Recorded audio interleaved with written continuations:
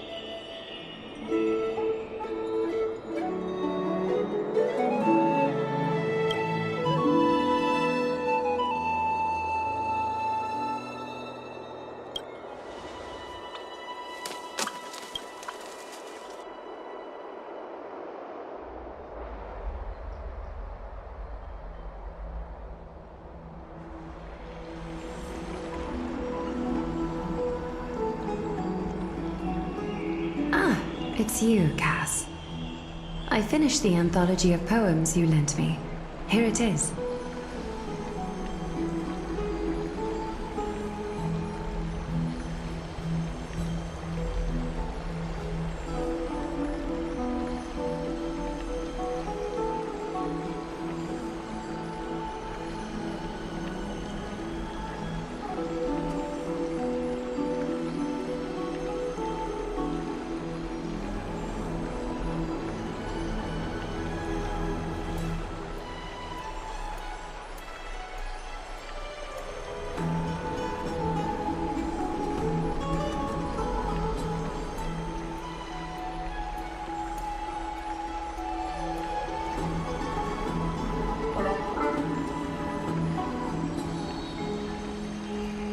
Hello?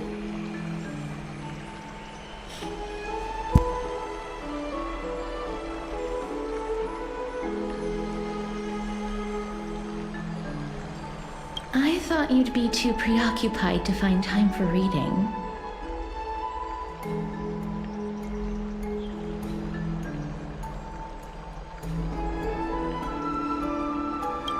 Precisely because of these obligations, I felt compelled to read it swiftly. Wouldn't all these preoccupations slow your pace?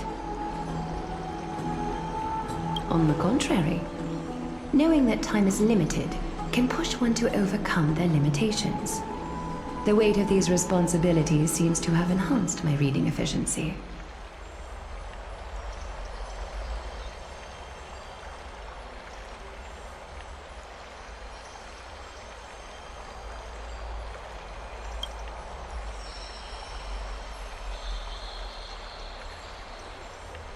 I understand completely.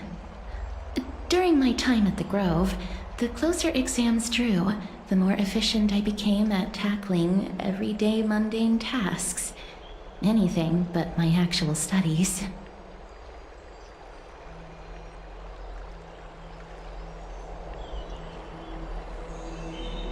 Precisely. As I remember, you and Finon were both disciples of the new Sporists. I assume that Inaxa's exams were as unreasonable as the man himself, correct?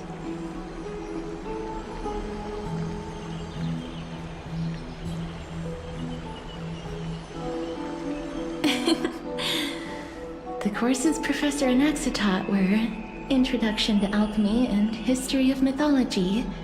And to be perfectly honest, those two courses were the students' greatest nightmares.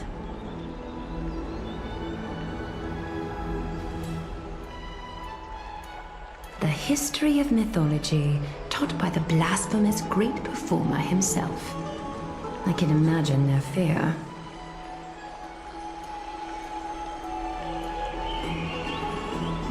Now that I think about it, students would often rush to the podium during class to challenge him on those blasphemous ideas.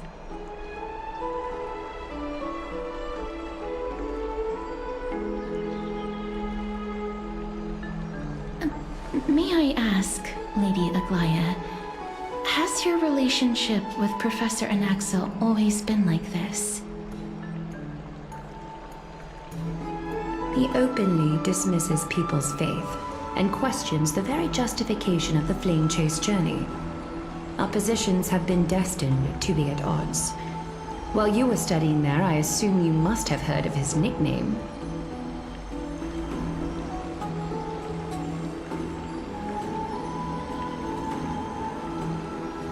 A Dromus draped in finery?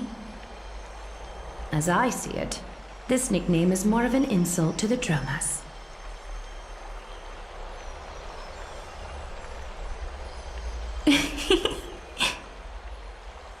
Despite his insufferable arrogance, I do hold a certain respect for his nature as a scholar.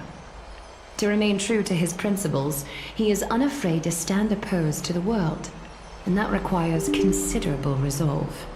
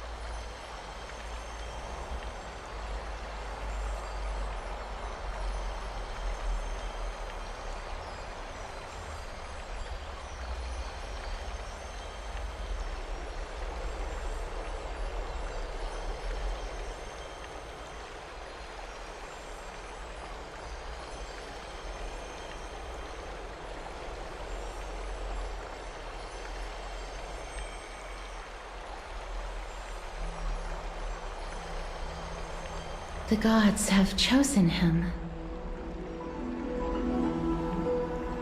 He was indeed chosen by Xerxes. Is something weighing on you, Cass? The golden thread is quivering. I sense there's more to this exchange than idle chatter.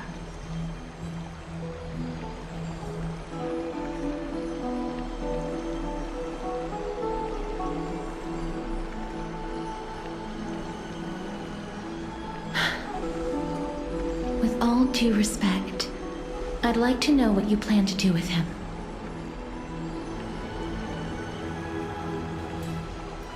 In light of his assistance in the battle against the Flame Reaver, I am willing to grant him some time to find a way to remove the core flame.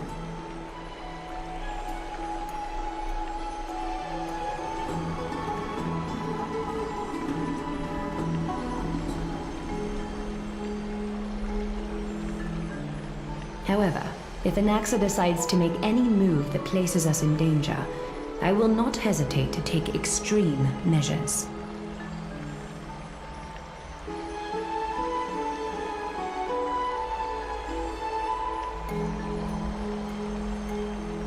Just as I feared. The Flame Chase journey is the destined path for the Chrysos heirs. Yet he now seems more like an empty shell.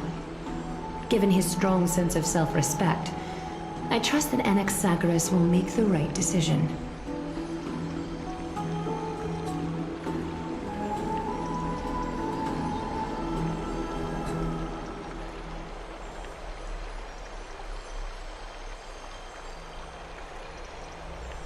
Still, I can't help but hope for another possibility.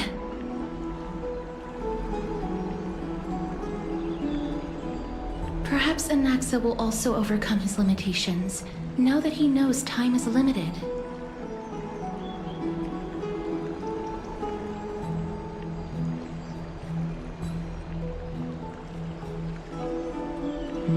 I understand your stance. Let's continue this discussion another time.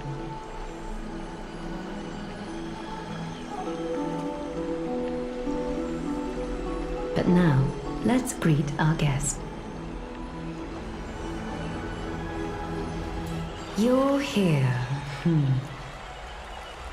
Does this mean you're ready to take on Orynyx's trial?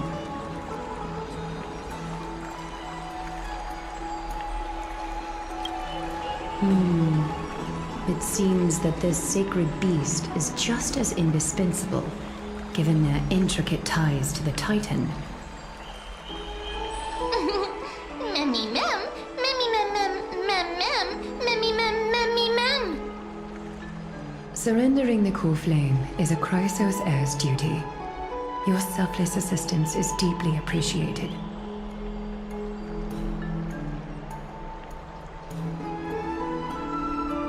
However, I urge you to carefully consider the risks of accepting the trial. Becoming a demigod means forsaking your humanity. You will inherit Orynyx's divinity and bear the time of Amphorius, all on your own.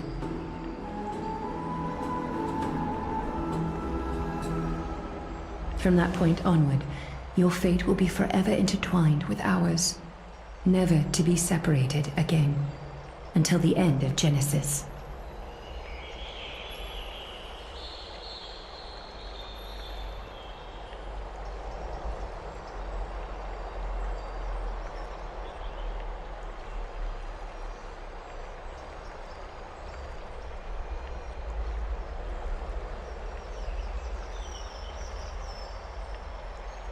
It's exceedingly rare to find a capable Chrysos heir. If this path proves unattainable, I am willing to lower my expectations.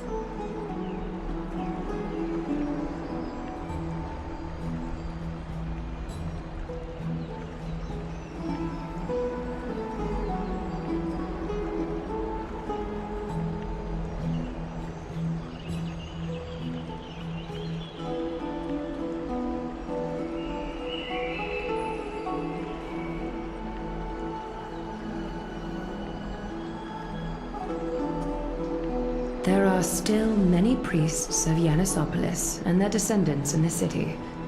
If I'm left with no other option, I'll try to find someone worthy among them.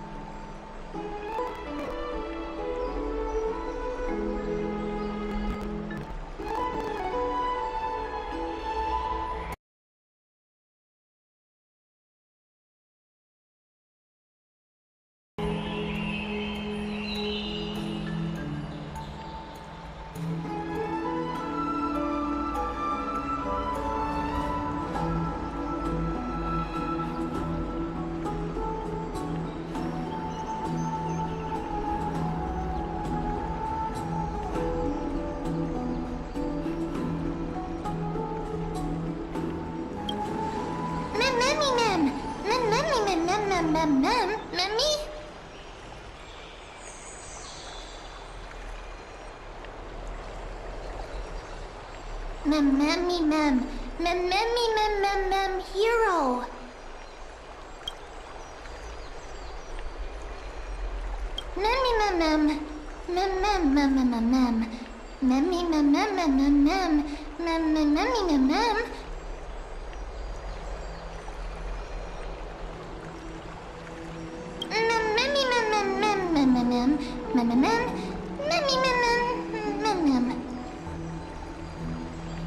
It looks like you know that Titan rather well.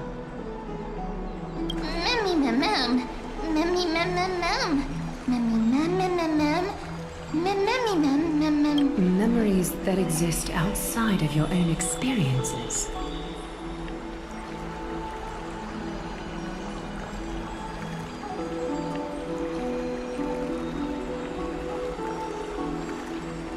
I can't explain why, but I can vouch for Mem's words.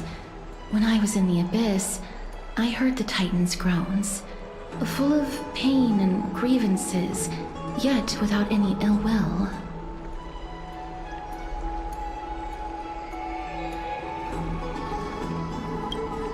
Since you've made your decision, go back to the bath chamber and get some rest. Trina will call for you when the ceremony is ready.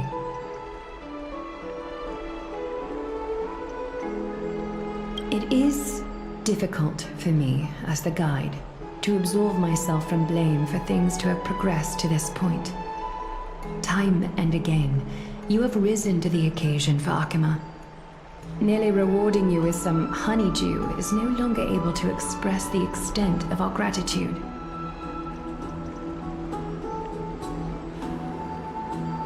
When the dust settles, I hope that we'll have the chance to have a long chat regarding your return journey and the curse of the sky. It's about time that we lift the taboo and discuss things openly.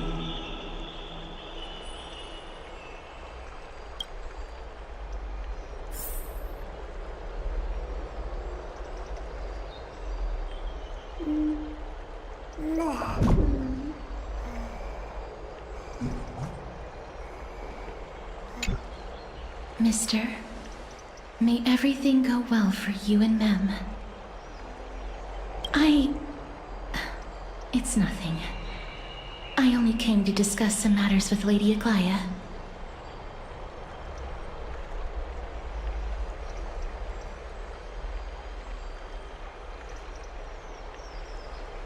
Previously, I lent her an anthology of poems that Lady Trianne had gifted to me.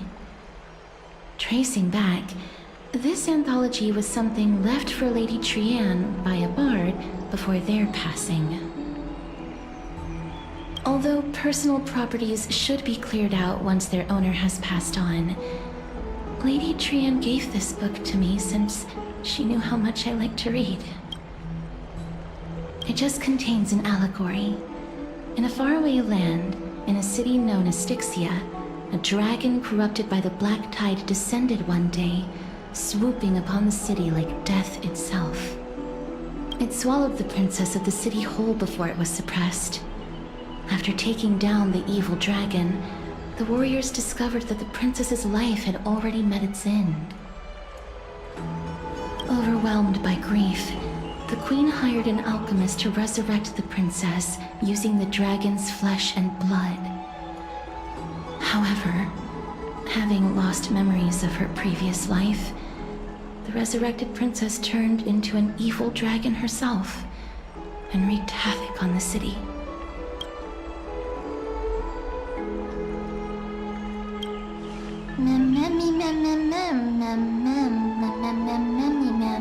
The author of this book is Archepia, a wandering bard who traveled to many cities. Among the things she left behind are poems, dictionaries, and many tragicomedy scripts.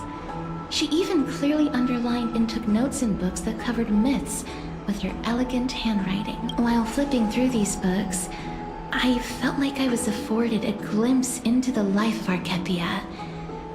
It felt just like I was traveling with someone that I'd never met before. It was as if she had yet to pass on and was still alive. That's right. Writing, drawing, and taking photographs. It seems like human nature to try and leave records of things.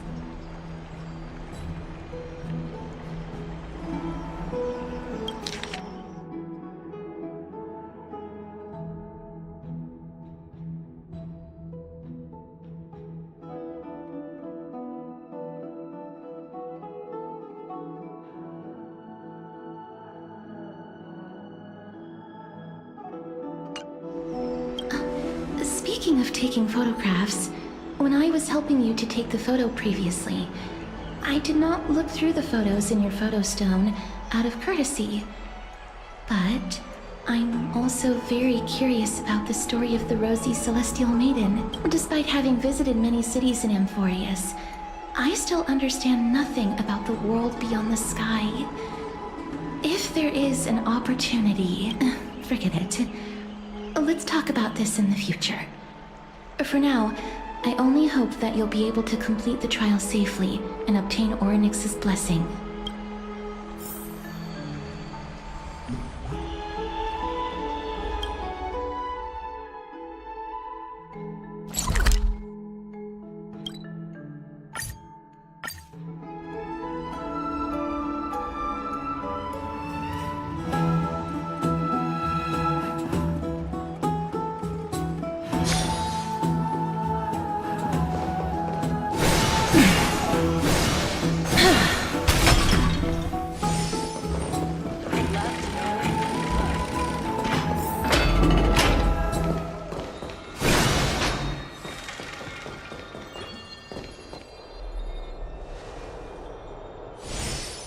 That's right.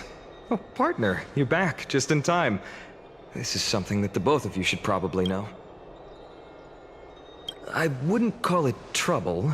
I just think it will be favorable if the both of you understand the situation in Akima better.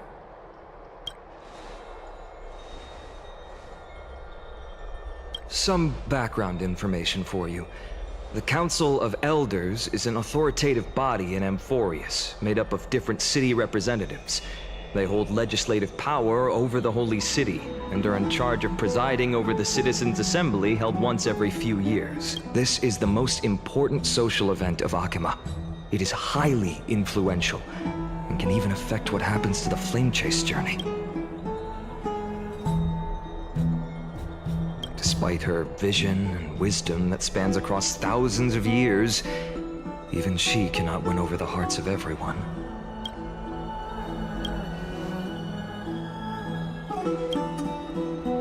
Every 5 to 10 years, the Council of Elders organizes a Citizens' Assembly at Dawncloud. During the assembly, the representatives will vote on major issues, such as whether the Chrysos heirs led by Aglaia should still hold the right to govern the Holy City, and whether the Titan's conquest should continue.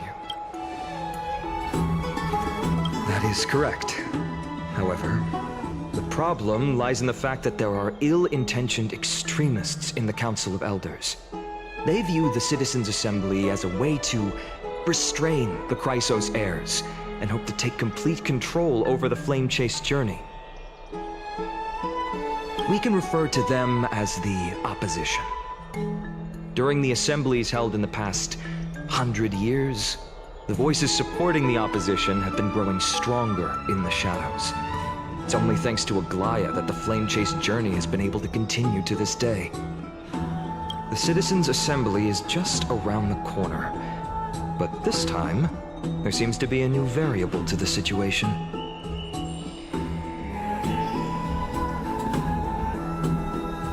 Me?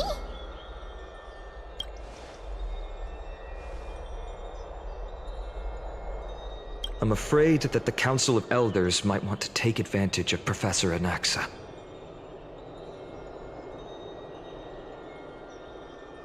Aglaia will surely take back Circe's core flame. But with Anaxa's current condition, it's so unique that nobody knows how taking the core flame away from him will affect him. He has always been someone that is only concerned about his own research. I'm certain that he must want to escape from the monitoring of the Golden Thread and protect himself. if the opposition were to offer an olive branch at this time.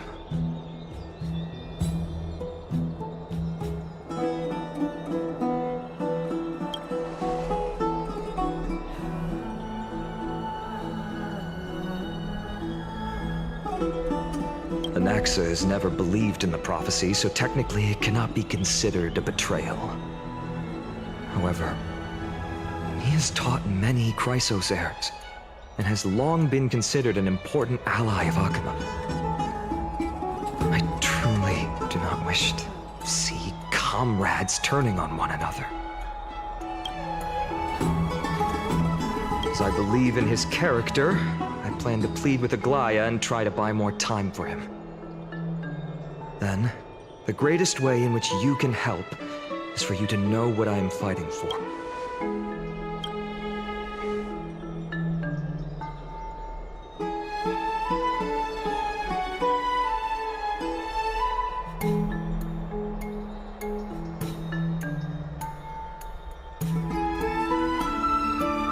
Allow me to apologize for the fact that we always seem to be troubling you.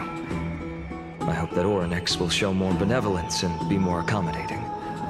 I remember that they seemed quite fond of you back in the Abyss. Go and rest and regain your strength. We'll meet at the Vortex in a few days.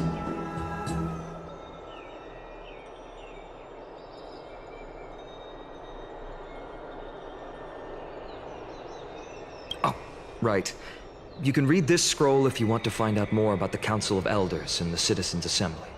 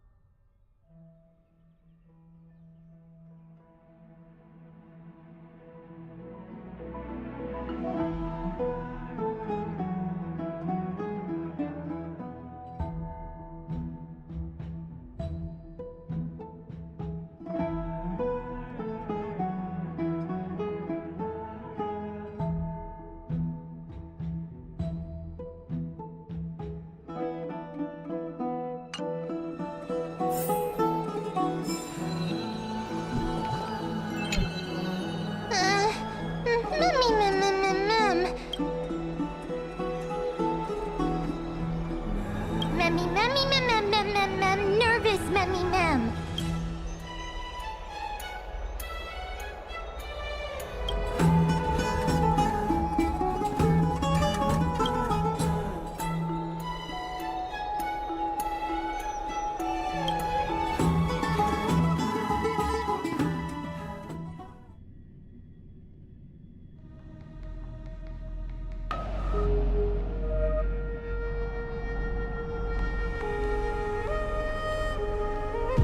Esteemed one, Orynyx's vacant totem awaits.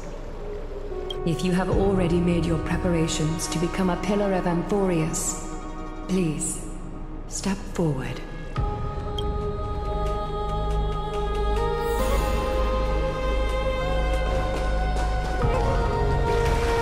Little Gray and Mem, thank you. Your resolves cannot be questioned. We praise your pure selflessness and courage. May Kephali light your path forward. Get ready to assume Orynyx's divinity, Trailblazer.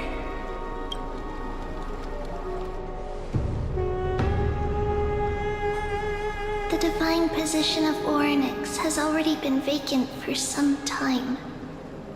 We can feel the space of the trial closing. As there isn't much of their soul left, we'll have to complete the ceremony before their soul completely dissipates.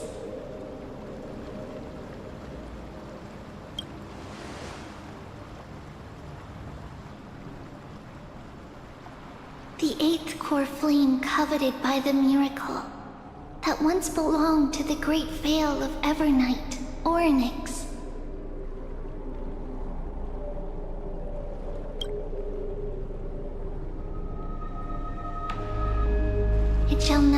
returned by the 2 elected heroes of the Chrysosairs. A traveler who is upright and courageous, and a sacred beast that invokes miracles. Who? Both of you, please, come forward. Recite along with us. O Majesty of the 12 Titans, pillars of the world, we seek your divinity to mend the rifts of the world. Fill our bodies with blood of gold, till we wither in willing service to the prophecy.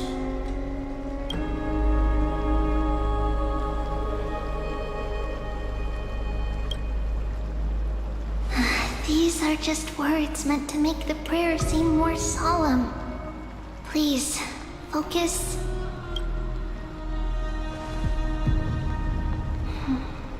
And surrender the core flame.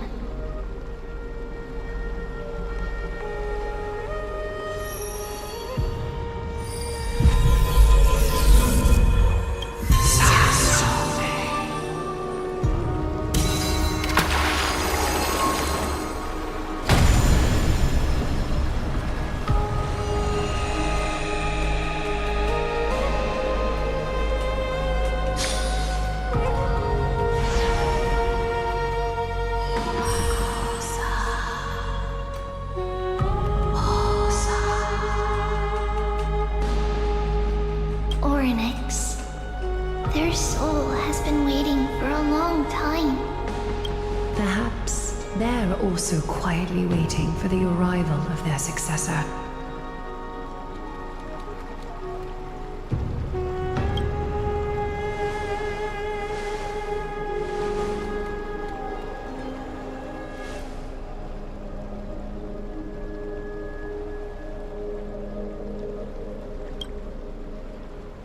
Don't worry. You're tougher than I am, right?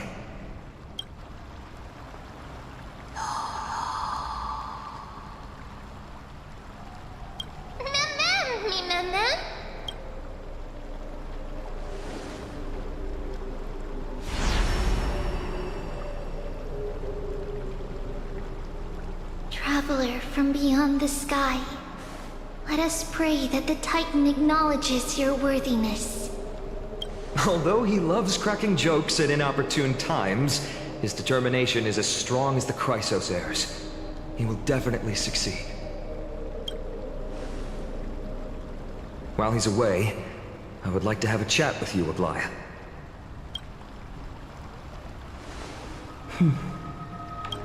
Speak. I'm listening.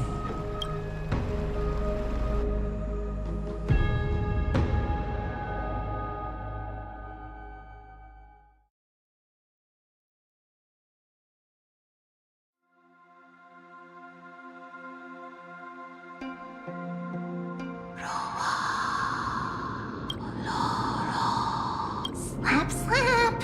Wake up!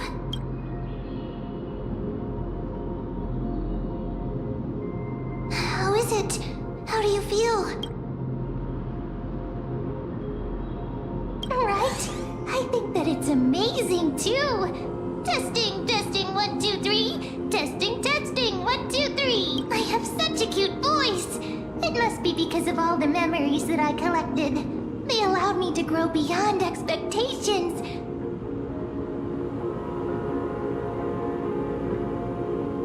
Also, listen. The words of the Titan are becoming clearer. Mother, it hurts. Have I finally reached the end? Or next. Oh, how heartbreaking.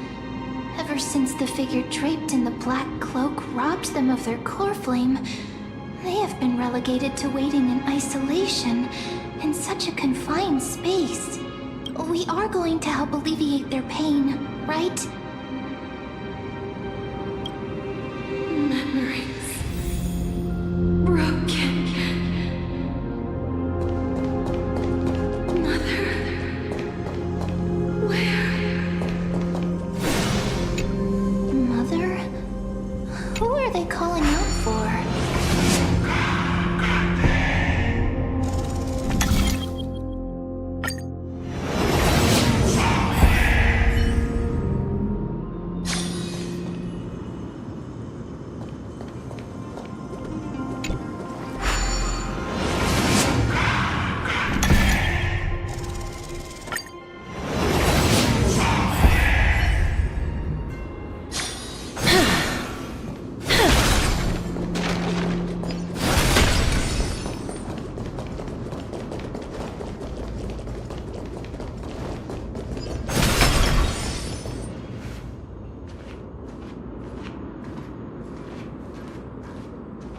You.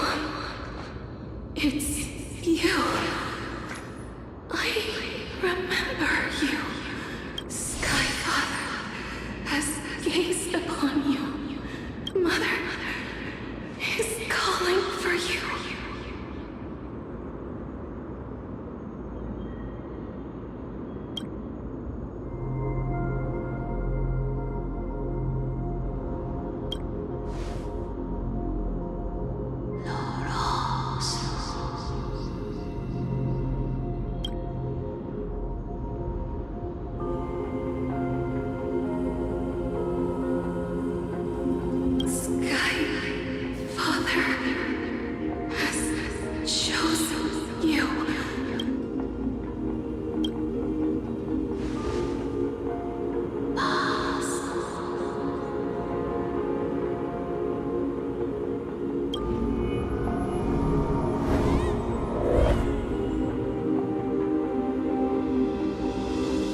Mother is no longer responding.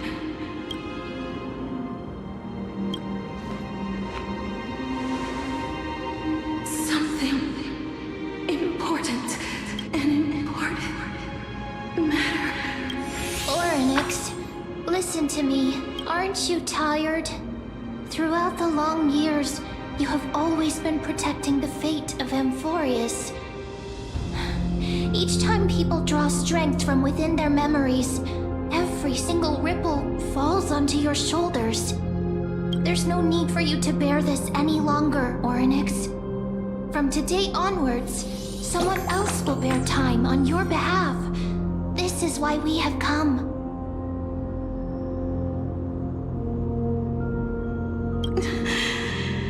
Freedom.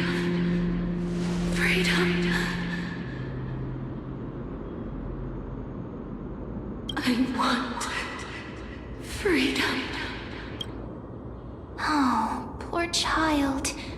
Everything will be fine. Let us help you. You can have a good rest now.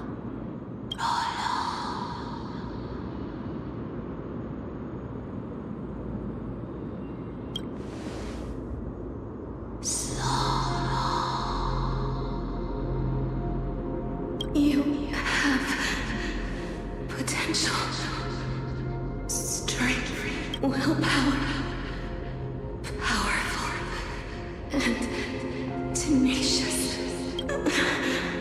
But you lack something, just one thing. Lacking something? What is it?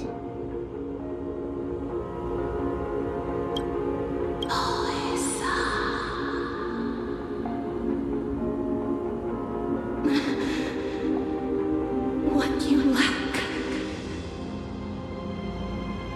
is a future.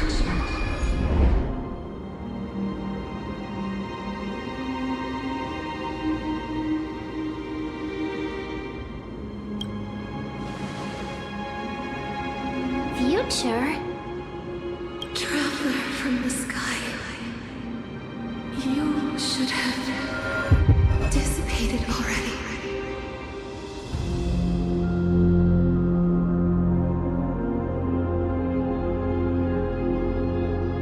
The gaze from Sky Father stabilize your form. Because from the moment you crossed the sky, your life was cast away.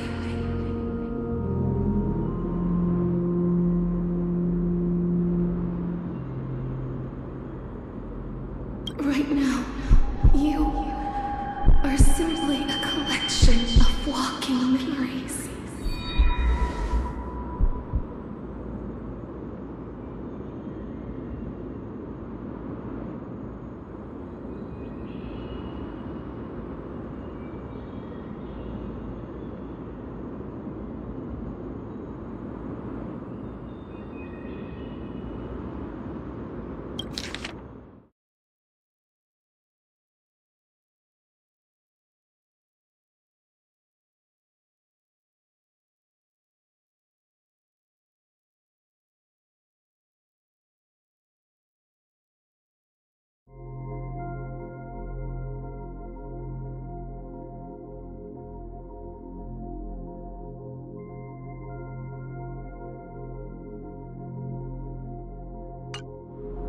What? How is that possible?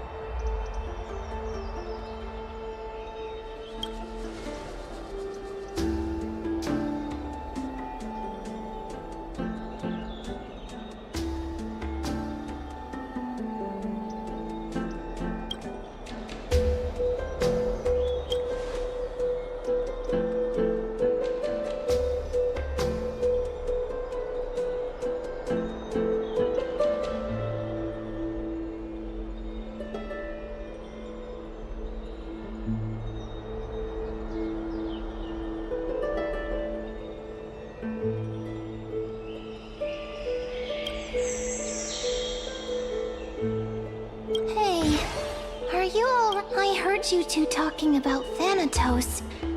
Cass is also very concerned about the warning. She has left the vortex and returned to the garden. Shall we go and look for her? Thanatos is the Titan that Cass has always been looking for. Regardless of whether there are any clues, there's probably no one else that understands death better than her.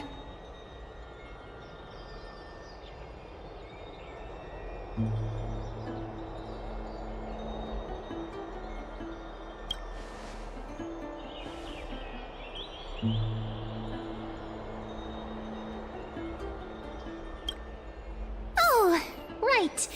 There's something that I have to tell you.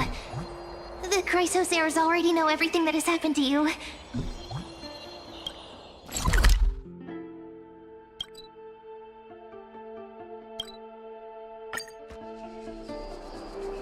I was too worried, so I told them everything.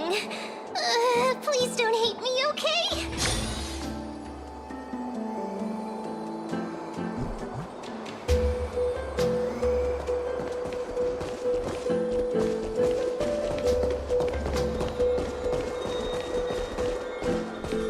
Mister, I'm right here.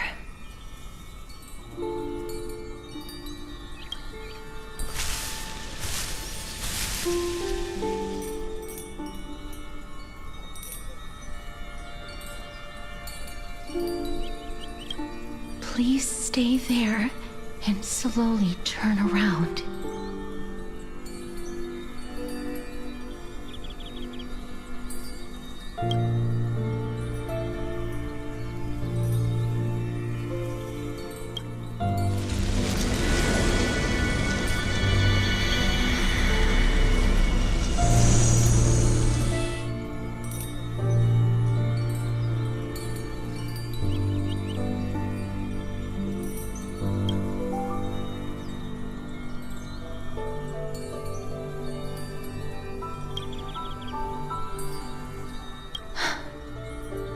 Please pardon me.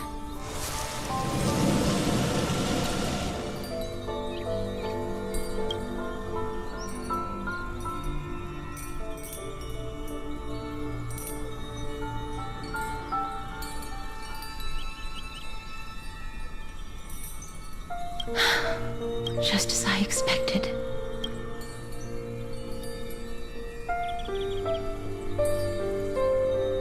Back at the Grove, I was puzzled as to why you were not affected by my curse.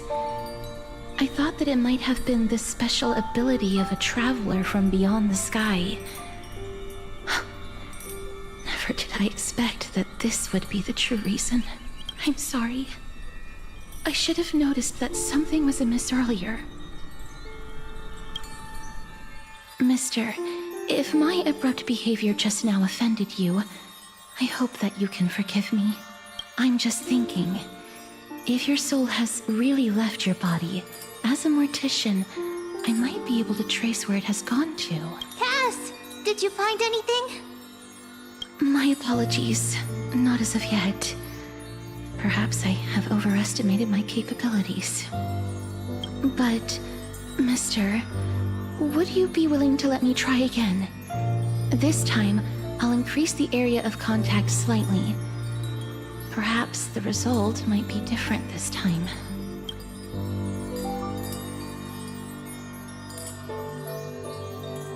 I have never touched the living in this way before. If my actions are in any way disrespectful, I hope that you can forgive me.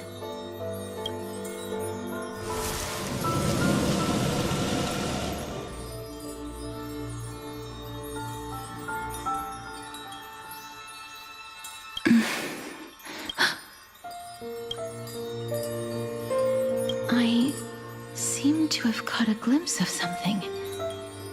Your soul is currently roaming someplace and cannot find a way to escape.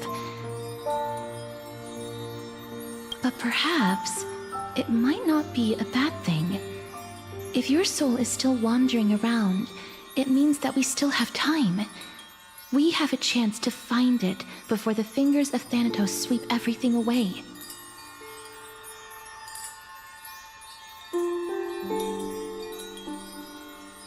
Clues. Just a few more.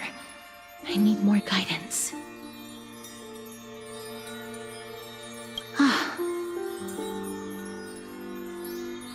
The connection has been severed.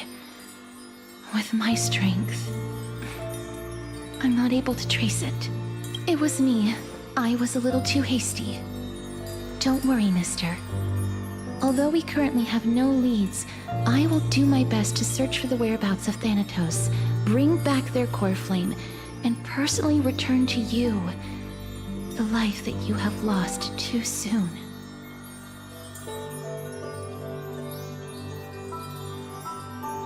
I know that I'm lacking in confidence, but I hope that you can keep this promise of mine in mind. Before I manage to deliver on this promise, please do your best to hang on. Amphorius needs you.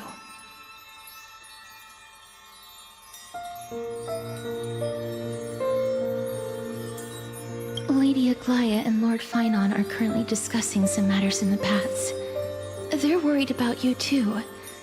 If possible, please go there and let them know that you're well. Although, I don't actually know whether your current situation can be described as well.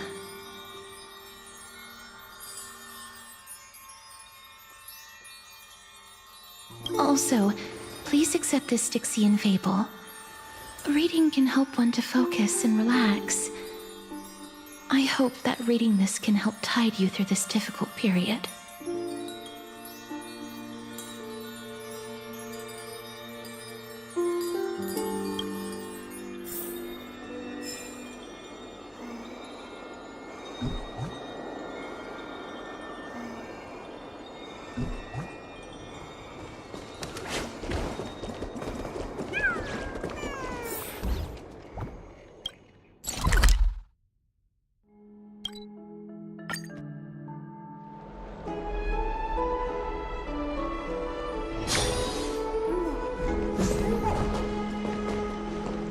They're here.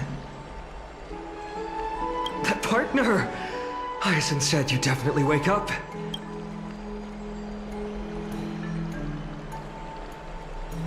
I beg you, please forgive me. You've completed the trial of time. And I have to admit that the process went better than I expected. Even in the end, that Titan's heart still showed a soft spot for humankind. However, I never expected that two people who have cheated death would appear in Akima at the same time. That's what we have been talking about. Mighty has been in Akima for such a long time, but has no one thought to study his indestructible body? If there were even any minor breakthroughs, we wouldn't be as clueless as we are right now. Many have had this idea, but so far there have been no results. If it were successful, Thanatos wouldn't have disappeared without a trace.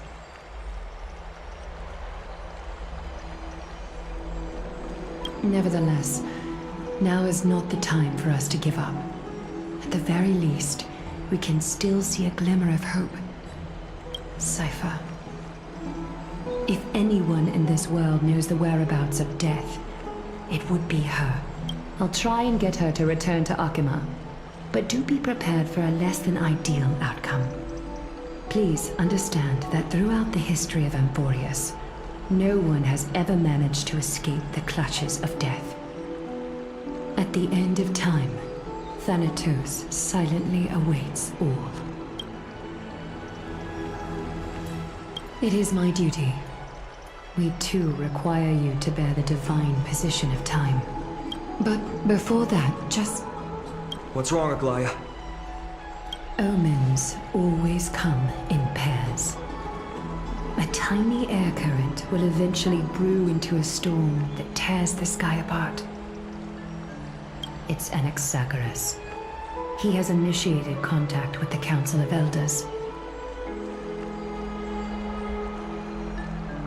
In the end, it it has still come down to this.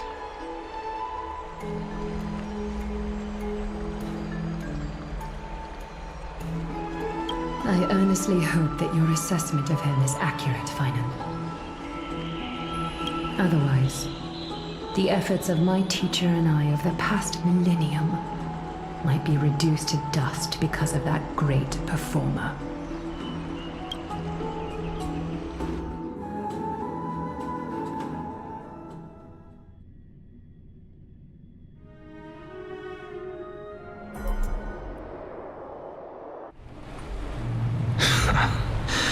I'm back here again.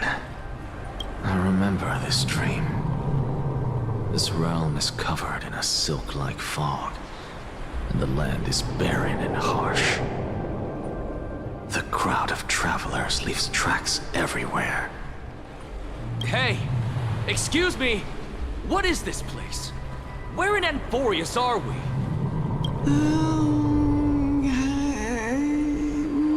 The mutters of the traveler are in a language I'm unable to comprehend. Or perhaps they're just distracted and ignored my question. Tell me, which Titan reigns over this land? And how do I find them? Hand of Shadow. Hand of Shadow Thanatos. Could this possibly be the Netherrealm? Not Netherrealm. Then where is this? River of Souls? The outskirts of the Netherrealm? Are you heading downstream toward the Netherrealm? The Netherrealm. Nothing but an illusion.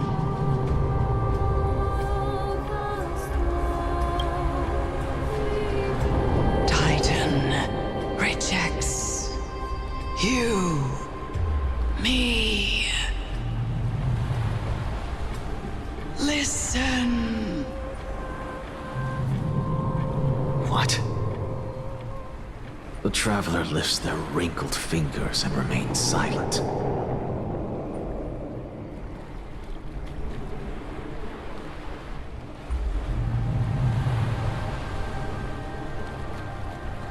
I look in the direction they are pointing and listen closely. There. A massive shadow brought the sound of rushing tides. The sound of tides. I can hear it. I hear it deep within the tides, beyond the closed gates of the void world.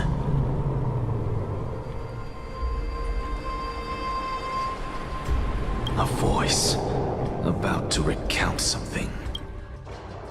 Child of humanity, is it death's embrace you yearn for with such urgency?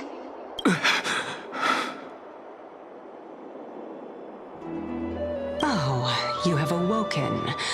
Welcome back to the mortal realm. Your consciousness is dissipating much faster than I expected.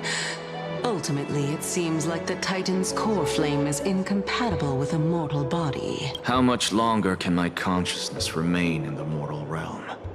In my estimation, at best, you'll see 15 more entry hours. 15 days and nights. What is it? Are you finally starting to become attached to the mortal world now? On the contrary, 15 days feels a little too long for solving a singular problem. Stop giggling. It's time for us to go. The messenger from the Council of Elders is almost here. Let me ask you one more question. Are you really planning to betray Aglaya's will? What betrayal is there to speak of when I was never loyal to her to begin with? What about that white-haired student of yours? Acting so recklessly, do you not care about what might happen to him?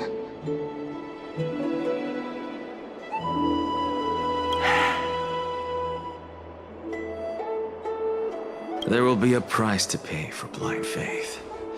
This is also a lesson for Finan. You truly are a strict teacher.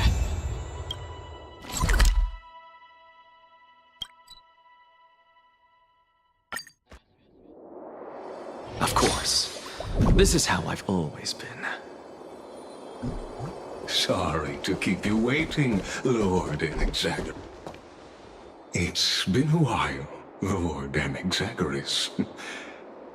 I greet you on behalf of all the citizens of Akima, and express my deepest regret about what happened at the Grove of Epiphany.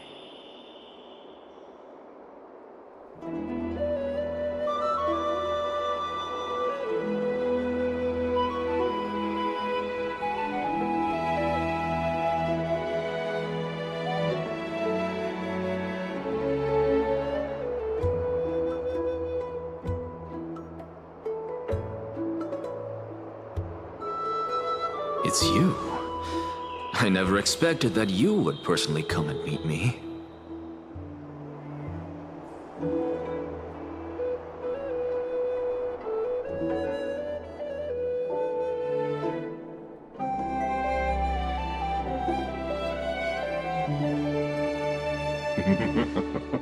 By carefully into lantern above, I have come as a testament to the justice of the Council of Elders.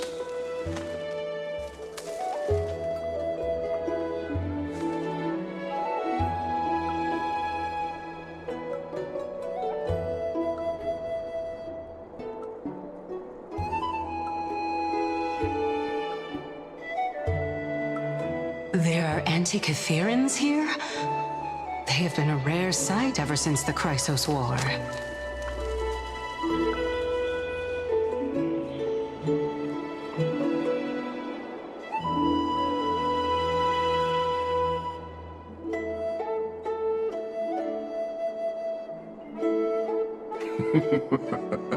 I extend to you my utmost respect, revered Titan.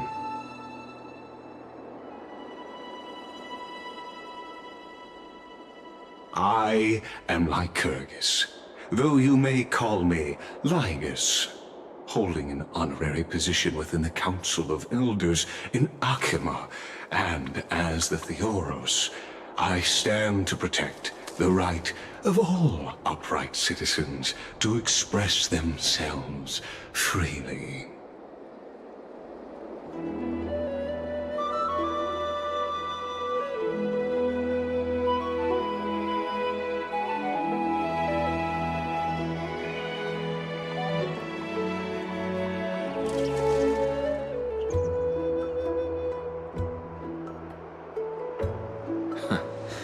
You can see them too? You know about us. We Antikytherans perceive the world through the amplitude and frequency of souls. Just as I am conscious that Lady Aglaya is secretly listening in on our private meeting from afar, if necessary, Lord Enexagoras, I can sever the golden thread to protect your fundamental rights. The demigod should know better, for such is her station. Spare those poor threats, and just let her listen to my words. They shall serve only to unveil her own folly. May I interpret this as you having a countermeasure? I need not any plan, because she can do nothing other than petty espionage. As the Citizens' Assembly approaches, and with Orynyx's fall, any attempt to capture the core flame within me will only usher chaos and calamity. A truth she undoubtedly comprehends.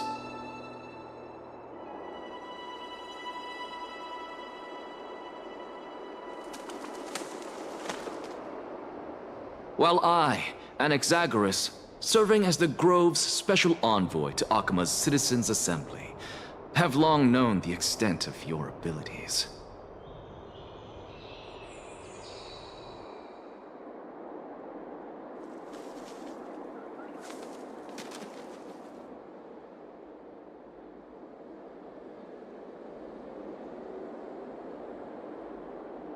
Let's forego the formality of asserting authority, Lord Lygus. Lead the way.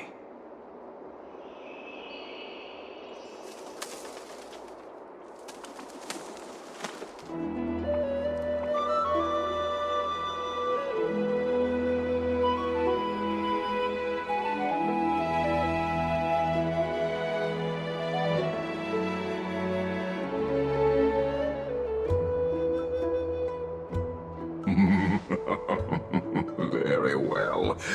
Surely Lady Kindness would appreciate such assertiveness in an ally.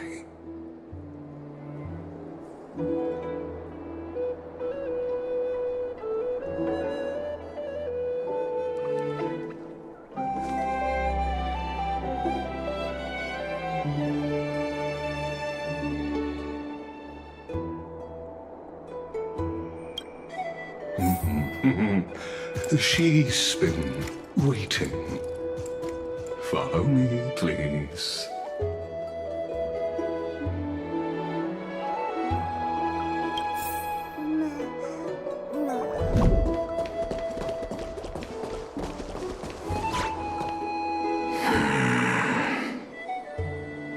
Is there something on your mind, Lord Anaxagoras? Nothing, really. It's just a question that I contemplate every time before I ascend Dawncloud. For the Titans, does the falling equate to death? Ah, a pondering truly deep. Time is on our side. Do you mind sharing your reflections with me?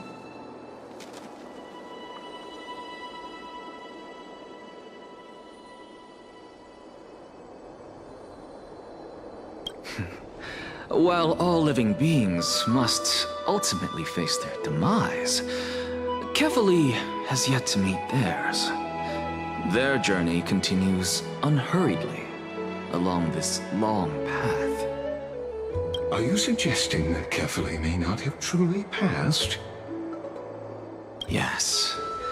For dying implies an ongoing process, an action, whereas death signifies a static state, a definitive termination.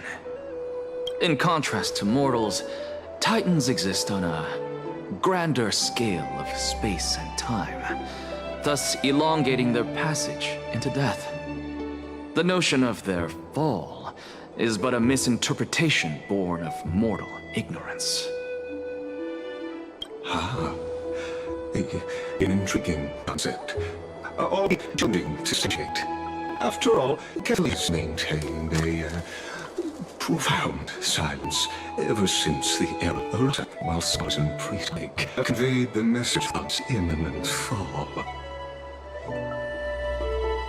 Perhaps the gods in their arrogance deemed it beneath them to reveal their perspectives.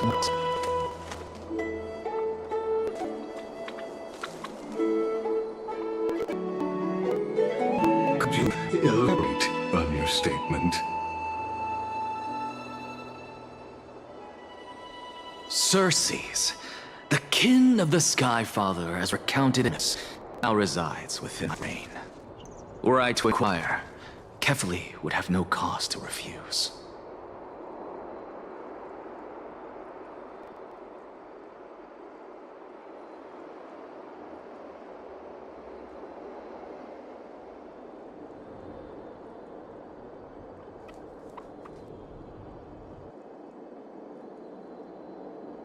Oh.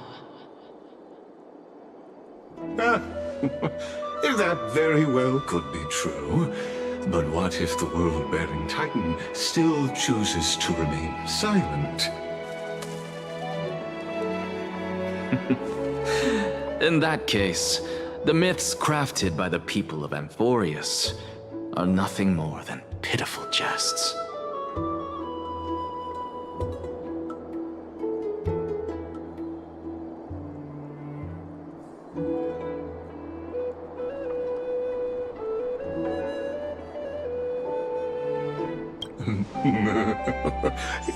It's worth a try. I believe and I'd love to witness the fruits of your theory and the change it may bring to this imperiled world.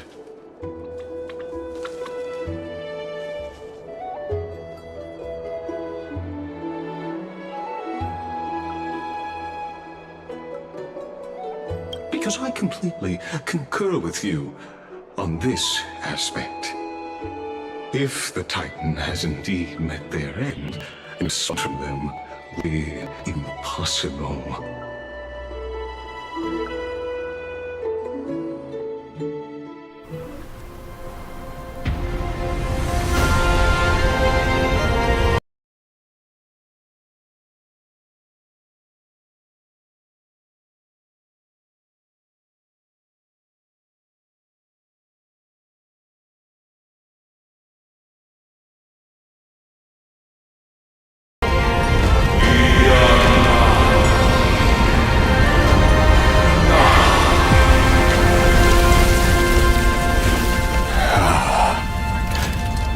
Please, Professor.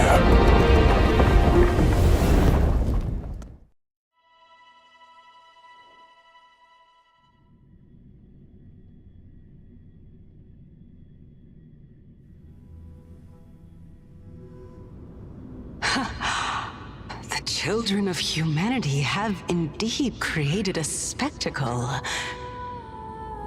Welcome to Dawn Cloud. The atmosphere here carries a greater sense of solemnity than the mundane clamor of the Marmorial Palace, with entry permitted only to the invited. Only esteemed beings grace this place, and among them I've received priests, scholars, warriors, and now we even have the honor to be in the presence of a Titan. Oh, what a joyous occasion. Once deemed a blasphemer, now a surrogate for revered divinity. The honor should rightfully be mine, shouldn't it? I'll notify Kindness and the others of your arrival. Kindly wait for a moment. A soldier will be here to guide you shortly. In the meanwhile, you are welcome to explore the vicinity, but kindly remain within the guard's view. Delaying the crucial meeting is something none of us wish to see, I presume. I'm well aware of Kindness's methods. There's no need to emphasize that. As you wish. Your cooperation is much appreciated. Alas, I had hoped for a brilliant plan from you, but it turns out you just left one cage to enter another. Save your concerns. I know very well what I'm doing. I shall depart to explore the surroundings then. Now that I look around, I wonder if there are any murals bearing my portrait around here. I'm quite intrigued to see how the children of humanity beyond the Grove perceive another Titan. Off you go. I won't be joining you. This Titan appears to be quite at ease. I should investigate the Council of Elders' recent activities first. Be aware, I can hear you perfectly well from here.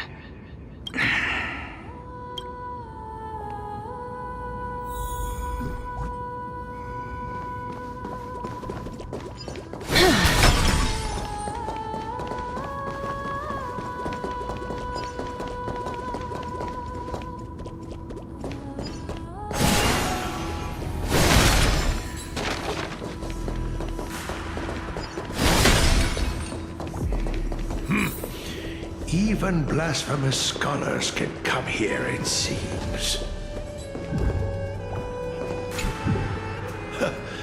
Anaxagoras, I thought that you had died to the Black Tide, just like the other scholars.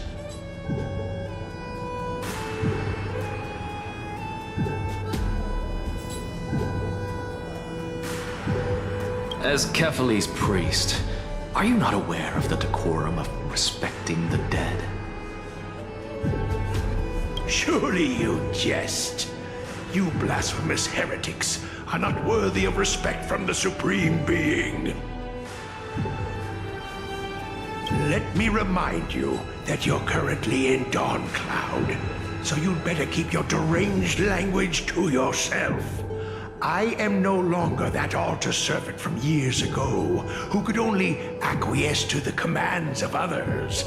Now, I have plenty of ways to deal with people like you.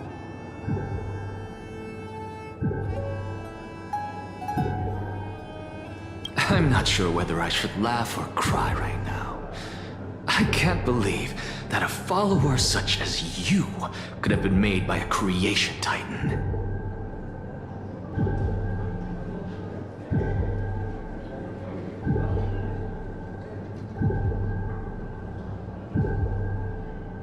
As I see it, a dead titan can't provide you with this level of confidence, right? Then who is it exactly? Could it be kindness? You. Seeing how fond of you Elder Kindness is, I shall let that slide for now. Leave immediately, and don't impede us from receiving the Supreme Being's blessings. Seeing as we were able to hear of this matter from the mouths of others, it seems that kindness is indeed quite sincere toward us. Perhaps this affair will proceed smoother than I had anticipated. Oh my, what a thrilling confrontation. As expected of one of Kefali's followers. Are you praising or insulting him? Praising him, of course. As a believer of the God of Deliverance, it is only natural that he detests evil.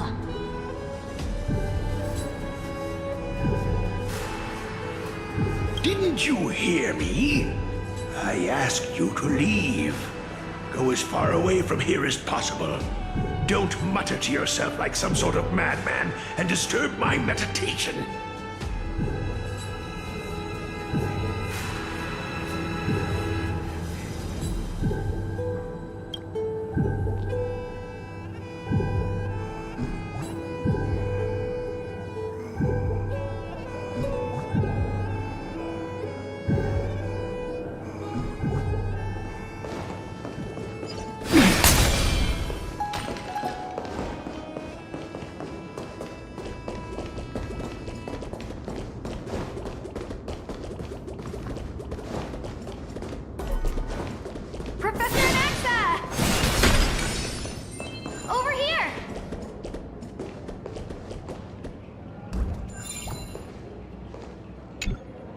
Professor Anaxa?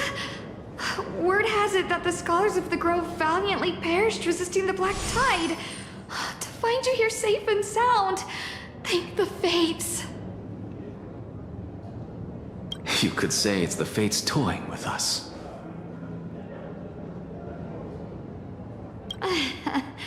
It's only the Cremnoans and Idonians who chase glory through death. But your survival is a victory in itself. I'd settle for that gladly. So, are you here to report the incident to the Council? I heard that after the Black Tide devoured the Grove, Akama would be next in line, even with the demigod of strife standing alongside humankind. Tell me, how much does the Council of Elders know about the Black Tide? Once Kindness and her followers learned of Cersei's and Orynyx's fall, they proclaimed in the council that the Flame Chasers could no longer stand against the calamity alone. Yet, when the Crown Prince ascended to godhood and repelled the Black Tide, she immediately altered her tune, declaring that all was resolved beyond Akama, with the only remaining menace now being Aglaya and her adherents. They might well make their move at the upcoming Citizens' Assembly.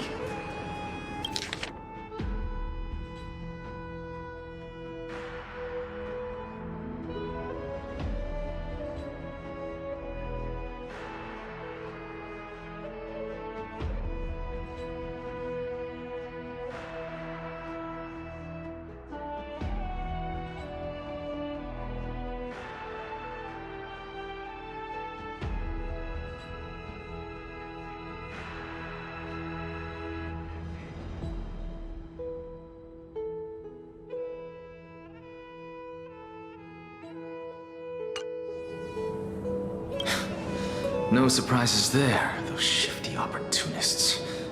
Thank you for your honesty, virtuous student. Being an opportunist could very well be a facet of wisdom. Shouldn't you be searching for murals of yourself? I've had enough of your prattling. I was really curious to see how you would find the middle ground between both factions, so I came to listen in. But it seems as though this kindness is much more ruthless than Aglaya. If so, why do you want to work with her?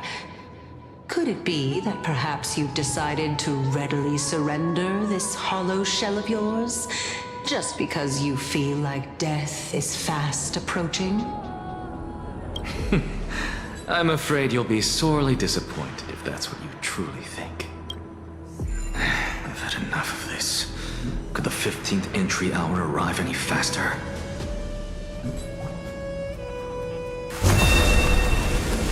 Emerge from your cocoon.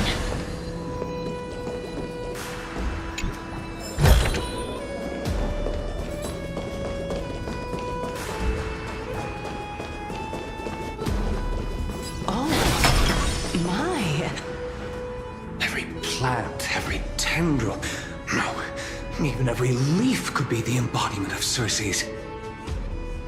As a result, mere mortals who did not know what the Titan actually looked like chose to paint them as a giant tree instead. Their wisdom was portrayed as fruit, to symbolize how they shared their knowledge equally among the masses. Such exquisiteness indeed. This mural is quite abstract. I really can't tell whether you are praising or demeaning yourself. Now I'm quite curious whether the Reason Titan has studied figures of speech before.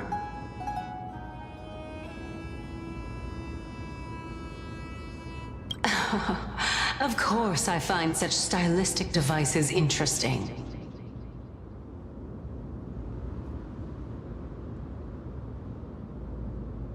For all we know, this could be the answer to the question, what exactly are we?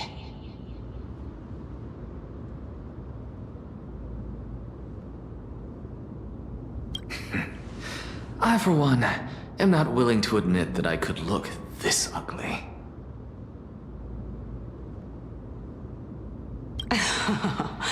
Was this the reason why you failed in your attempt to refine my soul when you were ambushed at the Grove?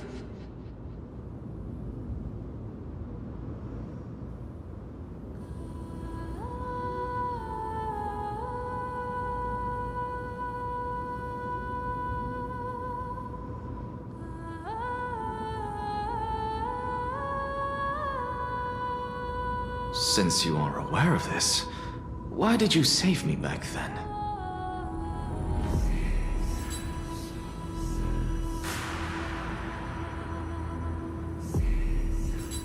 From my perspective, this point alone was enough to separate you from the average person.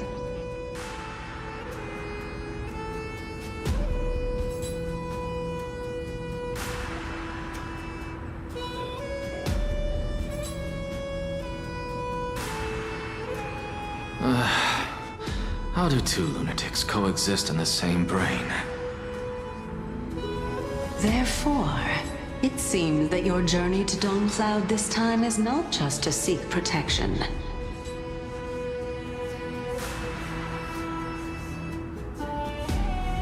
What, then, is the intention behind your actions? The entire plan is stored in my memory, so why don't you look there?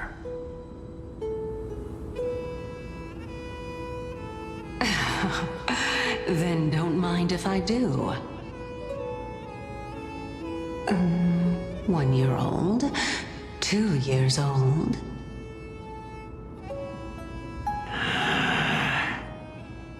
Oh my! Even a member of the preeminent 7 sages must hug his Dromas doll to sleep? How interesting. That's enough. How unusual. Your soul is actually trembling.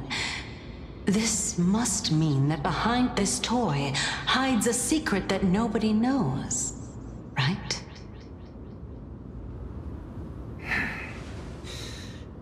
Since our days are both numbered, I don't mind telling you more about it. This is a present that my sister gave to me. It's a doll that was made to look like our family pet.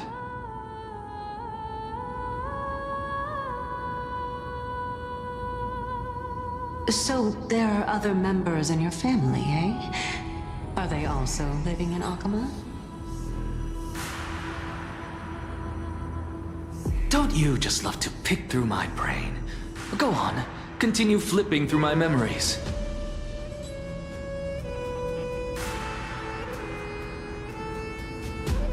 It won't take long. You'll discover the answer when you reach the memories of when I was 5.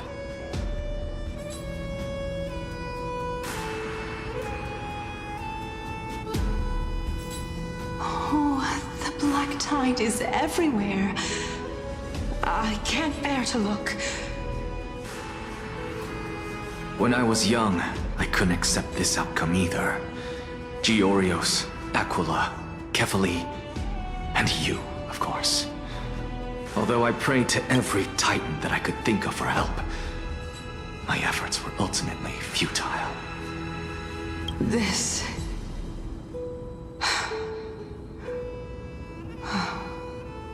Could this be the inception of your research into alchemy?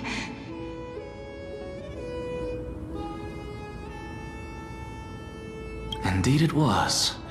Everything started from that verdant courtyard of yours.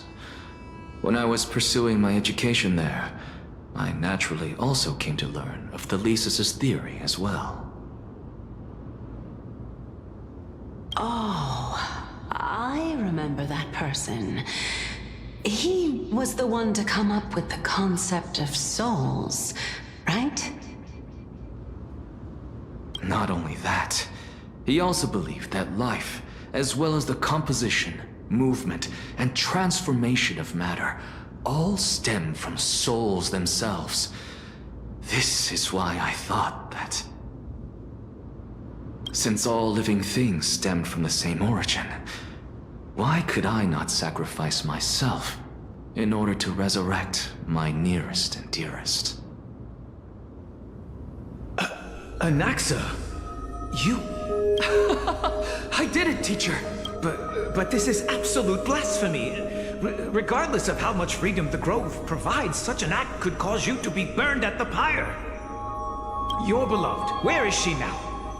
Send her away from the Grove at once, to a place where nobody will ever be able to find her. Otherwise, the both of us will be judged by the Council of the Seven Sages. Calm down, teacher. My sister, she's still not in the mortal realm, even to this day. What do you mean? It was naive of me to think that I could snatch the deceased from Thanatos' grip by merely sacrificing one eye. Equivalent exchange. All I received for that price was but an opportunity to see her for one final time. Nothing more. Oh, let it go, Anaxa. As one of my best students, I cannot watch you go down the wrong path without doing anything to stop it. Never do something taboo ever again. Don't disappoint the deceased, and never harm yourself.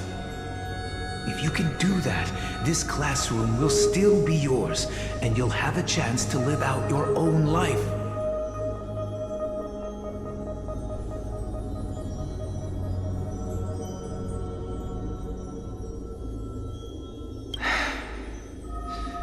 Since I was able to see her one last time, I have no other desires. You're right, teacher. It's time for me to start a new life. I am sincerely glad for you, child. Now then, what topic would you like to study?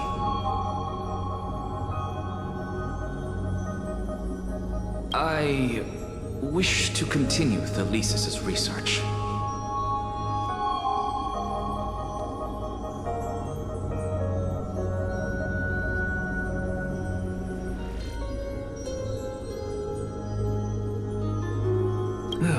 Continue the research into souls, but you know that the Grove has long since understood his philosophy like the back of their hands. Even if you continue digging into this subject, your efforts will likely be futile. No, teacher. After my fleeting glimpse of the deathly fog, I finally understood a single truth. Since ancient days, our understanding of the souls is but the tip of the iceberg. I may have lost an eye, but my view of the world has become clearer than ever. I have grasped the truth with my bare hands. Watch as I turn this farcical world upside down. Who would have thought such a secret lay concealed beneath that hefty eye patch of yours? However, this story doesn't seem to be connected to your plan. In fact, I'd say that they aren't related at all. The answer lies within the tale. If even you cannot understand it, perhaps you should relinquish the divinity of reason to me. After all, it'd be a waste for you to hold on to it. My story ends here. Now it's time for you to tell me your secret. After all, this is what equivalent exchange means, correct? As expected, you laid a trap for me to step into. Unfortunately, even if I was willing to talk about my past, I may not know more about it than you do. Oh? Are you saying that the renowned Reason Titan is now admitting a lack of wisdom? Your followers are going to be sorely disappointed by this. Child of humanity, remember this. Being cognizant of one's ignorance is the greatest wisdom of all. Now I understand. No wonder you asked me to answer your random, nonsensical questions. Not only that, you're the only one who can shed light on my query. As the saying goes, onlookers see most clearly. Is that so? Lord Anaxa. I saw you muttering to yourself and was wondering whether you were caught in a delirium of reflective thought. I'm sorry to interrupt you, but time is of the essence. I have a message from Lord Lygus. Lady Kindness has met up with the Council of Elders and is awaiting your arrival, so please depart forthwith. It's finally time. Carefully. The one who created the world, and the one who bears the world. If you truly have not met your end, how will you answer the challenges of those who defy you? I didn't expect you to agree to Lady Kindness's invitation. What a wonderful turn of events. To tell you the truth, there are many people who hold grudges against that Lady Goldweaver. Isn't that the Dromas draped in finery? Avoid his gaze. I don't acquaint myself with blasphemers. Don't worry. He's too full of pride to pay us any attention. Your nickname is Dromas as well? You must really like those creatures.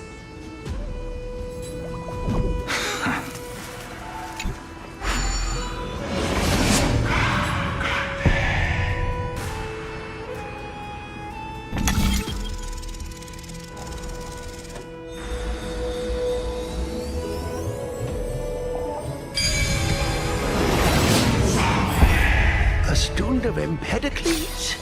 I hear that his views run counter to the Venerationists. This is what being a scholar is about. A collision collision of ideas only occurs when there are differences in beliefs. And it is such collisions that lead to problems.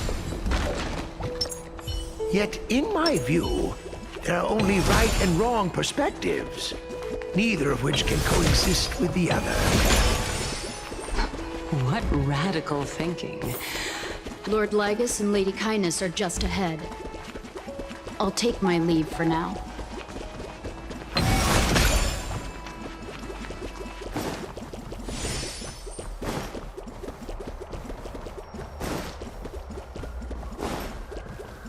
Welcome to the demigod, Count. Lord Anaxagoras. Oh, I've heard so much about you. Head of the Nusporists of the Grove of Epiphany, notorious blasphemer, a Chrysos heir who bears Circe's core flame, a survivor of the Grove calamity. Did I miss anything? Well, if so, please be so kind as to enlighten me. Since Lady Kindness is already well acquainted with me, I won't waste any effort introducing myself again. But then again, perhaps the customs are different here. Back in my hometown, there is a form of etiquette known as honoring guests. The host will welcome their guest with warm hospitality by treating them to fine wine and a cozy bed. And yet, ever since I arrived, I have not been welcomed with warm courtesy or ceremonial gifts. Instead, I am met with intense scrutiny. Even more absurd, the host has sharpened their blade and instructed their servants to lie in wait in the shadows. Perhaps you intend to cut open my heart, retrieve the core flame, and then hold a grand feast for all of the guests. Everyone, stand down. Thank you for understanding. I am but a feeble scholar who is not used to the stench of avarice and blood. No need to be humble, my lord. From my perspective, your courage and gumption are worthy of the reputation of the Seven Sages. Your bravery is more than adequate to accomplish our perilous endeavor. So, you wish to start a war? Well, since the Chrysos heirs are calling for war, we will respond in kind. Conflict is inevitable. Since Aglaya endeavors to suppress the virtuous commoners with blood of gold, we will not hesitate to display the rights and mettle the citizens of Akima are so entitled to. As to your question of whether peace is still a viable option, well, to that I can only say this. Everything hinges on the next citizens' assembly and whether they have a sudden epiphany amid the clamor of the masses. And since you, as a Chrysos heir, accepted our invitation, you have indeed given us a glimmer of hope. What brazen arrogance. What you're saying right now is worlds apart from what you were saying before you retired your cleaners.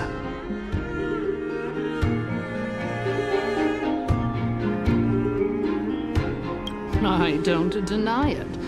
After all, they're responsible for cleaning up any threats, and just a moment ago, you were on the side of the Chrysos heirs.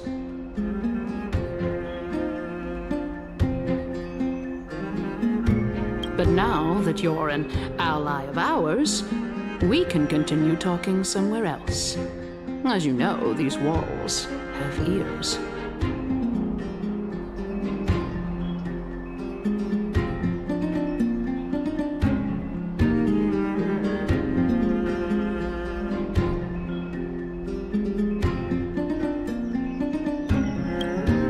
I was fortunate enough to have the opportunity to discuss a treatise about the Venerationists with your teacher, Empedocles.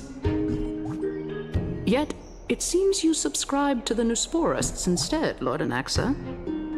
I've heard that this school of thought is one with many detractors.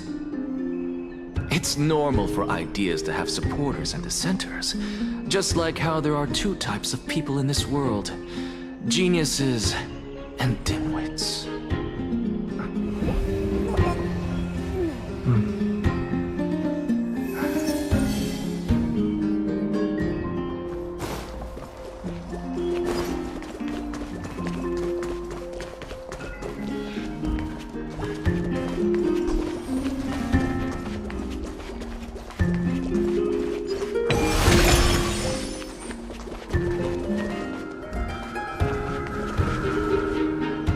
Welcome back to the hub of the Demigod Council, Lord Anaxagoras.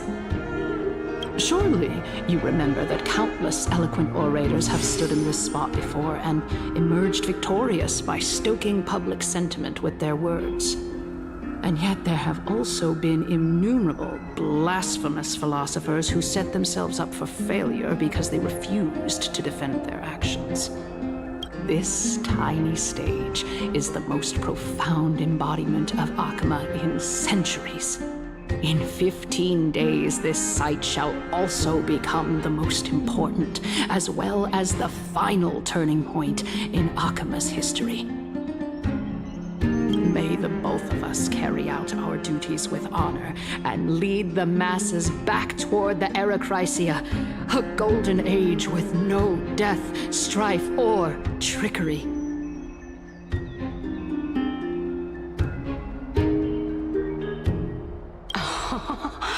Oh my, 15 days and nights. That aligns perfectly with the date of your demise. Could such a coincidence truly exist?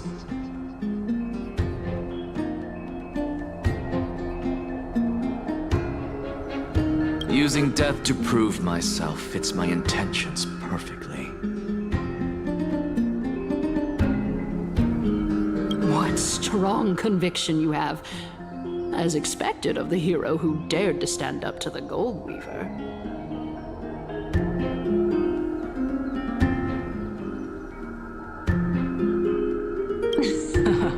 As expected, she misunderstands you. That's enough, Lady Kindness. Dispense with the niceties. I only accepted your invitation so that I can serve the commoners alongside the members of the Council of Elders. Don't test my patience with such superfluous formalities.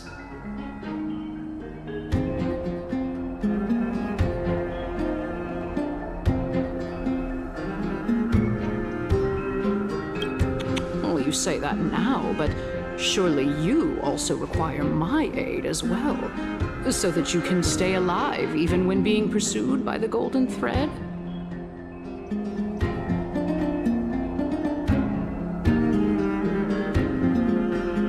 You worry too much. She won't show her hand too freely, as she still needs to garner support from the masses at the Citizens' Assembly.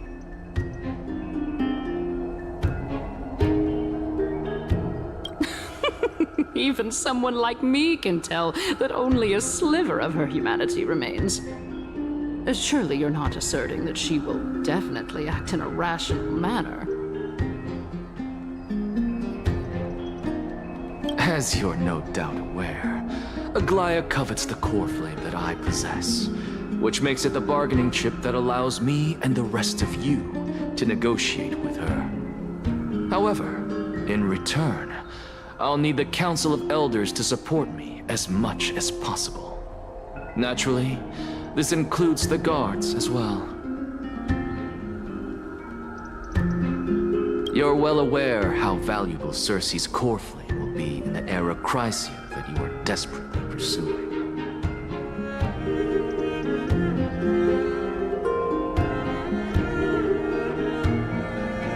Talk is cheap, so you'd better act prudently as well.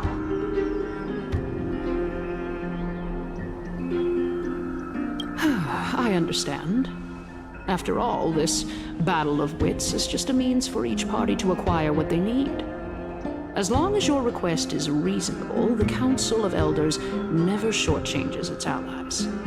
Since we're both intent on mutual cooperation, let's not mince words and just speak plainly to each other. Let us decide how much we can secure for ourselves and how much we're willing to sacrifice, like true philosophers, with our words and wisdom.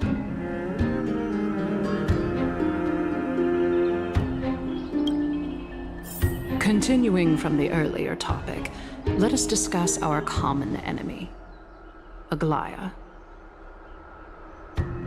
She is the second most experienced Chrysos heir across the whole of Akama, who has gradually lost her humanity to the ravages of time and the ablation of the core flame. A formidable opponent indeed.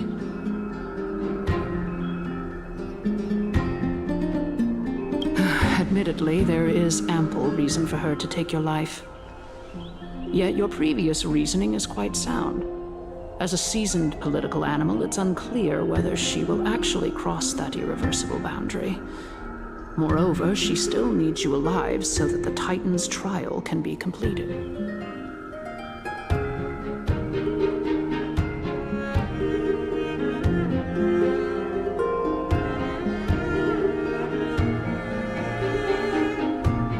Is there anyone present who can swear by the sacred vow of Kefali and guarantee that you weren't in league with that woman before coming here? Are you just trying to pull the wool over our eyes and aid her in her savagery?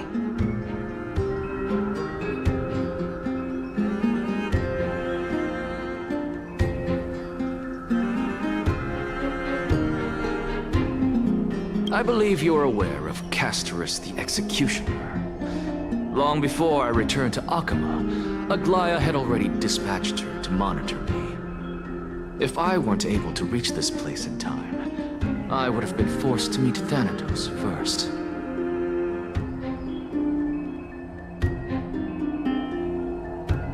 As compared to a comprehensive plan with uncertain results, if you decide to cut open my chest and remove the core flame, wouldn't that settle her nerves even more? Everything is in place. She just needs the right timing.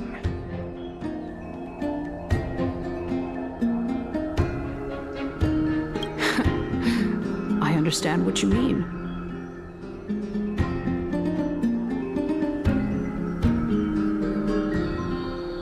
At the very least, the both of us agree that this tyrant who wallows in extravagance and greed is the greatest threat to achieving peace in Akama. The Council of Elders is willing to defend your right to live, just as we defend every oppressed citizen.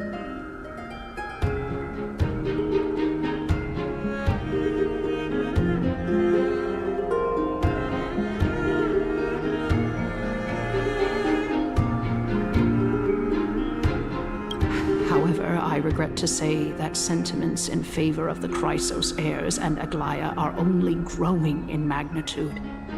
The peace that we are aspiring toward, as well as everything that we hold dear, will be destroyed completely. The city will be burned to ashes, and the citizens' blood will be shed.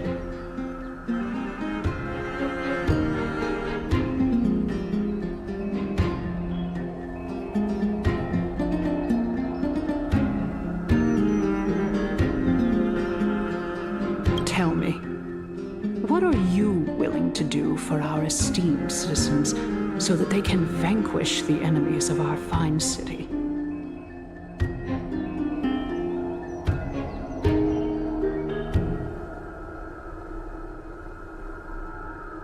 Aglaya's authoritarianism, conceit, and arrogance have granted her unfettered control for the most part.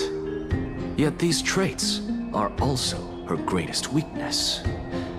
If I can render her helpless by forcing her to experience the agonizing pain of betrayal, I am certain she will never recover from such a setback.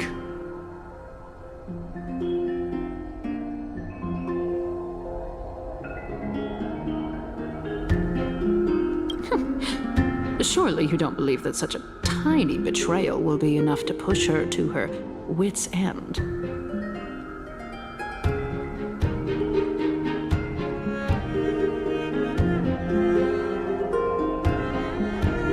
What's more, there are many who remain silent, merely watching to see how much chaos I can unleash. Not to mention, you know full well that the Chrysos heirs have never been a united front. In the name of Kefali, Akama thanks you for your sincere and valuable thoughts.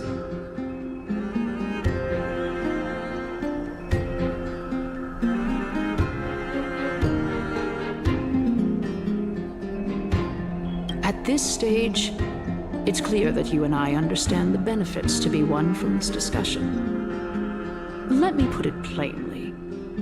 The Council of Elders has always been renowned for its fairness, and that fairness is built on a foundation of sincerity.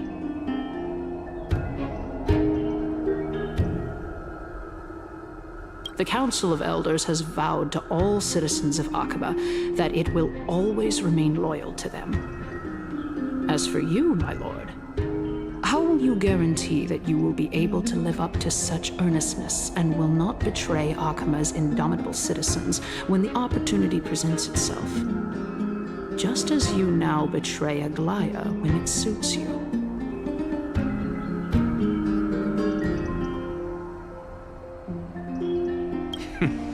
Surely you jest. My loyalty does not need to be proven. The fact that the Council of Elders is asking for proof of my loyalty is itself akin to a form of betrayal.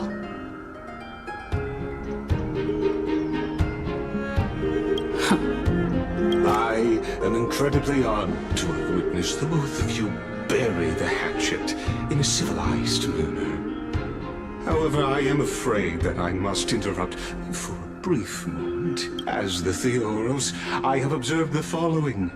Lady Aglaya, the Goldweaver, is currently on her way to Dawncloud. Oh. Well, I do believe that we might have a slight overabundance of guests today.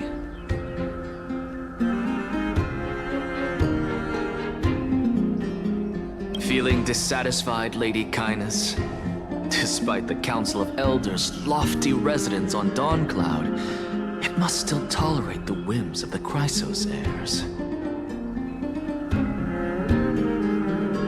So you were holding back just now. Seems like you are better at playing this game than I.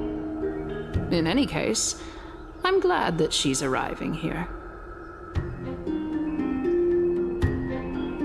So tell me, Anaxagoras, now that you're an ally of mine, if Aglaya were to demand that I hand you over, what should I do?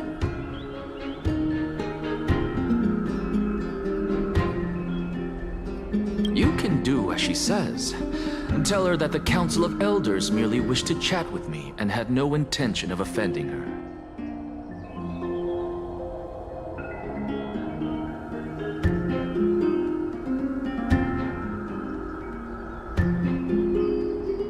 However, by doing so, the authority of the Council of Elders will be as thin as papyrus that has been soaked in blood. Not only can it be destroyed at the slightest touch, but the Council will also lose possession of a valuable core flame. No, more like 2 core flames. After all,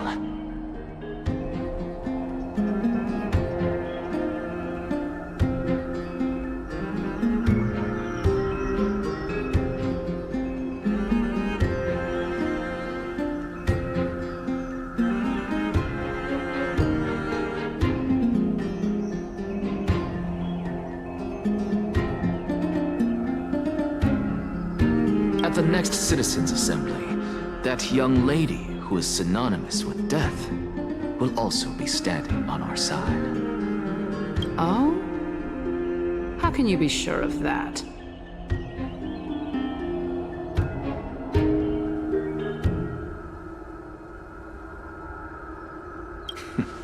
Is that of importance to you? All you need to know is that I have a plan. In my opinion, you should be more worried about the impending threat.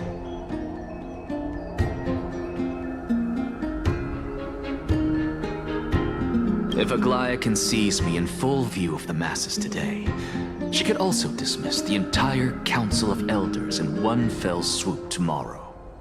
If that happens, the discussion that we've just had will turn into an utter joke instead. Is this the outcome that you wish to see, Lady Kindness? Fine. I will handle this matter appropriately. But you do best to remember this. Fool the people, and karma will be on your tail.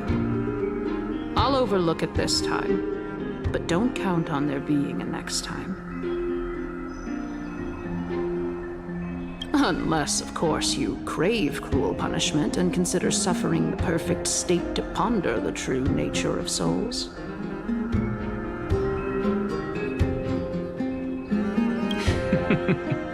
Well, what do you know? That happens to be one of my rare talents.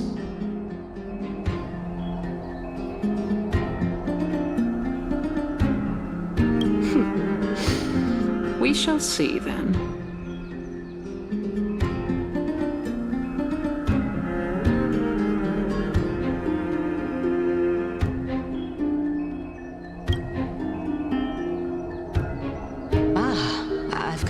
That you've managed to really impress me again. But shouldn't you be going after more? Dying to know what I'm after, hmm?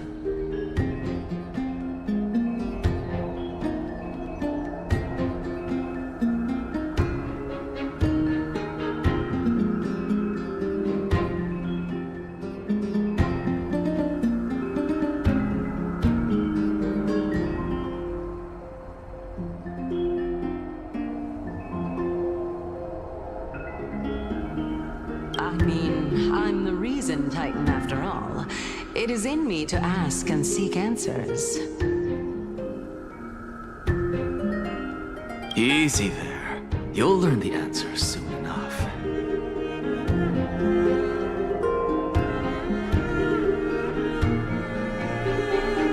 I didn't bring it up with her purely because she doesn't have the means to give me what I truly want. It's as they say, onlookers see most clearly. The true masters of Dawncloud have always been the Theoros, who watches over everything.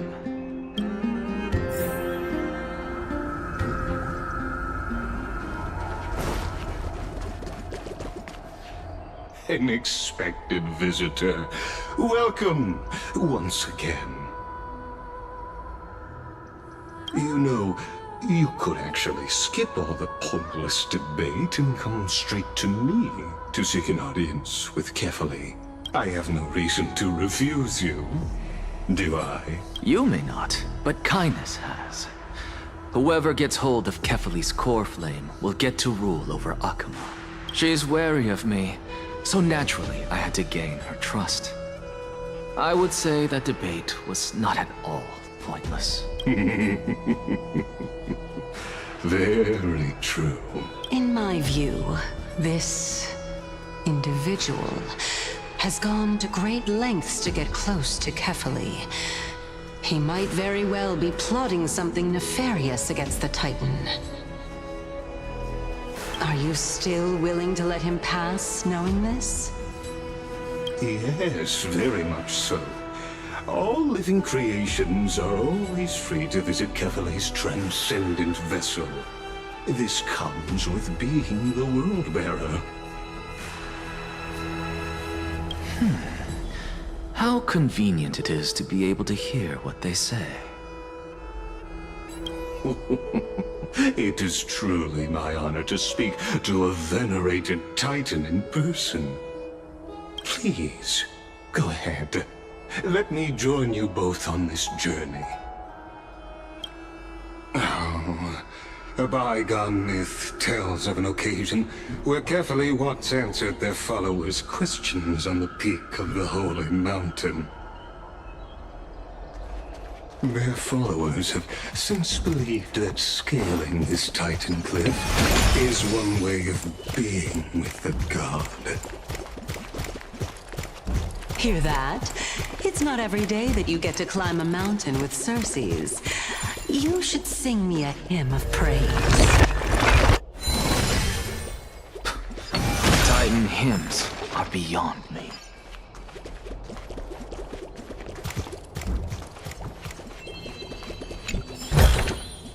Looks good.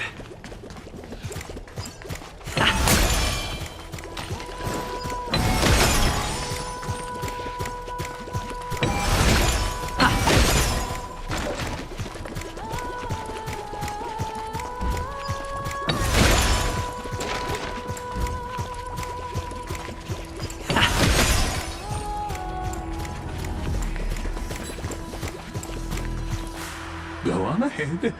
Take this Yanis shortcut, and the long pilgrimage stairway will be waiting for you at its end. I have to admit, I never expected you to not ask me anything. Not even my motive. Because I know very well what it is you are after. As the saying goes, a gentleman helps others achieve their goals. I have a feeling that your theory will be validated at the end of this journey. I believe Kefali will not deprive you of your right to ask your question, especially now that you're on the brink of death. You must be closer to Kefali than anyone else. Wouldn't you agree? I hope things go as you say, then.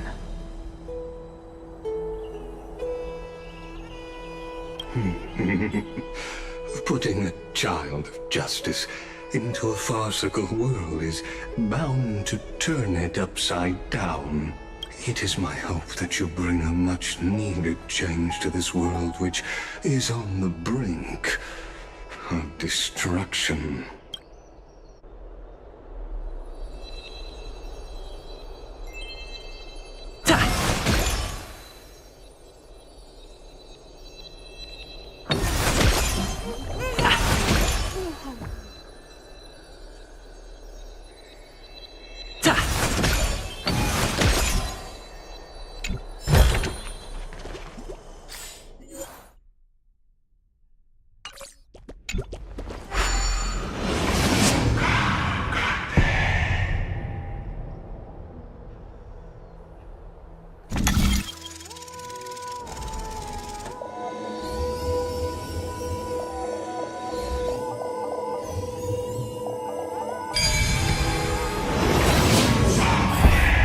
Honestly, this is my first time going up to Dawn Cloud's peak.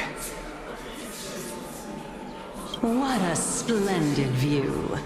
Isn't it about time you recognize the magnificence of us Titans?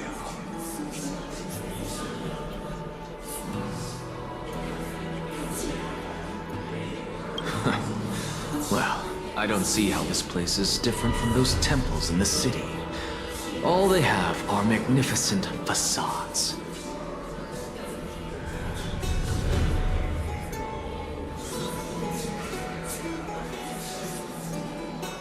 And even though I've come this far, I'm still doubtful about getting useful clues from him.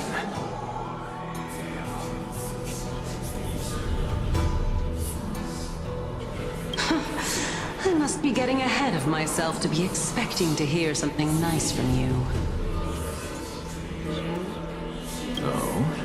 Haven't you been in my head for some time now? It's high time you get used to how I feel about things. Alright, we're just a short hike away from Kefali. No time to waste here.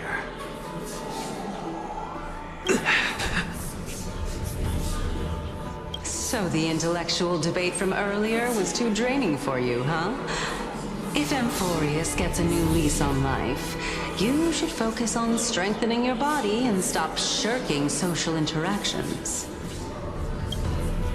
Save your concern. The Titan is in sight. Can you make it? Why? Are you going to carry me up if I were to fall now?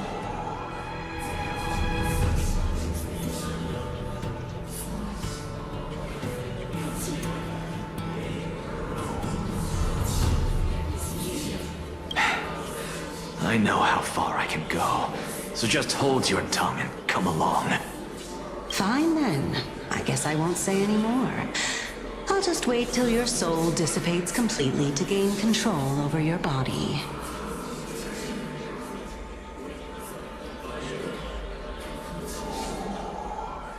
Wait.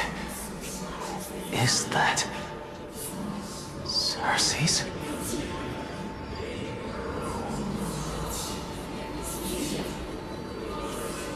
Hey, look at that. Huh? What should I be looking at? Am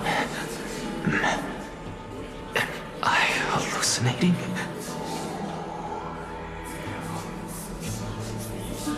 Or do we even get to see souls when we're close to dying?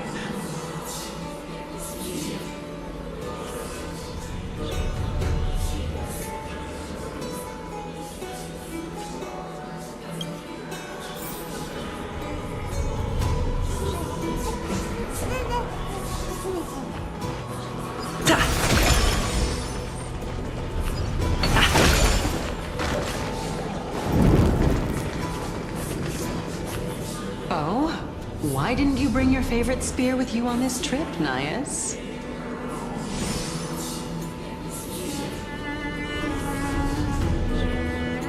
Nias. I know I've heard this name somewhere. It's unfortunate. The Black Tide destroyed every last inch of my calyx.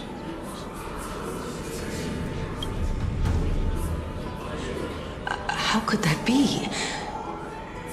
Even a creation of Georios, from their prized ores and molten fire, couldn't escape the fate of destruction?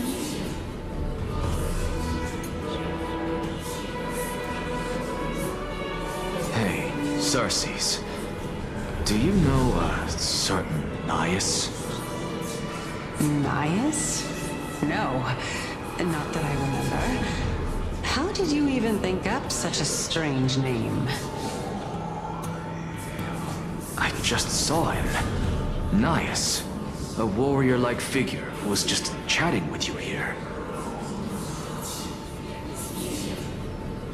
No, I have no such memory. Could you be hallucinating?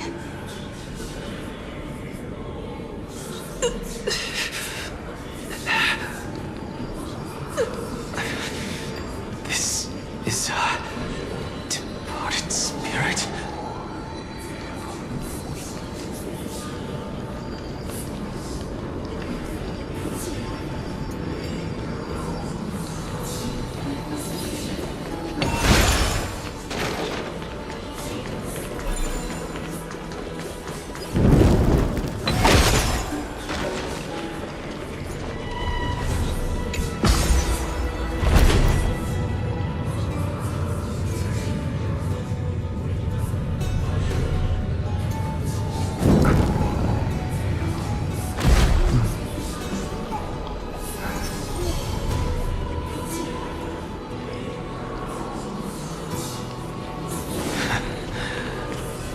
Enough about me.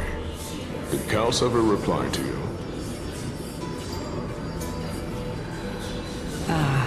Well, regrettably. Seems like the price of becoming a demigod is a lot heftier than we thought.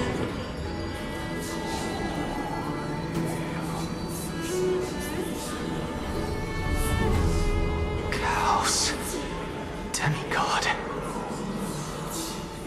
I've never heard of this person. Which Titan's authority did he inherit?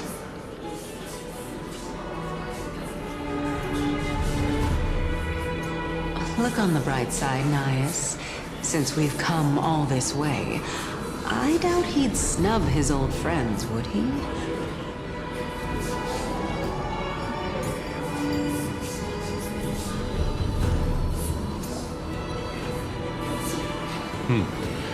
Let's just hope we mean as much as the world to him. Hey! Are you seeing that same hallucination again? Yes. It's still you and Nias, but you're now talking about a certain Kaos. I'm guessing he's one of your companions?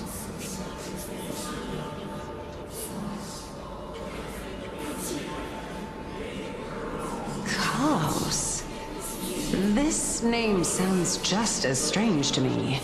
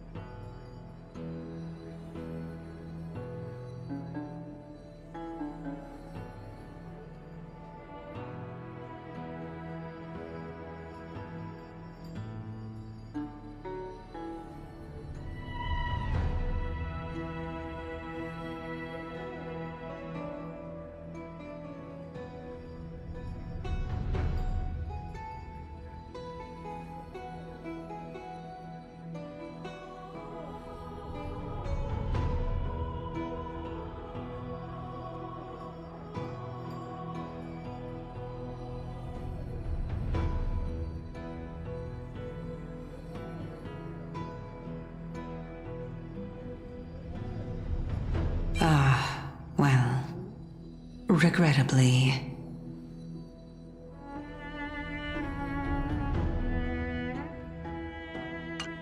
Never mind. I think I know what this is about. If things are as I thought, then they aren't hallucinations, but...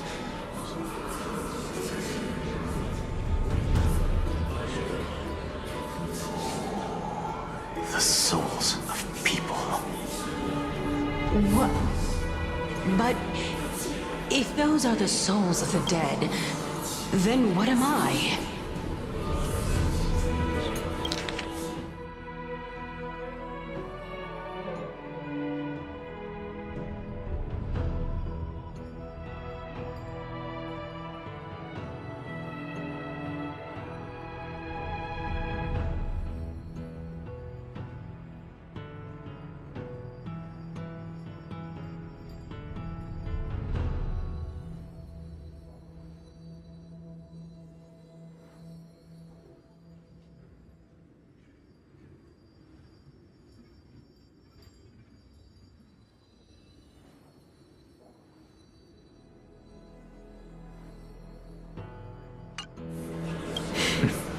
Beats me.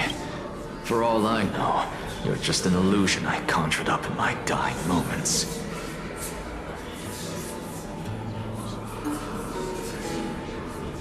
Let's just keep going. As long as I take in more sights and hear more stories.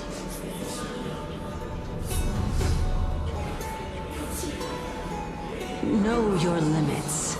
Wander too far among the dead, and even I might not be able to save you.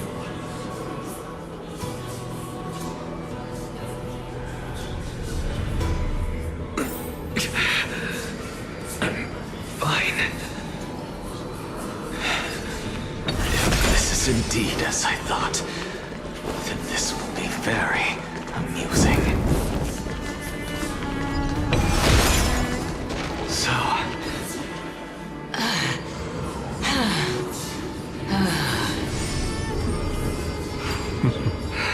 Can you keep going? Of course. I'm just... If I knew we had to climb a mountain, I wouldn't have come along with you.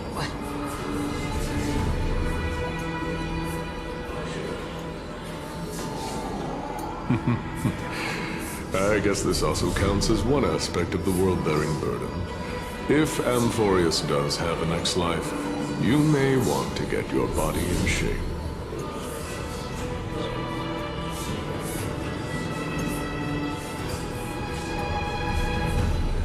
Keep your sarcasm to yourself. I'm not getting anything of value from them. I would sooner throw myself off this cliff and hit rock bottom than exercise even a little.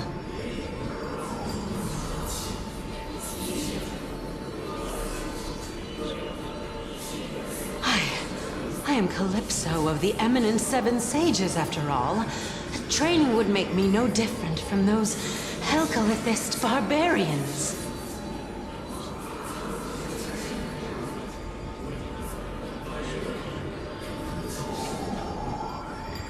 Calypso.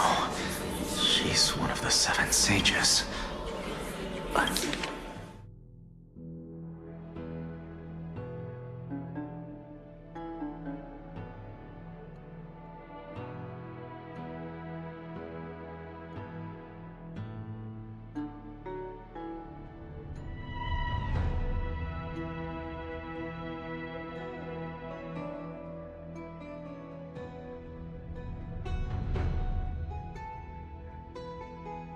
member of the Grove? No, she can't be. I would know her name if she really were one of the Seven Sages. Hey, Circes. Does the name Calypso ring a bell? Circes?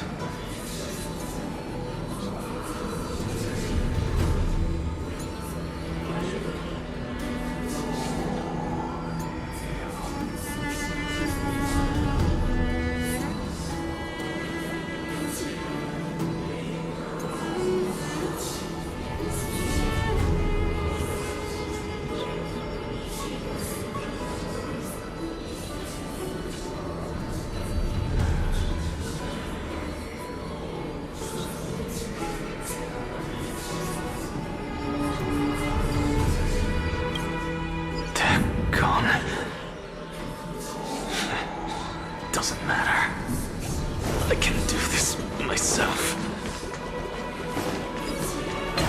Like I'm nearly there now. Oh, beautiful old world. Where are you now? Oh, legendary era Chrysia. Return to the mortal realm. Splendid gods once walked the paths we walk. Alas, all that's left of that warmth is a hazy mirage.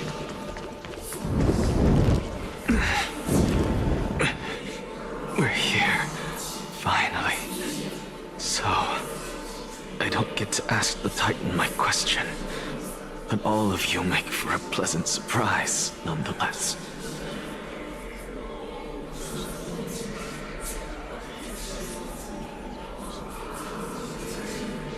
Very well then. Let me uncover the truth for myself.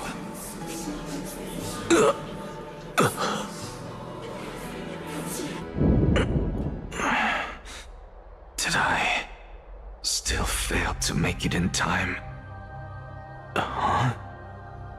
So, I'm back here again. This is... I can hear it. I hear it from the depths of the tides, behind the closed doors of the void world. A voice ready to tell me something. This time, the voice is a lot clearer than before.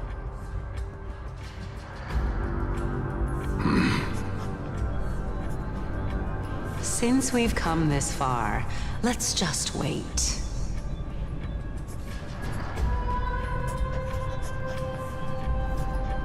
Lord Nias and Miss Calypso, are you both here to visit Chaos too? Yes, and we've been waiting for quite some time now.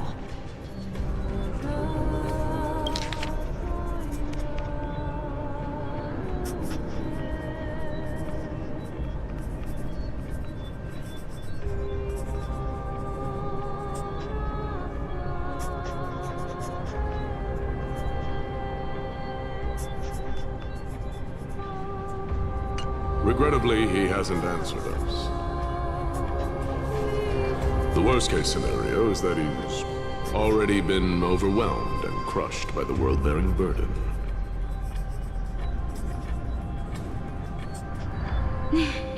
You're overthinking, Lord Nias. I can still sense Chaos' soul in the area. And besides, we both know Chaos' nature. A deliverer like him wouldn't fall so readily, much less give up on all that he holds dear. Isn't that so? Yes. I have faith in him. That reminds me. Why are you making this trip alone, Polixia?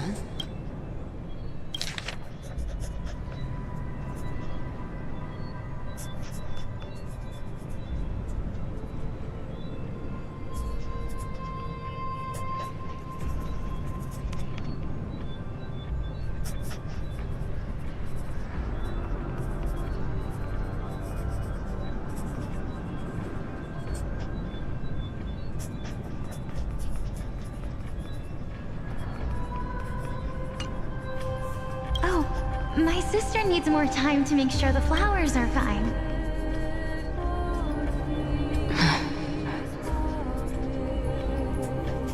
Such a pity. Both of you have hearts kinder than anyone else. Yet you were born only to take over Thanatos' divinity. Everything that I see and hear this time has left me shaken to the core. What may seem like a mundane conversation is in truth a once-in-a-lifetime exchange that has revealed the ultimate answer to Cersei's question. The conjecture has taken shape and must now be solidified into a theorem. Next, I only need to seek verification from Kefali. By doing so, I can answer Cersei's question and reclaim my body. But no, I will not do that. That isn't important. Because another one of my conjectures, one that I have always dreamed of proving, has been proved right this very instant. Fusing a mortal soul with that of a Titan to replace said Titan is not a ludicrous idea after all.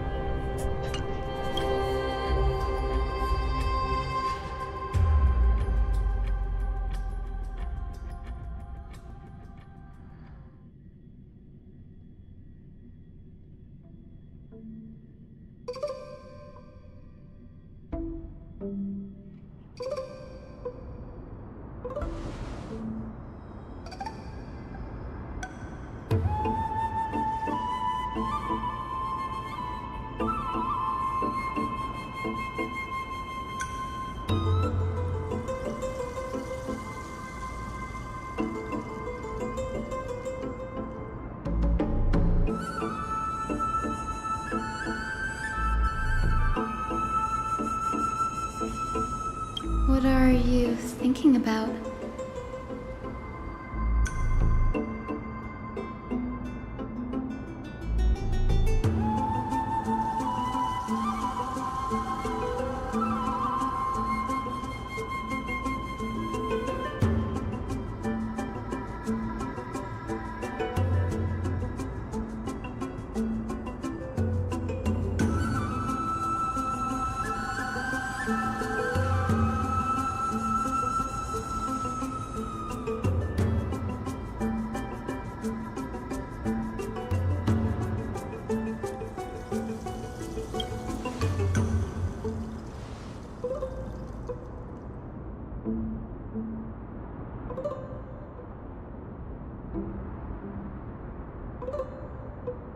Is that so? You don't look the slightest bit amazed, though. Plus, you seem to be strangely familiar with the city around the Great Tree.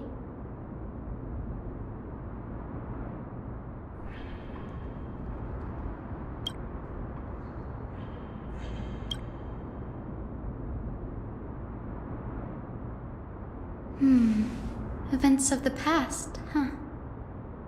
I was also a child when I looked up at Cersei's. Their leaves and branches reflected the sparkling stars, and their trunk was like a pillar that supported the sky and ground.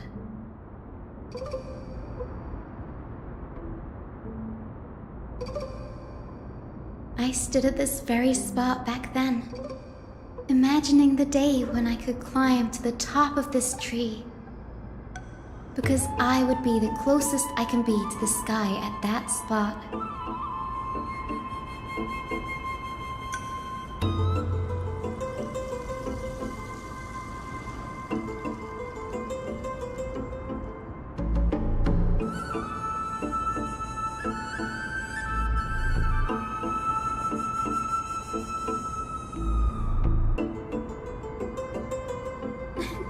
Don't read too much into it. I mean, can mortals even hope to reach Aquila's realm? They're a strict and draconian god. Nothing like Cersei's. Reason is willing to share what is theirs with others, but Sky only expects people to revere them.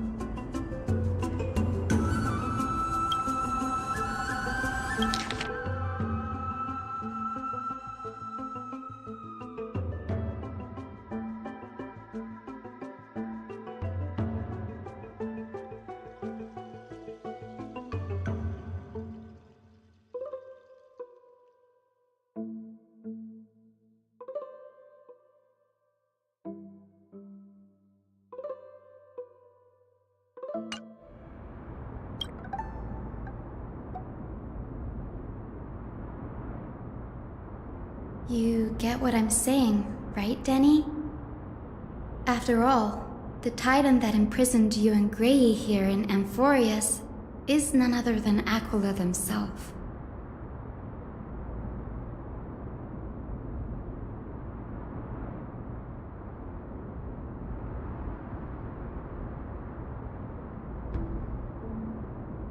But there will always be people who dream of soaring towards the sky.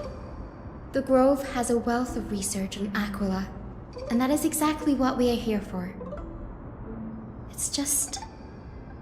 I never thought Grey would meet with something like that before we set off. As a physician, I should have been there by his side.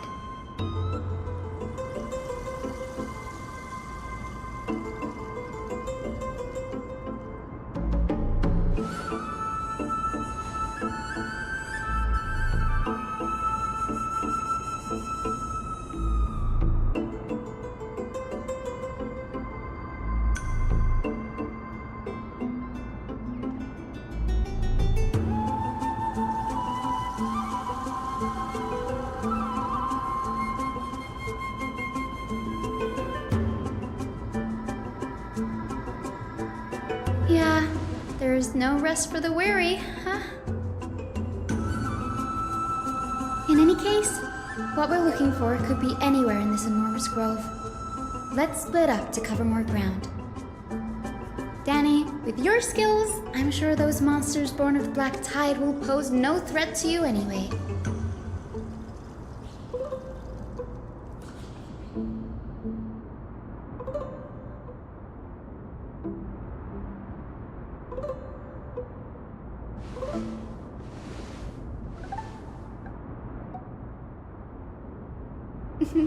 Have you forgotten that you're talking to the chief physician of the Twilight Courtyard? Have more faith in me. I'll be just fine.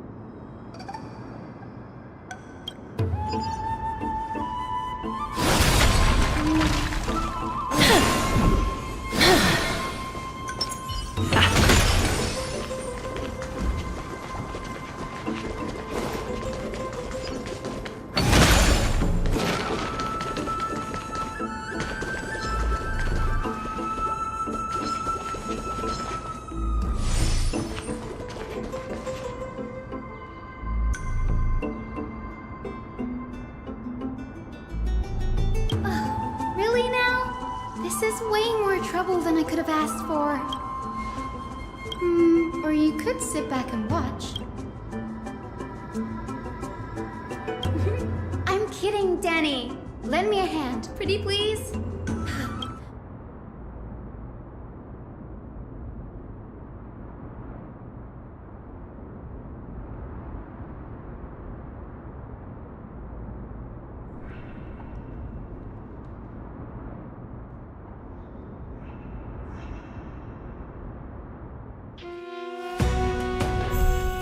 Some value at existence is unique.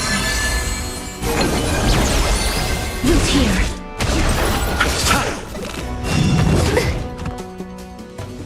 As you wish. Bloom.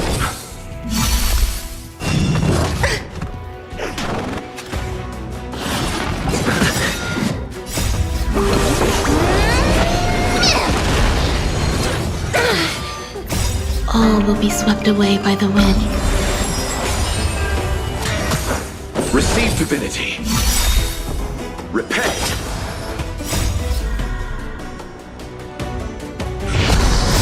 The dead return! This way.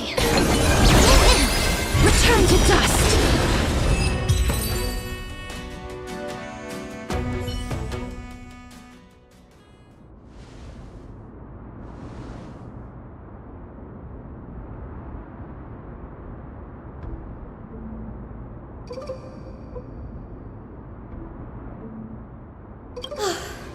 The Black Tide is remarkably quick to detect the light of Amphorius. So or rather, the blessings of the Sky Priest in me, might have unknowingly called them to me. Anyway, never mind that for now. Here, you might want to have a look at this.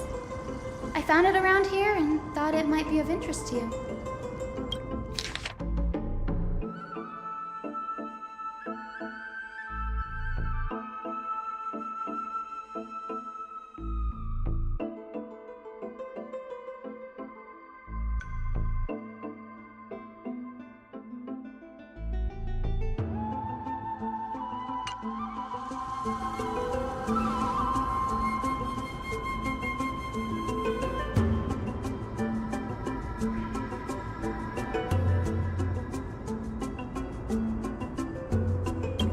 This is new.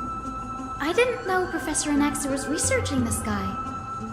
He's never mentioned anything about it.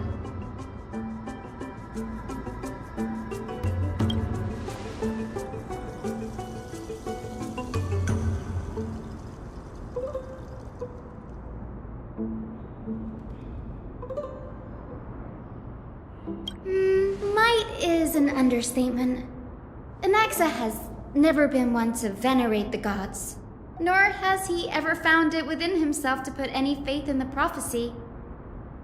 People have come to think of him as a heretic, even in a place as liberal as the Grove.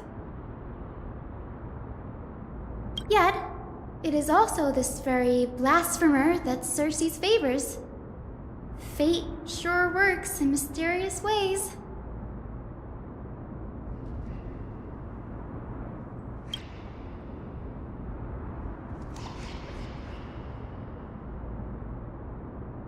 Oh, let me have a look.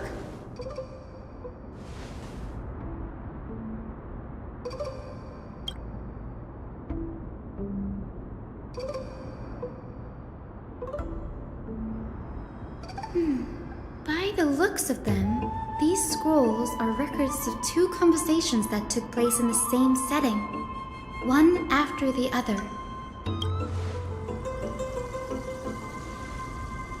Sure, go ahead. The Grove of Epiphany is home to 7 schools of thought. While all 7 schools are founded on the ideologies of Thalesis, the first scholar, each is unique in its own way. Among them, the Venerationists revere and worship the Titans the most.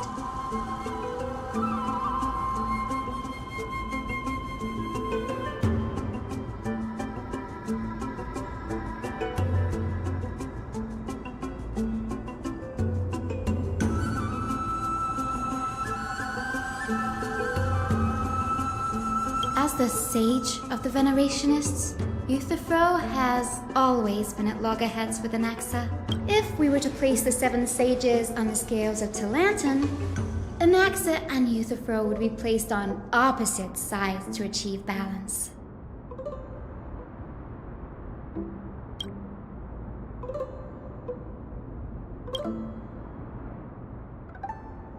Nearly everyone in Amphorius has heard the story of the skyships by now.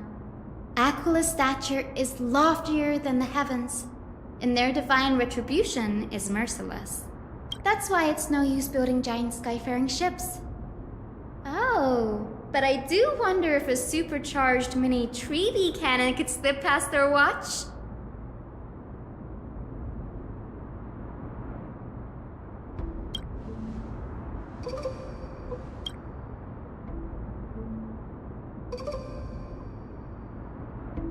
Newsporists primarily study the application of alchemy in soul repair.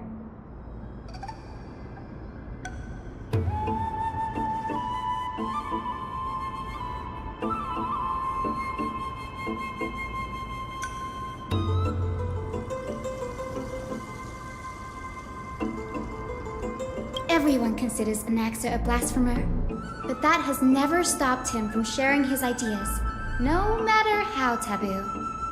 If you must say that he's hiding something, then it's likely what lies beneath his eye patch. Anaxa often says that every failure brings us one step closer to the truth.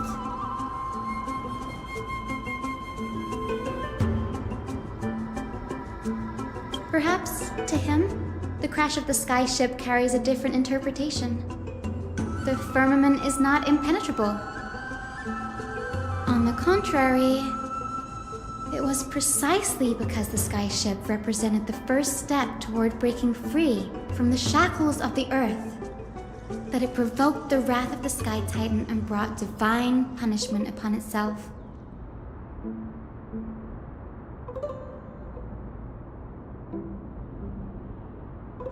It's a shame that the majority of the Grove's research on Aquila was headed by the Venerationists, with sacrificial rituals making up a predominant part of their findings. Discourse about more esoteric subject matters in relation to Aquila dwindled even further after the skyship incident. So much so that even the scroll is completely new to me.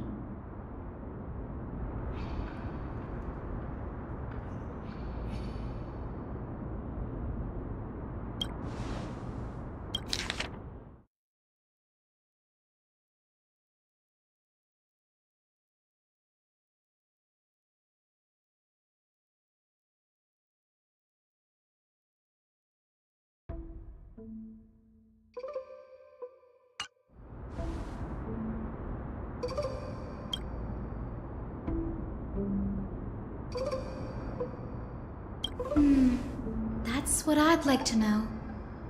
What are these experiments he's involved in? Even I, the assistant lecturer, know next to nothing about them.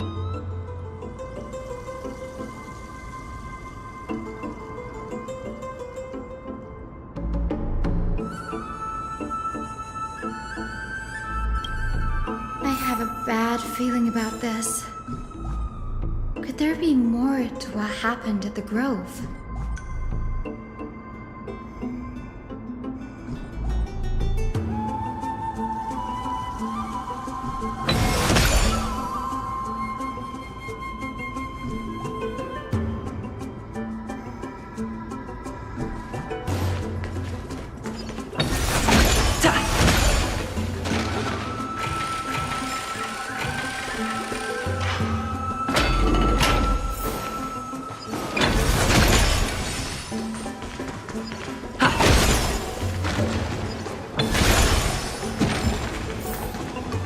This is the Library of Philia, a place where the Grove stores its collection of tomes.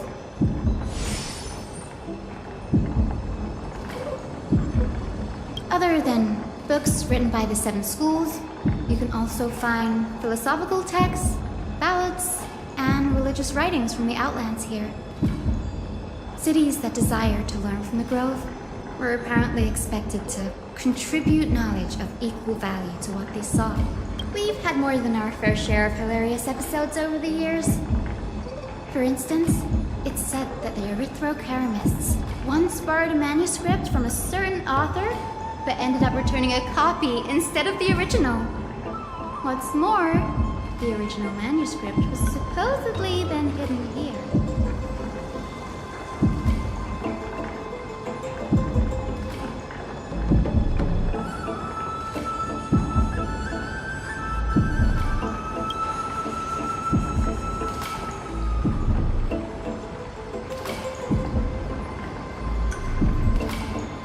Nice.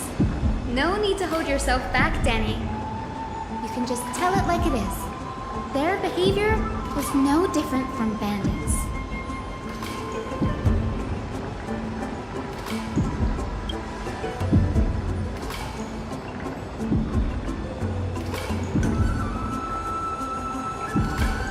Whew. You've got me there. Some said you couldn't even find a dictionary in Castrum Kremnos, so I guess they were spared.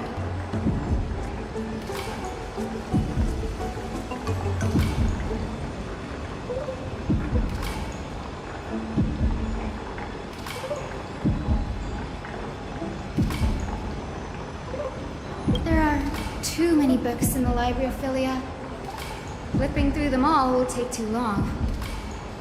Why don't we use the biblioslate to search for the texts we need? We can bring them back to Akama for reading after that.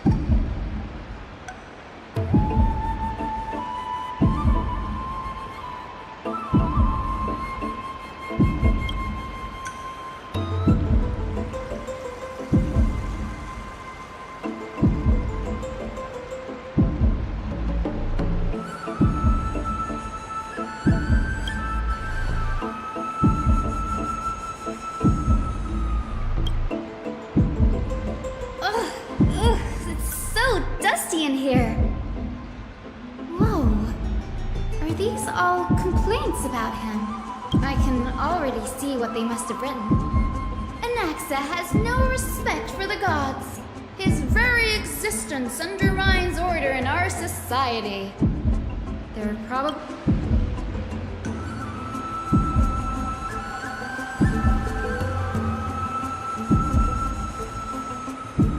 Why else would they call him the Great Performer? When Anaxer established his school of thought, the first thing he apparently did was read his own work to everyone. Are the Titans truly an accurate reflection of what humans think gods should be? Worlds created by gods are indubitably perfect, but what of Amphorius? Only foolishness and insensitivity everywhere you turn.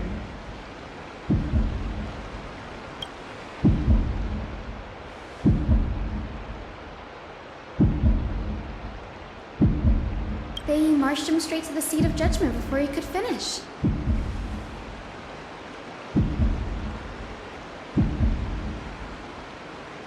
Though what he took on in the end was more of a debate than an actual trial. He had to address every one of the scholar's allegations, or face expulsion from the Grove. The first allegation was... Do you agree that since the Titans created the heavens and earth, so the mountains, rivers, and seas must likewise be their creations?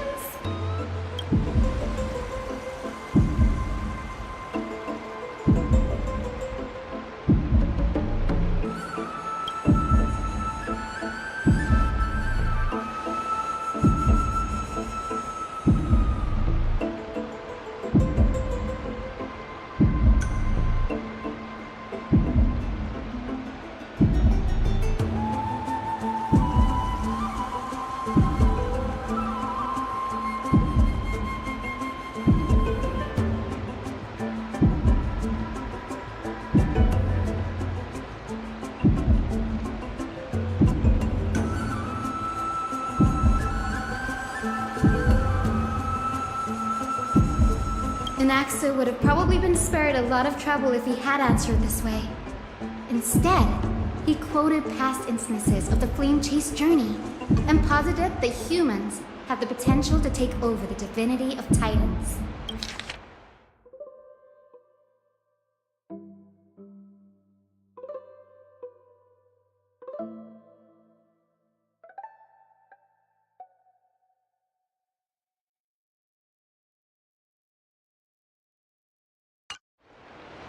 Needless to say, his critics didn't take kindly to his answer, so they followed up with a second allegation.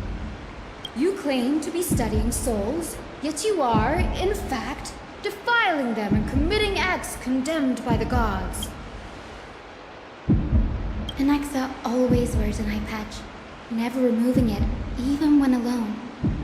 Some say he used one of his eyes as an alchemical ingredient. Every being in the world owes their safekeeping to Kifili, and this is even more so for the Chrysos heirs who have divine blood coursing through them. If he has really done something of that nature, then it'd indeed be sacrilegious. Thankfully, they had no way to prove it, so it amounted to nothing more than an allegation in the end. One by one, Anaxa engaged in wars of words against those who would challenge him. Toward the end, the scholar asked him, Anaxagoras, have you any respect for the gods? It was only after a brief silence that he answered, I have never denied that Titans are meant to be noble constructs.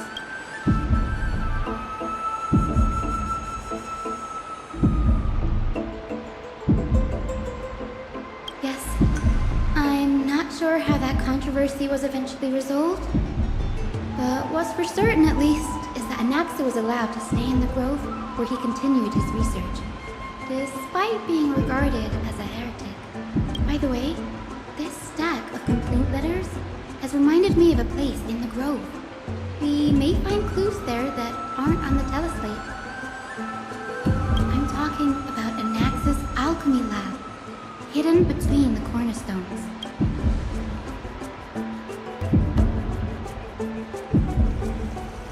It's a well-kept secret. Among the 7 sages, excluding the nominal chief sage, each has a private sanctuary where they can conduct research undisturbed in their free time. Even the administrators of the Library of Philia are restricted from accessing those places and documenting the sage's research. But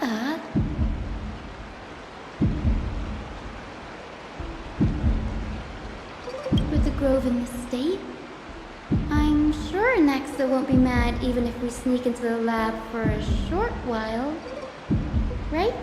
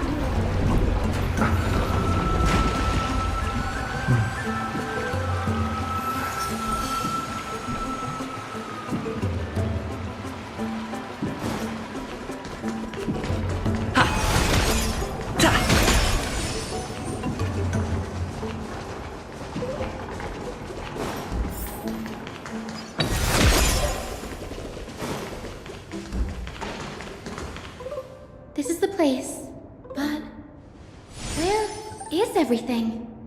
Materials for alchemical experiments, matrix diagrams, and even the seal to the lab. They're all gone. Did the black tide destroy it all?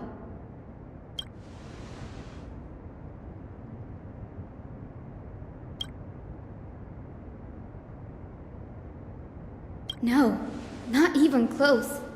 Not only are alchemy experiments high-risk activities, but Professor Anaxa also has a penchant for using bizarre materials.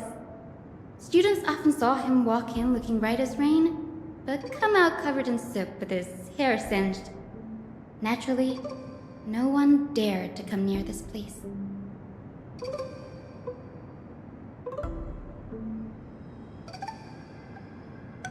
Huh? That bookshelf over there seems to be the only thing still intact.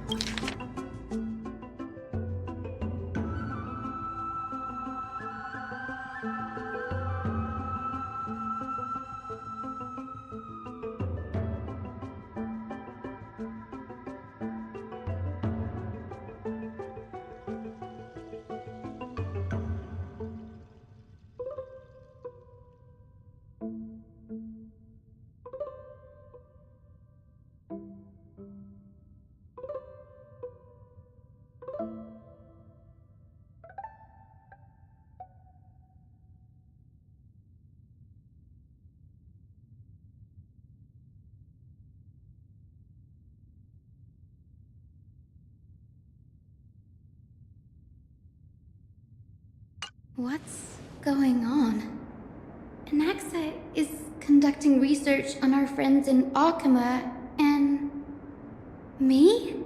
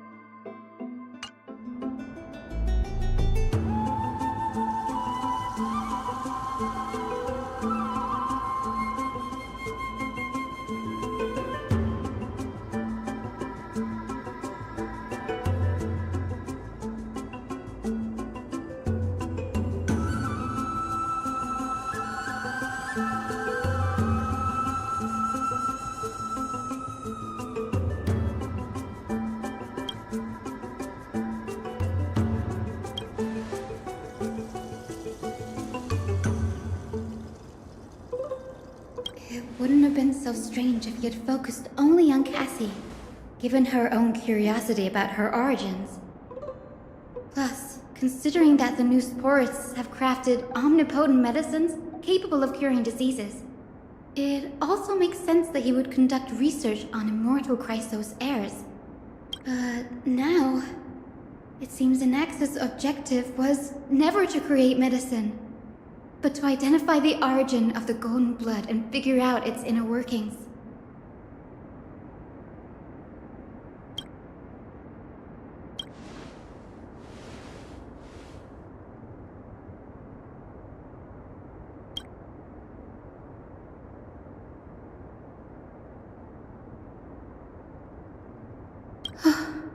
Danny, look at this.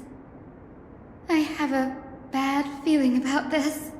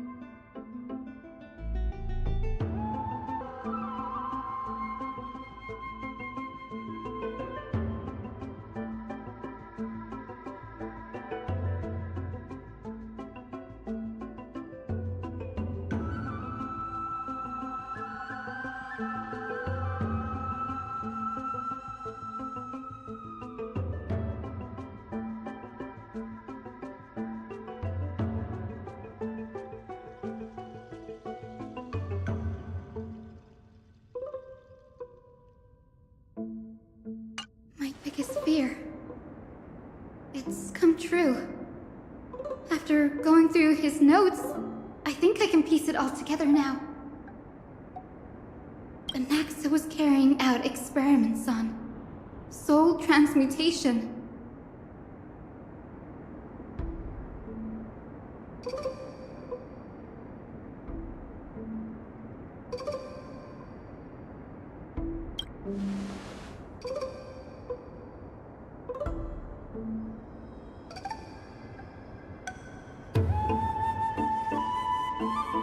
Yes, this is what he was secretly conducting research on. Something he had to keep hidden from others. Compared to his public speeches, this is the real blasphemy.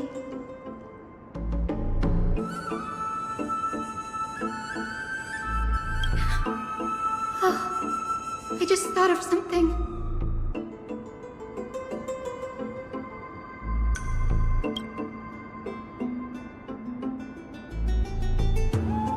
Do you remember when the black tide was approaching? The Grove had planned to send Cersei's core flame to a safe place. But an accident happened along the way, and Anaxa lost his life in the process.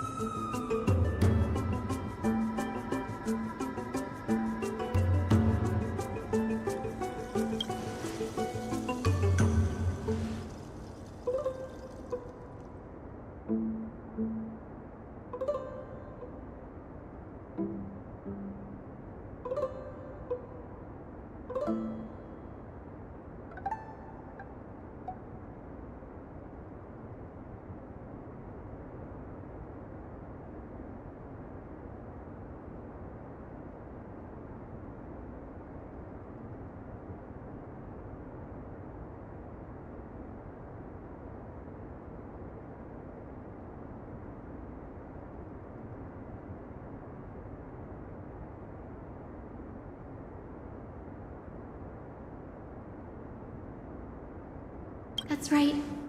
But what if Professor Anaxa's fusion with the core flame of reason wasn't an accident?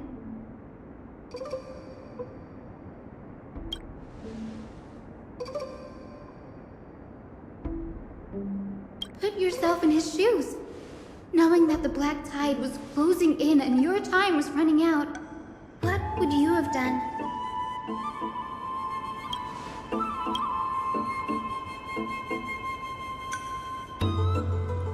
Exactly.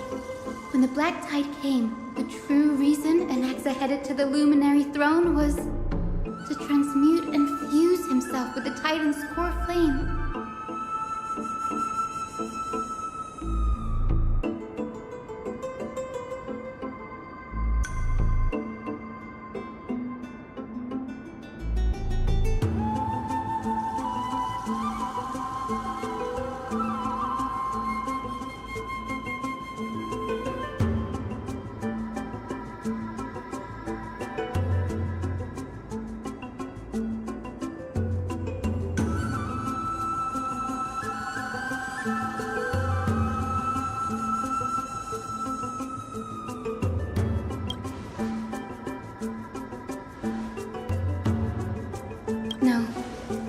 judging from how he reacted after the event, the results came as a surprise. Maybe he failed to consider the possibility that Cersei's would make a similar decision.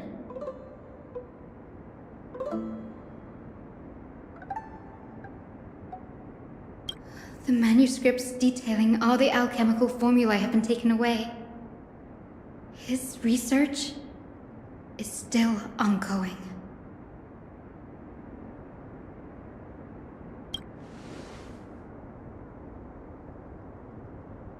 Like, what? There's only one Titan left in the world now.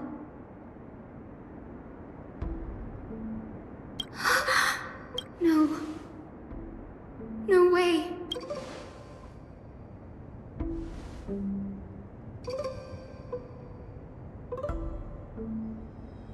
He's after Kefali.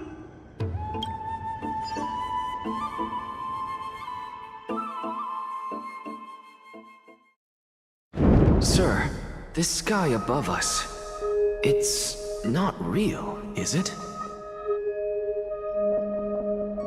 Of course not. This is just an image from a projection device used for educational purposes.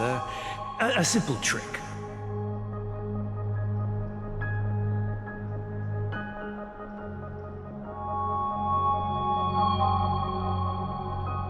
The day-night cycle has been lost to this world, so that students like you may still learn about the night sky. Astronomers have harnessed the Titan's miraculous power to manipulate the light, projecting the nights of the past here for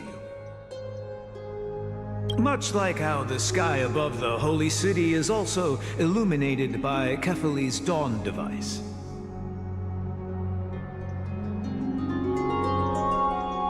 So, the skies of Akama are fake too.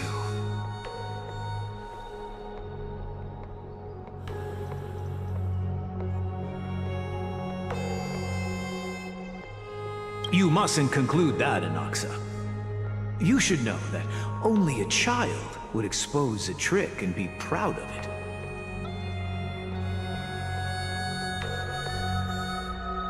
Often people know more than they let on. They simply choose to feign ignorance because they have no other choice.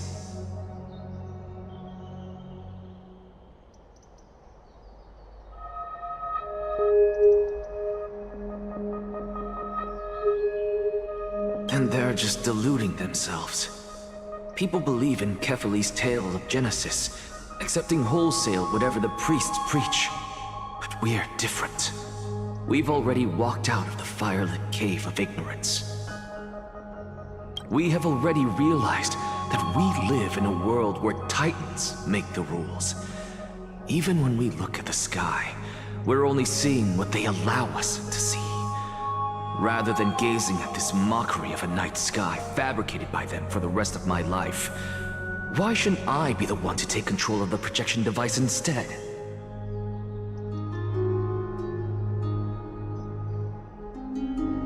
So much time has passed since you sowed the seeds of doubt in my heart, child.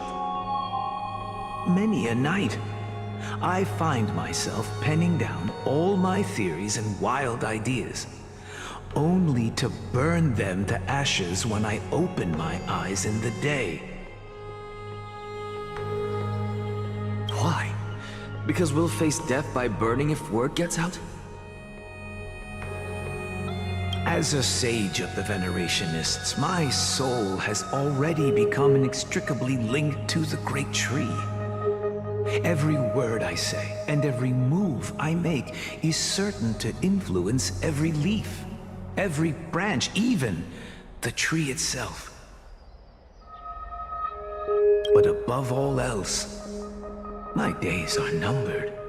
Instinctively, I have my doubts about the golden blood and the human soul, yet I have no means of verifying them.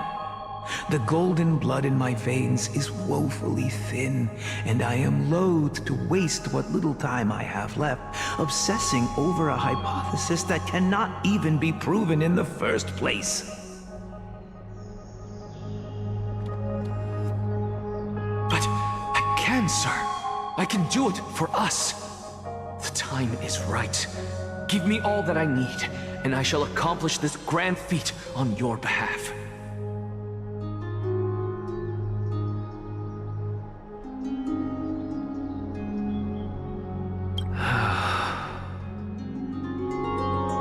You're right. I shall do just that. In the next meeting of the sages, I will spare no efforts fighting for the rights you deserve.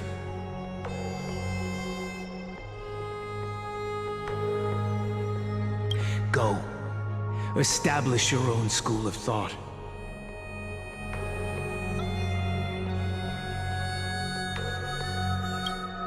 Find out what we are. Become the one who conquers the ultimate truths of the world.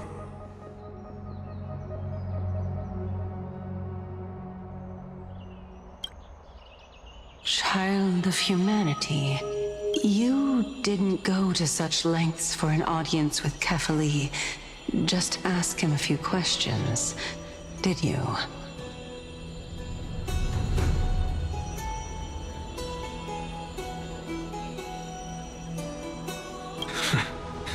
So, you figured it out.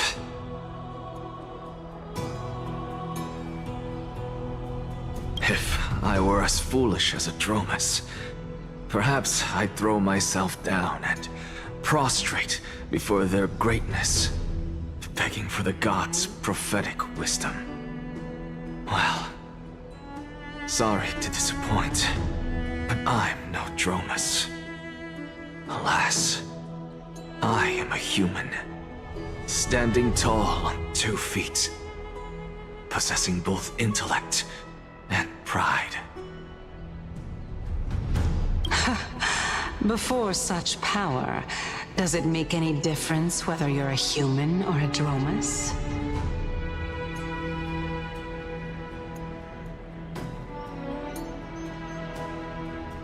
I'm sure you're familiar with the story of the Styxians.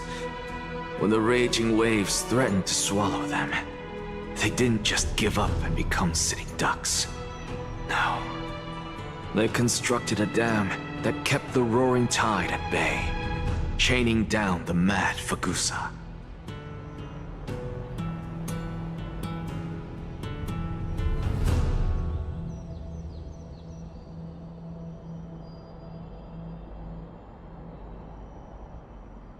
They call me a blasphemer, Xerxes. But that doesn't mean I deny the existence of gods. It's just... as I see it, Titans are simply a force that mankind has yet to find a way to tame. Oh? If power that rivals the Titans is what you crave, why not conform to the prophecy and brave the trial? Why stop at harnessing the power of the Titans when I can do so much more? The source of life is what I wish to grasp, to understand what makes up the soul, and to learn what we really are. Thanks to you, I've had the chance to personally verify, in more ways than one, that the soul indeed ceases to exist in death. But where there is death, there is life. And where there is an end, there must also be a beginning.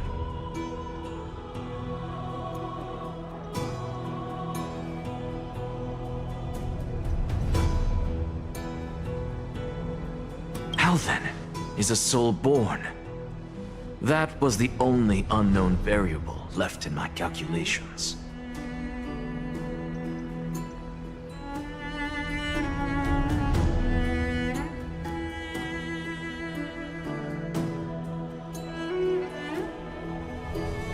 And by the sound of it, you have already formed a conjecture.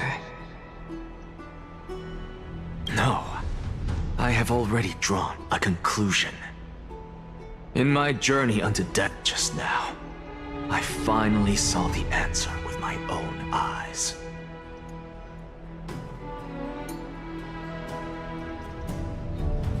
Professor Anaxa.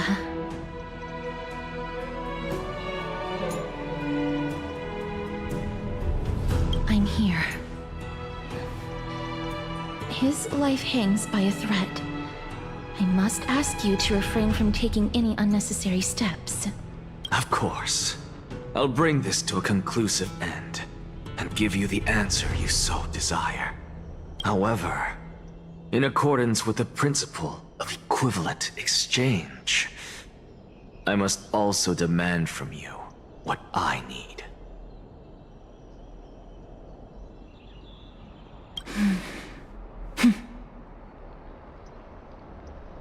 As you wish. Don't you care to know what the price might be? It's a matter of uncovering the truth about the Death Titan and his survival.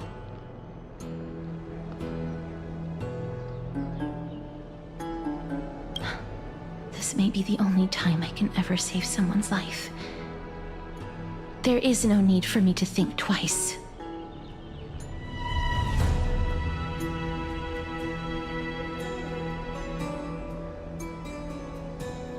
I see. In that case, let the show begin.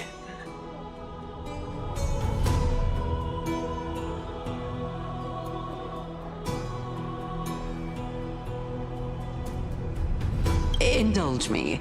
Am I correct to say that you intend to prove Thanatos' whereabouts and prove the nature of our existence now? Before I begin, I must confess I had been stuck in a cognitive trap all this time. As unrelated as these two propositions may seem at first glance, they are in fact logical equivalents. They are merely two different ways of telling us about what the soul is at its core. The reason I say this is, as I've mentioned earlier, the answer was hidden in my journey unto death. Anaxa, you were in the Netherrealm? Yes, I am but a living dead man now, but that's not important. What truly matters is, I overheard a conversation between heroes. That's not all. Remember how I said you were a part of that conversation too, Circes? And I've told you that I have no recollection of such an event. That was likely just an illusion conjured up by the mind of a dying man.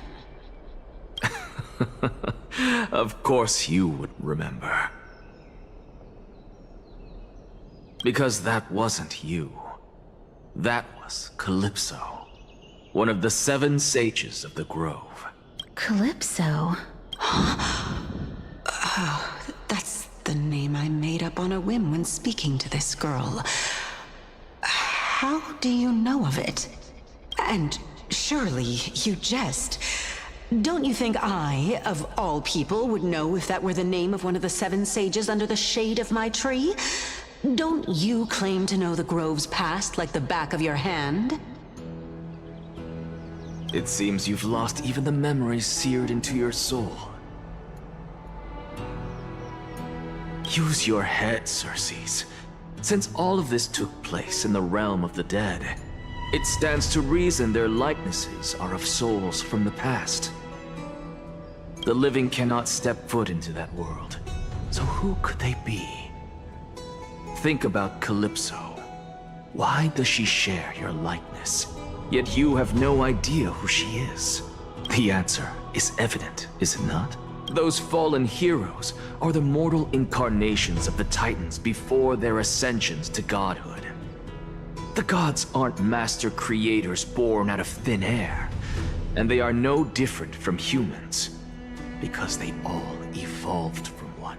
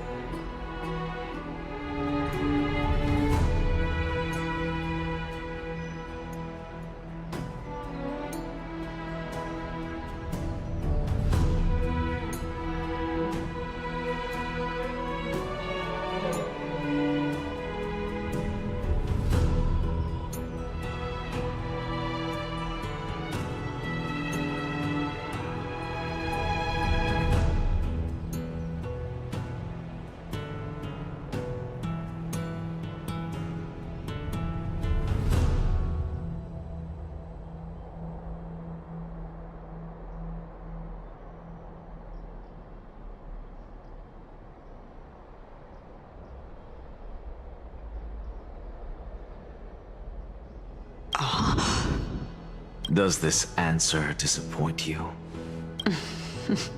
Yes, because you've answered nothing. If I truly was once human, as you claim, then where do the children of humanity come from? Even on the off chance that you speak the truth, this brings us no closer to grasping Thanatos' whereabouts. How are we to find them? I knew you would say that. But it matters not. I know what I'm doing. Actually, why don't we have this supreme being standing before us tell us everything? You can revive a Titan? Humans cannot return from the dead. Neither can gods.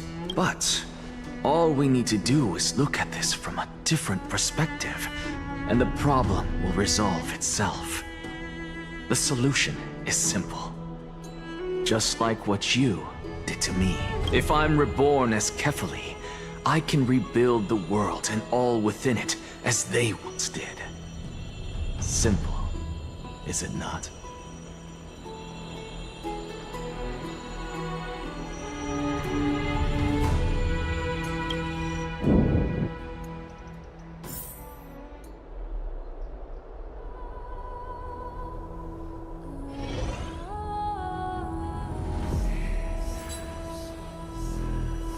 I have news from Hyacinth and Danhung. Anaxa might be trying to do something with Kefali's divine body. Kefali? But what could Anaxa want? Is the Council of Elders going to sit around and let such a sacrilegious act unfold? That is not possible. He is indeed the great performer, capable of fooling anyone and everyone with his tricks. I'm sorry. No need for guilt, for this is good news to us. The Council of Elders has found themselves a traitorous ally. Anaxa's ambitious desires will be something we can exploit. What we should be doing now is to keep our eyes peeled for whichever trickery Kindness is up to, and react accordingly to thwart her plans. Being Akima's political center, the Demigod Council holds just as much significance as the Vortex of Genesis. Someday, after my duty is over, this site will take the place of the battlefield where you hunt gods.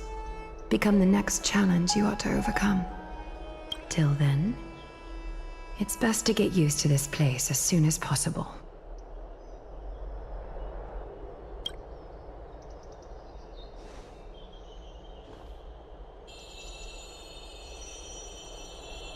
Preposterous! The Christos heirs only have their standing because of the Council of Elders. How dare they trample over it?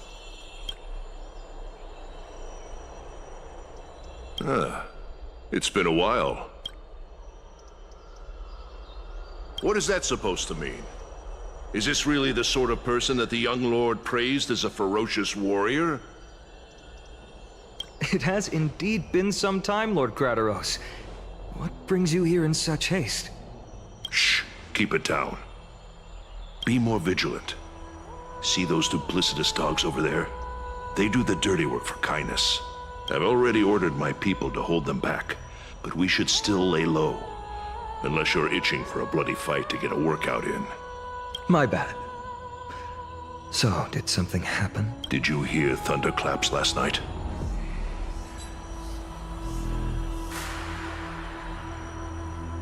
Thunderclaps are beacon signals of strife.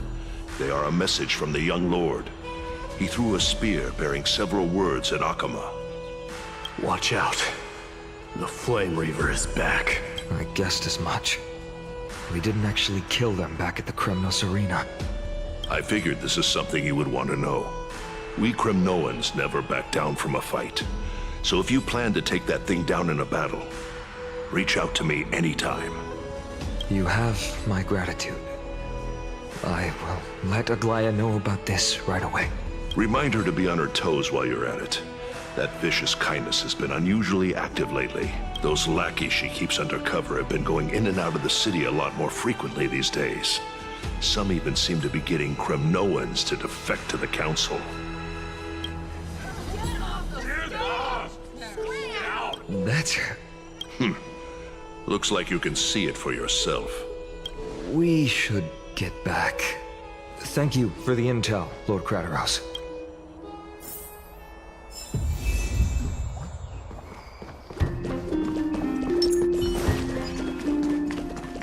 By carefully into Lantern above, as the Theoros I have observed. Aglaya, what happened here? I know about the poisonous fangs of that king snake through the golden threads. In the past, I would be confident about keeping her in check, but I admit I am now unable to do so. What do you mean? It is no longer about eloquence or arguments. I have been a demigod for far too long that I hardly have any humanity left.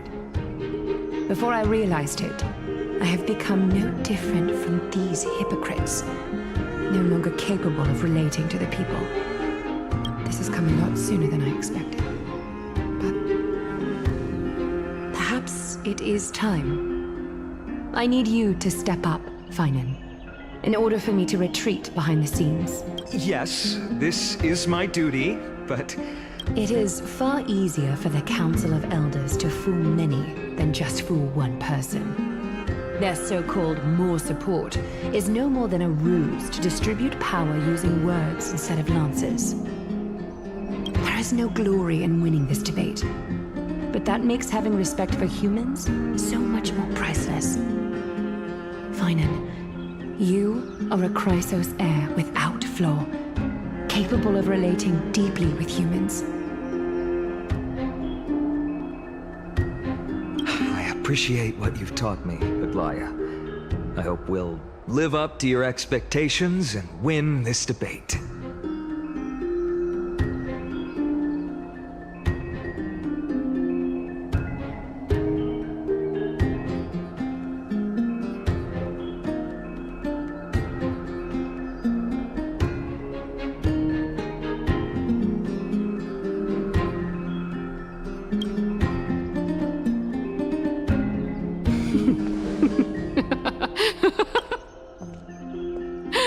Oh, you've done well, Lord Calictus.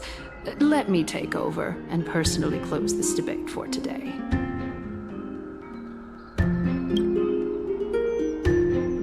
Dearest counselors, let it be known that I sorely miss the blissful times portrayed in lyrical poems. Back then, Amphorius was home to nearly 1,000 cities, each with their own local faith, while gods walked the earth and shared close bonds with humans.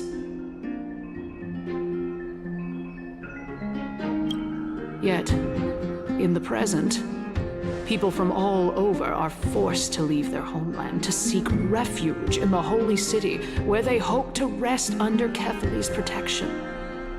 All of us have long been in the same boat, with no way out of this plight.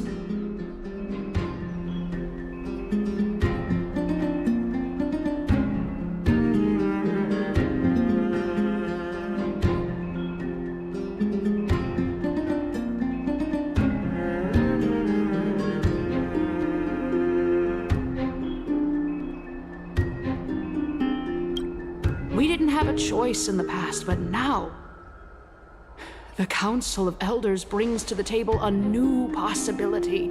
All I have left is one question for you.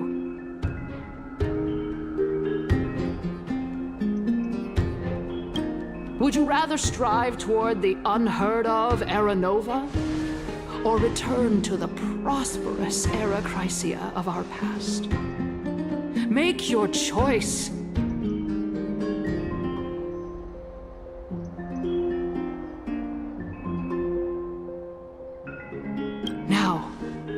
Which of the two would lead mortals to an ideal future?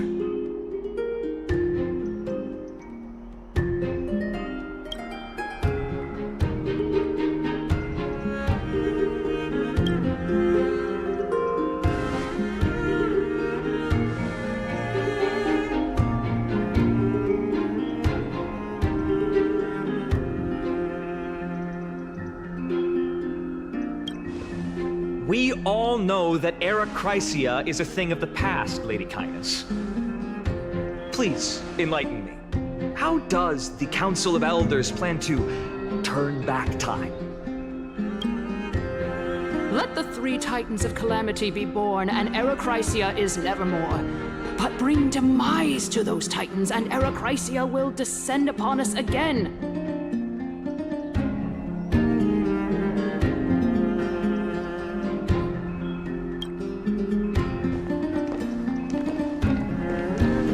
Know that the Council of Elders is never one to make empty promises. Look at who we have on our side. Anaxagoras, one of the Grove's 7 sages, and Castorus, Idonia's goddess of death. With the help of these 2 heroes, I can promise all of you that Era Chrysia will exist once more. Aren't they Chrysos heirs? They're supporting the Council of Elders instead? It's clear from the start that these heroes do not get along well in their group.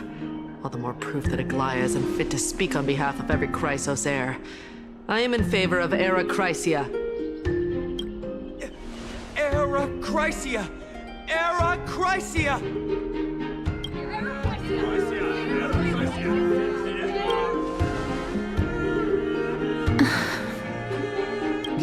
Castorus? Why are you standing over there? You finally arrived, Naxa. So have you, Cass. Don't worry, Aglaya. Well, I know that you have many queries. Could you continue to converse like how the citizens normally do? Tell me, dear citizens, if we successfully retrieve and return Thanatos' core flame without anyone passing the Death Titan's trial, what would happen next? The answer is simple.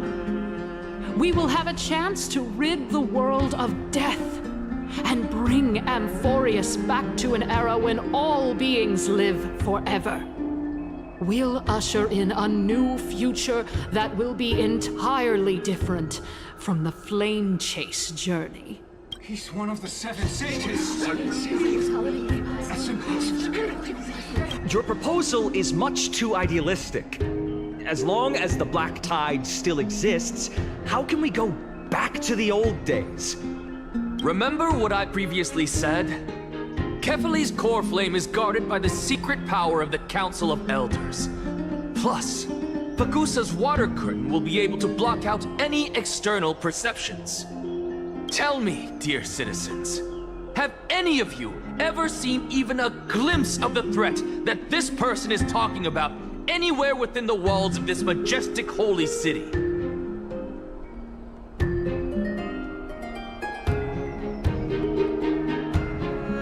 If we eliminate death, then there's no need for us to fear that flame reaver, right? Citizens, let's loudly sing the blessed hymn. Oh, beautiful old world, where are you now?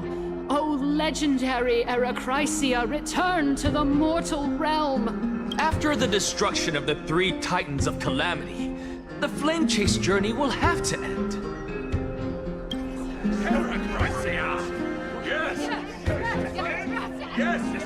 This is bad. The masses are now totally riled up. Anaxa, pray tell. Everything that you've mentioned hinges on the premise that we can find Thanatos' existence, right? Thank you, Lady Aglaya, for still caring about this city. However, dear citizens, we are truly fortunate and blessed. For Castorus, Idonia's goddess of death, will surely find Thanatos under my guidance. What? With that, I solemnly promise that the core flame Lady Castorus brings back will be personally managed by the Council of Elders. Thereafter, if we are able to garner the support of all of you at the Citizens' Assembly, we shall spare no effort in ensuring that the Era Chrysia will return to our world once again.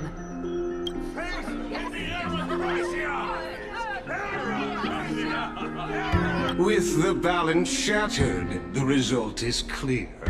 Buy carefully into Lenten above, as the Theoros I have observed. Akama has chosen her destiny. The issue up for discussion at this citizens' assembly shall be modified to the suspension of the flame chase journey. This resolution shall be put up on the Wall of Heroes, such that all citizens are aware of the city's way forward.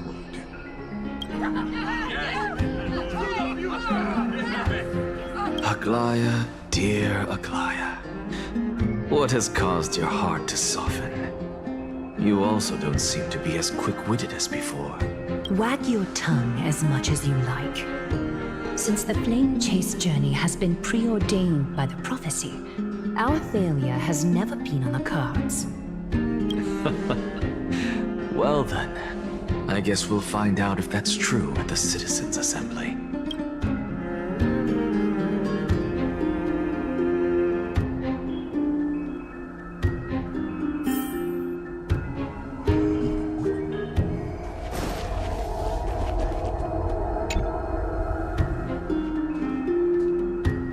Well, it seems that when I sent you to look for Anaxa, I unintentionally facilitated your partnership with him instead. My apologies, everyone. I know that you have many questions to ask me. I will answer them to the best of my knowledge. In that case, please tell us as much as you can.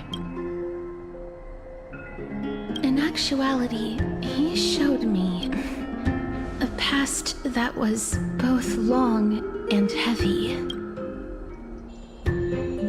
The reason I say this is as I've mentioned earlier. The answer was hidden in my journey unto death. Anaxa, you were in the Netherrealm? Yes, I am but a living dead man now. But that's not important. What truly matters is, I overheard a conversation between heroes.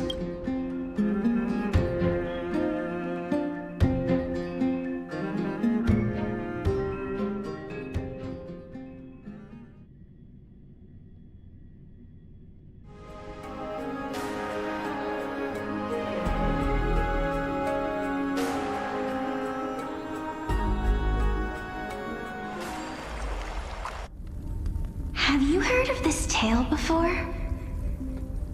A tale about the ocean god's treasured pearl, our hometown. It was a seaside town which enjoyed the ocean breeze and glorious, peaceful times, thanks to the wisdom of its ruling queen. Until one day, an evil dragon descended upon the town. Its wings were large enough to blot out the sun, while its claws were sharp enough to rip the waves apart. It barged into the tall tower and devoured the queen's beloved daughter. It even settled itself in her bedroom, like a tyrant king. The queen assembled 300 warriors who managed to subdue the evil dragon by chaining it up. However, when the queen slit open the dragon's belly, she realized that the princess had long since been digested, and all that was left of her was a pile of bones. Devastated, the queen wept for several days.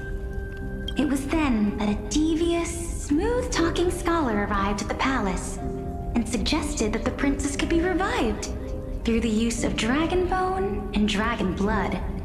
That liar called this process the secret art of alchemy.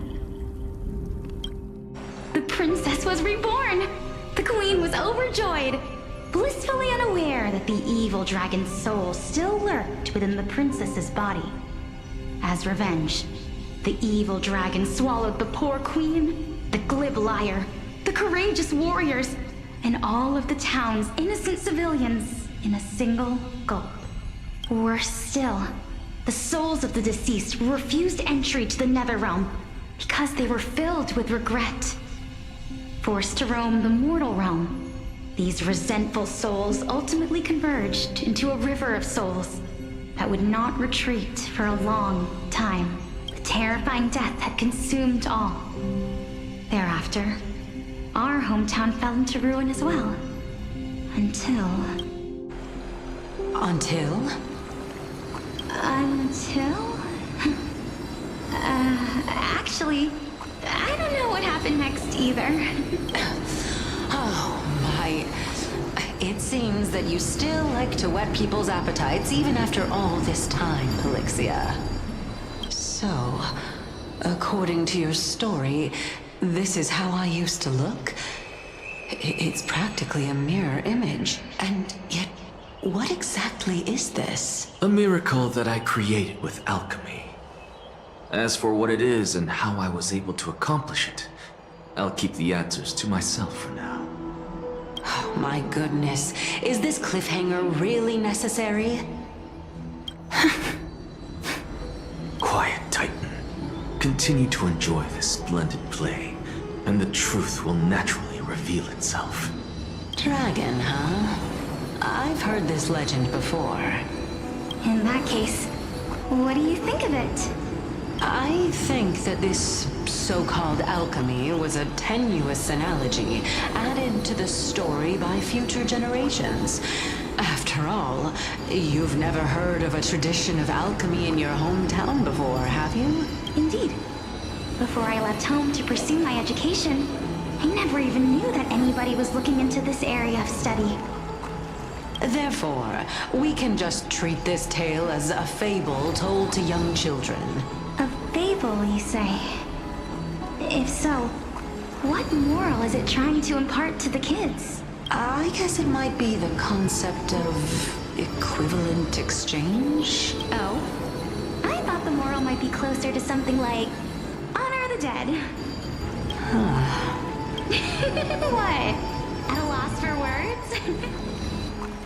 No, I merely realized that we're both thinking of the same principle. If life is priceless, then there is hardly anything else in this world that is of equal weight to it, right? Indeed. As expected of the wisest scholar in the land. You flatter me. Why don't I ask you a question as well, as a form of equivalent exchange? Of course. What is your question? If I imparted my knowledge of the art of alchemy to you, would you use it to resurrect someone you loved? What?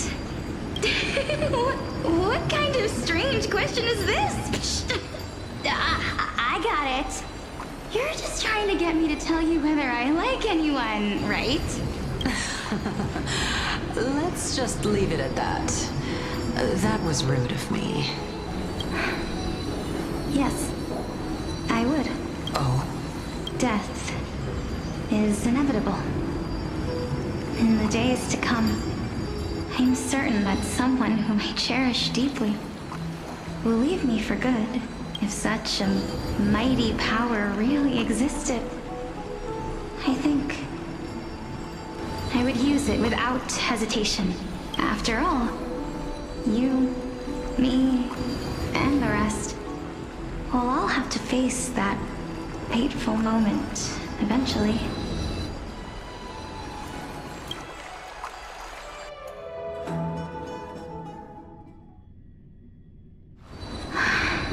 My time is finally here. However, perhaps because of my firm belief in the immeasurable value of life, I am unable to complete the trial. You shall wither, and through that, the dead will sprout again from the remains and be reborn with the dead flame.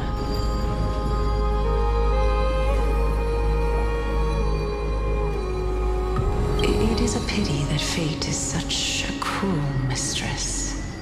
Is there no other way of interpreting those words? I'm afraid that the meaning is clear. Between my sister and me, one must pay the price. Our trial can only be completed when the one chosen sacrifices her life. I'm afraid that the prophecy might even have selected a pair of twins for this exact purpose. Fortune makes fools of us all. My sister is prepared to sacrifice herself. And yet, I can't do the same. How absurd. My time is almost up, but I'm still afraid to welcome death. What should we do? If I am ultimately not able to make up my mind... Since Chaos is willing to guide all of us and leave this trial to the end, there is still plenty of time for you to ponder. That's right. Don't allow the fog of an uncertain future to cloud your mind. Trial, prophecy, the topics that they're discussing seem familiar. But these three people must not have left their names in the epics. Otherwise, I would have some recollection of this.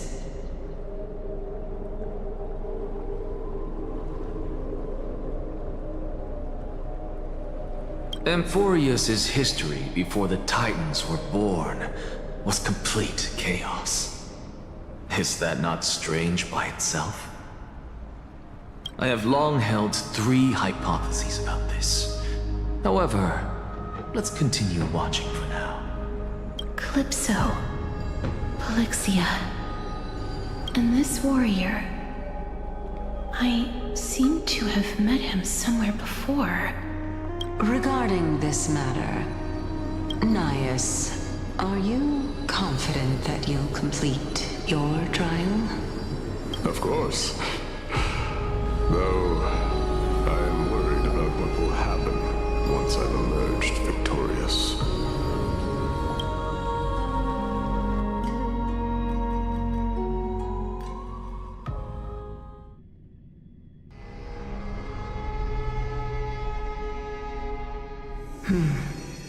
Looks like you have made up your mind.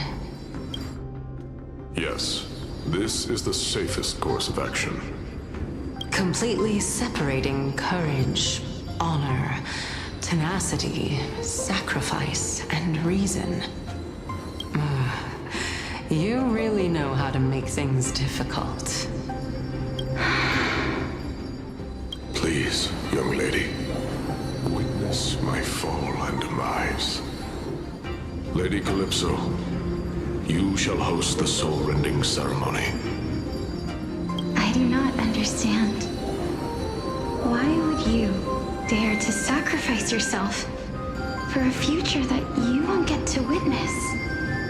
Because this is our destiny. The power that resides within me is so intense that I will one day be engulfed by it. Furthermore, a valorous death before glorious return has always been the path I chose to walk. A journey I began long ago. If your sister or Kaos were in my position, I believe they would make the same choice as well.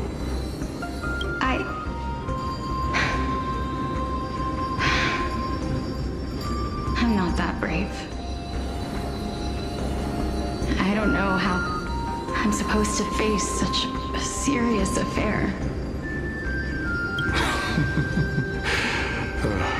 Despite being Death's chosen one, it seems you still don't know how to face it.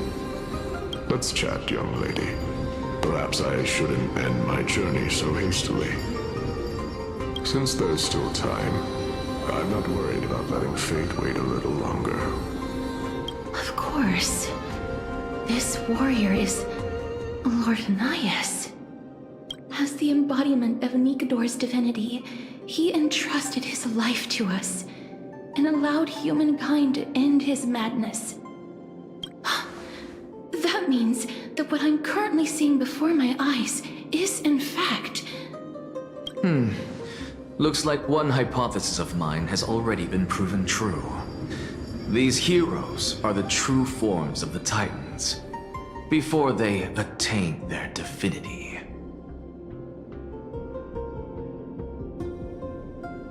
If so, the chosen one of death that he speaks of is actually... Polixia?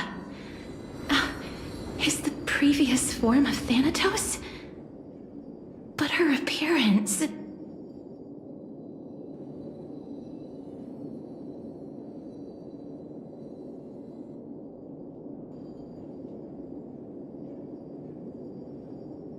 If this is true, as long as we can find out where she went, we'll naturally be able to figure out the location of the Death Titan. But before that, we first need to witness what ultimately happened to Lord Anaias.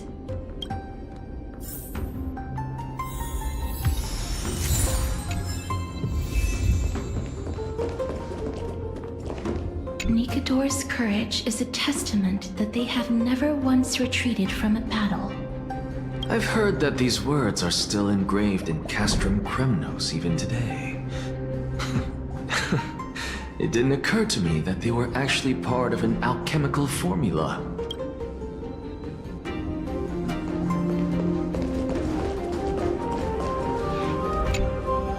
Honor, courage, tenacity, sacrifice. And finally,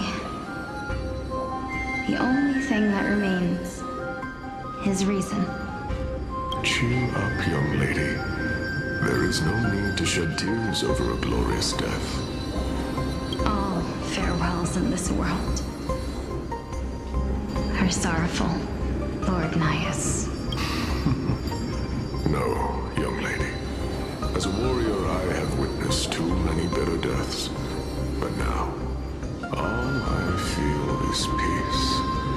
I did not know until this moment that mortals could live their lives in such a way. Although only a sliver of your soul remains, you remain so optimistic. Or maybe the truth is that you aren't able to feel sorrow anymore. To be honest, I don't know either. But I am certain of one thing. This is not an acceptance of death nor apathy toward it. It's not even a feeling of despair. I am just enjoying what remains of my life to the fullest. Enjoying?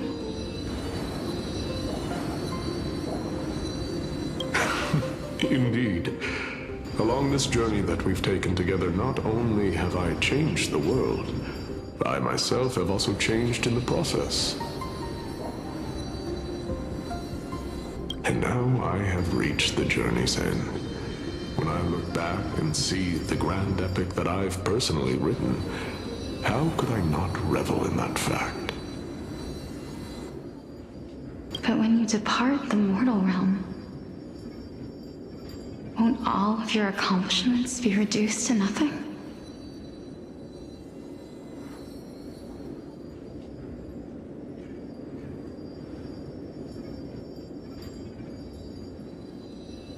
Separation and death are two sides of the same coin. Reconciling this doesn't come easily for a mortal.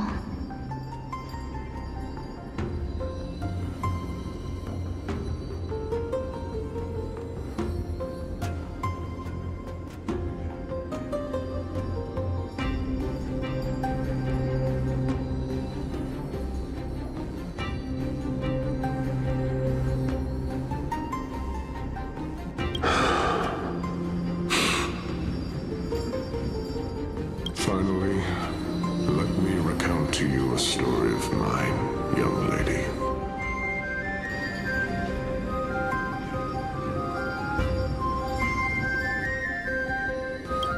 The first time I returned from the battlefield, I felt extremely hollow.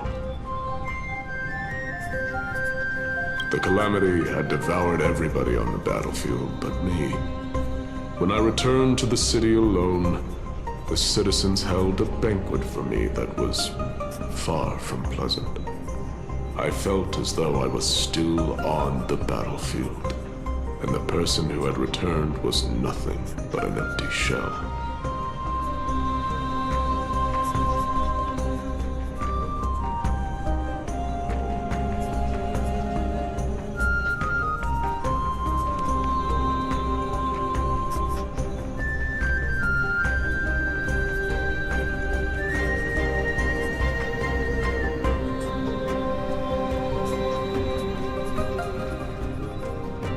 It was late into the night by the time the banquet ended.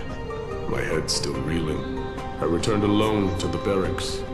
On the way back, I encountered someone.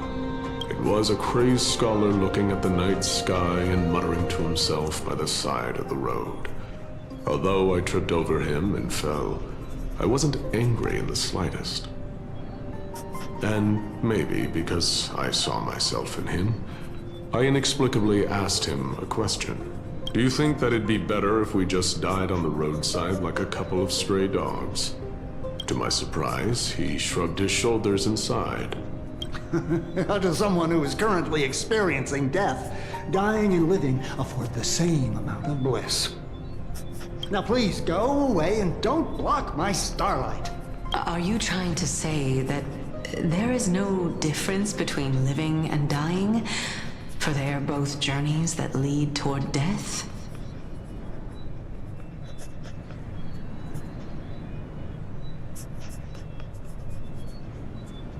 That's exactly what life is, and death is, but a scale to measure how valuable the journey was. Journeys and epics are only glorious and magnificent because all things eventually fade to dust.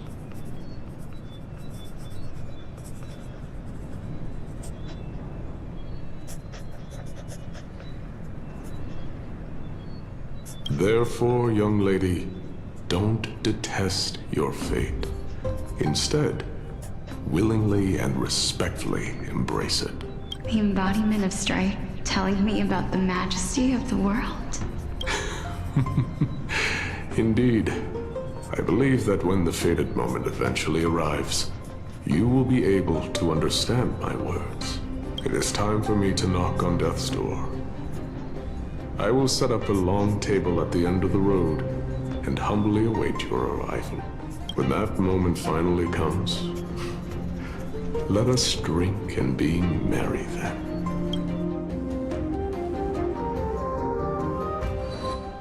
I knew this day would eventually come.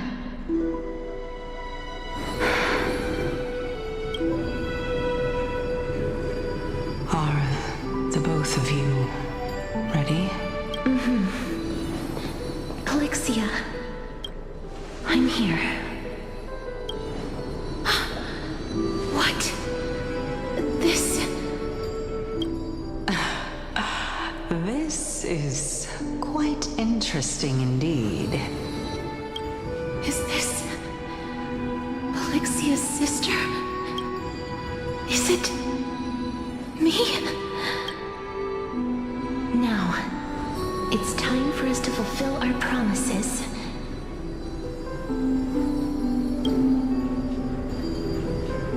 Are you afraid?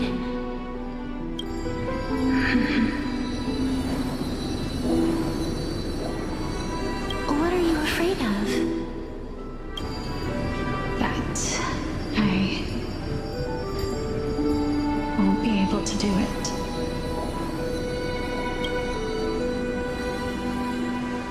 You shall wither, and through that, the dead will sprout again from the remains, and be reborn with the dead flame. As foretold in the prophecy, and according to our vows, once it all ends, we must face our fated moment head-on. Even if it was prophesied, do we have no say in the matter? It's so unfair. Why are we the only ones who are forced into mutual destruction?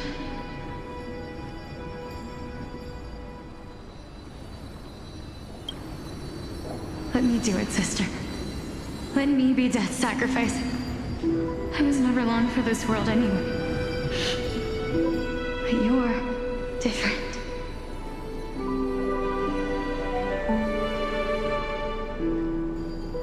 I was the one who wasted your life after all. You're wrong, Polixia. I don't think that my life was wasted. Just the opposite. When I finally arrived at this destination and looked back at the journey I took, I discovered that flowers had long since bloomed along the path I walked. It was you who sowed the seeds for this sea of flowers. One that is more beautiful than the promised land at the end of the world. Besides, I have lived a fulfilling life. Even though I was fated for sacrifice, none of the things that I've experienced will dissipate. Instead, they'll forever live on as memories inside your head. Will they not? How could my memories of you ever compare to the actual you? Well then, tell me, what exactly are we?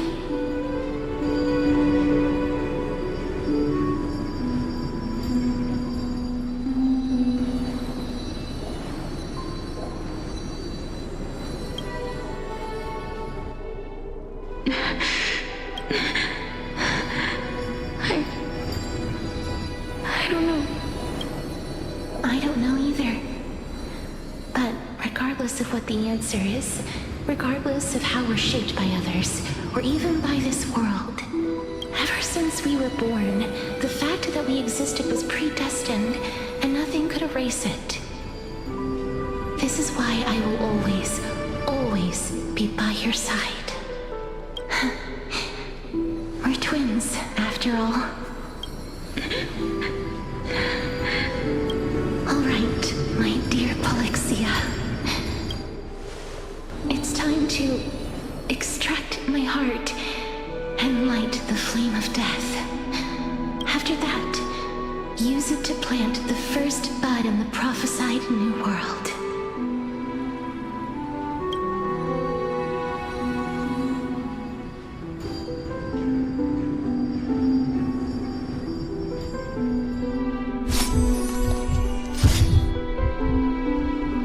If I imparted my knowledge of the art of alchemy to you, would you use it to resurrect someone you loved?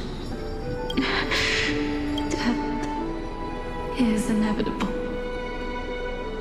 In the days to come, I am certain that someone whom I cherish deeply will leave. If such a mighty power really existed, I think I would use it without hesitation. Even now, my answer remains the same. This is why, sister, I promise you, in the prophesied new world, I shall plant the first bud on your behalf. Go now. Return to the ocean god's treasured pearl, our hometown. I shall open wide the entrance to the nether realm and grant you a second life. The living beings on this earth shall respond to my call and lead you to the sacred daylight. Remember, do not look back on the land of the dead, and do not stop moving. In the new world promised by the prophecy, march toward your new life.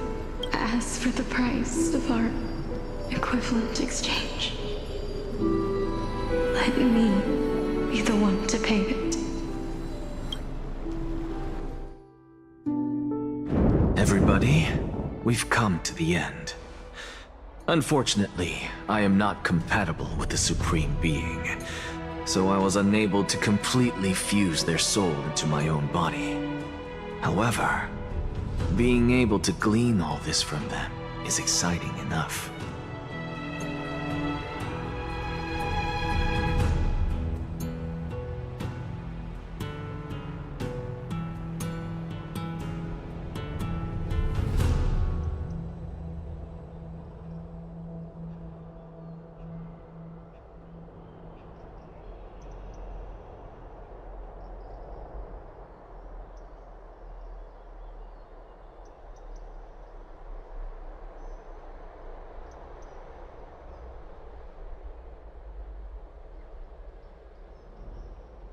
I'm certain of this now. Before the Titans that we are well acquainted with were born, a group of heroes roamed the land. These heroes followed a prophecy and took possession of divine authorities one by one, until they eventually became the pantheon of the New World.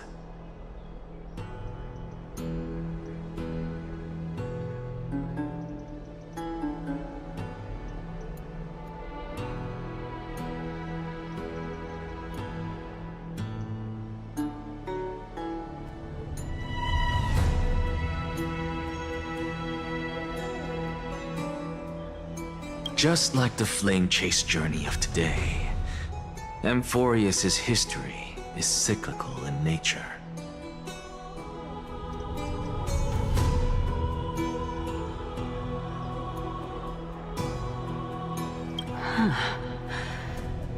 What a startling revelation. This means that the demigods, who bear the core flames, will also become the new Titans at the world's end, thereby shaping a new world? I believe that this is the truth behind the Era Nova, as mentioned in the prophecy.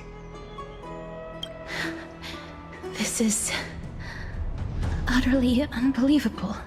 Besides, those twins in the past, even if they really are Thanatos, their whereabouts are still unknown even today. Are their whereabouts truly unknown? Didn't Polixia mention that seaside town, the birthplace of alchemy and the tale of the dragon? In our world, there exists a city which perfectly matches that description. Styxia. But the people there worship Vagusa and bear no relation to Thanatos. I have also never been to that place, as in the time of Idonia, it had long turned into underwater ruins. Take this. This is...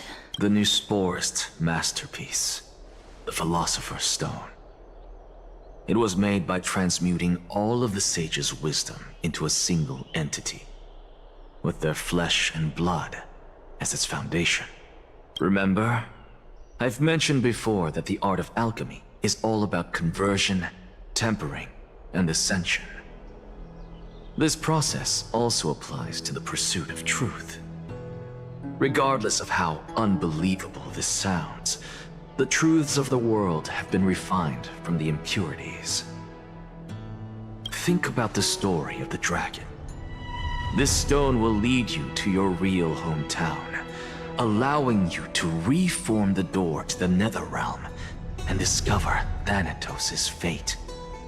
You still look as confident in your victory as ever, but what if your conjecture is wrong?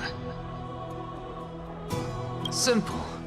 I shall merely admit to the entire world that my experiment was a failure. However, my line of thinking will not fail, because I have already planted the seeds of doubt into the hearts of the masses. Actions speak louder than words, Castoris. With the assembly about to begin, don't forget the promise you've made. I have already searched for so long.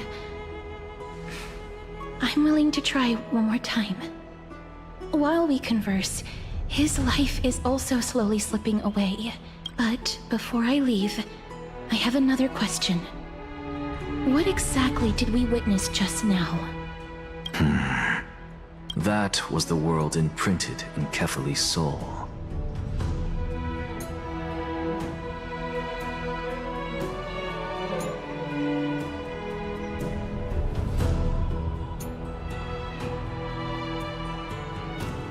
If we are to prove its existence, you must take the final step.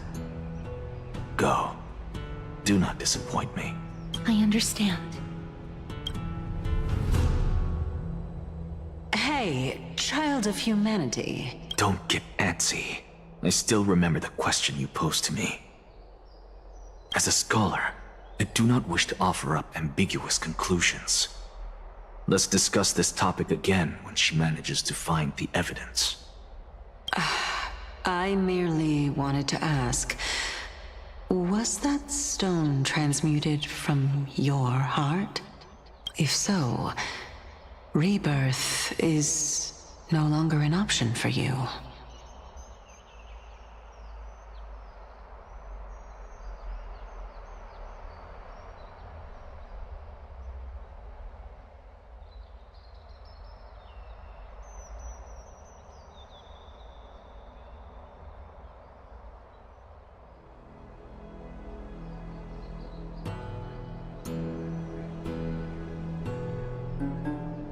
Why not?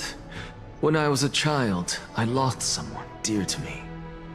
When I was a teenager, I lost my faith. A while back, although you saved my life, I also lost my soul in the process. Now I'm merely forsaking my body. What's the big deal?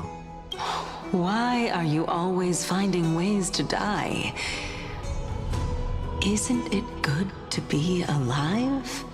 This is but a necessary sacrifice on my path to transform into the purest of them all. Can someone who's dead even claim to be the purest of them all? Furthermore, if your hypothesis is proven correct, does it not just confirm that the myths are true, and thereby invalidate all your theories? No, it's just the opposite. If my hypothesis is correct, it means that I can actually ascend to godhood and reshape this absurd world that you all have created.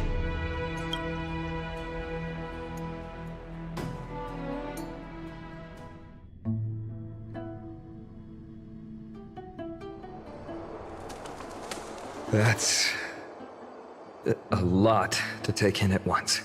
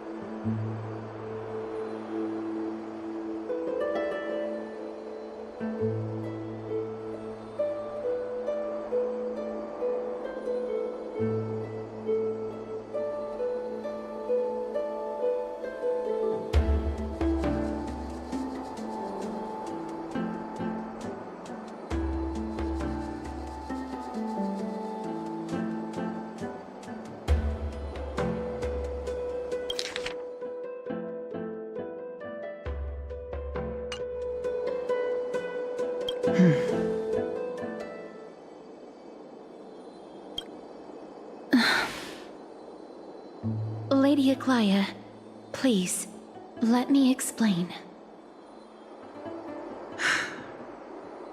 Go on.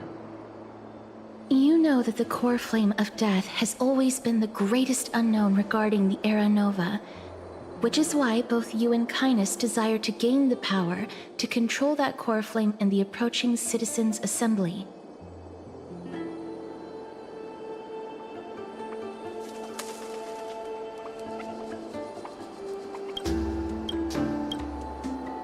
Professor Anaxa has come to a consensus with Kindness. They want to suspend the trial once Thanatos' core flame is reclaimed, hoping thus to eradicate death from this world.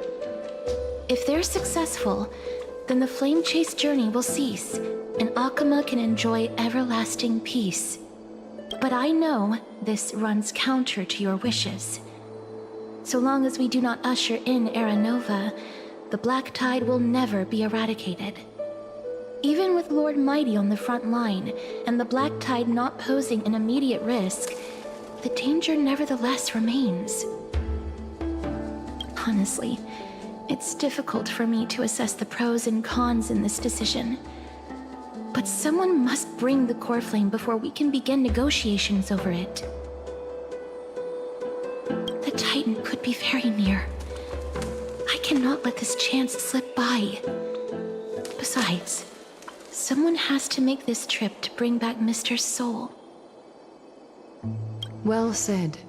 You already had every reason to seek an audience with Thanatos. It's that great performer who has weaponized your wishes and placed us in this difficult situation. A world without death. Do you desire that too?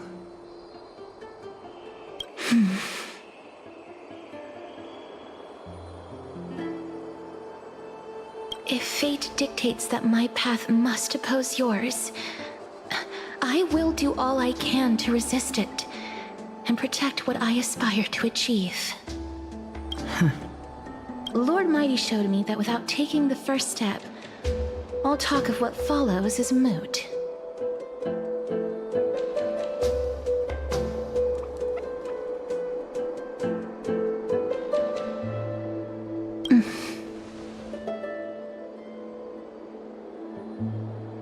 I have always hoped to hear you speak your mind, Cass. And I am glad to have heard your true thoughts. Styxia. I visited that place in the past. Though it is now an island surrounded by the river of Soul's torrents, it's not hard to see its former splendor. Go. I will not stand in your way. As for you, you are someone who has cheated death. I believe you have more than enough reason to make the trip with Castris and meet the god of death himself. Castris, I too look forward to your journey. I wonder what kinds of new interpretations your completed story will bring to the Flame Chase journey. Thank you, Lady Aglaya. I hate to put a damper on this heartwarming moment, but if Styxia is now an island surrounded by the river of Soul's torrents, then how do we find a way in?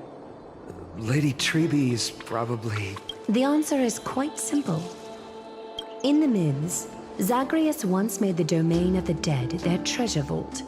That is to say, they could enter and leave the Nether Realm as they pleased. And if they could do that, then it follows that the demigod who inherited their divinity must be capable of the same. I'll see you at Memorial Palace at Action Hour tomorrow. Cypher shall be your guide to finding that ancient city.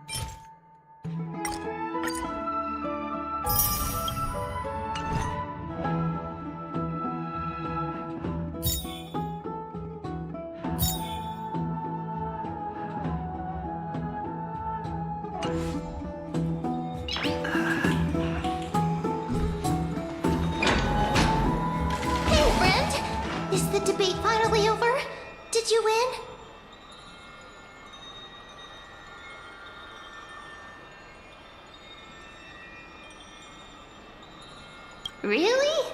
But the look on your face says otherwise. Well, moving on. I was hard at work even while you were at the debate. I borrowed a mountain of books from Cass to see if I could find a way to solve your problem. Let's see.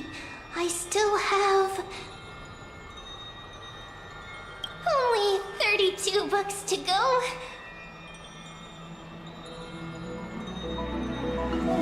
Really? Oh, that's fantastic news. I knew it. Hard work always pays off. Especially if you're as diligent as Ma'am.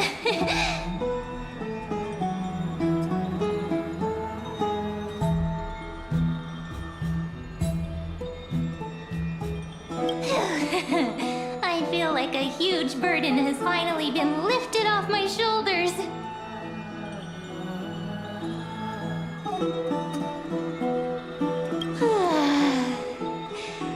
Why are my eyelids so heavy all of a sudden?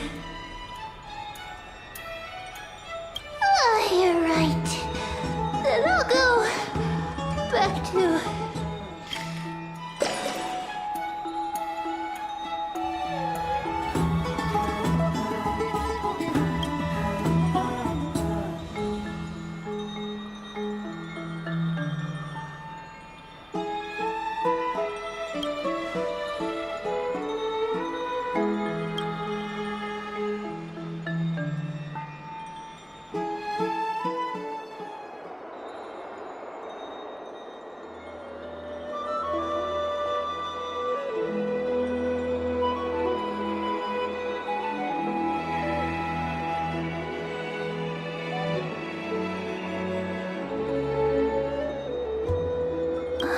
Cass? What a surprise. Lady Treby. Is something troubling you?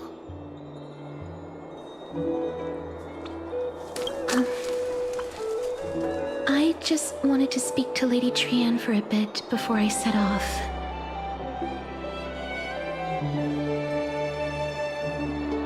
No matter how breathtakingly beautiful Styxia once was, the place is now the domain of the departed. There is no telling what we'll encounter there. I don't want to have any regrets.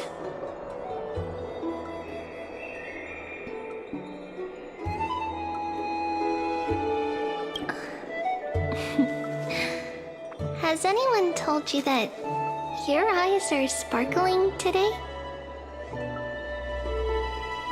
Is that a figure of speech?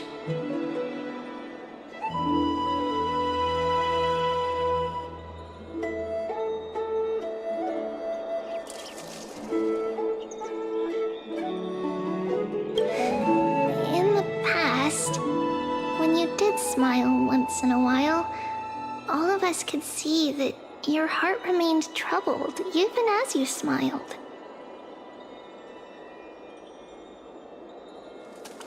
Lady Treby, you know perfectly well that see you tomorrow is nothing but a white lie.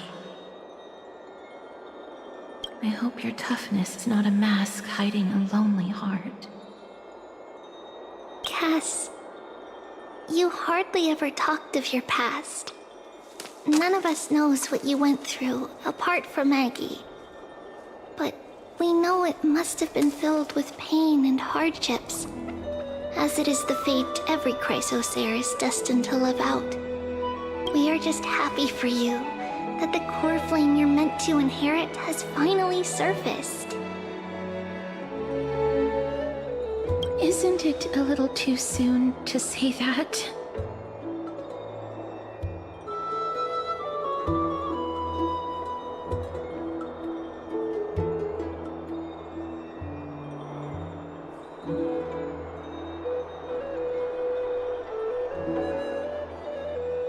But you already know where tomorrow is, don't you?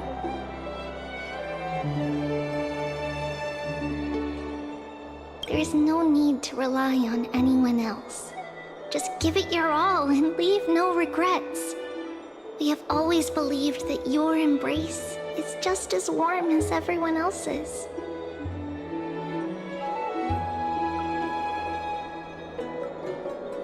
Because we embrace others to comfort them.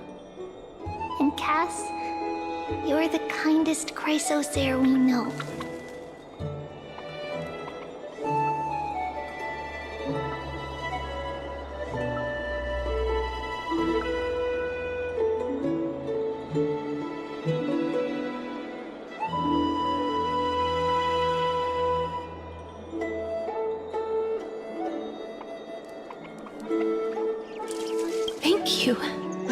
creepy.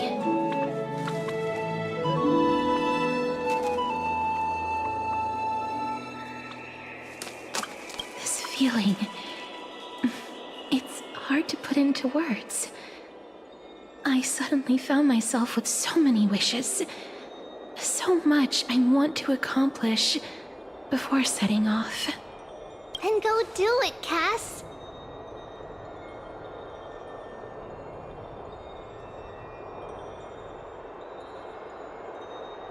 Trian was actually working on a surprise gift for you. It's a pity she didn't get to finish it. But now Trinan and I are working on it, and we'll make sure to give it to you.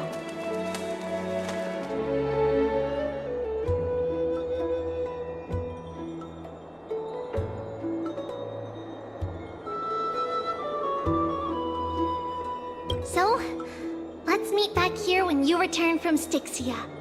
Safe travels. See you tomorrow!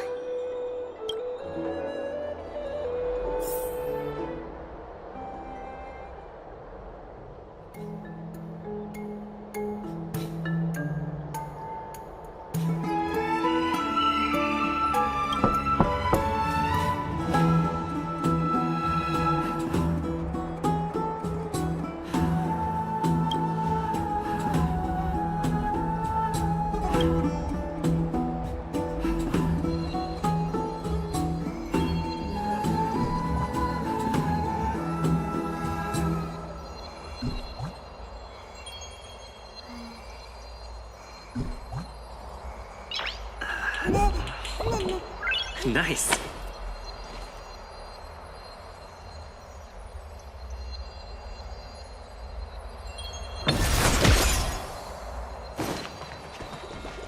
It's me.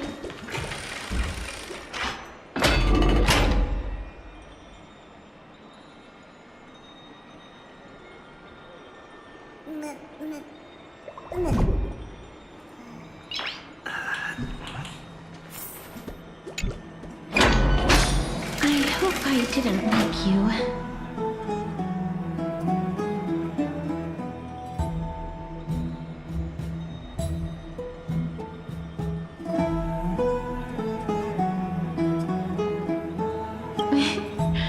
I'm glad to see you're as full of life as ever.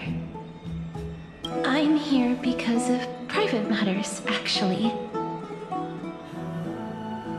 If it isn't too much to ask, I'd really like it if you could come along with me to retrieve something.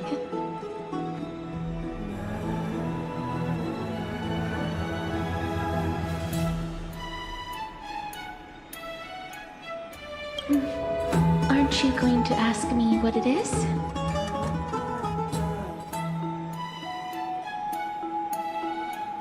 It isn't a long way from here. Shall we?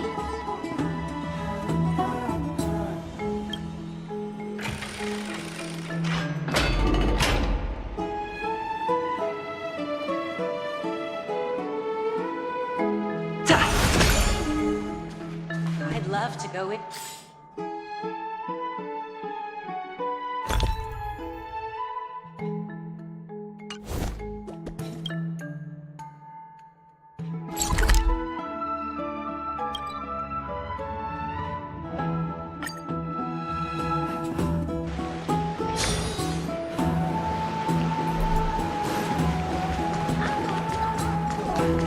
Back to the Grand Bath.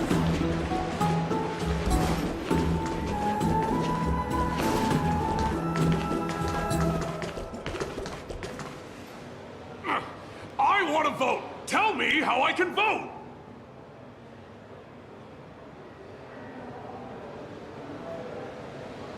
Take your ceramic shard engraved with the Kethali rune, select the Council of Elders in your heart, and pray silently until the shard registers your choice.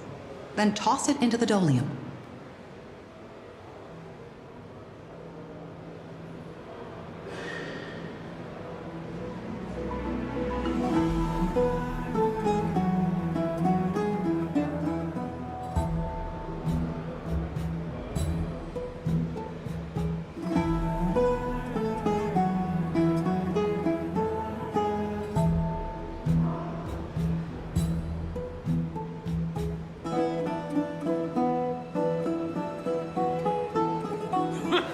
Council of Elders, more like the Council of Buffoons.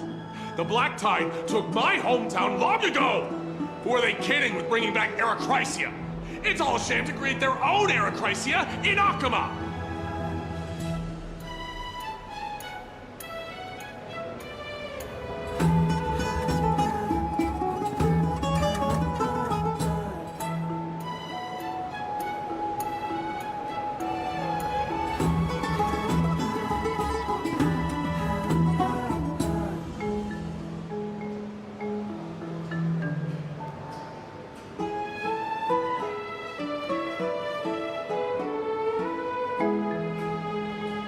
The Titans are just.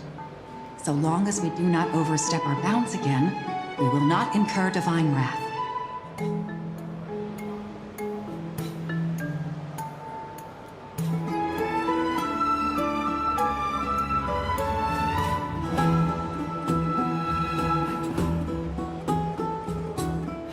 Oh, please.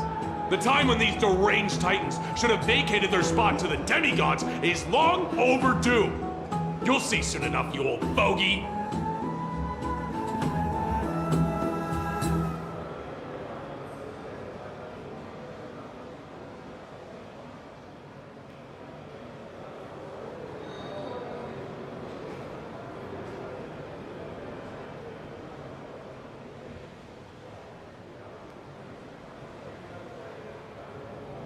And I pray that Talantans smack some sense into you with their scales.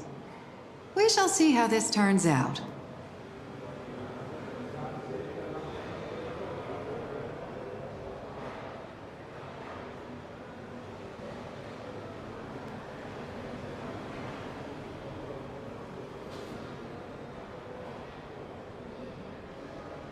That was quite a spectacle.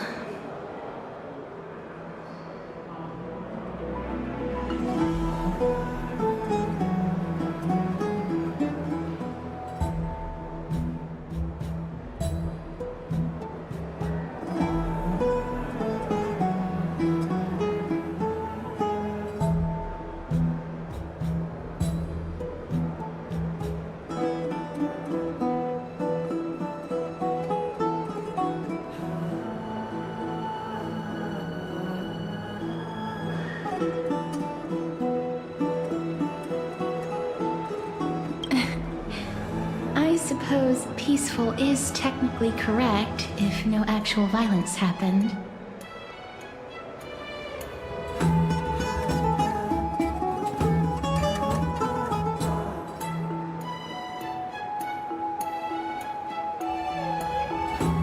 To this day, I still find it almost unreal that Akama is the only place illuminated by light amidst the crumbling ruins of Amphorius. And its people are even holding votes to reconcile differing opinions.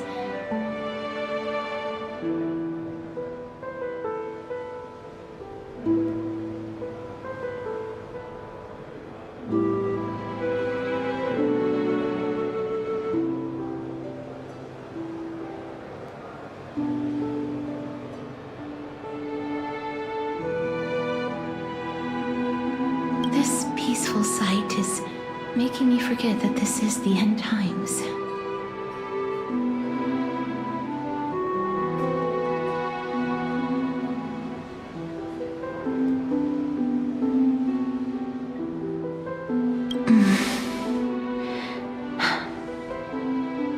Before coming here, I had lived for many years in Idonia, a city of rime and frost. The people there were devotees of Thanatos, and were well known for their unique burial rites and traditions.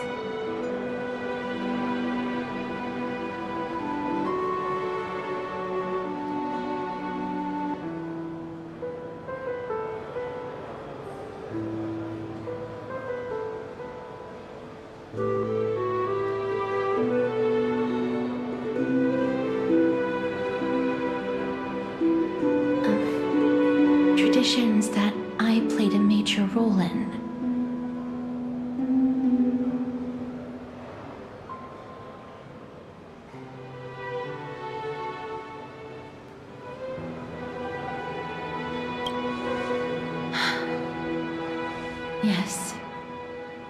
You now know me as the Mortician of Akama. But back in those days, I was Idonia's Maiden of War.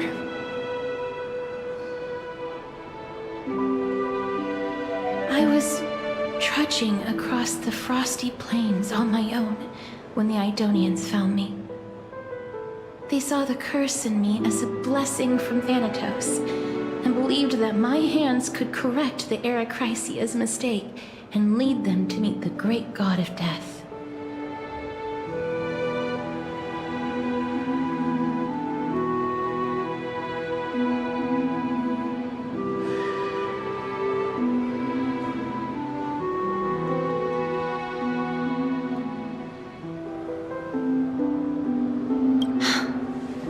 They provided me shelter, but in return,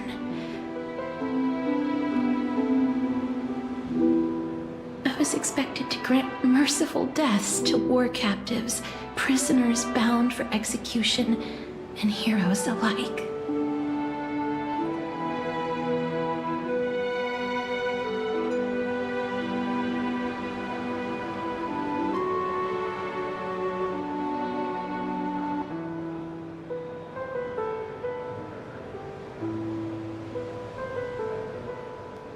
Is that how you see it too? But no matter how kind or cruel the means, nothing can change the essence of death.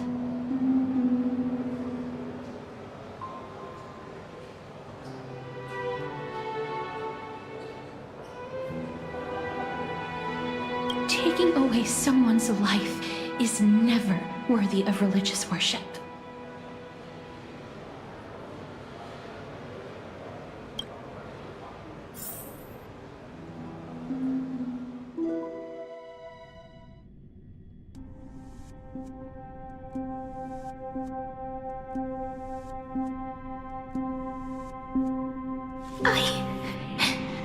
I can't do it. Their voices, they pierce my ears. The pleading, the thanks.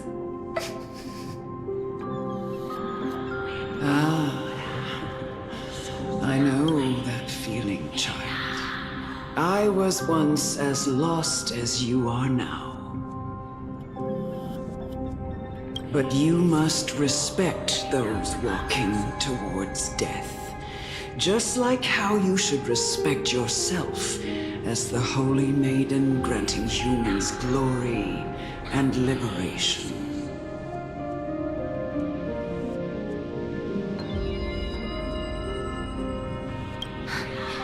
What you're asking me to do is no better than the task of an executioner, and yet you want me to respect myself.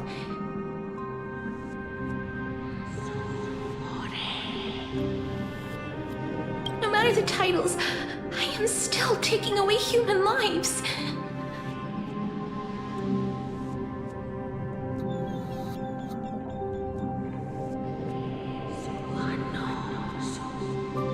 This won't be the first time that Edonia's fanatical nether warriors have faced death. On the contrary, recruits new to the battlefield often run away from their first fight. Death is the mightiest and gravest power in this world. The fact that you can wield it means you are deserving of respect.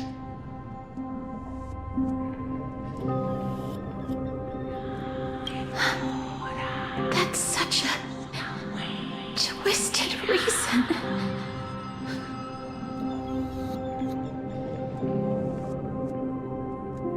Then let me tell you a story.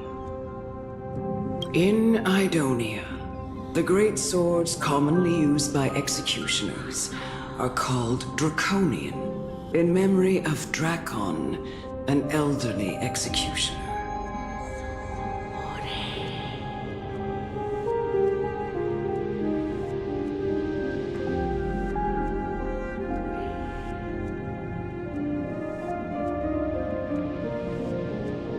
The sword has 3 air holes along its body.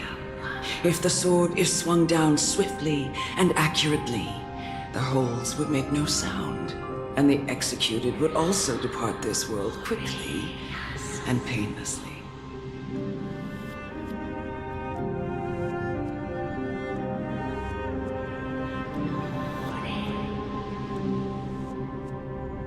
But should the executioner have any hesitation, the holes would produce a piercing whistle. On that cue, the screams of the executed are sure to follow.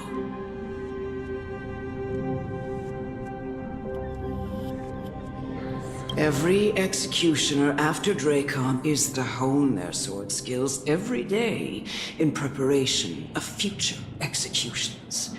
Every swing of their blade must be more resolute than the last, for failing to do so will bring pain. Pain for the dying, as well as pain for themselves. No. I can never get used to this.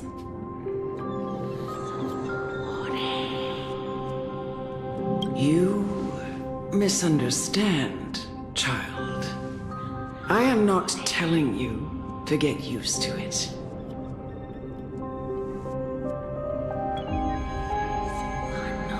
I'm asking you to consider the source of the dead's suffering and use that knowledge to fortify your future touches with more and more determination.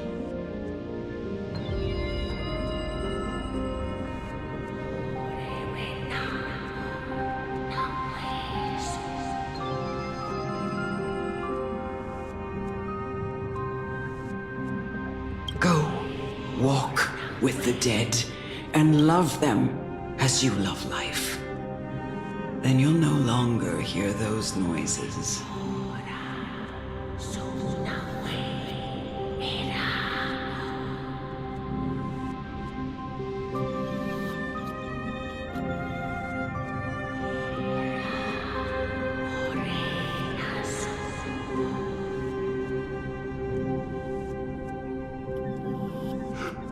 Please, don't kill me.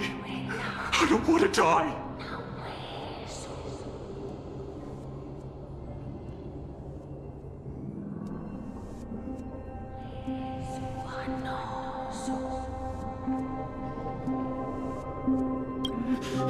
No!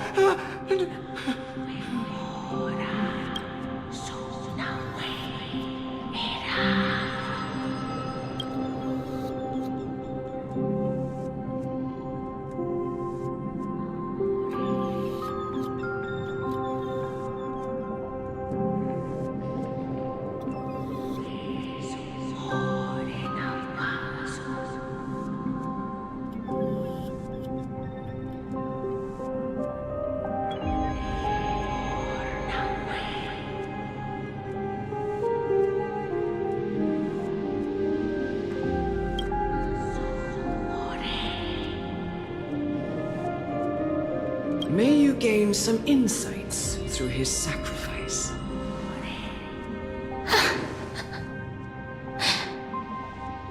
Is this all? No. Come with me. This is just the beginning of your life as the Maiden of War. You executioner!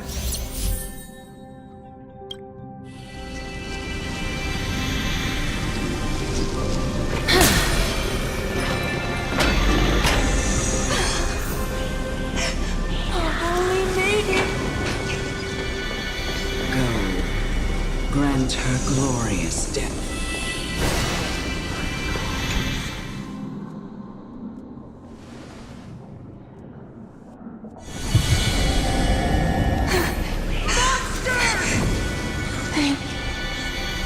Do it then, executioner.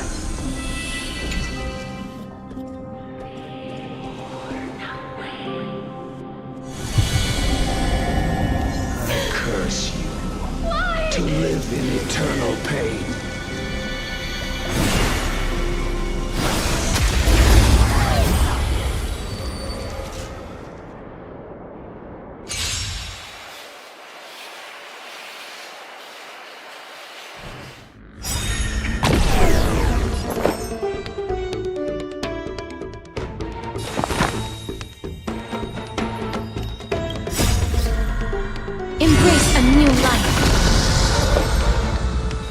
Existence is limited. Return to dust!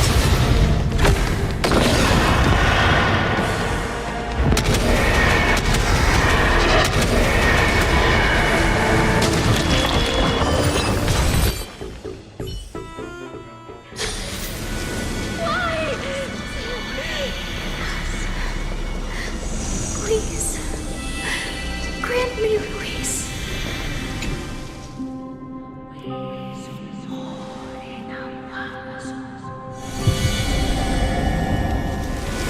When will this ever end?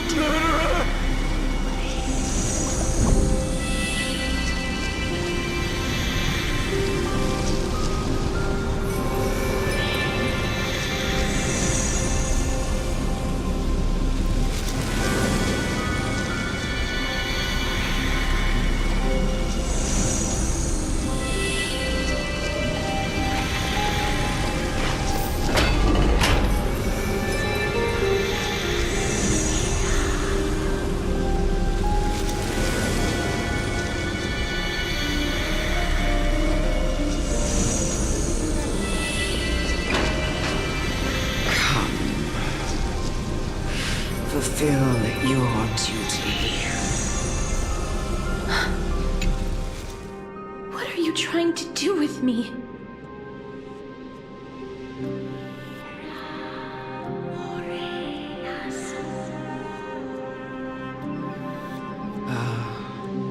I have aged. The time has come for me to heed the summons of Thanatos and journey to their domain.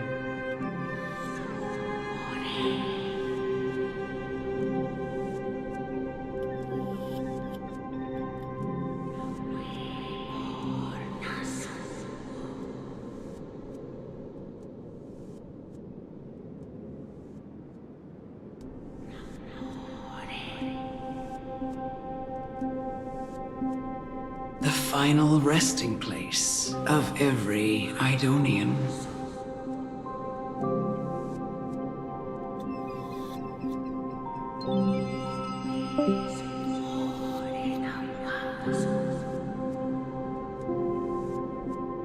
You're not that old yet. You still have many, many years ahead of you.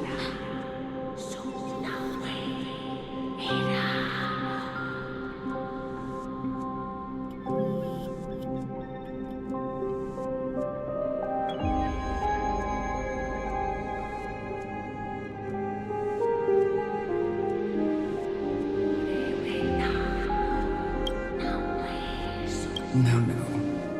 I'm already dead. For I have come to fear my declining health and impending death.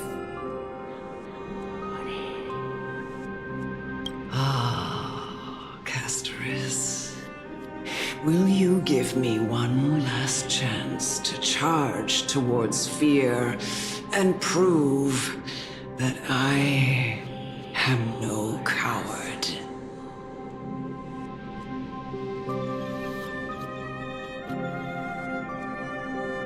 I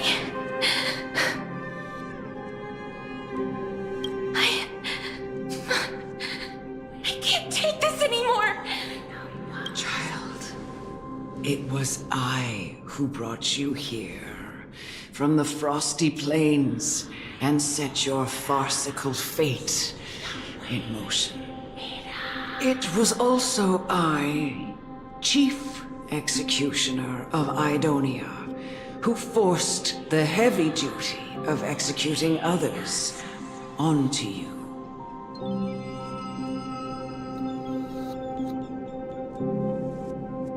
I've always known that you have doubts and even anger about my faith and about... I never had a choice.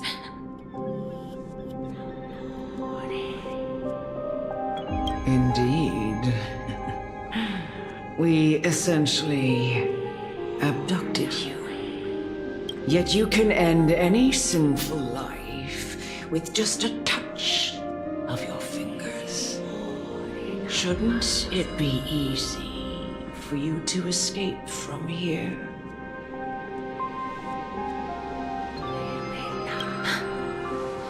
I'll never do that. It doesn't matter how lightly the Idonians take death, or how readily they accept it. I simply can't do it.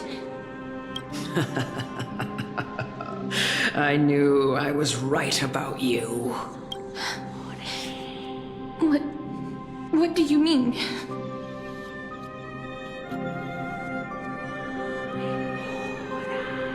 I've taught you and cared for you as my own daughter all this time because of this blessing that's been with you since your birth. I know no one else in the world would understand the weight of life and death more than you do. In the eyes of an Idonian, death is the end of all life. A destination we will all eventually reach. Humans should not resist it, but learn how to face it. You can only live your life to the fullest after understanding this principle.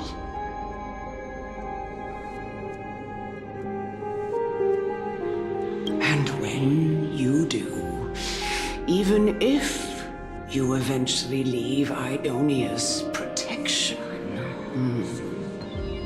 even if you must carry the curse forever, you can live with your head held high, like everyone else.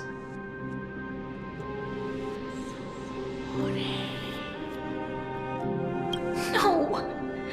How can I? Come now. It's time. I've already taught you all that I know. Show me that you are a fitting holy maiden, or at least that you possess the resolve to become one.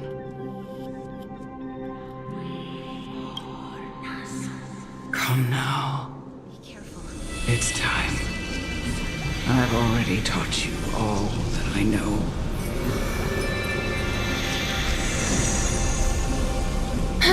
Show me that you are a fitting holy maiden, or at least that you possess the resolve.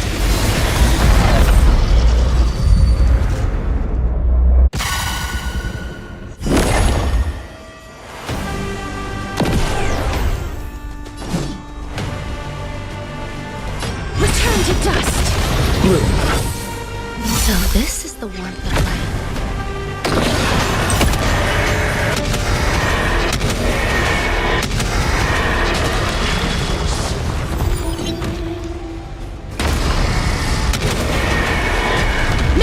Protect us! I underestimated you. Receive divinity. Repay. Some value, I Eternal suppose. sleep is not the end. The dead return! Eternal. Every petal in life's garden, all will be swept away by the wind. As you wish.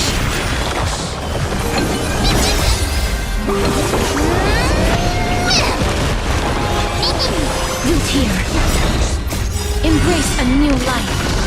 Darkness with me.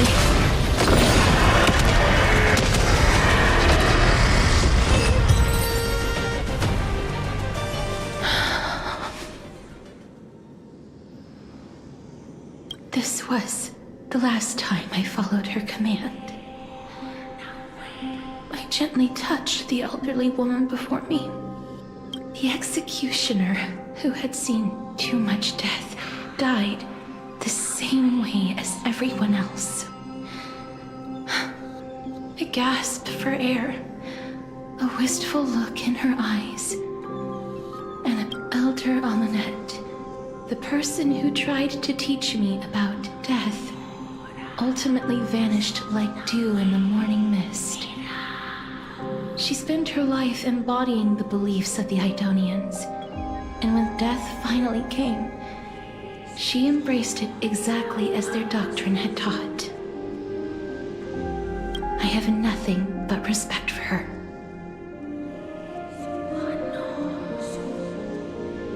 I erected a cenotaph in her honor in the marshes outside Idonia's city walls with the others I had laid to rest.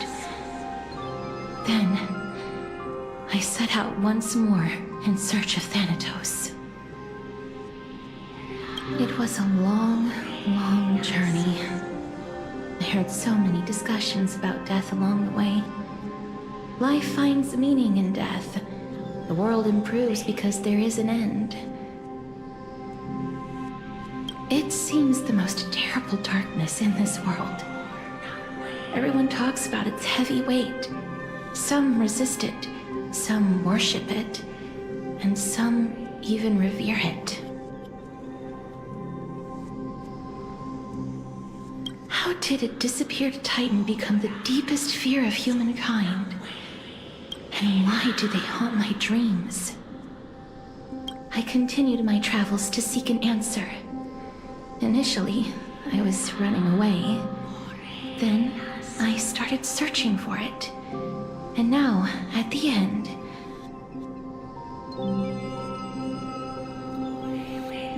I just want to know if my touch, if my embrace, can do more than taking things away. Can I make anything? Can I leave anything behind?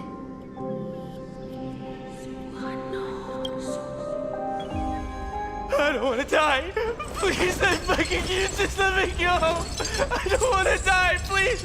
I don't want mercy like this. Just let me go. I need it. I don't...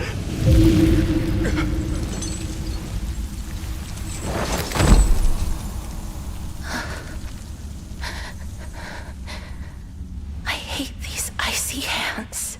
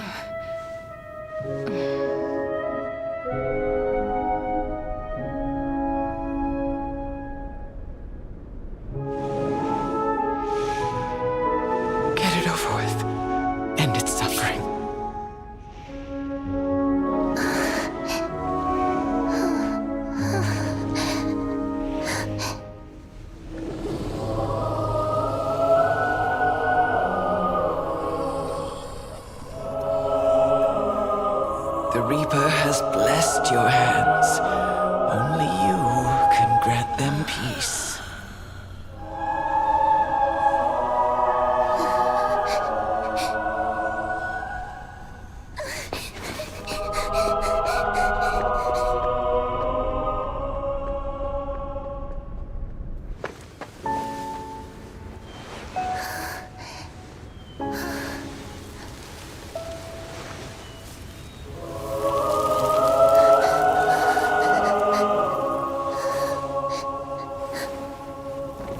Embrace death. Walk alongside it.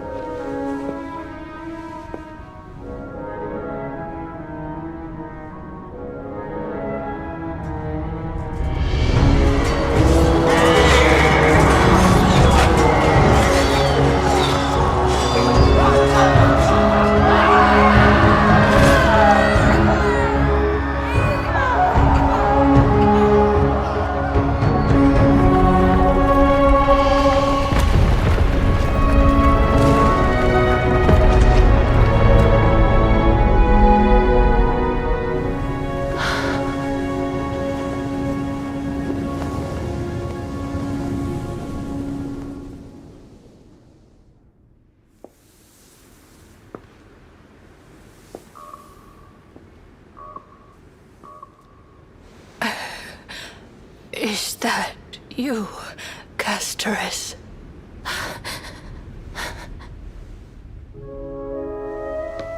All of them have gone, heeding death's summon, crossing into their domain. I must go too. I don't fear it, just I have some regrets. Watching people leave this world again and again, it must be lonely for you. You must want to desperately embrace them before they go. I can't. These hands, they're too cold.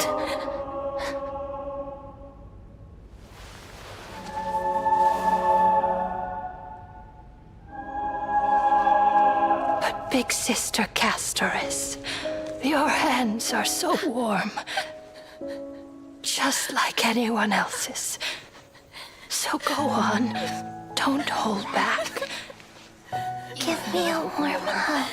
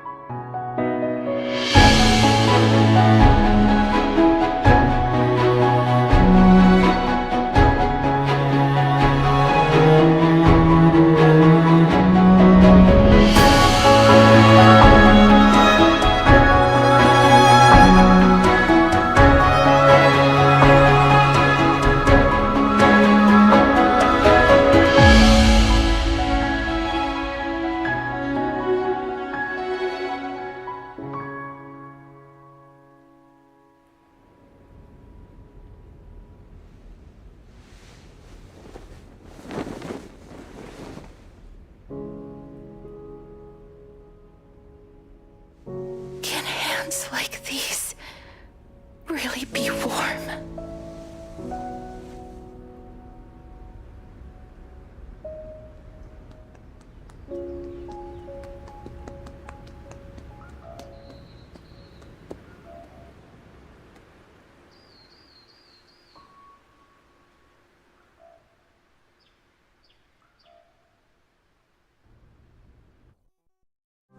On the day that Orynyx's trial ended, you must have had many questions.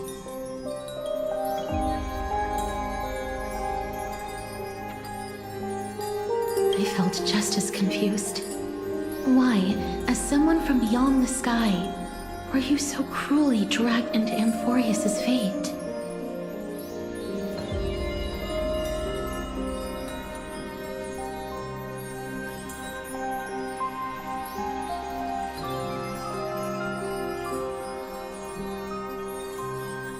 I wished I could take action, but no matter how hard I try, I cannot simply interact with the living as ordinary people do.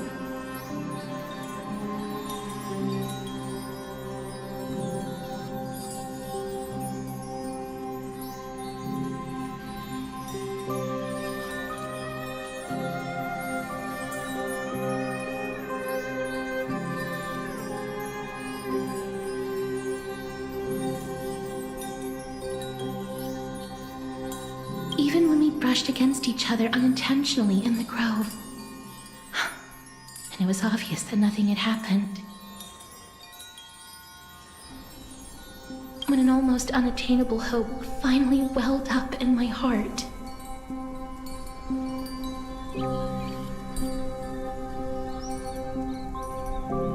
When I thought that perhaps my touch would no longer bring sorrow.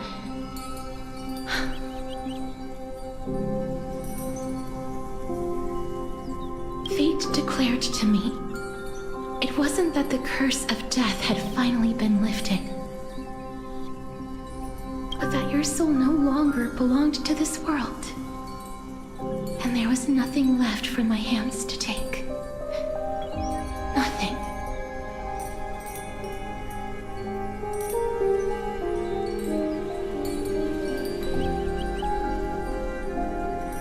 And did I really think this time would be any different? It's not that I don't understand this reality, just that I'm unwilling to accept it.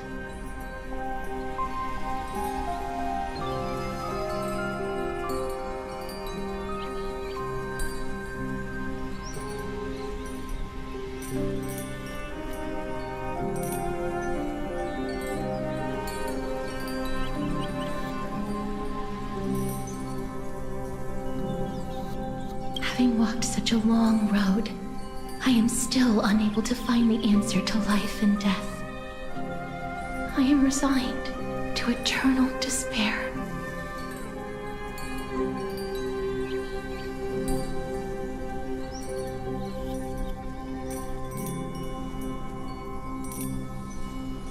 Anything I wish to hold on to, death will inevitably wrest from my grasp. From that moment on, I lacked the courage to confirm it again. Until Ornyx laid bare the cruel truth before us.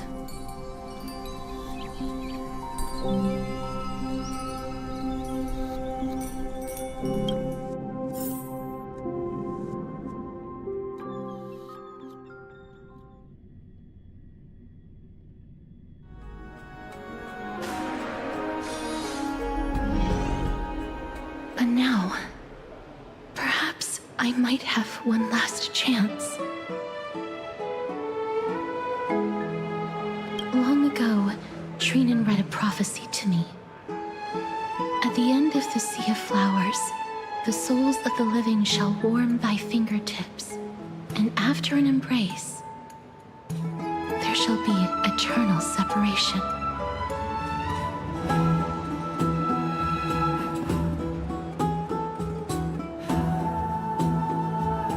I found no surprise in it, for her words sounded not like a foretelling, but a perfect reflection of my past.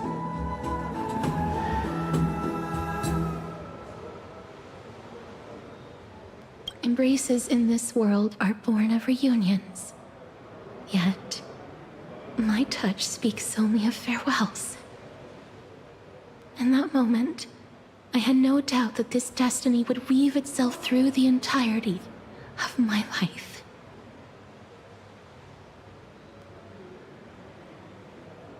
And yet, things have taken a turn for the better.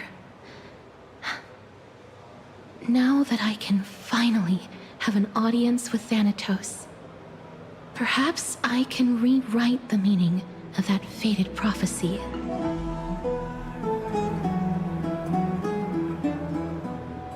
I have no reason not to give it my all. For your sake, and for my own.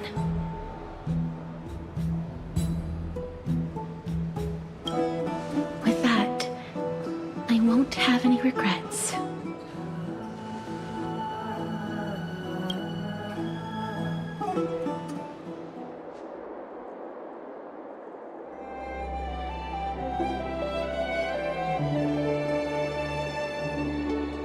Let's put that aside for the moment. We've arrived.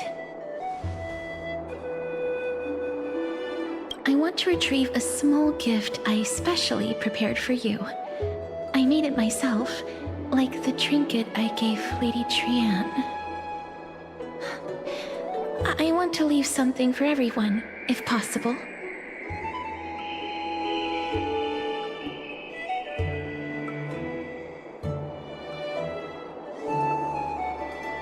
The journey to seek an audience with the Death Titan cannot be an easy one. I want to make full use of every moment I have before we depart, so that I don't have any regrets.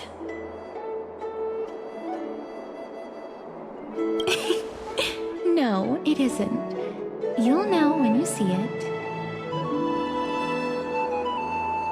Look, it's right there.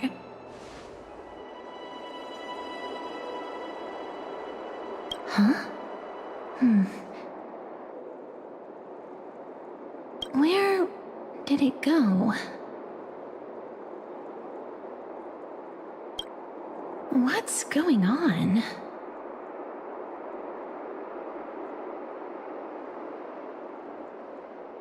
This is the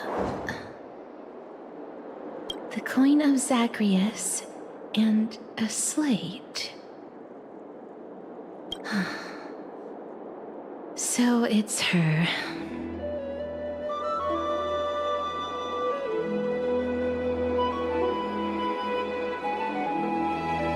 No doubt about it. This is her favorite symbol. It's a Lady Cypher, the demigod of Zagreus whom Lady Aglaia had spoken of. She's a master thief who's left legendary tales all over Amphorius.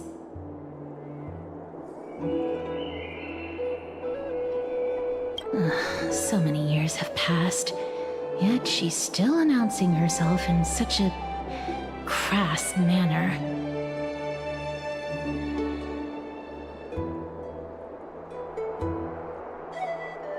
Let's just do as the slate says and look for Lady Cypher.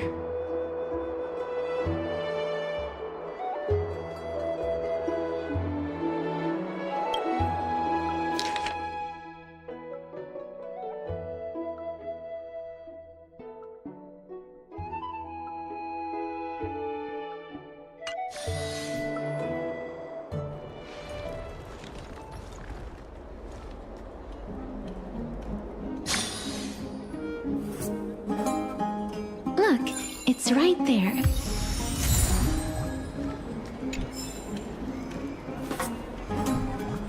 There seems to be a new show at the Backstreet.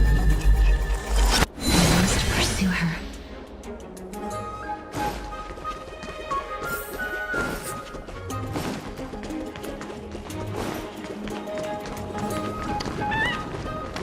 Huh?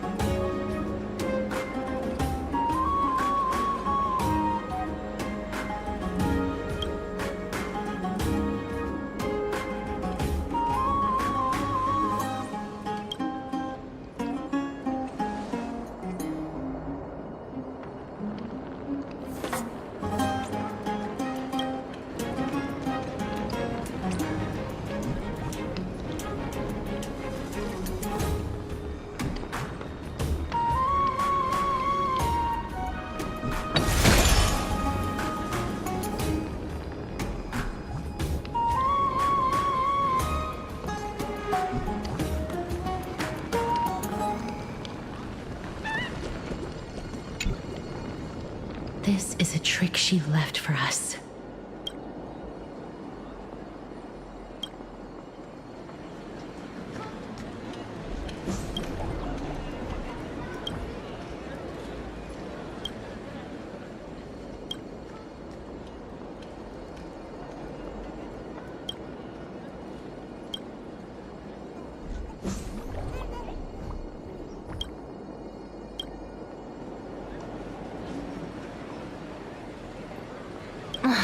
She's incorrigible. Follow me.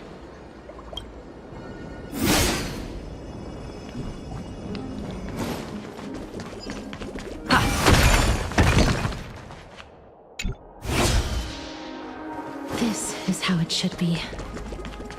We must pursue her.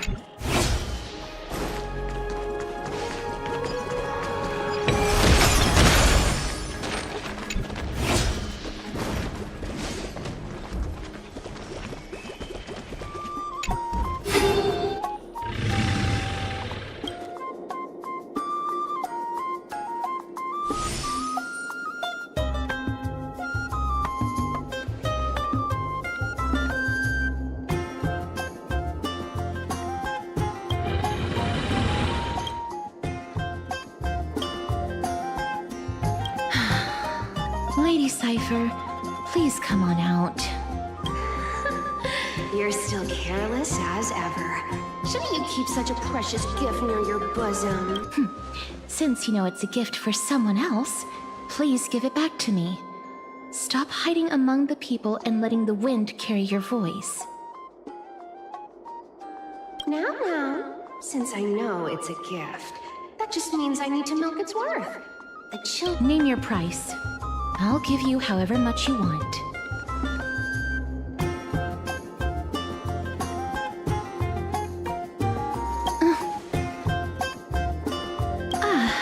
I'm sorry. Bargaining is really not my forte.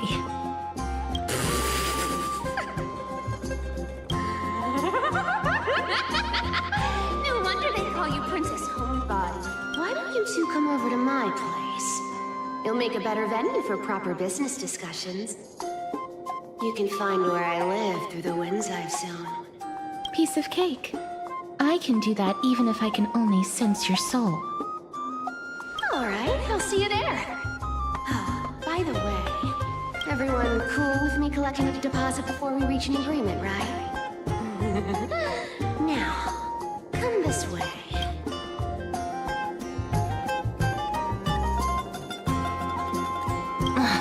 She's incorrigible. Follow me.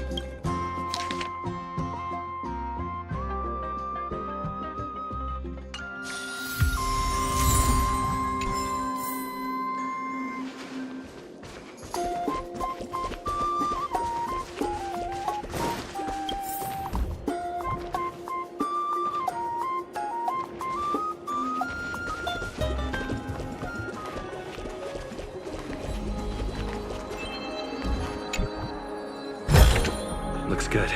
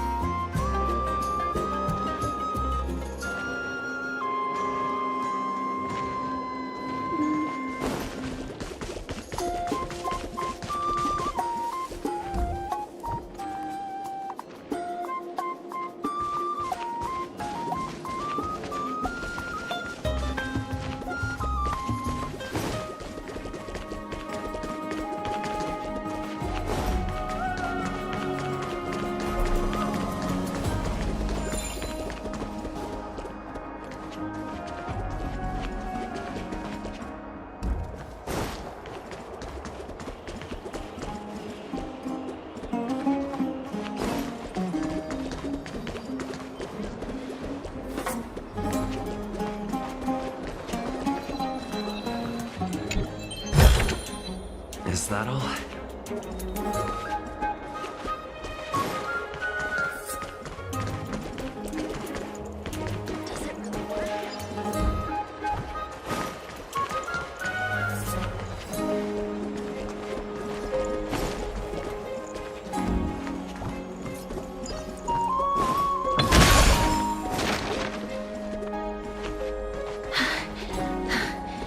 Here we are.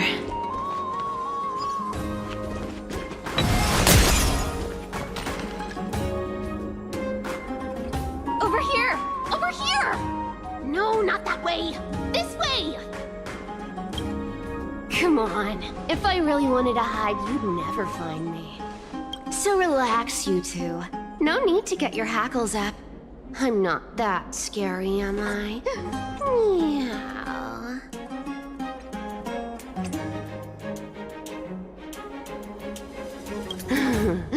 No way. Some people might have been into that a millennium ago, but it's long since gone out of style. Loosen up, buddy. Shall we get down to business? Give me the jewelry piece first, or everything's off the table. Oh, come now. Don't be so upset. Relax. Relax. Look, isn't the view here just great? You can see what everyone is doing and where they're going, and they won't even know you're here. Now that we've broken the ice, let's get to the point. Everything I've said so far has been a joke. I'm inviting you two here for 3 things. 1, the seamstress found me and wants me to take you to Styxia to look for the Death Titan.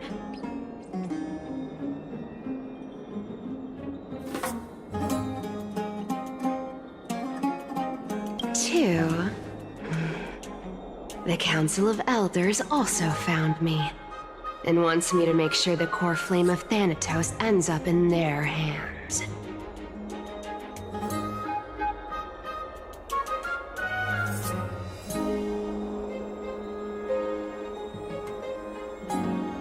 And last but not least,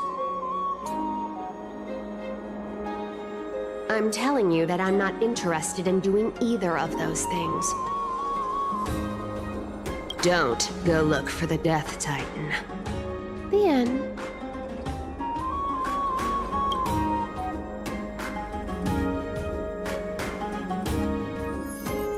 Well, this is some high-quality stuff. And this room is full of it. How much are these worth, Did you get all this through that Aranova gimmick? Some of it is family fortune, while the rest came from my business as a dressmaster. Don't liken the flame chase work to your shady dealings.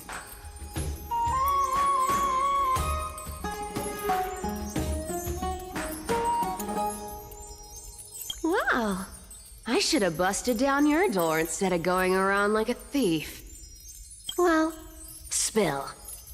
Why are you giving me so much money? Payment for doing work. You're worth this much.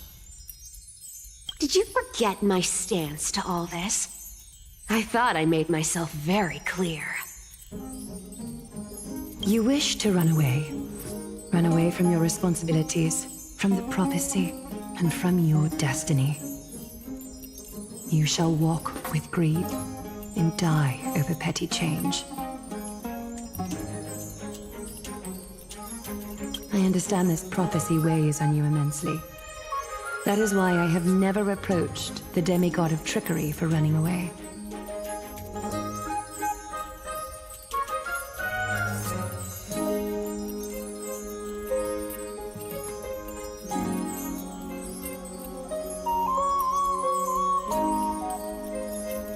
But I need you right now, so don't turn me down.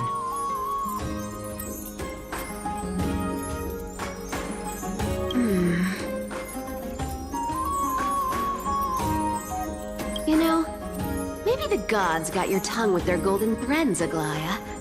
I'm not hearing any sincerity in your words.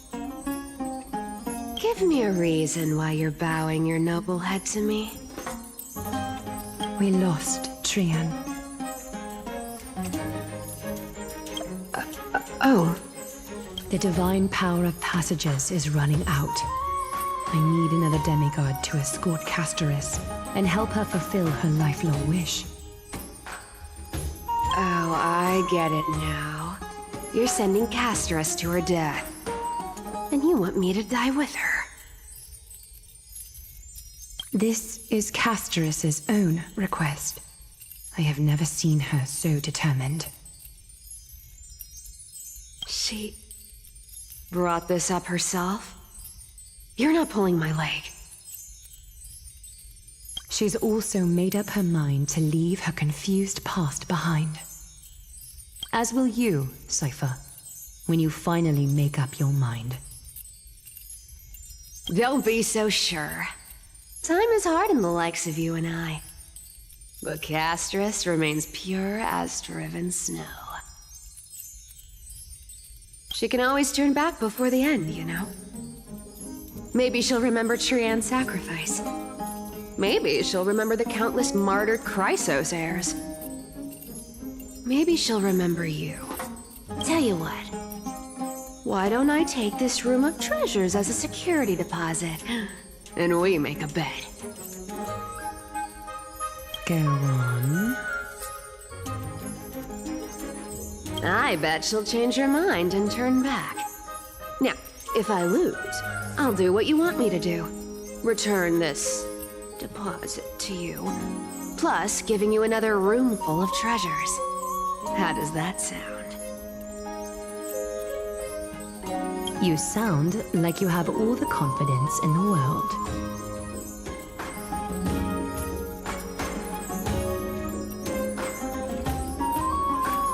In that case, let's make a pact with those conditions. I hope you're prepared to lose it all. In conclusion, I want to win. So I hope you two can give up on going to Styxia. I'll give all the treasures in that room to you. And you can split it between yourselves, however you want. What do you think? Tempting, right?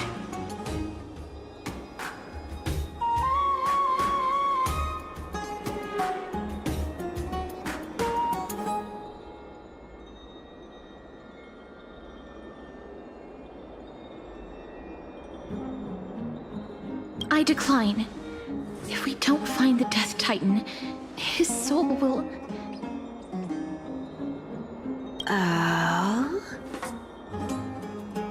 I can't go into the details, but we have to go to Styxia.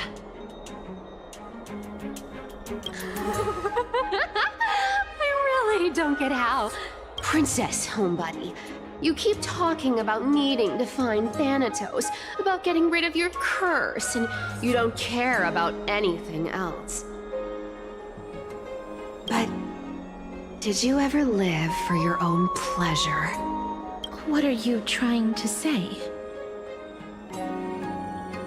I'm saying, contrary to your beliefs, Aglaia didn't take you in just so you can die for her Aranova. The flame chase journey walks hand in hand with sacrifices. Isn't that why you're always running away from Lady Aglaia? Fine. Never mind. We all have our own problems. I ain't gonna say anything anymore. It's not like I was gonna honor that bet anyway. But listen to me. Styxia is no tourist destination. Sure, the treasures buried in there are 10, no, 50 times richer than Aglaia's vault. Yet, I've never been there. And I never plan to. Because even a demigod can't be sure they can walk out of that place alive. And now I'm supposed to escort you to Styxia. Sure. Pay up.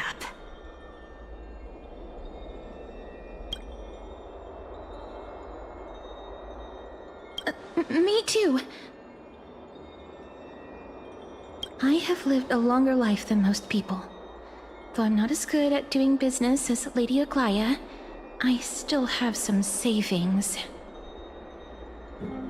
I can give them all to you. Then how are you going to live the rest of your life? Then I'll give you 90. No, 80%.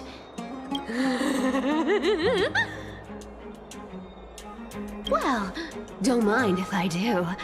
80% of Castrus's savings and a bottle of dew of divine blood.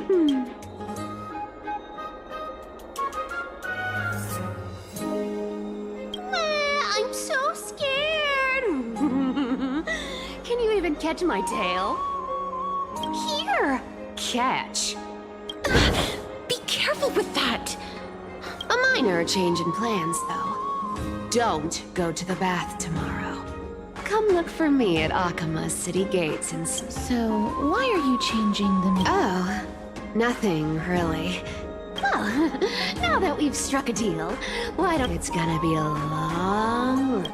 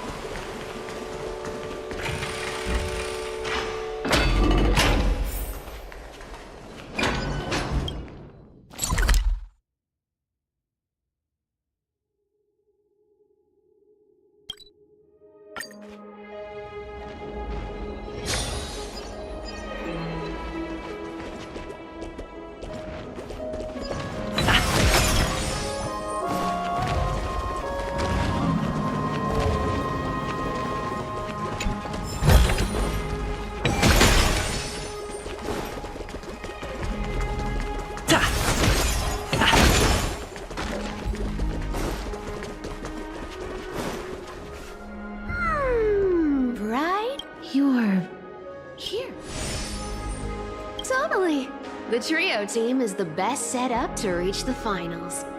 No need, I already told her. She's... You sure know how to put me in a spot, Casteress. Sorry. Aw, I was just teasing. Don't take it to heart.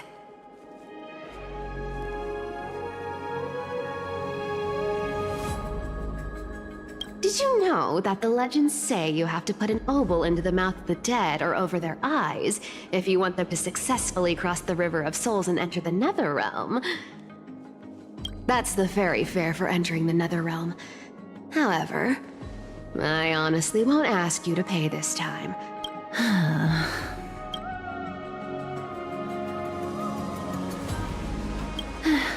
Don't worry. It's not a lot. All right. Pass me the coin. It's... Oh, one last thing before we go. I gotta give you this piece of advice. You can't catch the wind by waiting. You only live once. So make... Get ready. Be steady. Hi, your turn. Don't be nervous. After all, he'll be gone in the blink of an eye.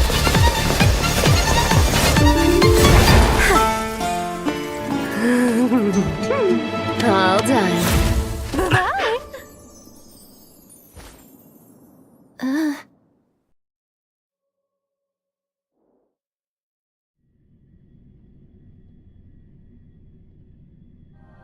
Are you feeling all right?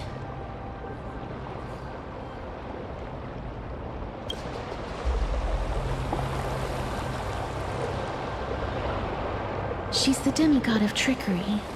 When she flips the coin of whimsy into the air, she gains incredible speed that lets her travel anywhere in an instant. Just like how she clearly had no intention of lingering here for even a second longer. We can only depend on ourselves for the rest of the way. Don't worry. Mem's here to help.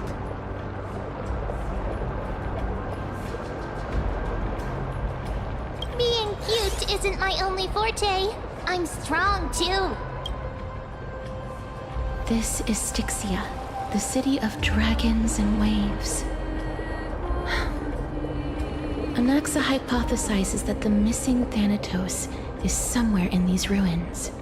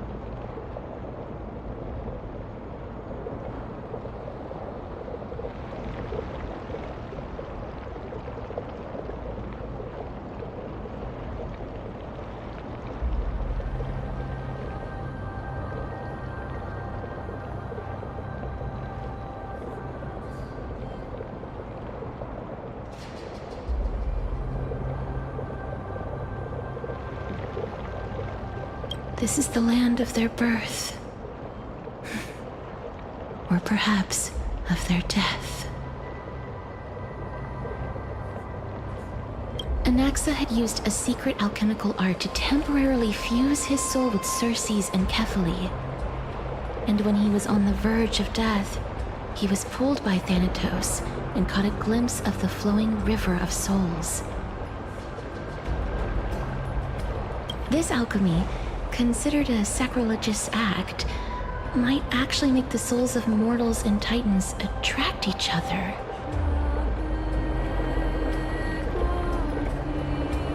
Even though Thanatos has been missing for 1,000 years, and even their followers haven't been able to find them, perhaps that special attraction could summon them here. Oh, so are we going to use that Philosopher's Stone to conjure the Titan?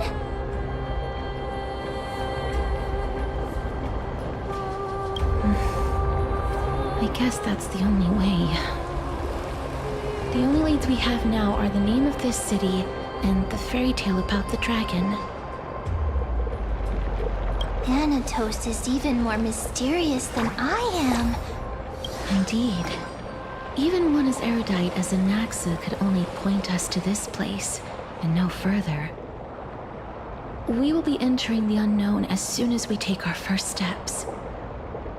But that won't be the first time in my long journeys. I believe that, rather than standing still, taking action is by far the better option. Perhaps fate might take pity on us today and show some compassion.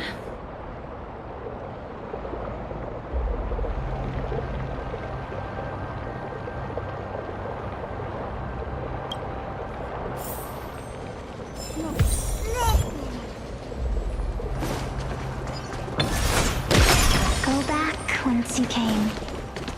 Go back. Ahead.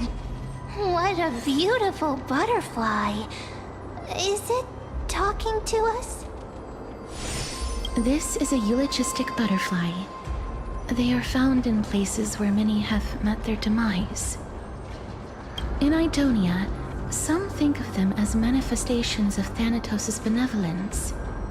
By turning the lingering obsessions of the deceased into these creatures, it is as if the Titan has made life into a specimen. Others think of them as Thanatos' messengers that guide the departed to the nether realm. The second theory sounds more believable. After all, the things they're saying are rather, direct. Perhaps. But the fact that we're able to hear their whispers proves that we're fast approaching the realm of the dead.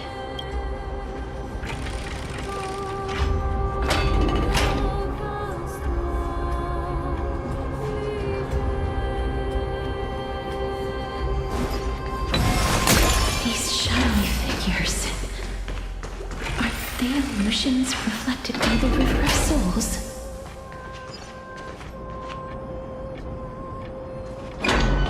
Do you want to buy any fish? Huh? He can see us? Wait. More living people. I'm not selling my fish to living people. You lot are too shameless.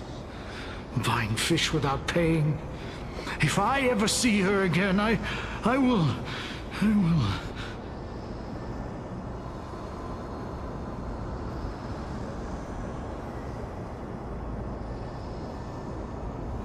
Could it be that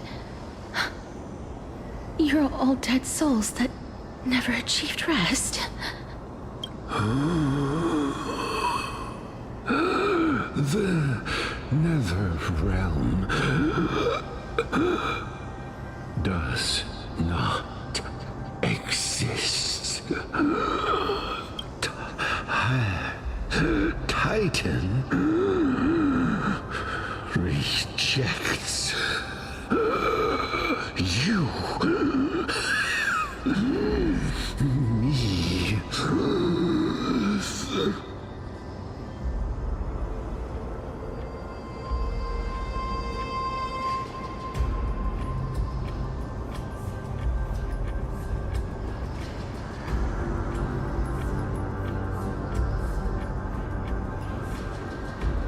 So,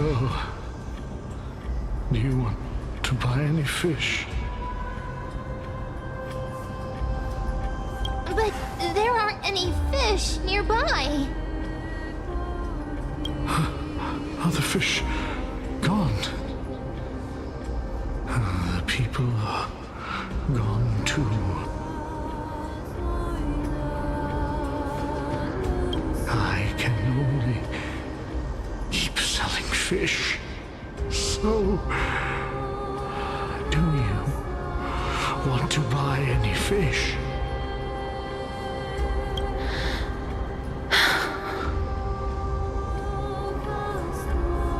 Apologies.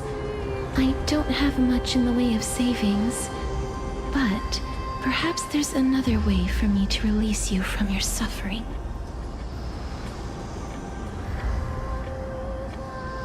Please relax.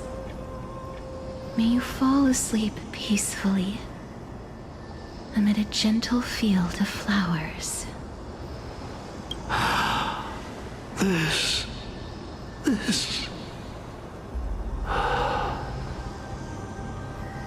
I knew it. These people aren't illusions. They're the souls of the deceased. They're supposed to reach the end of the West Wind by floating down the River of Souls. Yet, they have floundered upon the shoals of the stream, unable to move forward.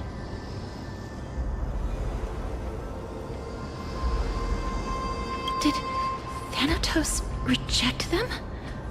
Or perhaps they didn't really die at all?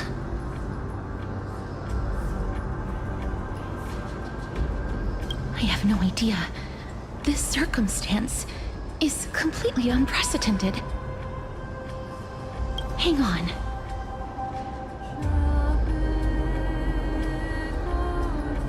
Didn't he say more living people? So that means he's seen other members of the living apart from us? Could it be that these souls are stuck here due to someone's deceit? If something is done out of goodwill, are you really gonna call it deceit?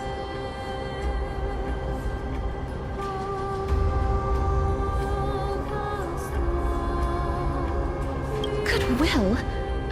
I can't see anything good out of...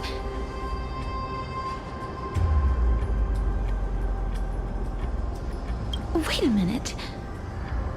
Lady Cypher?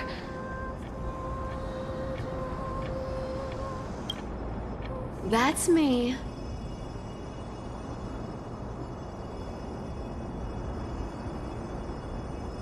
Could it be that you are the living being that those souls met? I couldn't take their behavior anymore. So I stole some things here and made up some lies there.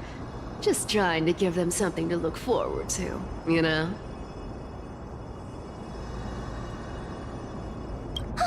It's because of vile living creatures like you that we're being misunderstood by all of them.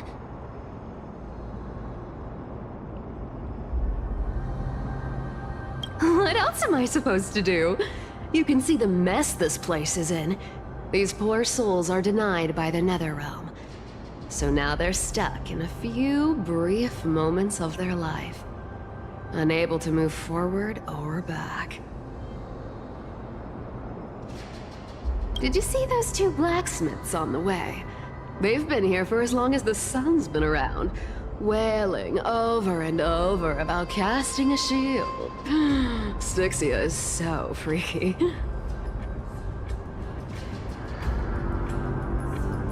Then why have you come back, Lady Cypher? Hey, I'm not here to aid your adventure. I hate water more than anything else in this world. Especially that stinky river of souls. But, I just discovered some stuff before I left. And I reckon you should know about it. It's about that boy who defied death. I found traces of him here. Lord Mighty?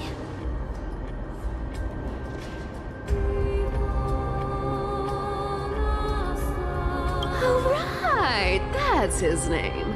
Well, now you know. As for whether that info is actually useful, that's for you lot to figure out.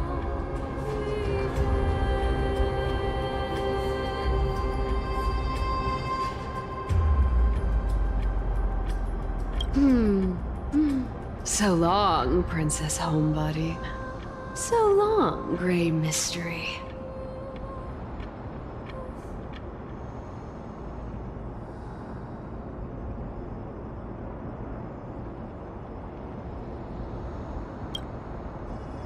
Huh?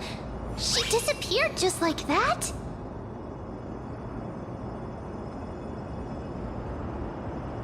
Lady Cypher has always been a free spirit. In any case, she has brought us some valuable information.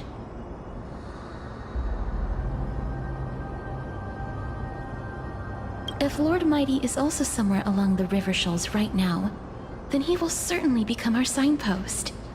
After all, he's different from those wandering souls. He will find his way, even in the realm of the dead.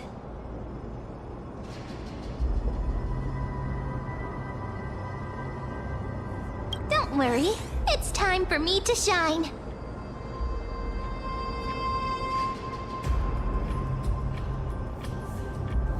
Ornyx's rune of recollection is nearby.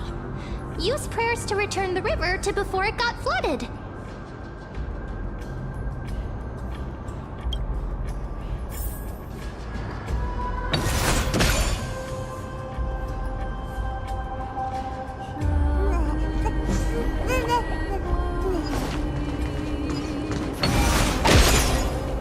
Hey, over here!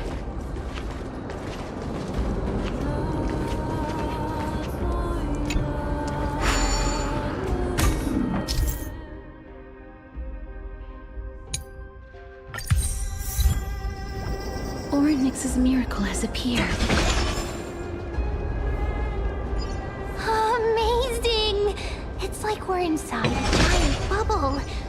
Even the river got parted.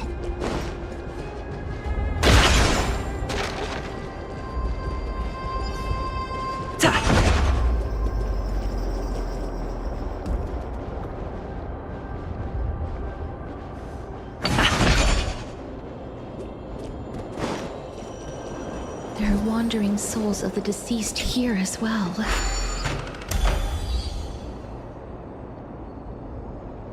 We must first return to the present before we can communicate with them.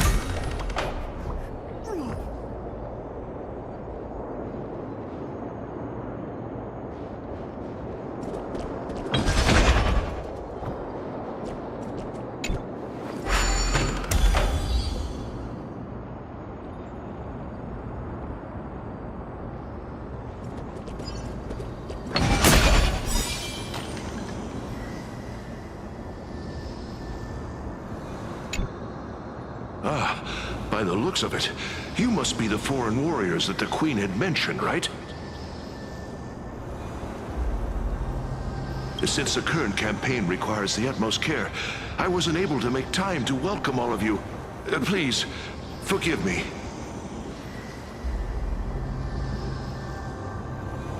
Foreign warriors? A priestess, a warrior, and a divine beast. You look identical to the blessed saviors that the Queen described.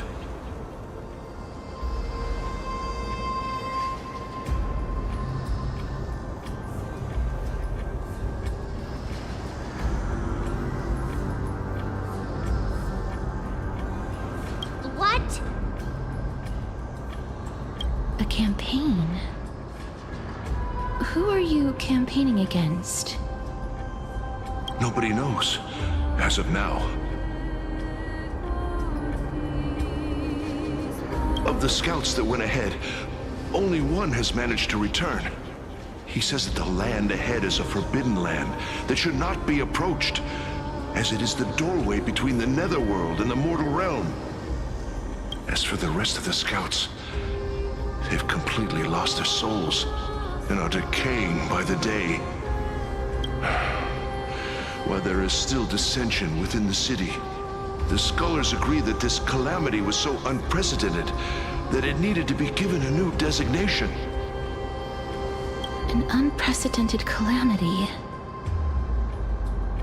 Could it be death? It seems that you have indeed heard about this. Well, death is just one of the possibilities. It's too early to come to a definitive conclusion. A world that has never seen death. Looks like these people lived in the era Chrysia before the Calamity Titans descended upon the land. May I ask, where is the scout who managed to come back? So he returned to Styxia. He only had enough left in him to last no more than half a day. However, it was his intel that convinced us to rally together. He said that he witnessed the demonic specter of an evil dragon at that treacherous land. The apparition opened its giant maw and devoured... Styxia. An evil dragon that brings death. It all sounds rather familiar. Wait, wasn't this part of that fable? Sir, could I ask how the Queen and Princess are doing? The Queen?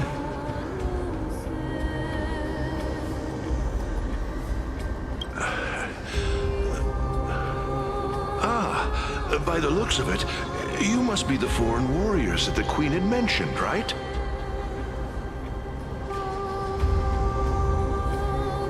Oh, it's the same lines. Looks like he's still trapped in the Leave it to me. Sir, the war ended long ago. Styxia no longer exists.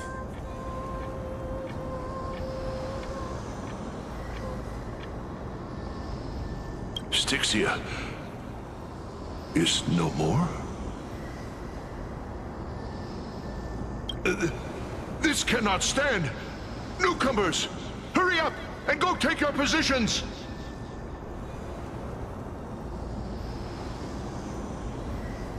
Oh, Looks like it's difficult for this gentleman to accept reality.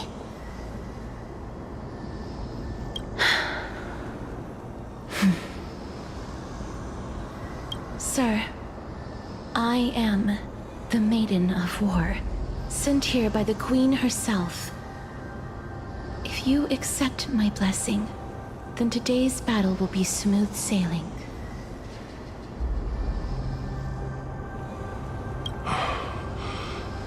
Maiden of War? I've never heard of this. There's little time to waste. Please don't take too long.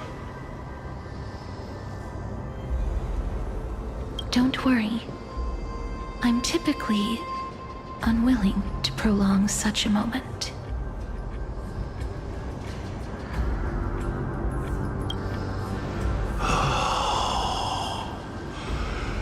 Is it over? Have we won? Cass! Oh, are you alright? I'm fine. I just didn't expect that I would still have to embalm others, even in the realm of the dead.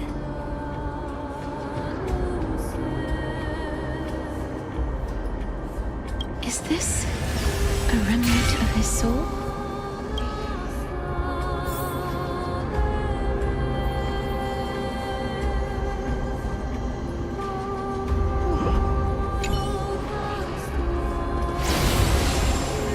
Well then, why should I place my trust in you? Holy maiden from afar.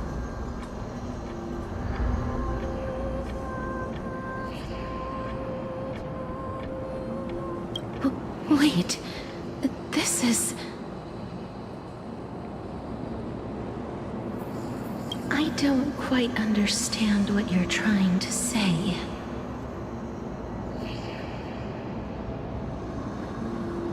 Since the prophecy has already pronounced your name as Chrysos, heir of death, Akima ought to treat you as an esteemed guest.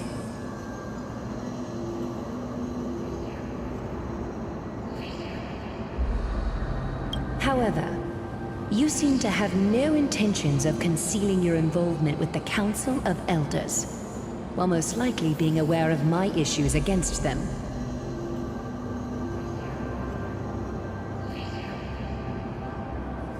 I cannot deny your claim. It was the Council that offered this room to me, and they had only one request. They want the curse of death to be completely subjugated to your will.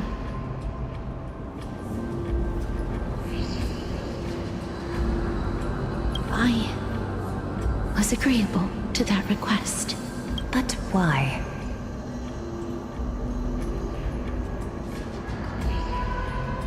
I am unable to rid myself of this innate curse. However, from this day onward, I shall use it according to your will. I will never make any superfluous moves on my own. I see. So that is how they plan to control the Flame Chase journey. They have shifted the heavy responsibility of granting death over to me.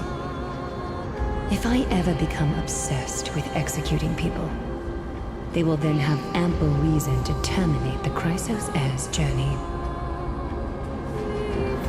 And yet, you seem to not mind. This is quite surprising to me. That's because the fate that we were born with is a burden far heavier than that of an individual's life. I've woven many unforeseen events into the tapestry of fate. This is but one instance. Tidy up your precious garments and come with me. Akima welcomes you, Castoris.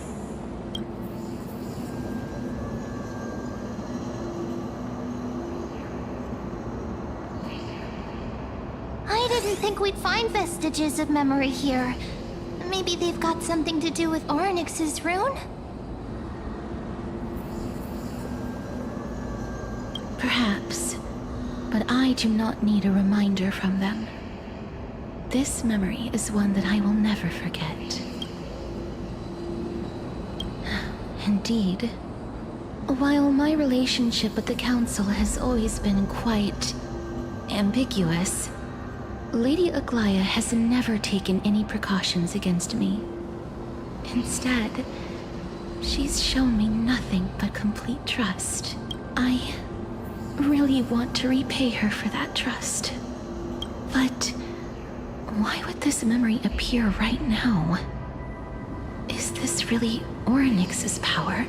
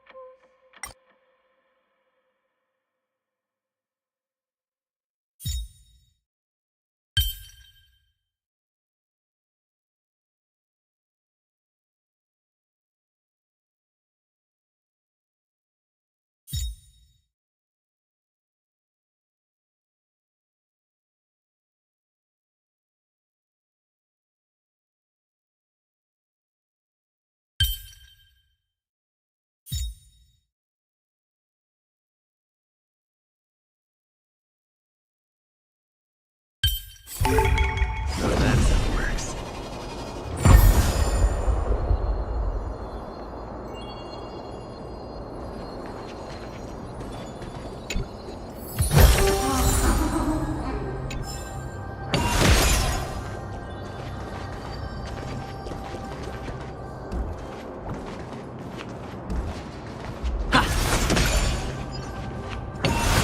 Could these dead monsters actually be... If Lady Cypher... Ah! Why are the Black Tide monsters here too? Can they swim in the River of Souls? Even Thanatos wouldn't be able to accept Black Tide monsters into their realm. These traces seem to suggest that anybody who trespasses upon death will pay a heavy price. Since the realm of the dead must remain peaceful, it's imperative that we rid the place of such discordant noise. Please stay back. Let me deal with these enemies.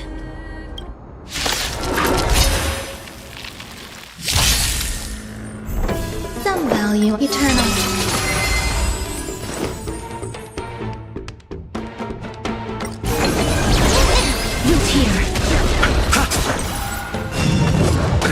Not receive divinity. As you wish.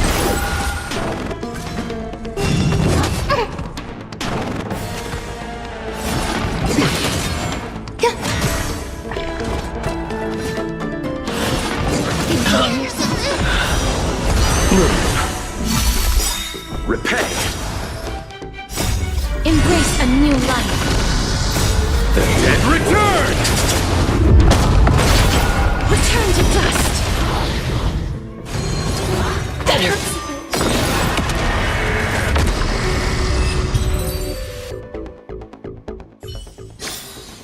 Reach the end of the story in your own way. The path ahead is blocked by the River of Souls again.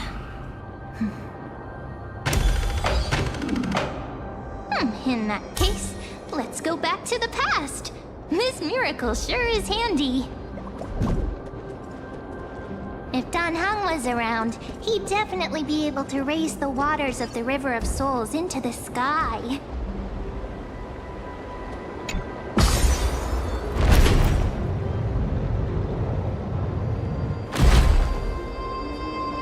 If Lady Hycelens was still alive, I think she might be able to do that too.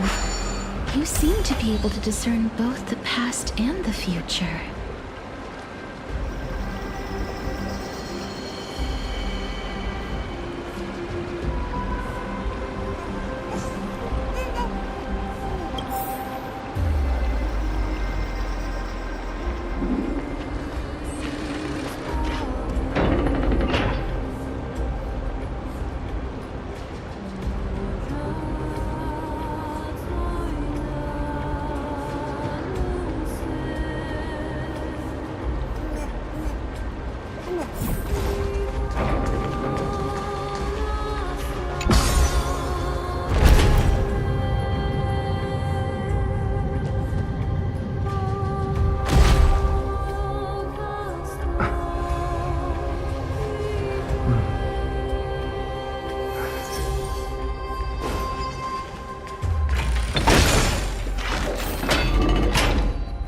This place must have been a beautiful courtyard in the past.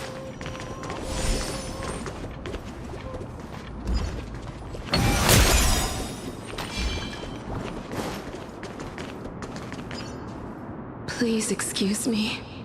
I am but a scholar from a distant land who had the misfortune of falling into the River of Souls and turned into a member of the dead.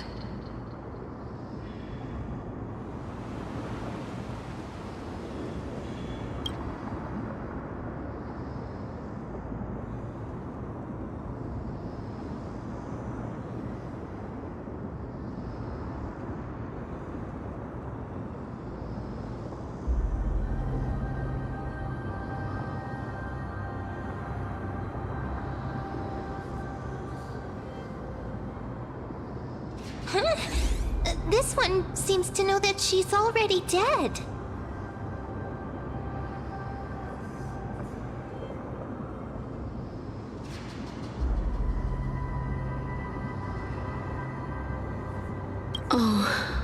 I was merely speculating, but it seems I was right.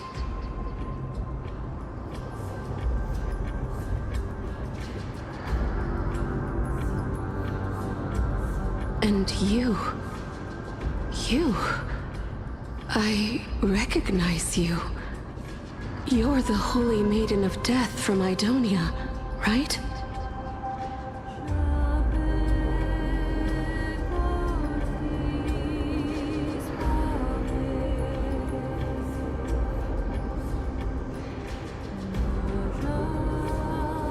I'm sorry. I cannot bring you back to life. However, should you desire it, I can end your prolonged limbo.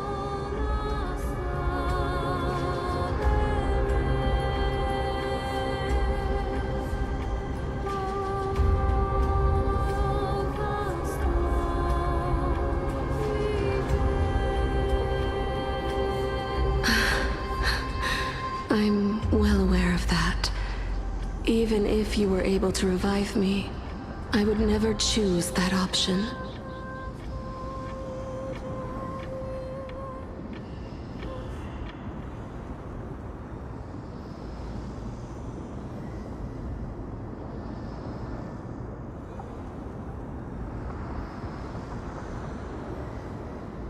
That's because I didn't fall into the River of Souls by accident. Instead, I leaped into it to seek my death.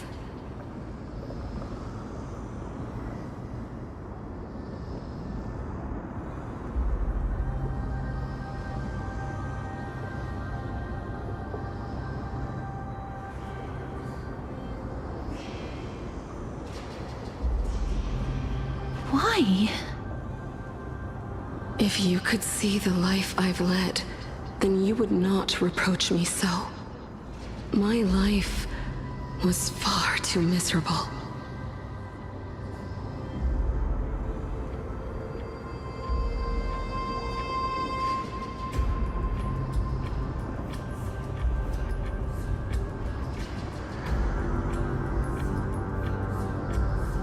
But I did not expect things to stay the same even in death. What a joke. In escaping my mortal life, I've entered a millennium of pain instead.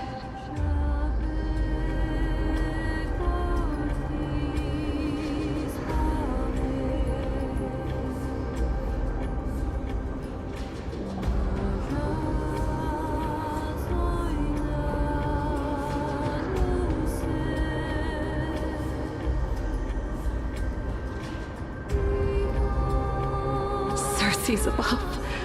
What cowards humans are. For we fear both life and death simultaneously.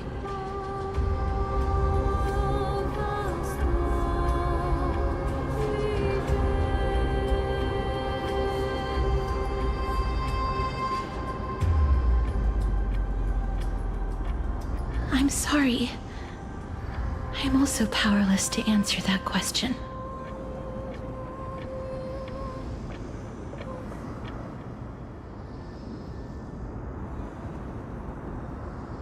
That's all right, Holy Maiden.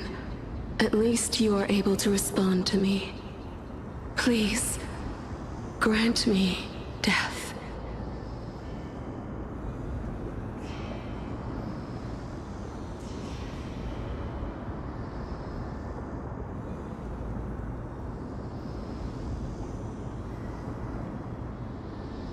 Cersei's above. Does this count as thinking till the moment I die?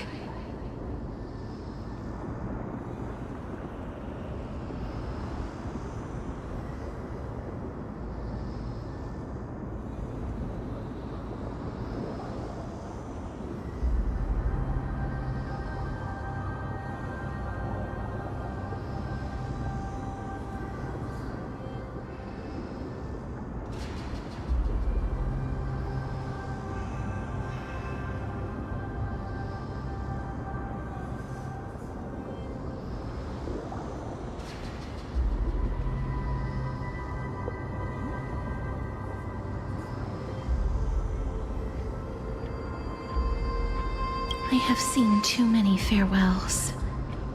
Her distress is quite commonplace. There are those who will end their lives over what seems to be the smallest of worries.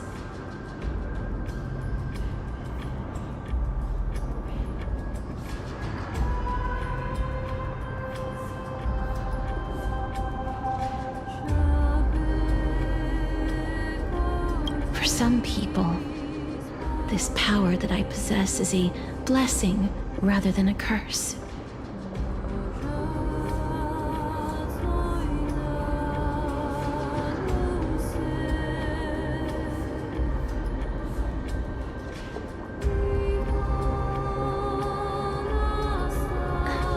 But I never managed to convince myself of that.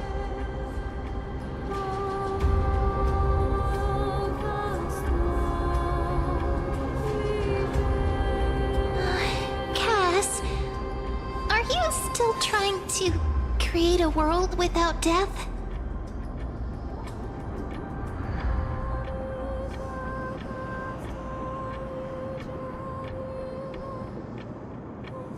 Yes, because when placed under time's vast scales, there is no worry in this world that cannot be solved.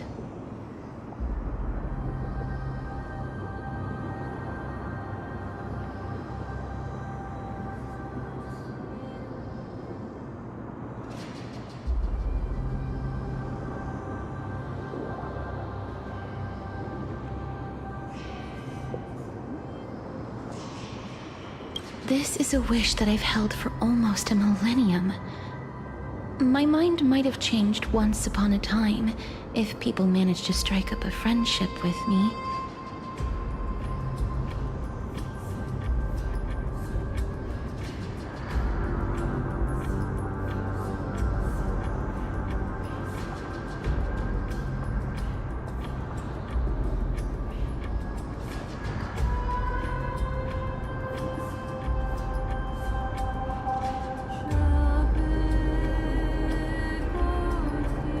But I've never been more firm in my conviction. Now that I've learned about your near-death state, it is my duty to wipe death from the face of this world.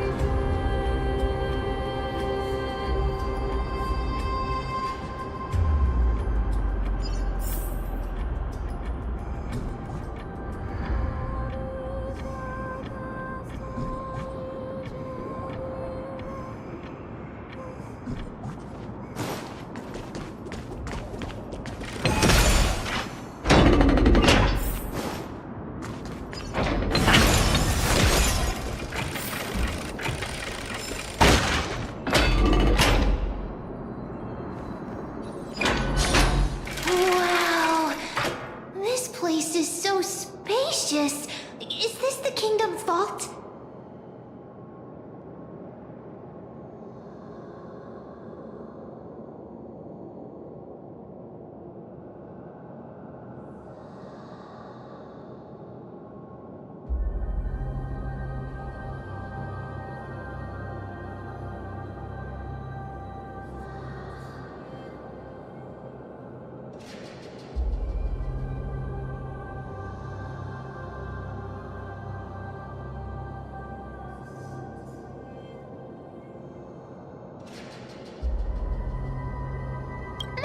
And all, but we need to lay down some rules.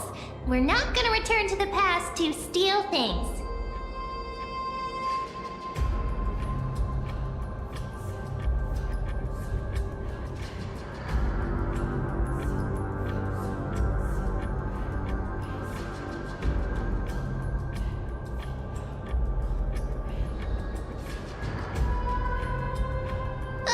Do we need to enter that doorway to climb even higher?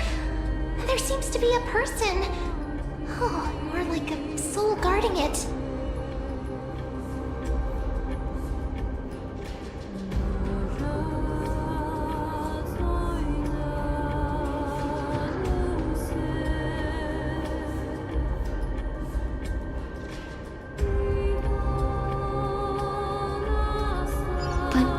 should we get up there?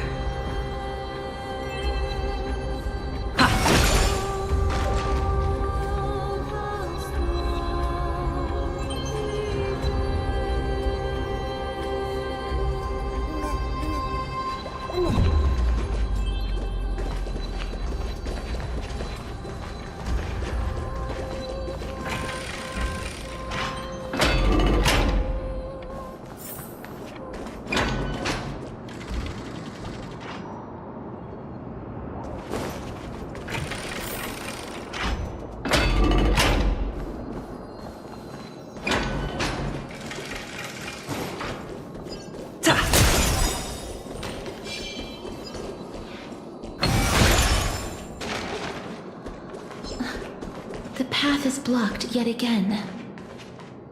Oryx's 8 always appears in times like this. How convenient.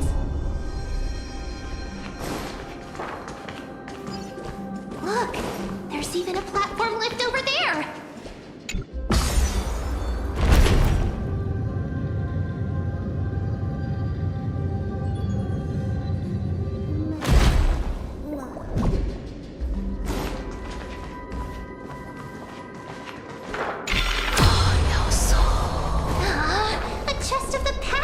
Left behind, but none of its treasures remain inside.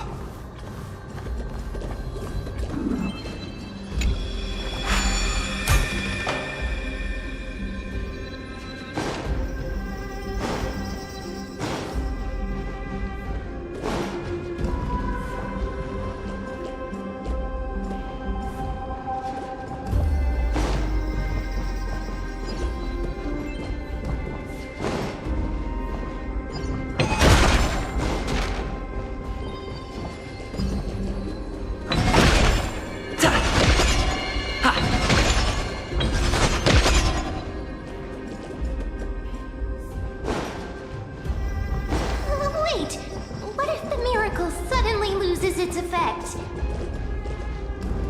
Mem, do you really want me to answer that?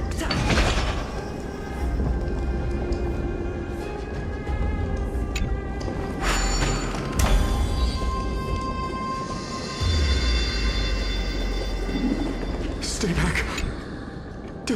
Don't come near me.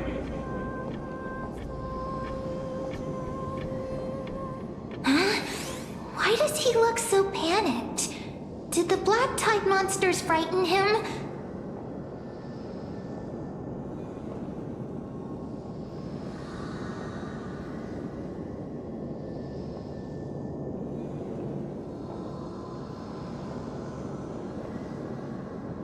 Or is he actually scared of his own extraordinary power?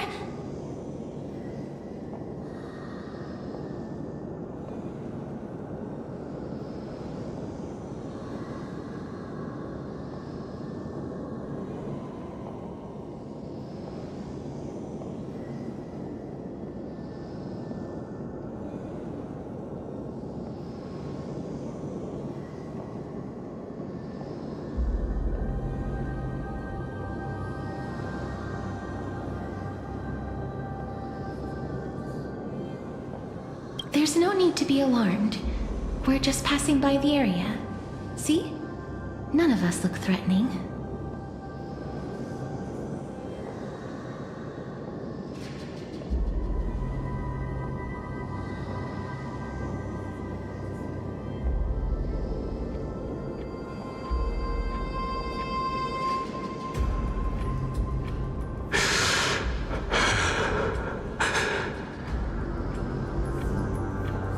You have a point. Although...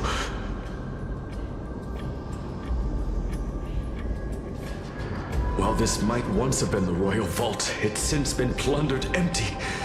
So please go away right this instant.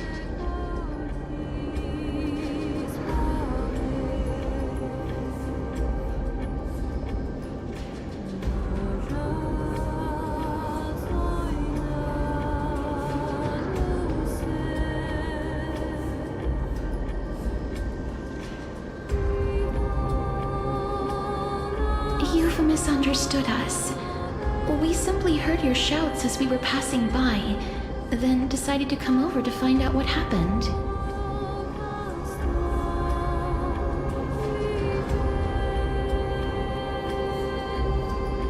My goodness. Did I really yell out loud?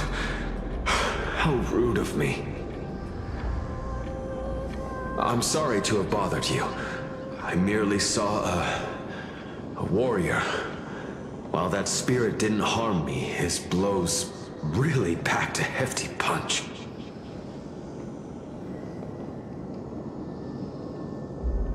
A warrior? Could it be? Wait a minute. You seem to be quite different from him. Are you actually alive? How can you walk around here while alive?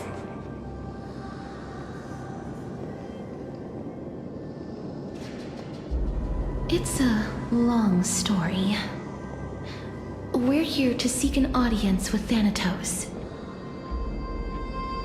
Thanatos? Who's that? Is it possible that he's also living in the era before death descended?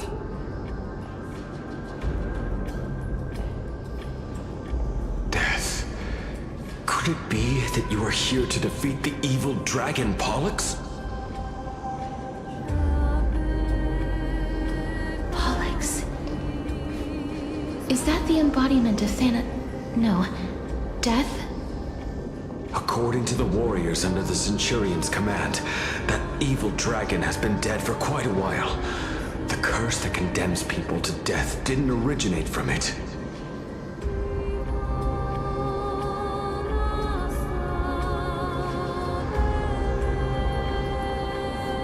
But they saw a girl within the dragon's embrace, and she is the true Reaper.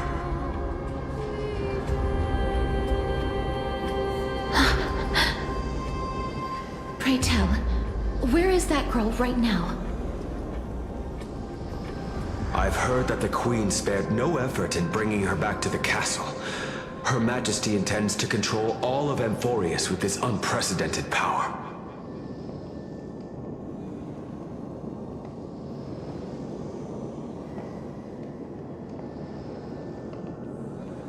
As for whether this rumor is true, well, no one knows.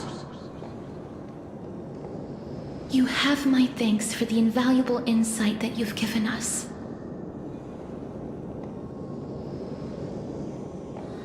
Please, treat this touch as a token of my gratitude.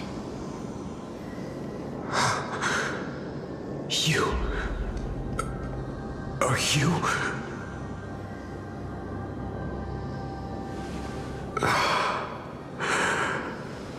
Thank you. This is his...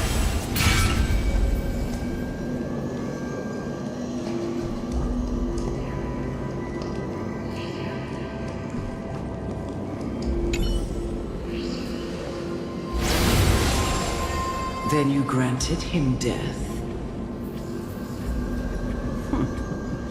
That isn't like you. You would have refused even if I commanded you to do so. I don't know. I did it out of sympathy, believing that I wouldn't be racked with agony, but I am still in a state of turmoil.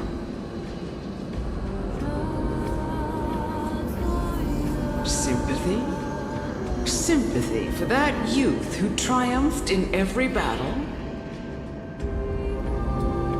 That young man was favored by Talantin, who taught him a move that will defeat any mortal enemy with a single blow and emerge victorious every time.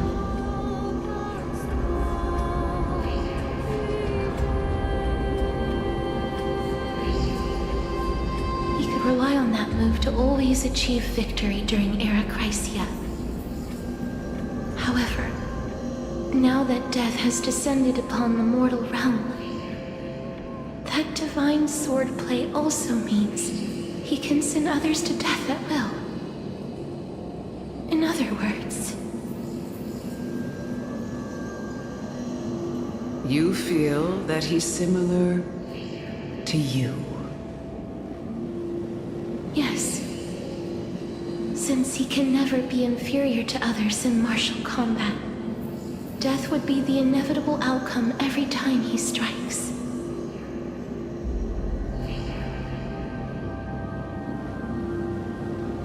That's why he approached me and pleaded. Pleaded for me to put an end to all of this. You are perhaps feeling lost from making your peace with death in so abrupt a manner. I have not made peace with death. I've seen the people of Idonia stand tall and proud in the face of death. Even before the fated finale arrived, they were already content with the lives that they'd lived.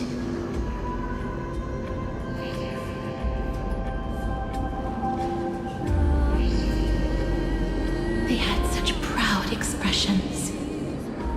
Expressions that made me believe death would be an insult to these mortals if the concept is truly a power that a god had carelessly cast down upon the world.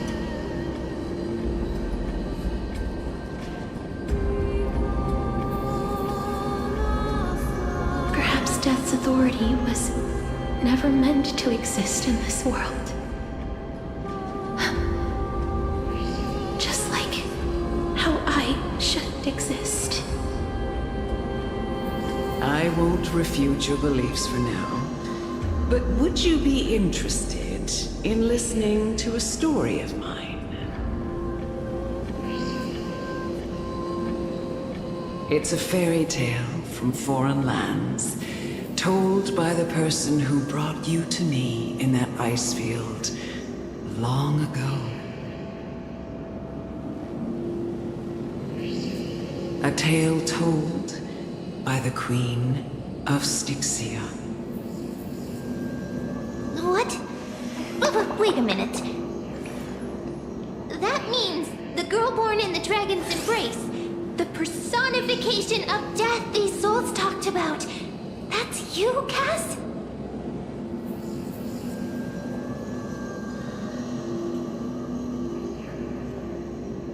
I've already had an inkling for a while now. But I honestly have no memories of Styxia. My memories only begin after Amunet brought me to Idonia.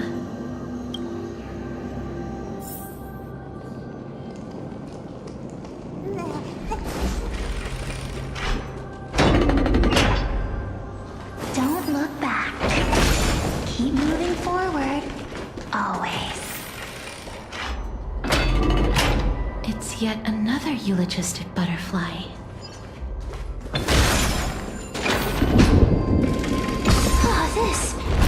This is...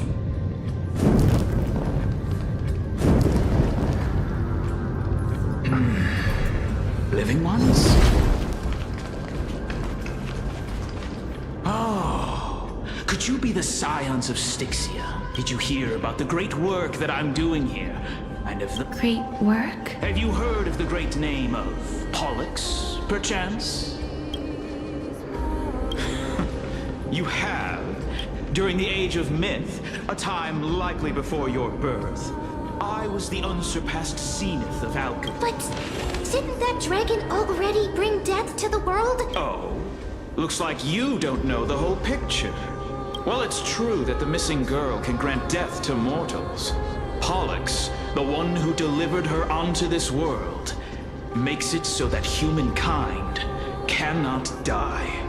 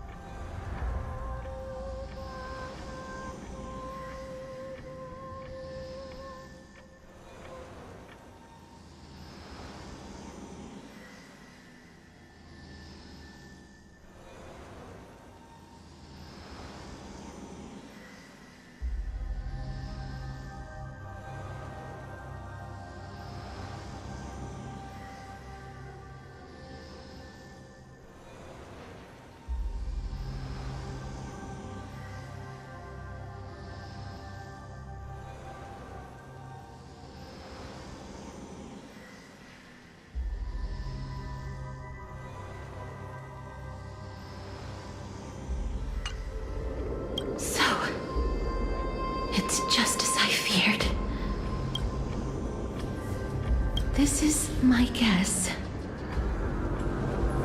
The deceased are supposed to drift down the River of Souls until they reach the end of the West Winds.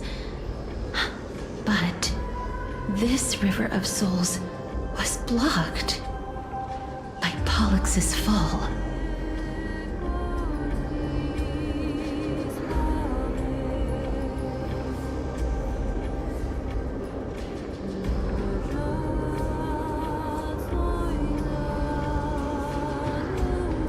That's right. That's why it's imperative that I bring the dragon back to the mortal realm and make it soar the skies again. I have long since prepared my alchemical matrix in the tower, although I am still missing the most crucial material of all.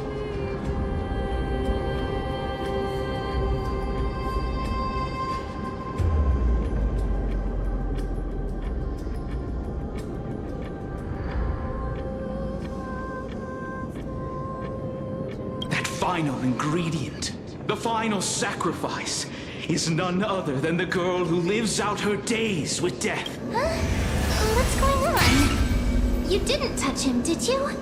I know that I am no longer capable of carrying out that task. Take this, all of you, and please fulfill that great undertaking on my behalf. This...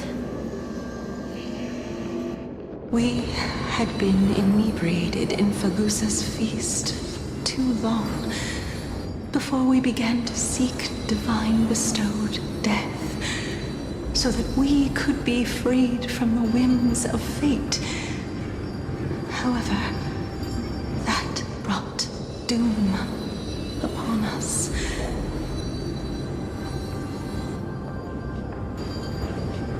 Instead of summoning a supreme god, we encountered a monster that cut off the River of Souls. That detestable dragon Pollux denied all the dead from the gates of the Nether Realm.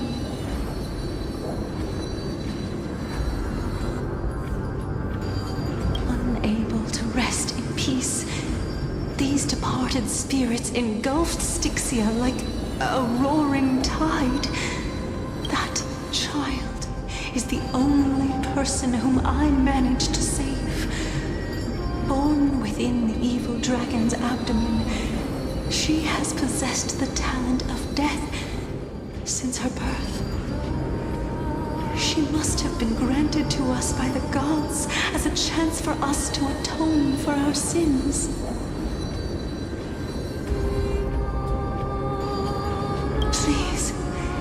I promise that I will care for her as a mother.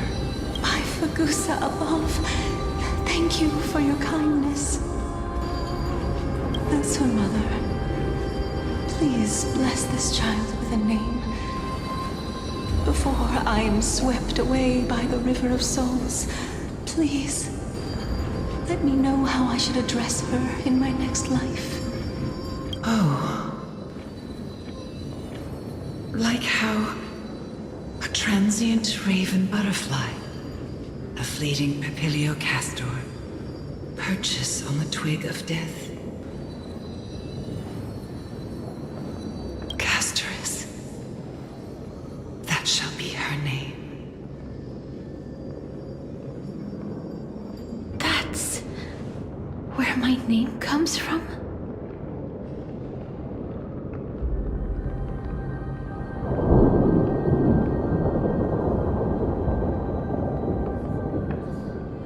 The sound's back. What is making that ruckus?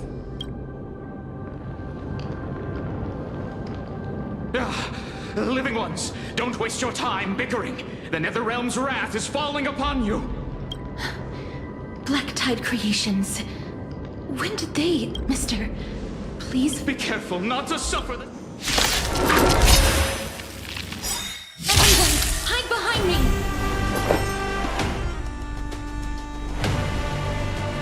Eternal. All will be swept away by the wind.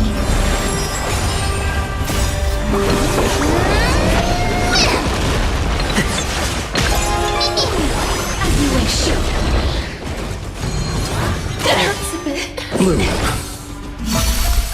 Receive divinity. Repent. The dead return!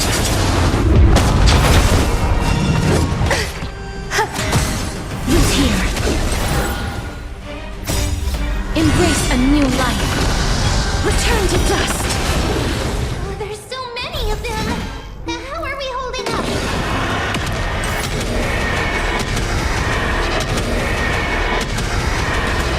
May death protect us!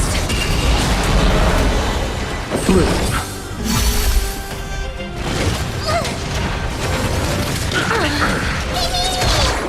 As you wish.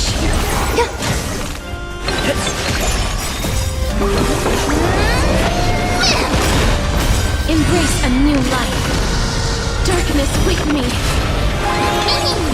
Return to dust. Our souls.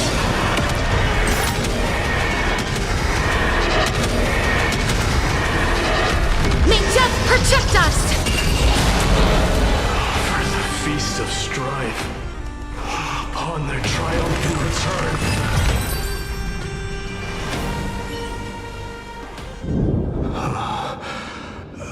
You? Lord Mighty?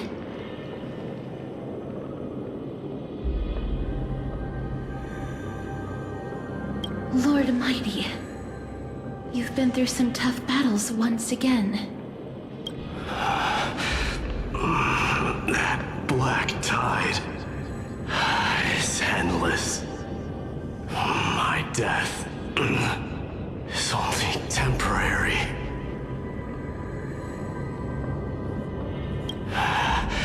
I will find my path of return and go back to the world of the living and continue my protection.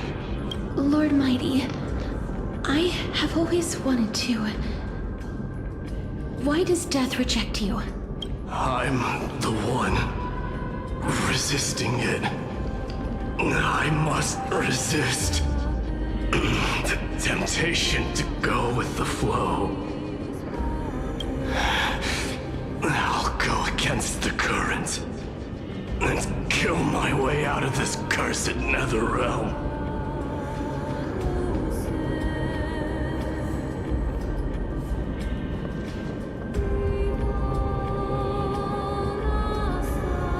That is my destiny.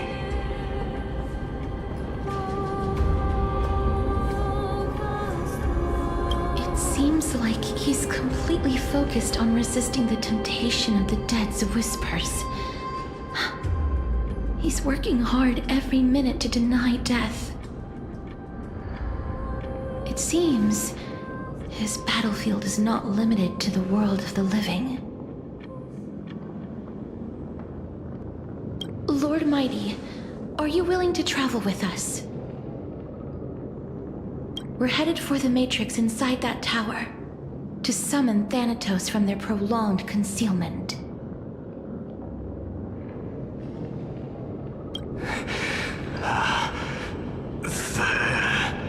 Thanatos.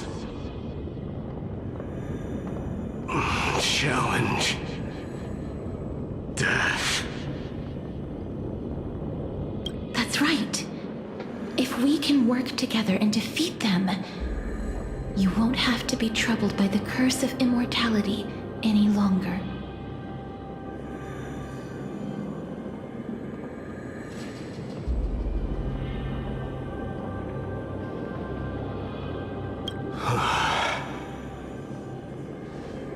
Let's go together, Gasterus.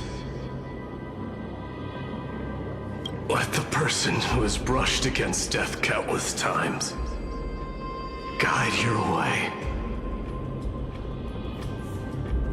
Cass, are you sure you want to do this? The alchemist said he wanted you to be a sacrifice.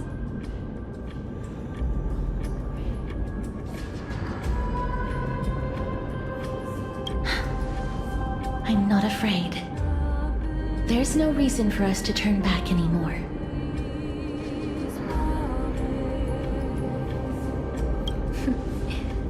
rather than standing still, taking action is by far the better option. Perhaps fate might take pity on us today and show some compassion.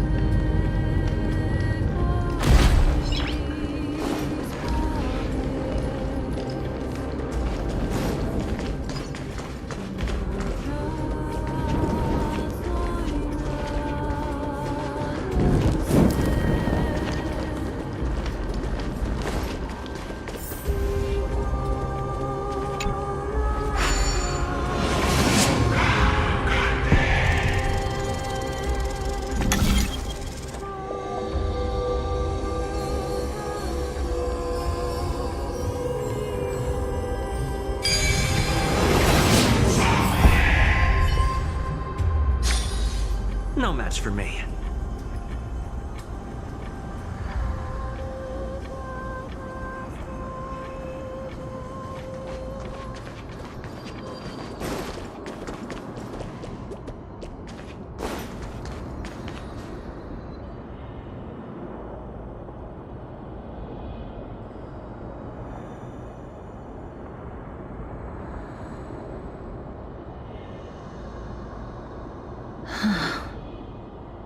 This is going to be difficult.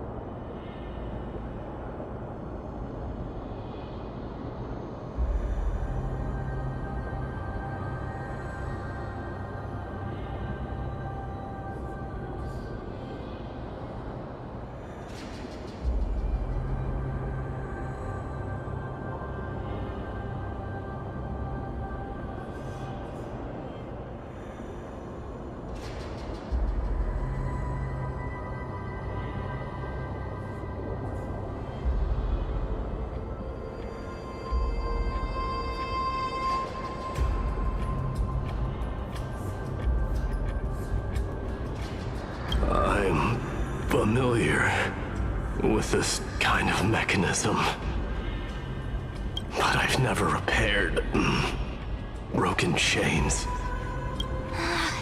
If I was more powerful, I would be able to carry one person with each limb and fly the four of us to the other side. The Rune of Recollection is here, but I can't find the miracle orb anywhere. So weird. Could it be in that collapsed tower in the distance?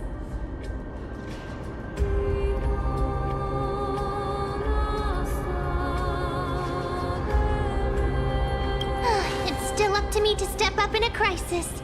Wait here. I'll go check things out.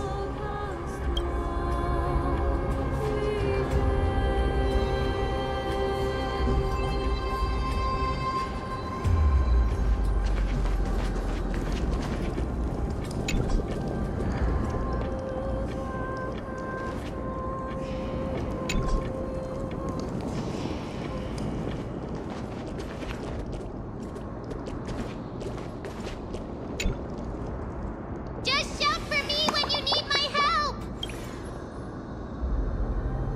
Got it! Just leave it to me!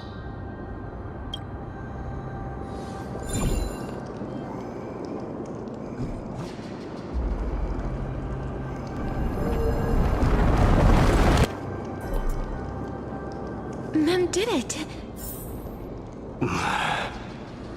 The pink squirrel is very smart. Why am I a squirrel now?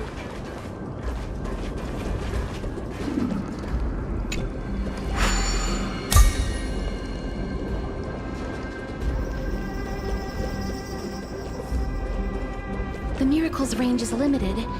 Please come a little closer.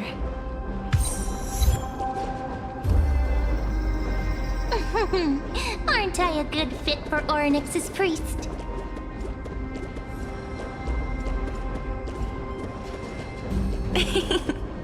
Of course. You're the most competent priest ever.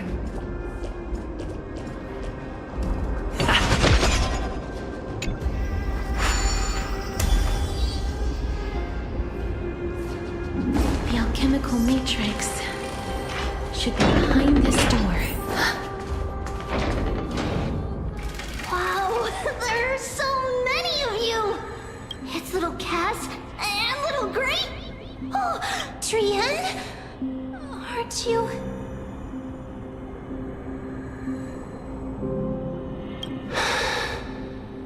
This is the first time. It really works like this. Just like the other departed spirits we've encountered along the way, I'm also unable to sense the aura of the living on Lady Trian. Yup, you're right. Trian already knows that she'll not be able to return to everyone's side. But Trian believed that little Cass would eventually return to the soul. Trian has been standing here, at this spot closest to the world of the living, and waiting for little Cass. Oh. It must have been very tough for you. But according to what Trian said, we're almost at the entrance of the Nether Realm. Trian promised Trevi and Trinan that when little Cass got here, Trian would get the gift ready and be the first person to run over and welcome you.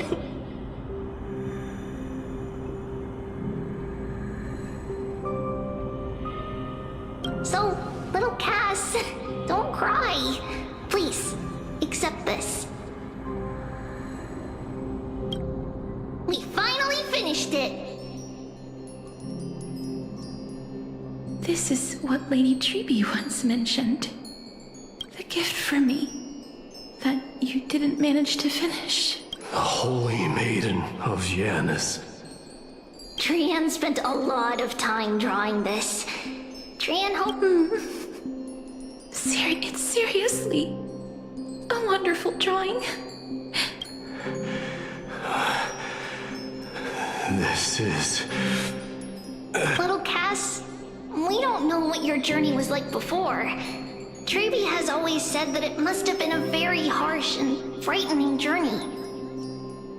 But little Cass no longer has anything to fear now, because everyone is here with you in this flame-chased journey! That's right. Only now, when I see Lady Trian's gift, do I realize that I've already obtained things I would never have dared to dream of since I embarked on the flame chase journey. It's the first time I've gained so many companions. The first time I picked up the hobbies of crafting and photography.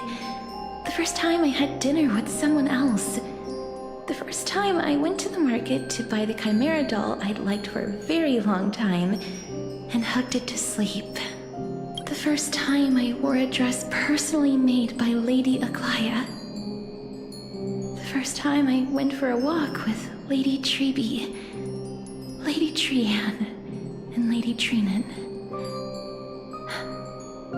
The first time I enjoyed the night breeze and looked up at the stars with Miss Hyacinth. The first time I took care of Dromesis with the Trailblazer. Looking back at all these experiences I never thought were possible, it feels as though the scales of my life had shrunk from centuries and decades down to minutes and seconds. And all of them are so precious. I took countless photos in the past, but they're all black and white landscapes. I don't have a single one with friends. If I had known, I would have taken more pictures.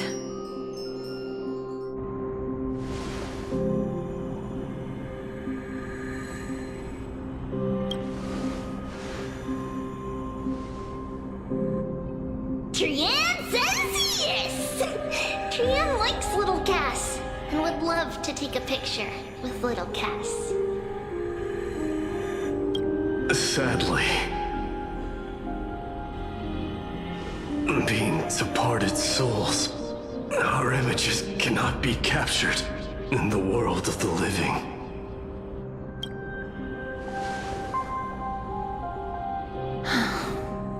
I thought so too. What? Are we seriously going to leave any room for regret?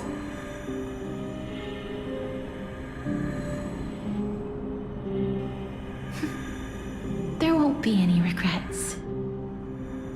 This vivid drawing surpasses any photograph from the world of the living. Little Cass smiled. Treby, Trinan, and Trianne's wishes finally come true! I remember you once said that fate is not the flowers that bloom at the end of the road, but where people tread beyond the gate. Thank you for bringing me the final key. Key? Little Cass, why are you talking in riddles all of a sudden? I have a feeling that soon, this gift of yours will become the key to saving Mister's life. Wow, that's amazing! Then keep smiling and carry on bravely! Little Cass, Little Gray, everyone, see you tomorrow!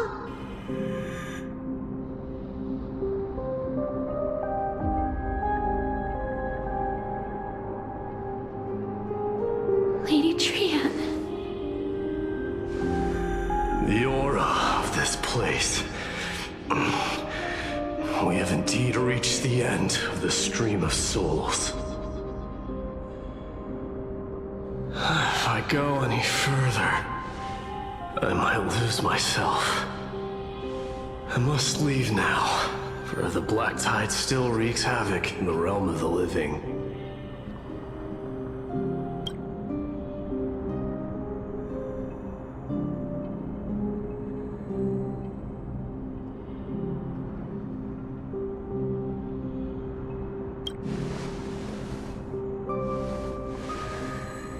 Broken free from the chains of death countless times.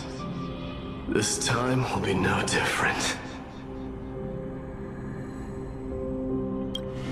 Castorus, will you fulfill your duty for the flame chase?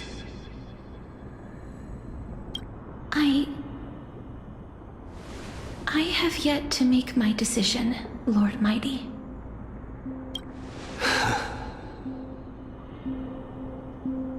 No matter.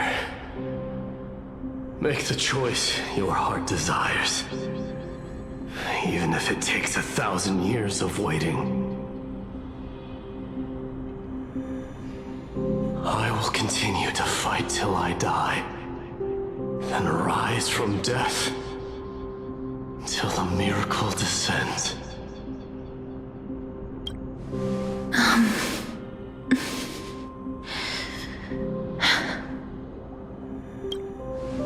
There is one more thing you should know, Lord Mighty. What is it? Professor Anaxa may have deduced the principles behind the Era Nova. You and I may be reincarnated as strife and death in the next cycle, becoming calamities wreaking havoc upon the world. I see.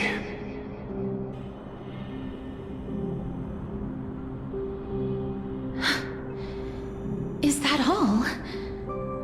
Are you going to accept such a fate without complaints? Do you have a strategy to shatter the shackles of our fate? I haven't found it yet. Perhaps I never will.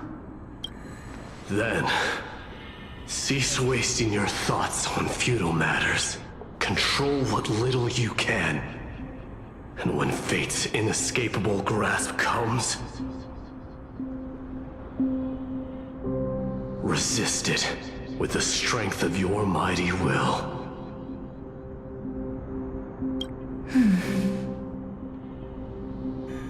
Thank you, Lord Mighty. I will find the right decision.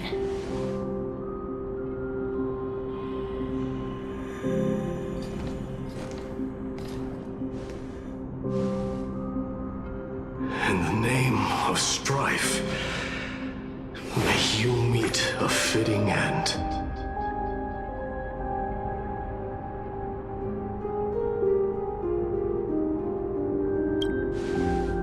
This must be the alchemical matrix the spirit mentioned. Let's see. We need to insert Aquila's sky, Georios' earth, Kefali's fire, Fagusa's ocean, and Nestia's love.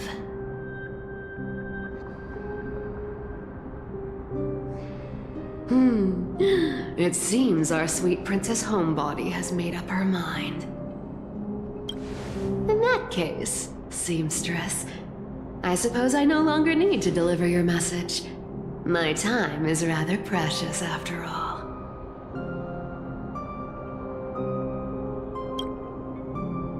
Whether you wish to break free from death or not, please, follow your heart. By the promise you once made, I ask that you fulfill your duty one final time. Castorus, please, live as a human, and die as one. According to that alchemist, the final piece is supposed to be me.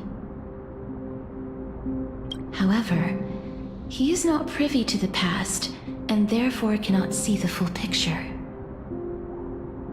The past?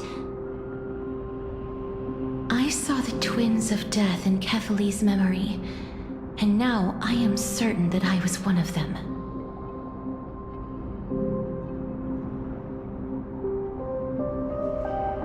The trial of the Hand of Shadow demanded taking the life of your family. I died during that trial, falling before the gate to the new world. And my sister, whom I never met, became the Titan Thanatos of this cycle. She was consumed with regret over my death, so she used the Titan's authority to reforge my soul.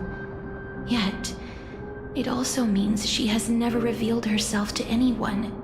hidden away from the entire world.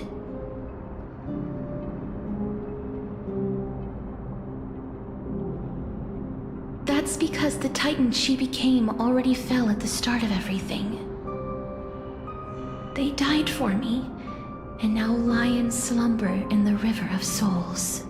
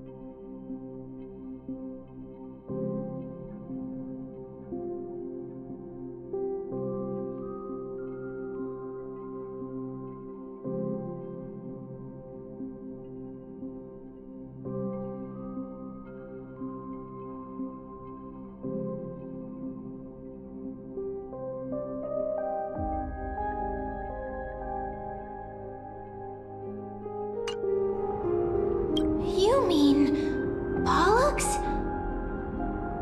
That's right. The River of Souls is no material river. It cannot be blocked by ordinary means. Only a divine corpse can prevent the dead from reaching the next world.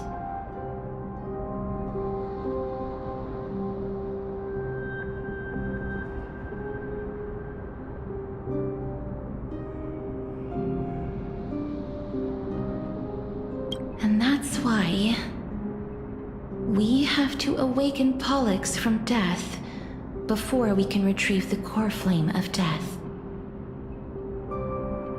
We have to reforge its body with the power of alchemy.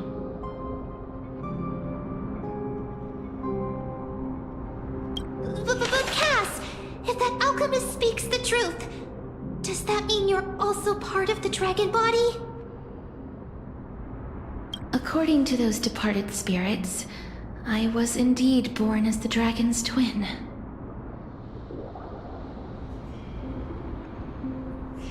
But before we talk about that, have you heard the sighs?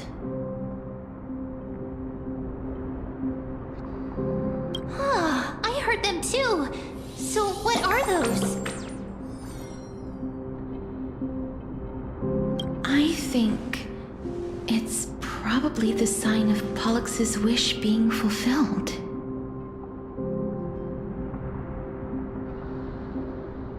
They must have realized how heavy a price they'd need to pay when they used their divine authority to resurrect a dead woman.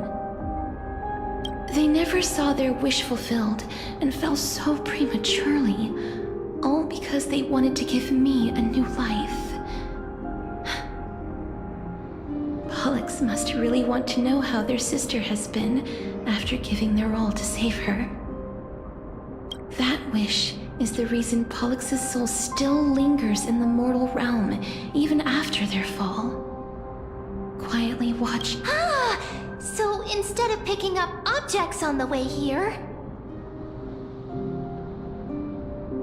We were instead showing things to a strand of yearning that lingers here.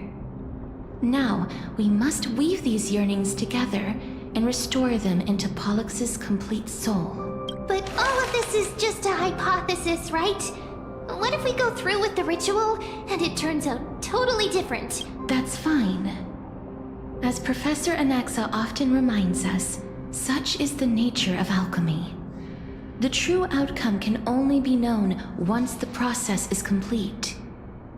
This is why alchemy is also known as the miracle of creation. Now, the puzzle of Pollux's yearnings is nearly complete, with only one final piece remaining.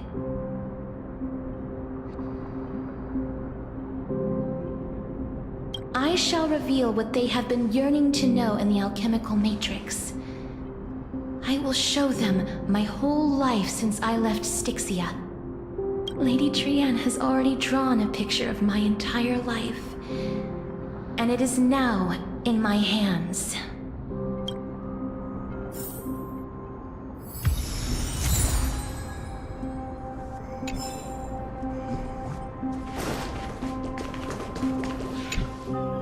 Then, let the ritual begin.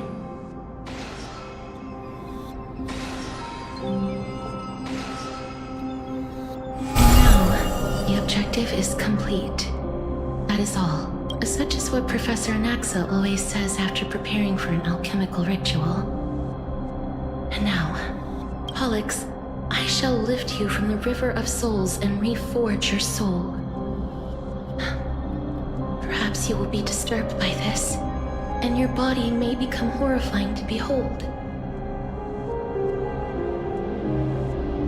But if even the slightest trace of your soul remains, the soul that once ferried me to this side of the shore, then please, look at me. I wish to thank you in person. I have obtained everything you sacrificed your divinity for. Lady Almanette. Did she recognize you? Oh, she must be the first soul we can communicate with here, right? I'm afraid she is just another spirit trapped here, like the rest of them. The only place, go on. I'm listening. Yes. You're just as smart as I imagined, but...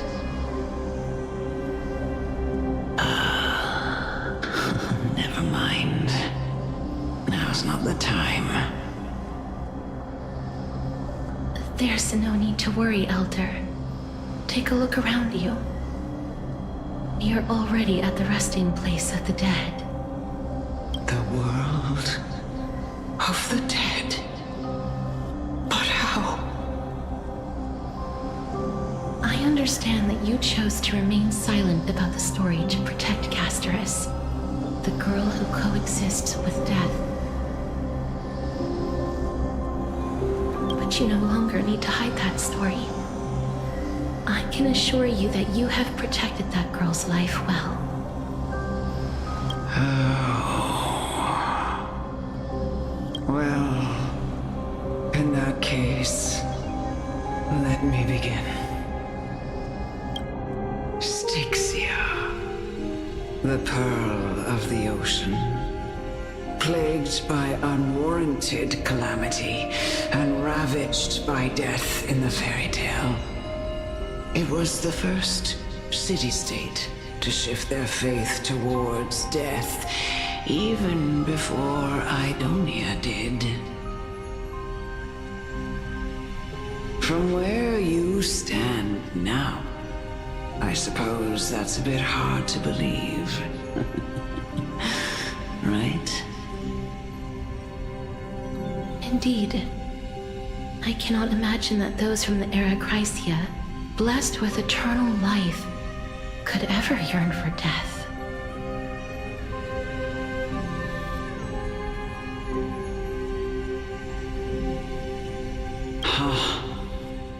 I have pondered the same question, child. But I am afraid there is no clear answer to it. Journeys and epics are only glorious and magnificent because all things eventually fade to dust. That's how someone once explained to me why death is necessary to the world. But I still can't take that as the final answer. Would a world without journeys and epics be worse off?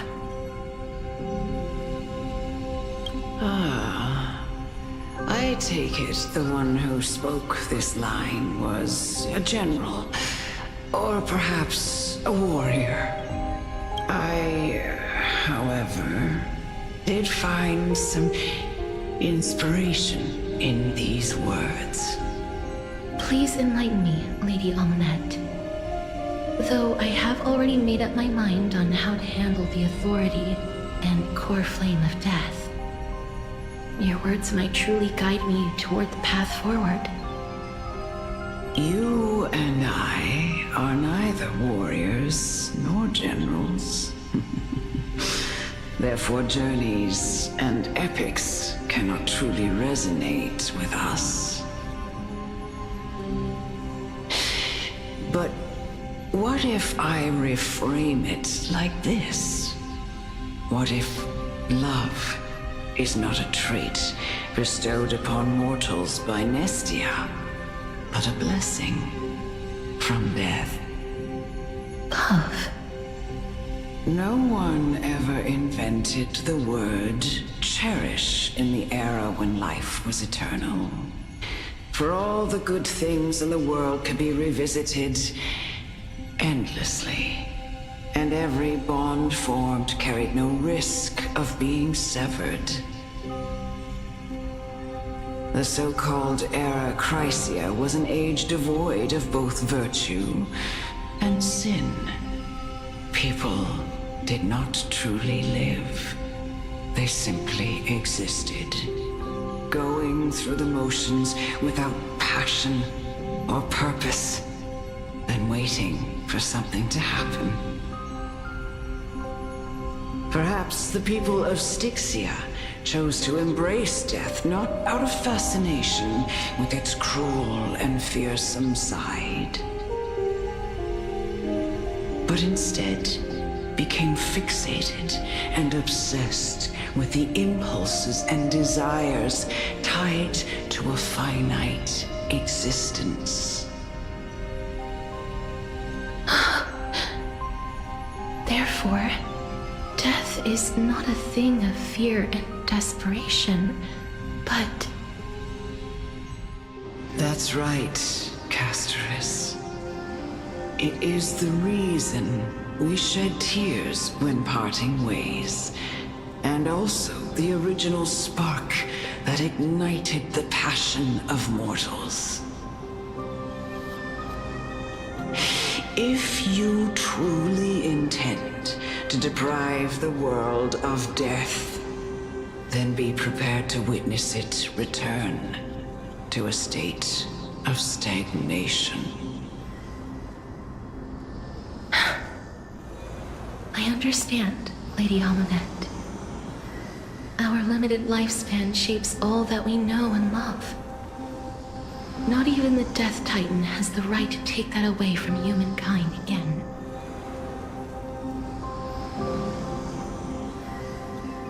Nestia's love was the chrysalis of Gold's first blessing, but it most likely wasn't understood by mankind. We only learned to interpret this wonderful gift after Thanatos' arrival. If the world was bereft of death, then the Queen of Styxia wouldn't have played midwife in delivering me into this world. You wouldn't have welcomed me into Idonia, and Aglaia would never have invited me to join the flame chase journey. None of these stories would ever have happened. And I would never have lived, let alone found happiness. Thank you, Mother. I will use all the love I've experienced in this long life to complete the final miracle.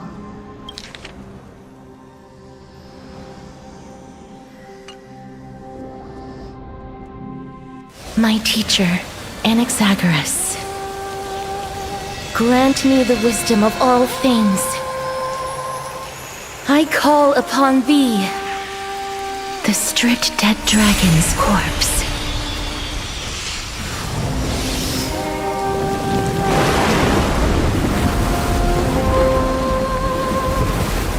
Rises from the earth, falls from the sky.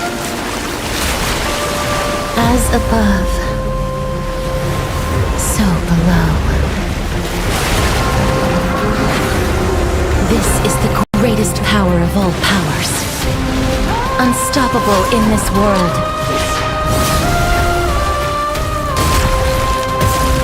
The great work that commands all death.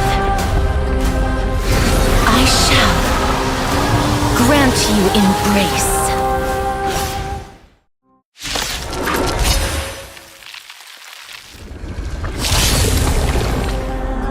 What do we have here? Eternal melody.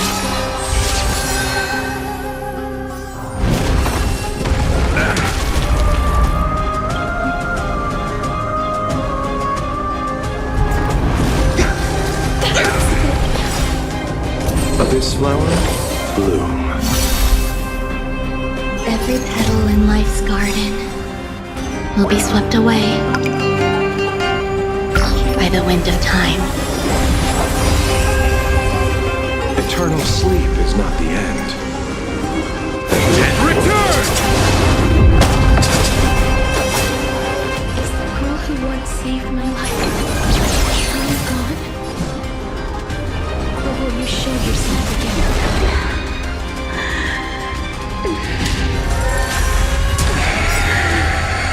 And I know you're anxious.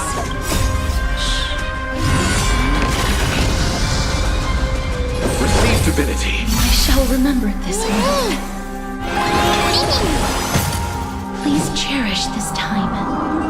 Darkness with me.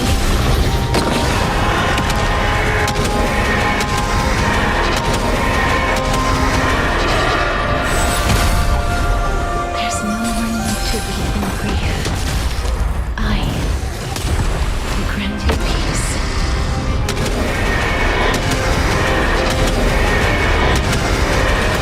May death protect us!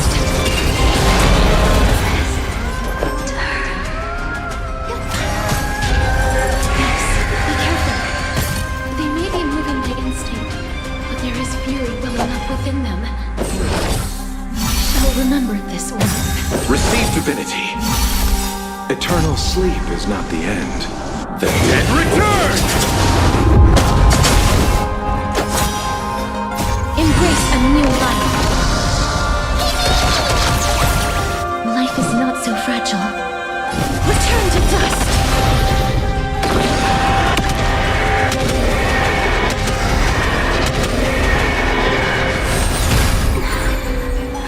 Please, don't turn back to the Netherrealm.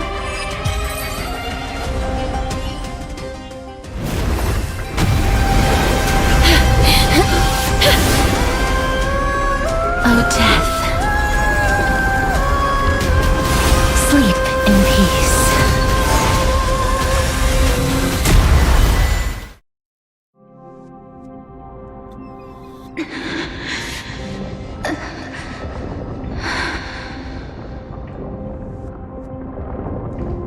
I'm sorry I have to wake you up from ancient death.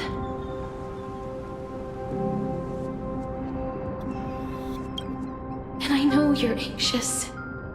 Shh. Don't be afraid. Do you remember me?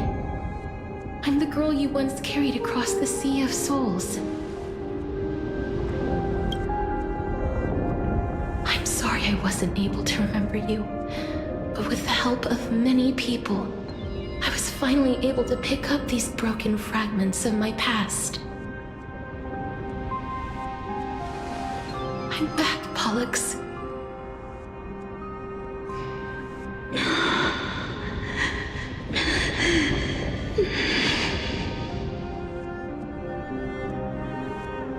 I know this might not be what you wanted.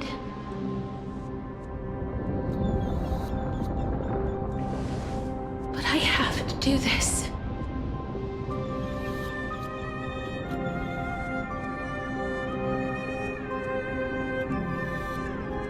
So please, carry me across the Sea of Souls again and return me to the Netherrealm, just like you did in the past. Please take me to where the core flame of death rests.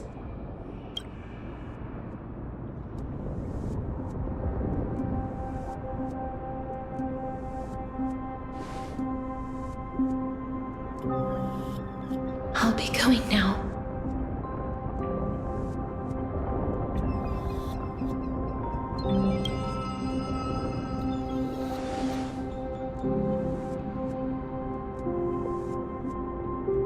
looks scary, but as long...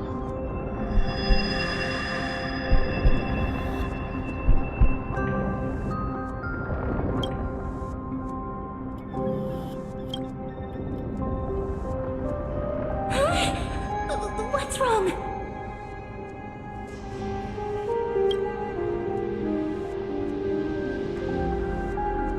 Are you... What's wrong with him? His time is almost up. If I don't go now, I'm afraid his soul will return to Thanatos' embrace before me. What? Oh no! Is there anything we can do? Don't worry. I promised I would ask Thanatos for the Trailblazers' right to roam the Earth again. Mem, stay here and keep a close watch until I return, all right?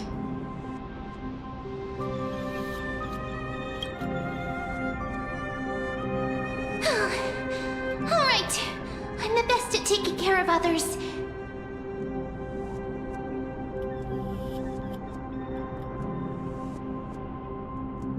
Go on, Cass.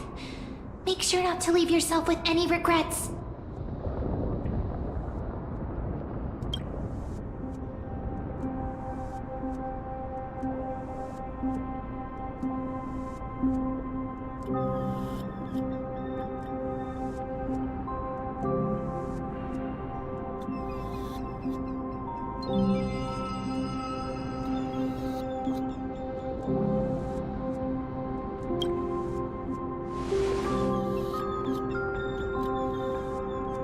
It's a deal then.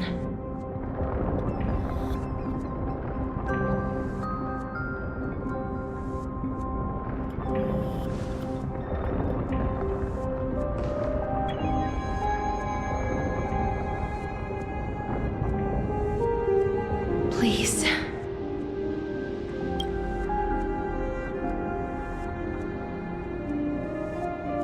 Wait for me.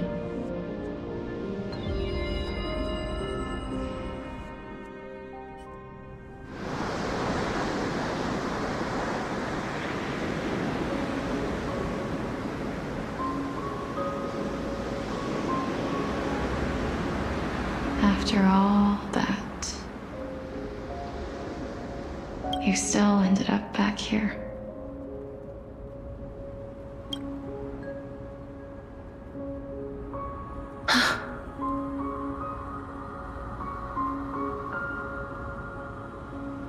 So the legends were true.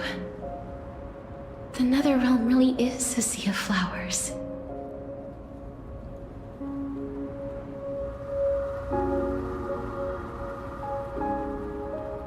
Yes.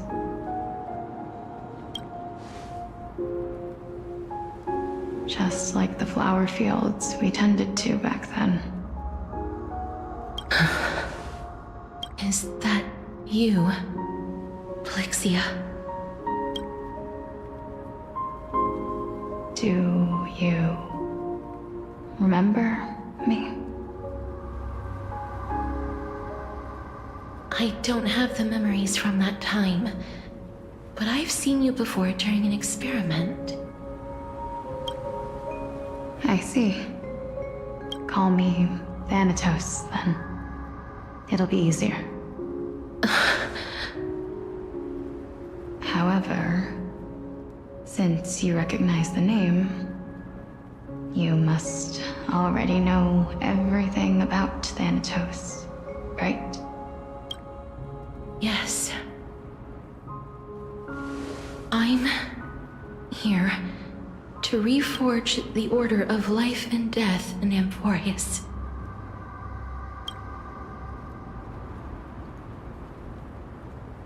You know, my sister was a sympathetic, but rather sensitive person. Whenever she didn't want to say what was on her mind, she would avoid eye contact and look off into the distance.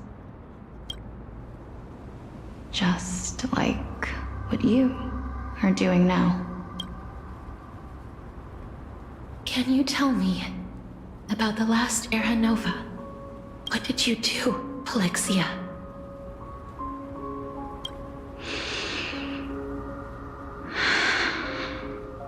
Where should I begin?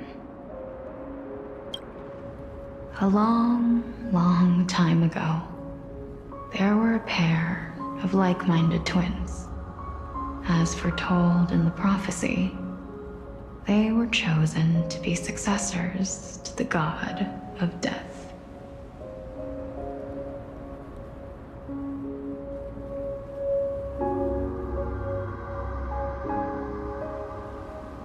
But fate was cruel. The price of attaining divinity was to take the life of a family member with our own hands.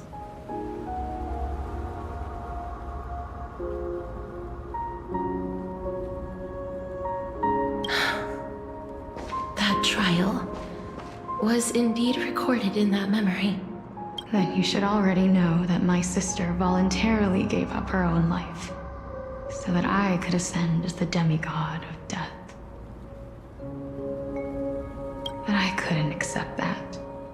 Why did we have to kill each other for a future she'd never see herself?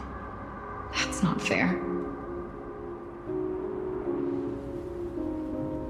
So, while weaving the laws of the new world, I shattered the forbidden bottom line for life and death.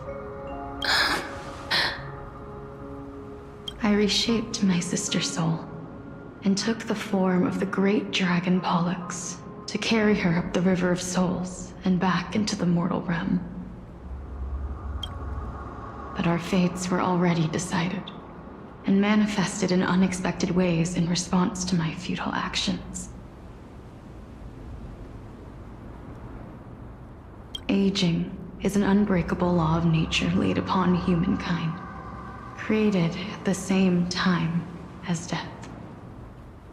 When the living die, their souls will meet Thanatos, who would determine where every soul goes. If the Reaper raises their left hand, the soul is granted death and allowed to enter the Netherrealm to await reincarnation. If they raise their right hand, the soul is rejected by the Netherrealm and returned to the mortal realm to continue walking the earth. That's why the Hand of Shadow can only lay down judgment and not embrace another being. Yes.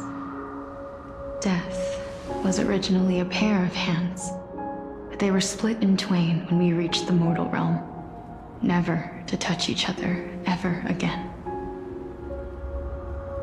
The half of Thanatos that represents life, the undying human who grants death, that was the curse I forced upon you.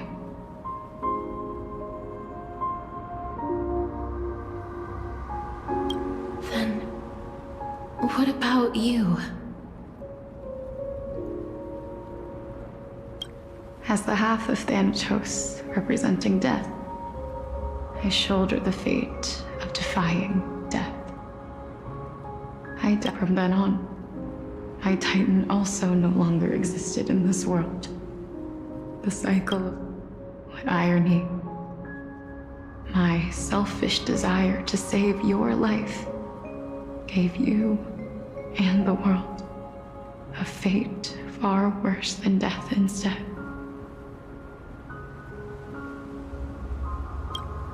Then, what was left of my reason was left behind in the Netherrealm, where I've been taking care of these flowers day after day, until there is now a sea of them, all while mulling over the subject of life, death, parting, and enduring in endless loneliness.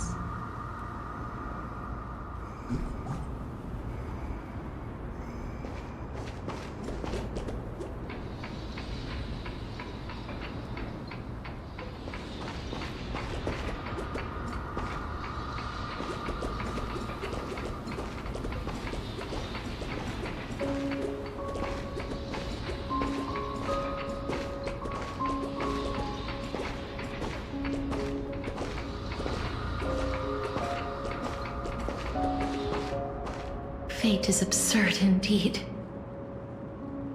Our lives were a mirrored image of one another, like a pair of hands.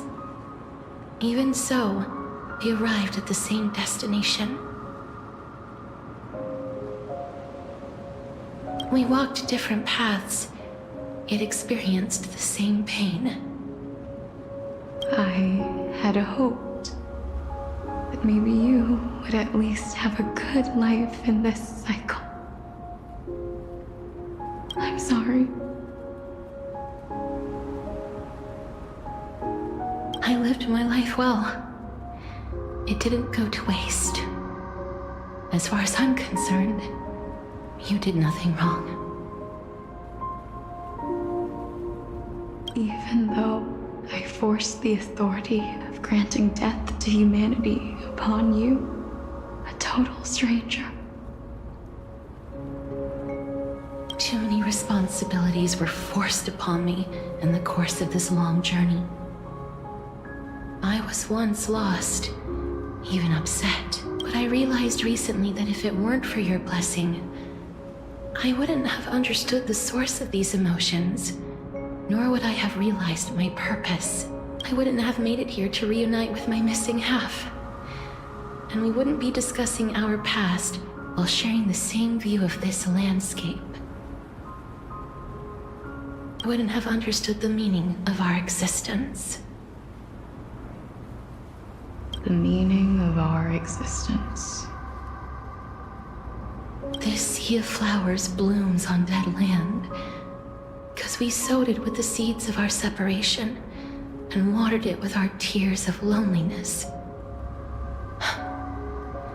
Yes, the only thing death is allowed to create are flowers that bloom from blood and tears.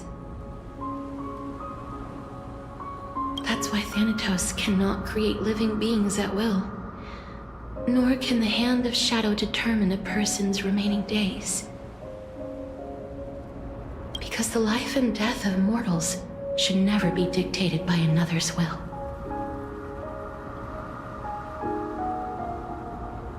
Are you saying there's no point in Thanatos' existence? No. No single being can bear the scales of life and death on their own. Not even a god. Life and death weigh equally heavy.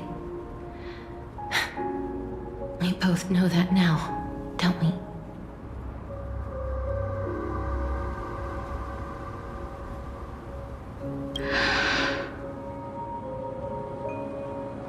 You, too, must have had a difficult life. We've taken quite the ridiculous journey together, haven't we? I had a feeling, even back then, that we would meet again one day. Not to embrace one another after a long separation, but to come in search of retribution. Tell me the answer that's already been written. And let us draw this seemingly endless fate to a close.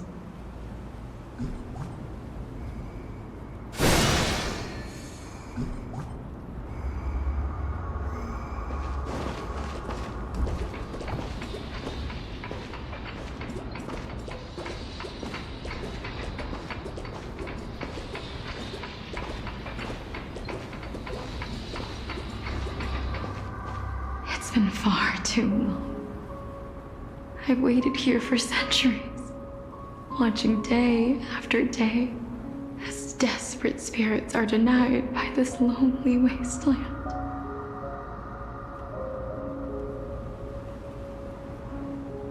I always hoped I would see you among them, but I was also afraid of seeing you.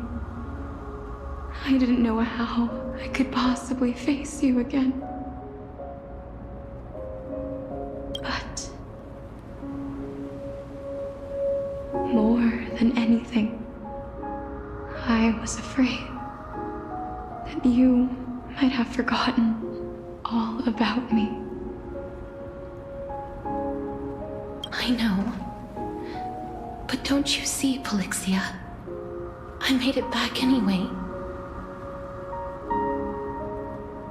You don't have to shoulder death's authority on your own anymore. It was always meant to be held in two hands anyway.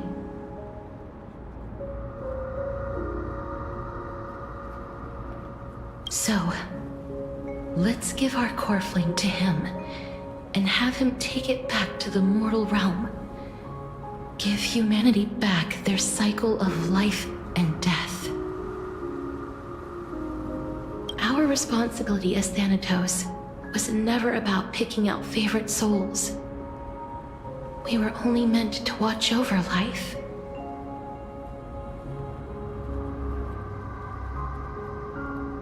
Let's tend the field together and create a warm sea of flowers for all the souls to come.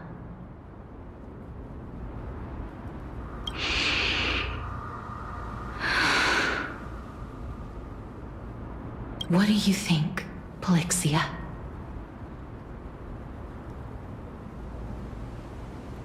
Yes, just one last step.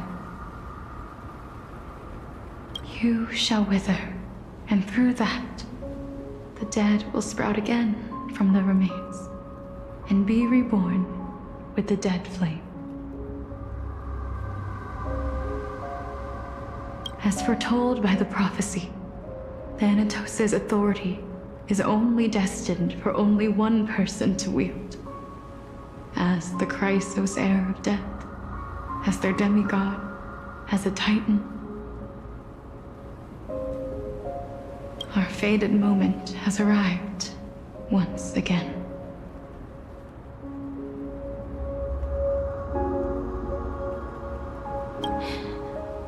Just like before.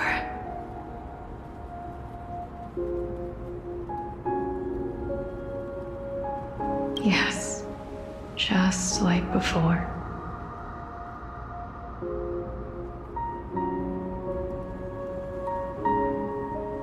But unlike that time, the ones undergoing the trial this time are prepared. You've made up your mind? Yes, as dictated by fate. But I won't be afraid. As long as you're here with me. Complete your trial in this life. Grant me the embrace of death, and light the spark of life ablaze.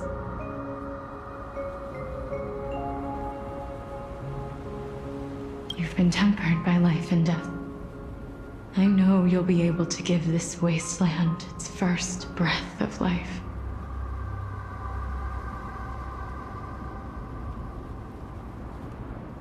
Like a raven butterfly, flying swiftly into the nether realm, perching on the twig of death.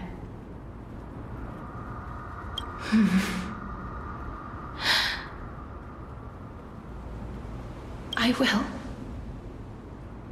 After this, I will remain permanently in the nether realm. The river of souls shall return here and rain down from the sky, scattering souls across the earth.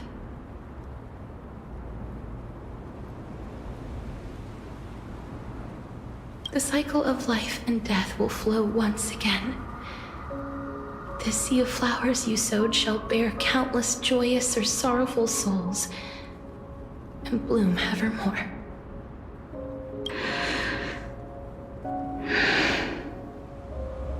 Thank you.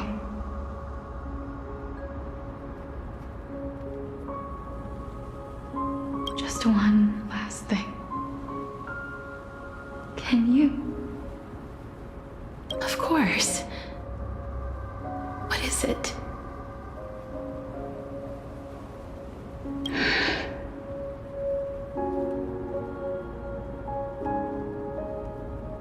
Please, don't forget me.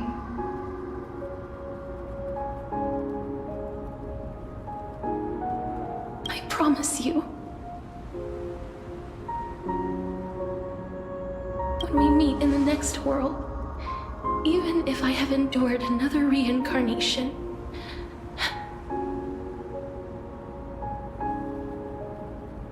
Even if we do not know each other's names,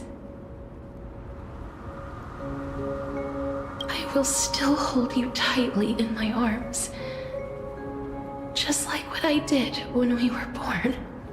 Casterus. Casterus, you're as beautiful as a fleeting butterfly.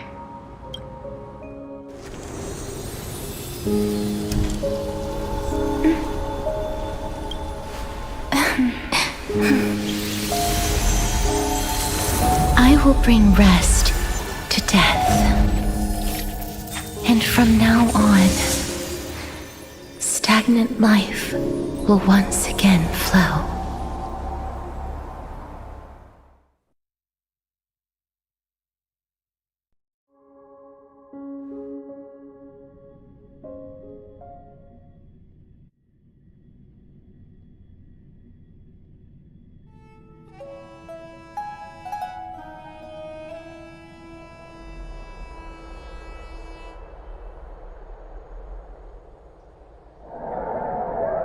Time flies.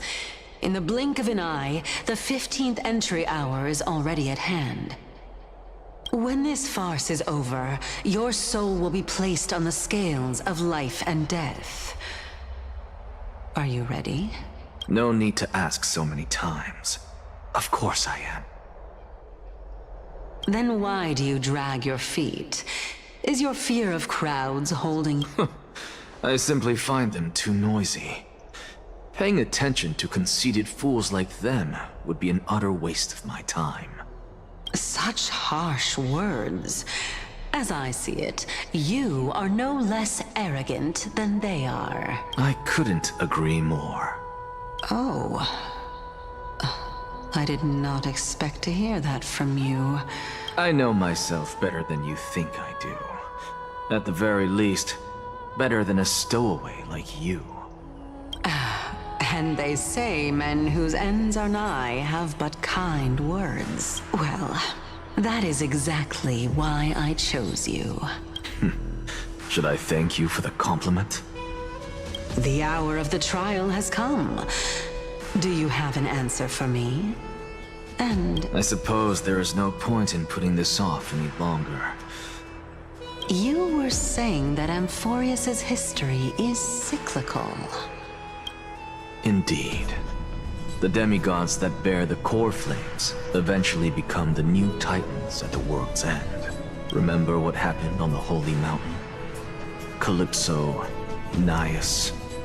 As their destined ends approached, one by one, they left this world, leaving only the twins, who are fated to succeed death. Unfortunately, while their journey is consistent with ours, you and Calypso, as well as Nicodor and Naias, act as supporting evidence. I can only come up with a rough sketch for my theory of a cyclical history. For all the pains I took to reach this point, I had already lost hope of ever obtaining definitive proof. After all, the past is in the past. Proving that we are the legacies of heroes of the past is a hopeless endeavor. That is, until I met a girl named Polixia and her sister. If Casterus was truly sent from the past to the present for the Titan's self-serving reasons, then having lived through 2 cycles, and with Styxia as the pivot, she will no doubt be the link to connect all of this together. If the Twins of Death can bridge 2 cycles to reunite at the shores of the Sea of Souls, then my hypothesis will no longer be just a hypothesis. And you too will get the answer to your question. Well, that is all well and good, but how can you be so sure? If there is even the slightest error in your hypothesis, the girl will be shattered. It matters not. The most important quality a scholar must possess is foolhardiness. If you are overly cautious, then you'll never have the gumption to make the first step. and change will never come. Besides, I, Anaxagoras, am destined to overturn this farcical world.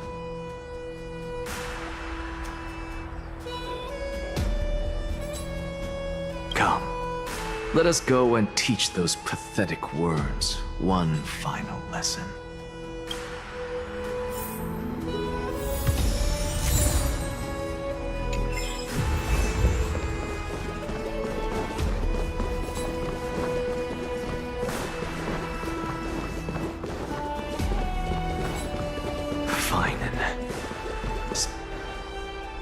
Let those Chrysos heirs who started this terrible war hear you. Let them hear the voices of the people! As always, that woman knows how to stir up a crowd. Professor Anaxa, I thought you'd pass on this. Everyone must cast their vote, or this assembly would serve no purpose. Prof, do you truly think it's wise to entrust the fate of the world to an assembly like this? Akama has stood strong under this system for 1,000 years. It stands to reason that there is purpose in its existence, but that is not what you're asking, is it? What you really want to know is Aglaya making the right decision in entrusting the fate of the world to you? Nothing ever escapes you. I didn't spend all those years teaching you for nothing. Most people only take 4 years to graduate, if I recall. To tell the truth, I feel like I'm on my way to an execution chamber instead of a podium. So, do you have an answer to that question? No, I don't. I thought so. Because that question is not yours to ask in the first place. Is Aglaya entrusting the world to you the right decision? Don't make me laugh. That is a question that woman must answer herself. Why are you fretting about this on her behalf? Or have you been seeing yourself as her pawn all this time? Listen up. I'll say this only once. Flip your perspective around and ask yourself this instead. What should I do to ensure that the world doesn't stray from the correct path? That is what you should be thinking about. You still have time, so give it some thought. Oh, and don't bother telling me the answer. Tell it to those begging for salvation from the gods. Got it. Thank you, Professor Anaxa. That's Anaxagoras to you. Who will you be voting for? That'll depend on how well you perform. May Circe safeguard your thoughts.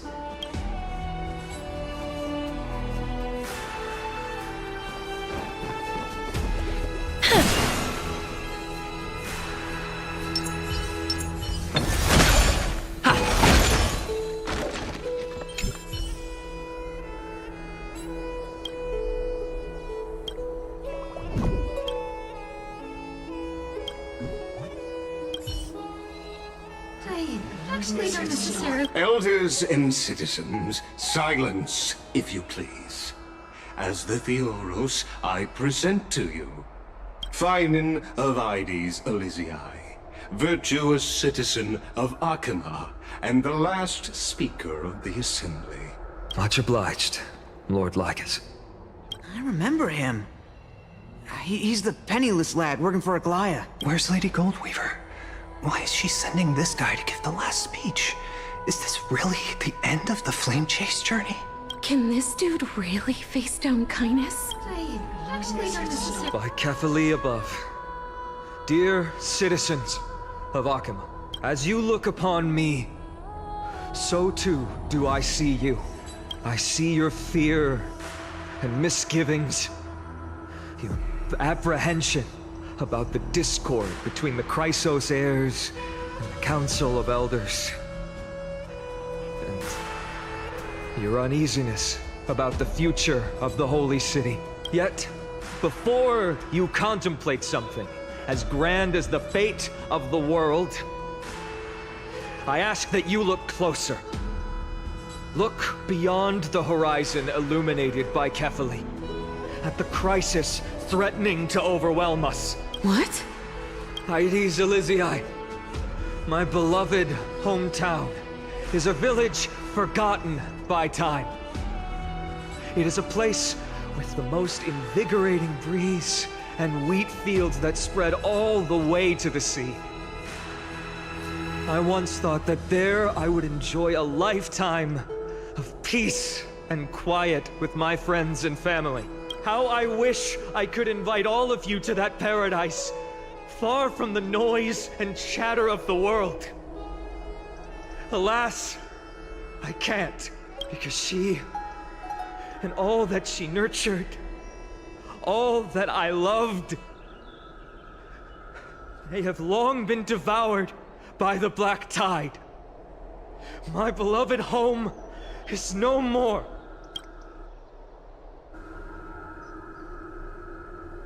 I will never forget the day the black tide struck. My father, Hieronymus, fought with a broken sword to his last breath to protect his child. My mother, Aldada, she was ripped apart by monsters. Also, I might live to stand before you here and now. Galba, he was a hunter. But in the end, those arms that once drew a bow instead embraced Piso, his beloved son, as they both breathed their last. Pythias, the teacher, risked her life to save her students, but a burning beam fell on her, crushing her. And what of Livia, her daughter? Did she make it out alive? No, she didn't. Livia, Piso, and so many other children. My childhood friends. They were all swallowed by the black tide and turned into monsters. They kept saying the same thing over and over. Even up until the final moment, I finally steeled my heart and granted them eternal peace with my sword. Why, finally? Are we the best of friends?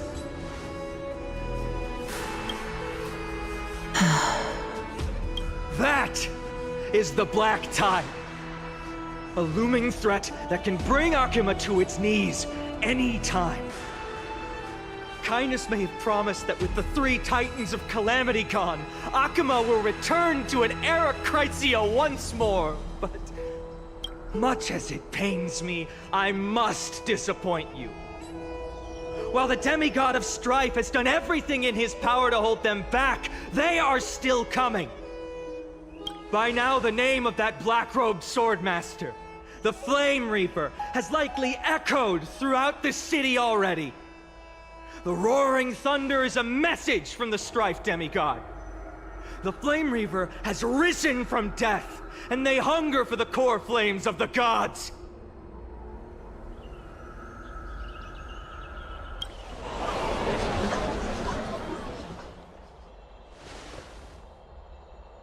Lies! If such a powerful enemy is indeed approaching, why is Akima still a picture of peace? Exactly! The city of Akima shows no signs of pandemonium or chaos. And why is that? I beg you, spare a moment to think about this. Are we able to stand here and hold this assembly in peace today because the danger has passed? No!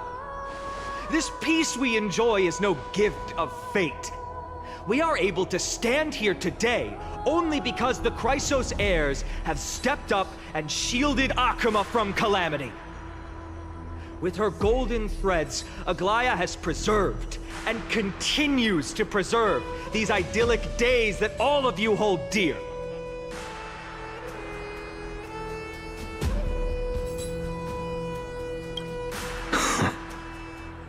Council of Elders claims that Aglaya will one day forsake the people because her divinity is eroding her body and soul. But ask yourselves this. Rather than offering her aid and support, why do they choose to watch and push Akama away from the Flame Chase journey? The answer that no one can bring themselves to speak of. A truth stained in blood and buried in greed, fear, and vanity. Allow me to lay it bare before you. It is because the Council of Elders, which bears Akima's history and honor, along with this citizens' assembly we once took so much pride in, are now infested with vermin.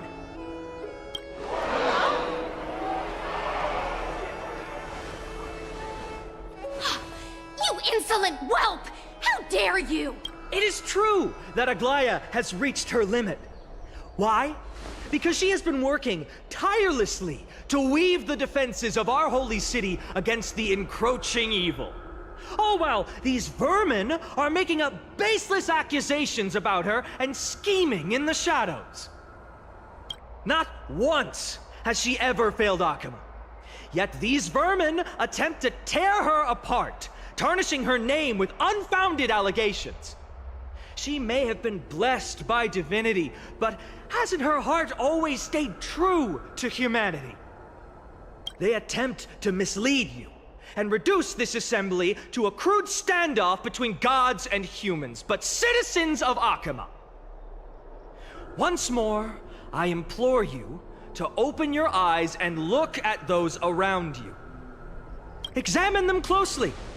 Beneath all that finery, do you see the good heart of a human or the poisonous glands of a pest?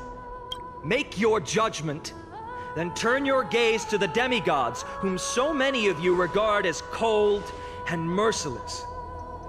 Do you not see the light of humanity in them?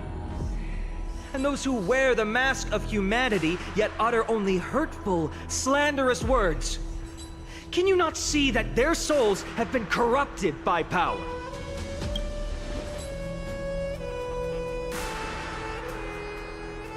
Yet, no matter what your answer is, and no matter who your vote goes to, rest assured that you have nothing to fear.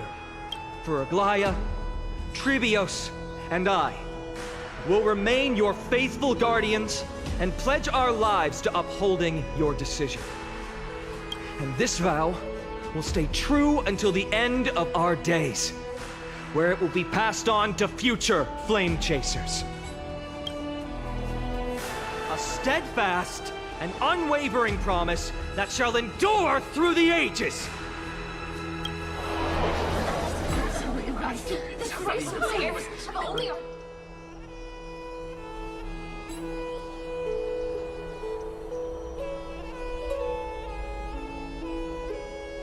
At the present time, on the scales of Talentum, those who call for the continuation of the Flame Chase journey, and those who demand its suspension. Each faction holds an equal share of votes, resulting in a perfect balance. As expected. This is the moment when the Flame Chase journey is the closest to its end. And now, it's your turn to vote, Lord Anaxagoras. Is there anyone else who hasn't voted? No, you're the last. Cast your vote with care, for your decision will break this impasse. I have long since made a decision. Very well. May you bring much needed change to this farcical world.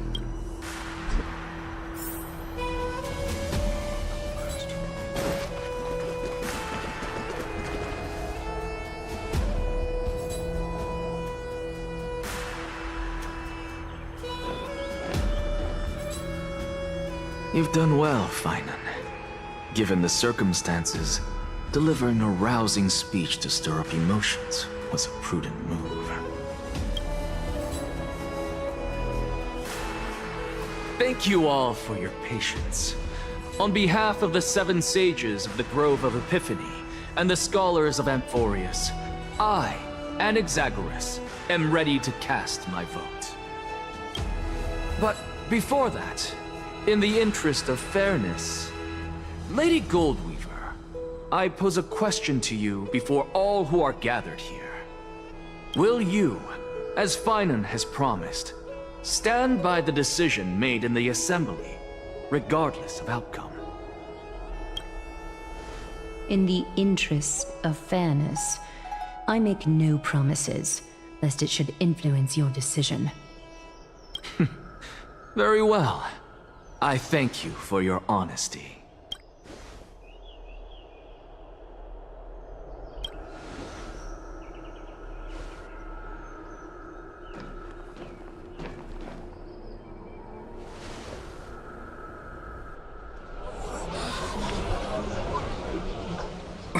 What's he doing?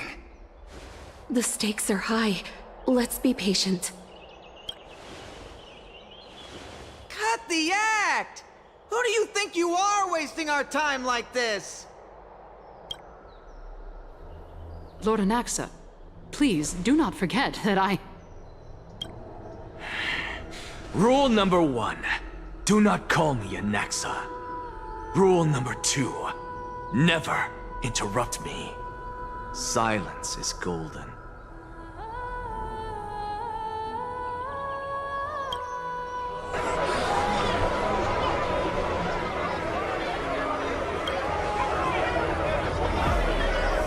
Just vote already. What are you waiting for?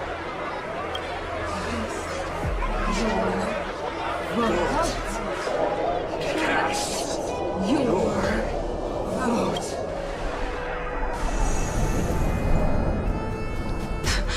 I cannot help but wonder, is every hardship in the world something you will exploit and use to your advantage? How else am I supposed to make use of this situation where my body and soul are separated?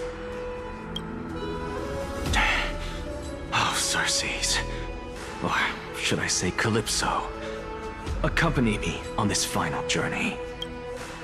Let us journey to the Netherrealm and see how she will substantiate the answer to your question and validate my decision.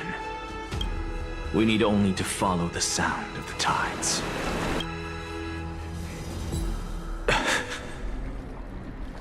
You're... Well done, child. Just as I foresaw.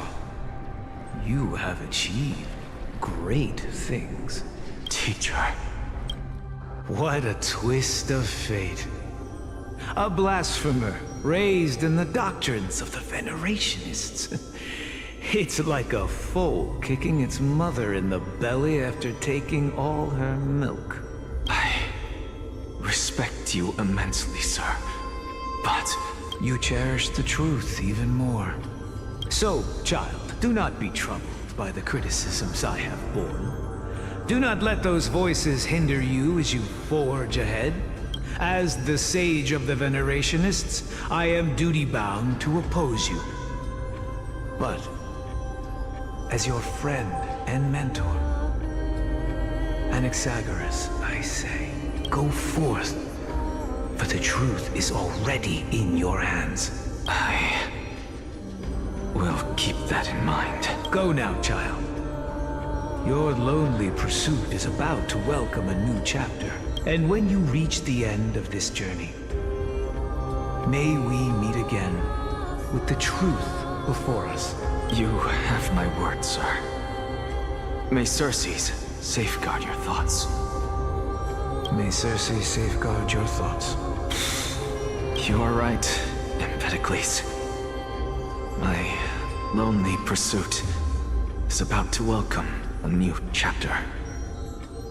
May we meet again with the truth before us, Empedocles. What are you waiting for? Just cast your vote. Silence! Silence, everyone! Behold, Circes. Here at the center of the world, I shall write the final step of my proof. For this place is but one step away from the truth.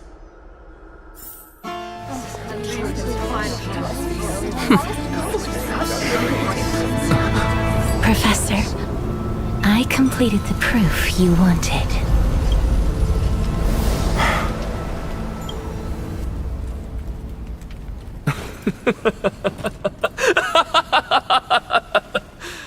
Thank you, Castorus. The answer is plain as day. My vote goes to the Flame Chase Journey and nothing else! Elder Kindness, I have deciphered the truth of this world.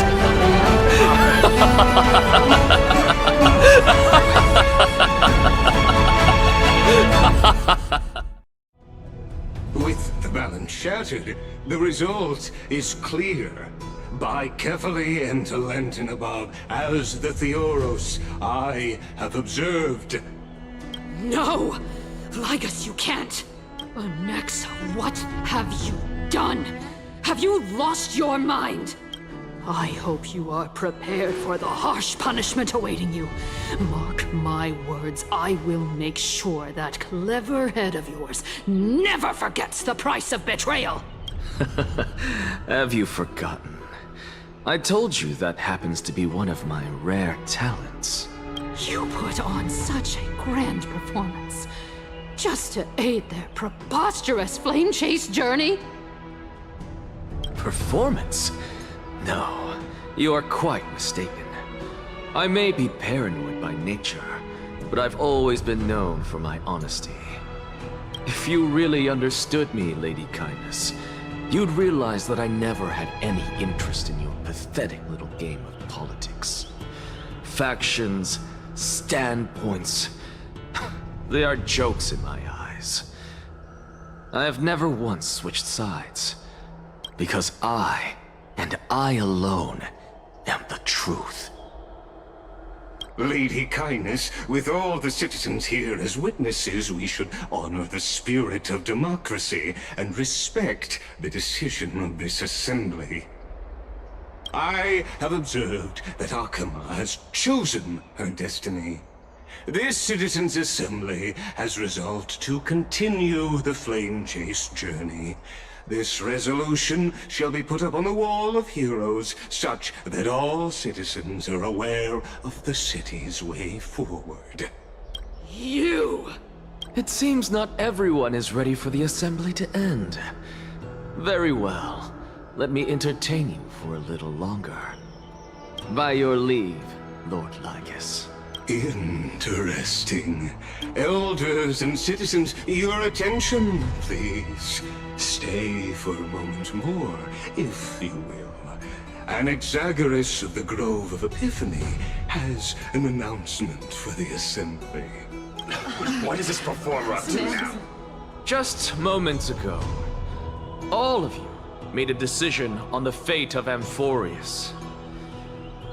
As a supporter of the Flame Chase journey, it pleases me to see the choice you have made. But I regret to say that I still harbor doubts about this outcome. Thus, I hereby challenge this resolution. Tell me, who among you dare swear to Kefali's name that Era Nova will truly welcome the fairy tale ending that the Chrysos heirs have promised? A beautiful new world free of calamity and madness? Nonsense! That's impossible! No one? Must I pick somebody to answer? Very well. You, the one acting so wise and profound. In front of all present here, do you dare swear that it will happen for sure? No? Fine. Next. You, the one with ignorance written all over your face. Yes, you. Do you dare swear by it in front of the Titan? What are you trying to do? Useless. Your turn, then. With that smug look of yours, you must be confident that the Flame Chase journey is the best course to take, right? Hey! Mind your tongue! So, no one? I see. In that case, fine then. Answer me this. Your speech was filled with such passion just now. How confident, then, are you in making this promise? Professor, what are you doing? Let him continue with his performance.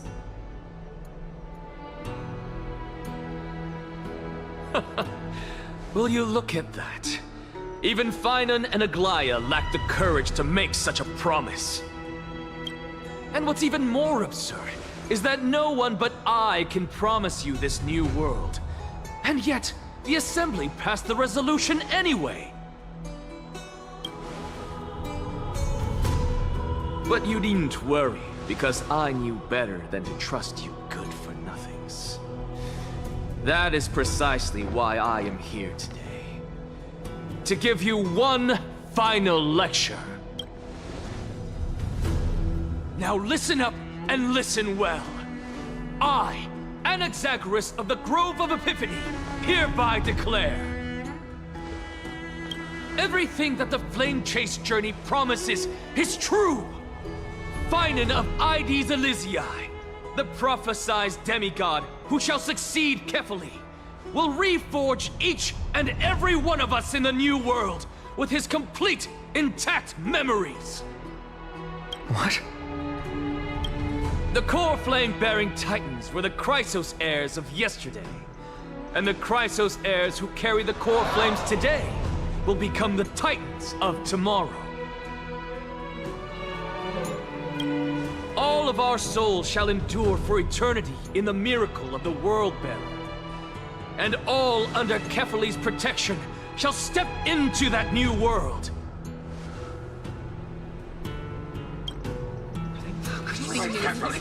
This is your blasphemy!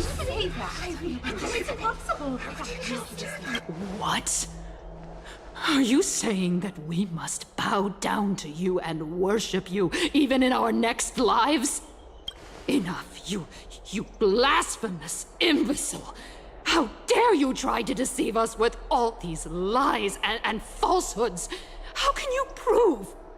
I told you, don't interrupt me. But since you've asked, I shall be kind and indulge you. My statements are based on my experiments on the divine body of Kefali themselves. You heard me correctly, everyone.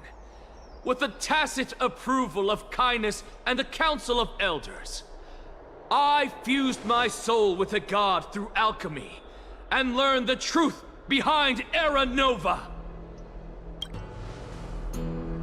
What is he talking about? Isn't that pure blasphemy?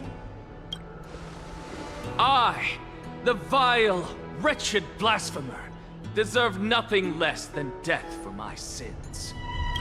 And the Council of Elders, which granted me consent and aided in committing this atrocity, should face punishment alongside me. By the gods, even Kindness has betrayed Akuma. The catalyst. We're carefully involved.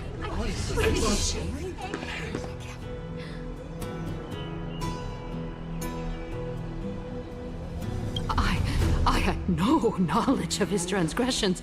He did that on his own. The Council of Elders bears no responsibility for his actions. Lord Lygus, as the esteemed Theoros, are you going to simply stand by and allow the Council of Elders to be dragged through the mud? If the accusation is true, I will acknowledge it. If not, my conscience stands unburdened. Lady Kindness, the reputation of the Council of Elders was not built in a day, nor will it be shattered overnight. Repercussions await those who fool the people, and punishment must be meted out on those who abandon their vows.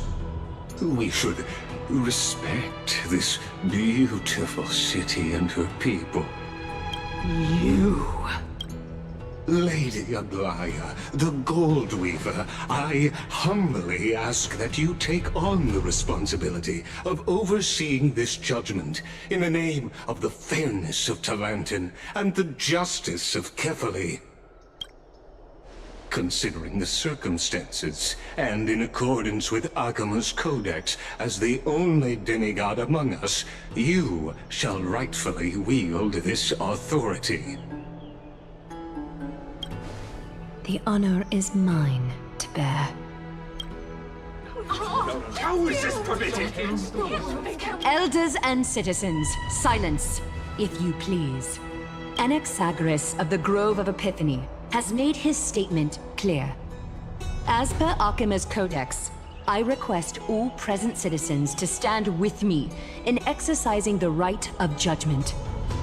First, Elder Kindness of Akima and Ligus the Theoros stand accused of neglecting their duties and abusing the law, leading to the egregious blasphemy against a god.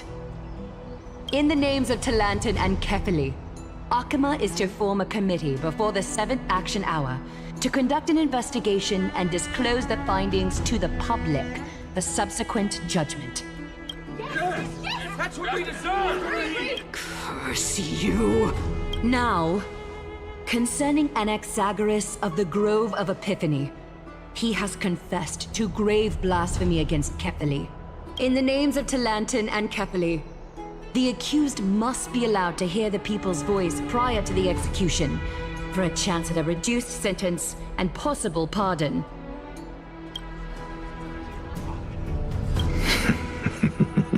Professor. Let him die! Let him die! Let him die! Let him die! What decision will you make, Lady Goldweaver? Enough with the hesitation, Aglaya. This is not like you. Let him die! Let him die! Let him die! Then, in light of the people's voice, O Talantan on high, may you bring death upon him.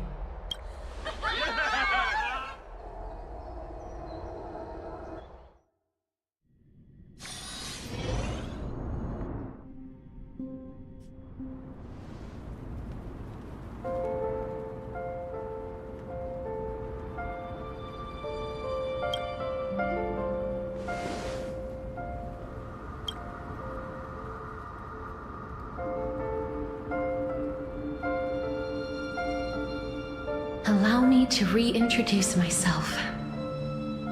I bore the name of Castris while walking among the mortals. And now, I stand as the demigod of death, the living side of Thanatos.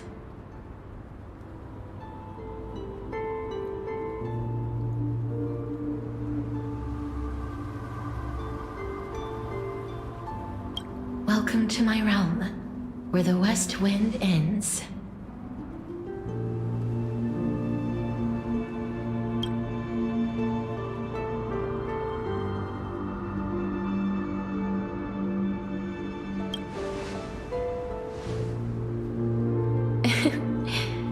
Every departed soul who has arrived here has expressed the same.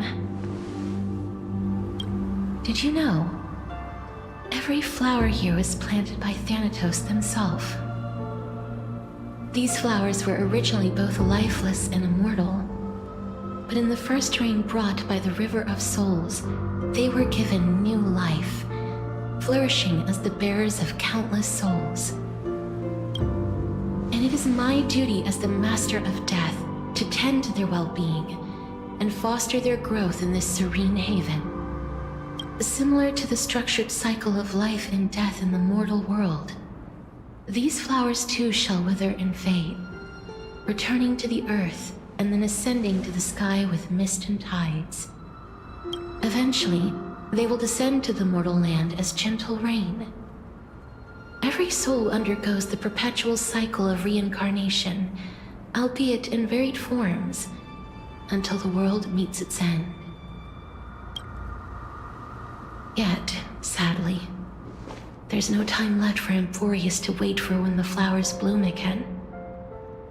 No, death is the power at my fingertips. It once let the souls of the deceased here, but I shall open the gate of the netherworld and return you to the realm of the living. In exchange, please, take Take the core flame of death with you and complete the flame chase journey. Do not let our work thus far be in vain.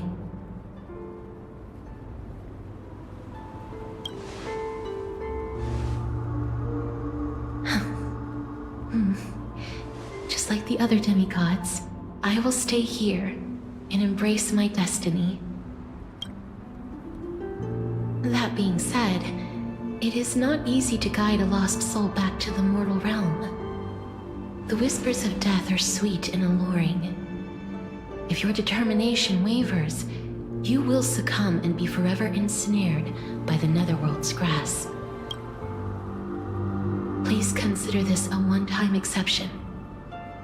I will do everything in my power for the flame chase journey. And for your life, the only life I can save.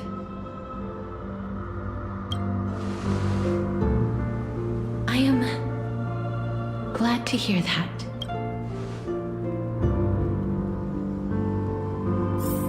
Over here!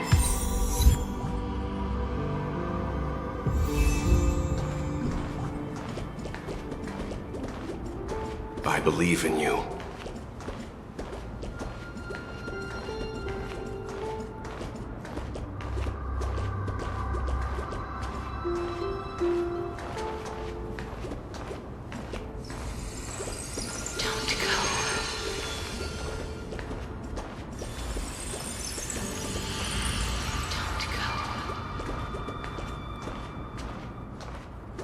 Lift your chin up high!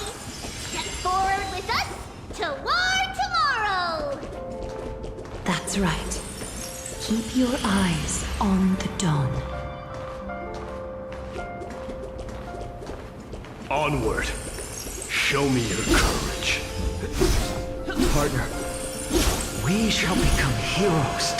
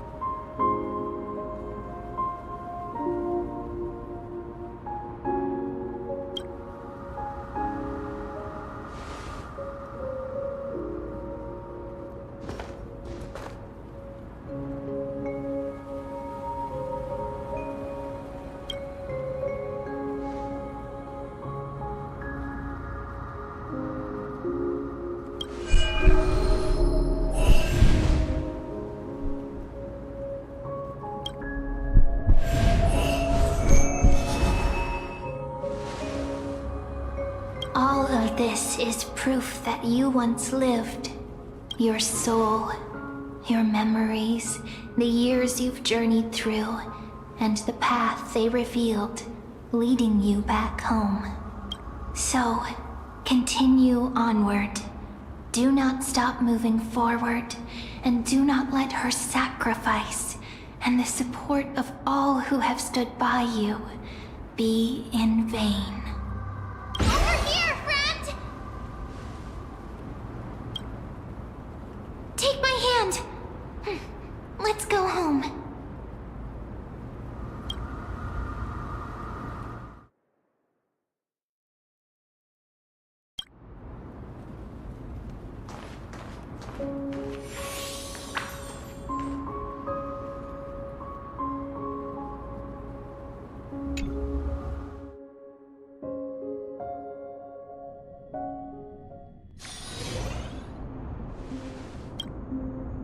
At last, I knew you could do it. Your soul is still perfectly whole, As if some kind of force is trying its best to keep it together. Is it Ornyx's final blessing? Or is it a miracle of your own?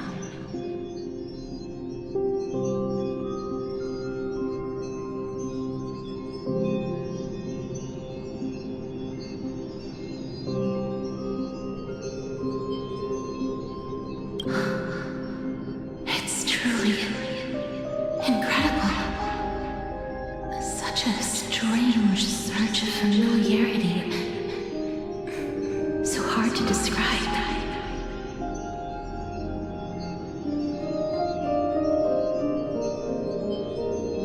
Perhaps it is fate, once again fulfilling its own design. Or perhaps it is the laws from beyond the sky, so familiar to you, that intertwined our fates long ago.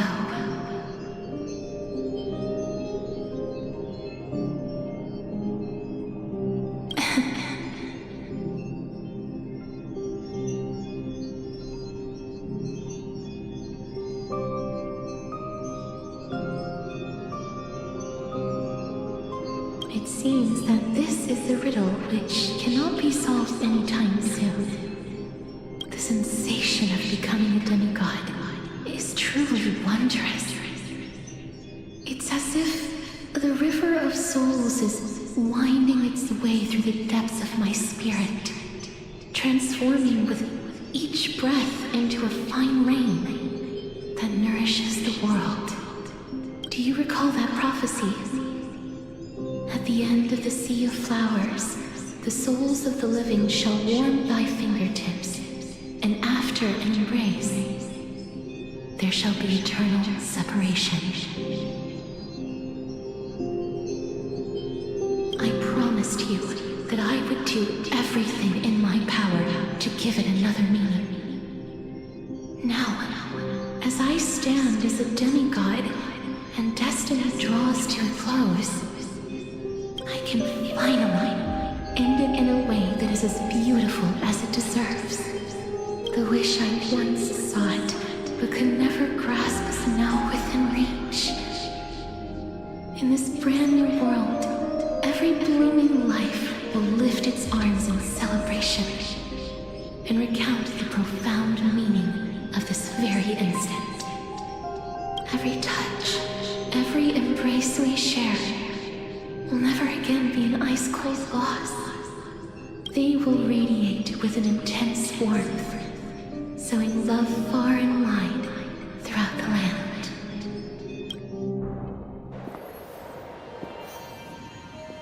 The other shore is very cold.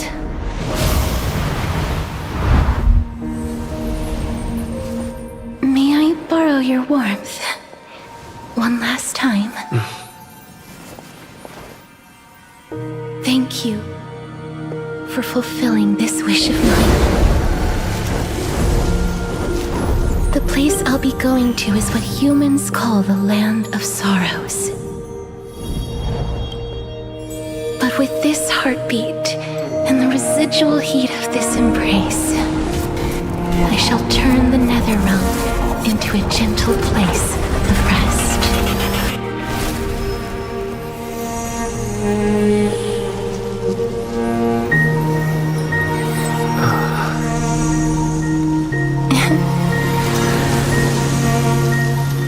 This embrace may be brief, but it's the proof that I once lived.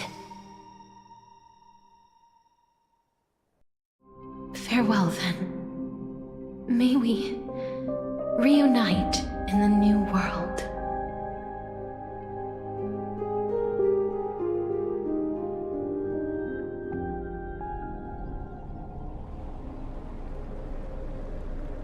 That grand and absurd performance was what you've been seeking your whole life? I gave up everything in search of truth, and it culminated in this very moment. You, on the other hand, performed as I expected. You did not hesitate when you saw the chance to attain power. It's as if you... crave power, like a fly craves rot. Those are your words, not mine. But what you said at the end, did you already know what I had planned for Thainan? I may have lost an eye, but my vision is clearer than anyone else. You've nearly exhausted your humanity. You're no different from my current state as a walking corpse. That's true. I've long since burned to ash over the past 1,000 years. Only he is capable of unleashing a raging fire that rivals our final great enemy, Aquila. So, this is our last chance. How about we let go of the bad blood between us? May I resonate with your core flame, Aglaya? Please do. That's impossible. To persist with your soul thinned to such an extent. You're insane. Just as you fight to lug your corpse onward to complete your unfinished goals, I have my own reasons for doing this. Until Thainan grows into his position as the prophesied leader, I must continue to lead everyone on the flame chase journey. I must keep inching forward, even if only as an empty shell. I've long predicted this was the case, but I didn't think you'd already lost so much. How ironic. We would have avoided so many misunderstandings if you and I had just spoken this candidly before. But casting aside our ideological differences, there is one thing you and I agree on. Thainan. Yes. He was born to be a hero. He understands the hearts of the people, and I can confidently say he is a far better leader than you. Only he is capable of fulfilling your mission. Sadly, he is a man cursed by Nestia. But by my estimates, his horribly elaborate sense of style should not impede Aranova. Congratulations are in order. We found common ground at the very end of our destined paths. When you put it that way, it makes me want to take back what I said. Aglaya, we're back. Come welcome our great hero reborn from the ashes. I hope he didn't hear your earlier assessment. It wouldn't be the first time I criticized him. A man should be aware of his own shortcomings.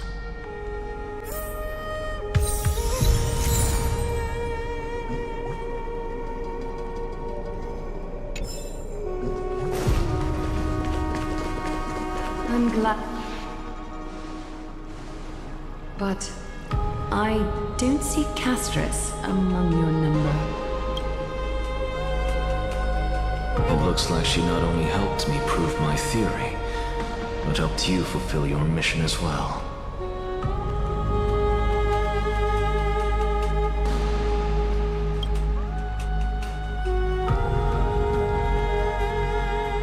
She might not have been able to change her fate, but she still wrote the final verse of her epic herself. Trinan, please recite the prophecy for us. Trailblazer, please surrender that scalding cool flame for us as well. You are the only life she ever saved by her own hand in her 1,000 years on this earth. I believe no one is more qualified for this noble task.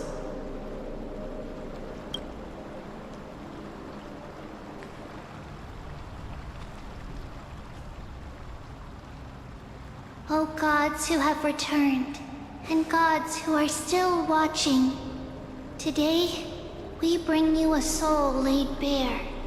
The Hand of Shadow, Thanatos, remembered their name from the past. From daylight they came, and to their fragrant dwelling they return, to walk now among your ranks. And there was one who joined hands with the Titan, a traveler risen from the dead and reborn among mortal kind.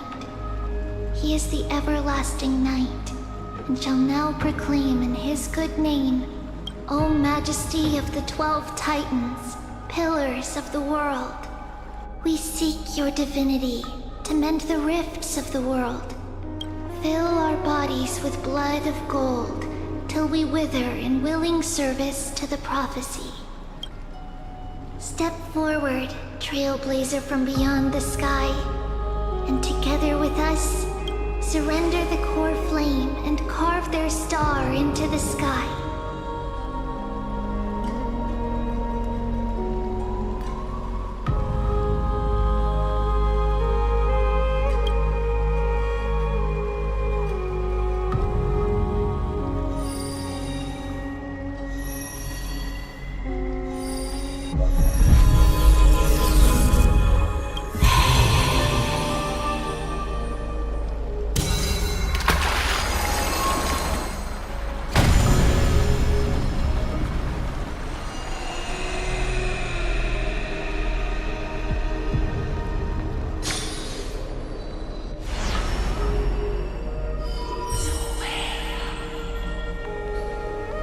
Constellation for death.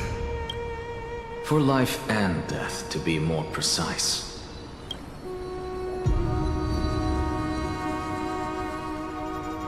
Look!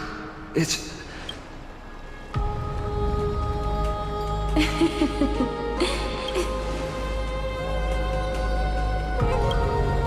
No, it's only a divine echo.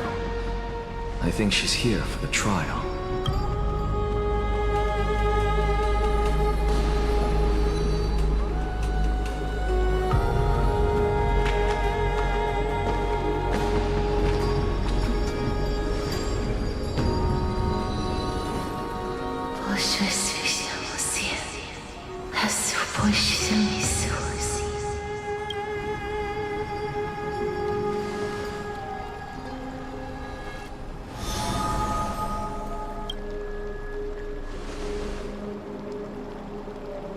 What did she say? That's the language of the Titans. Castorus... No. The Titan. They said... I have illuminated the cold shadow of death. Onwards. For your path to the future is bright and its flame eternal.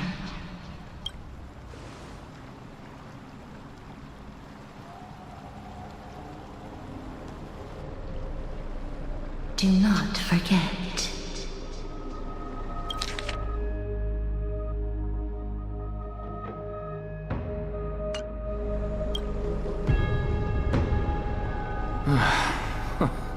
She made quite a scene. I suppose it's my turn now. I won't stop you. Professor, you... What's with that look? You were present, so let's get this execution over with. We wouldn't want to bring shame to Akima's divine laws or keep me from creating a new world. You never change, do you, Professor? I don't understand. If your theory is correct, you'll lose all memories of your past life once you become a Titan. So what's the point of becoming a god? Of course there's a point. Even if I forget who I am, I'll still have my brilliant mind. It goes without saying, I'll find a way to retrieve memories of my past life. Besides, I still have you, don't I? I still don't really understand what you said during the assembly. Even if it were true, things reforged from memory could never be the same as the original anyway. Then allow me to tell you right now that you're wrong. What exactly are we?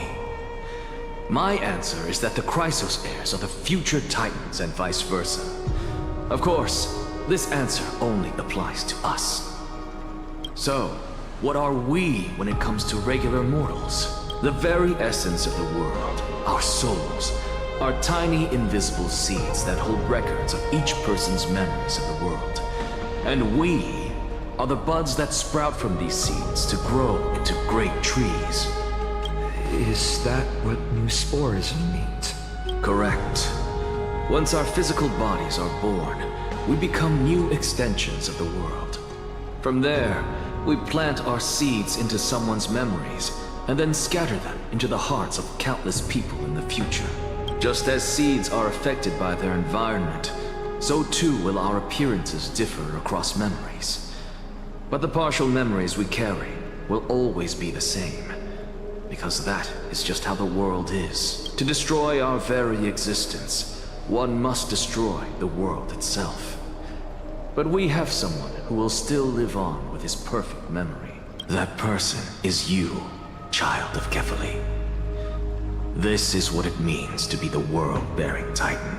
So, carry everything of this world and live on.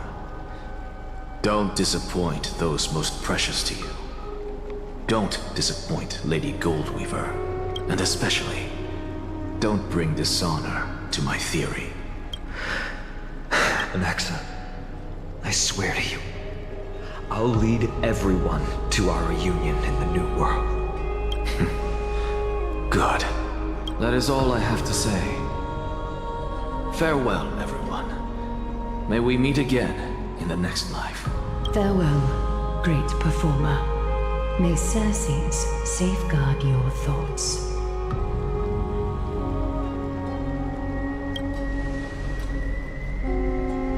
Are you satisfied, Honorable Titan? Very. I hereby swear I have borne witness. Anaxagoras of the New Sporists and the Grove of Epiphany has successfully overcome the trial of reason. Thus, I shall confer upon you these words. You shall transcend the peaks of purity and return to corruption and hardship. Oh, so that's a god's prophecy. It sounds like you just rephrased my past, present, and future. Oh, Circes. Is that all you've got? Well, you've already transcended the peaks of purity, and you were never the type to give me any leeway. That is... But I do still have one question. I knew it. What is it? Maybe we're thinking of the same thing. As you've so boldly stated, we and the world itself live on through the memories of others. If that is the case, whose memories did the very first new spore sprout from? How should I know?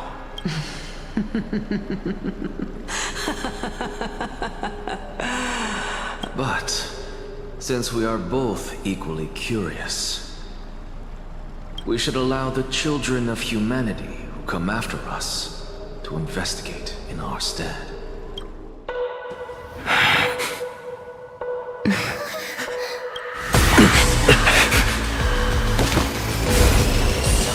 Rejoice, Circes.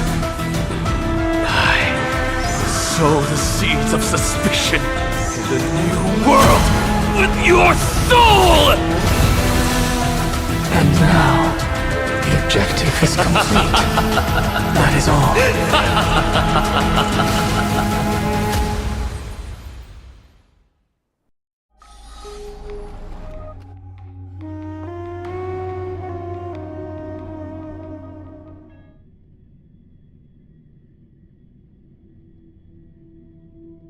Thankfully, she's still alive. Was March 7th also in this condition when she was first rescued by the Express?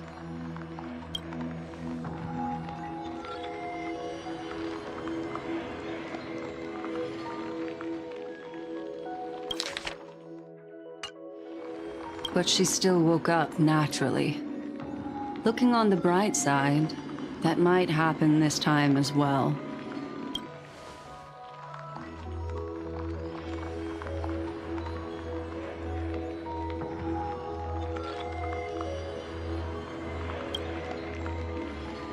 I do not have conclusive evidence, but judging by her current condition,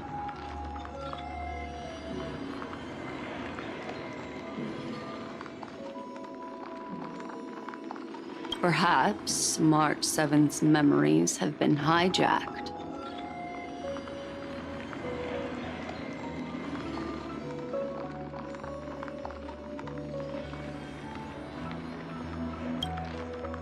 Think about it, Miss Himiko. What will happen when someone loses their ability to remember?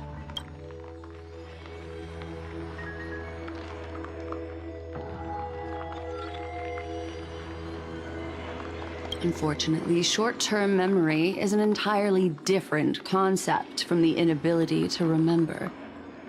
Perhaps it is difficult for you to imagine, but an individual who has lost their ability to remember turns into nothingness. The belief of the Garden is that everything in this universe can be interpreted through memories. This is the driving force behind the continuance of this path.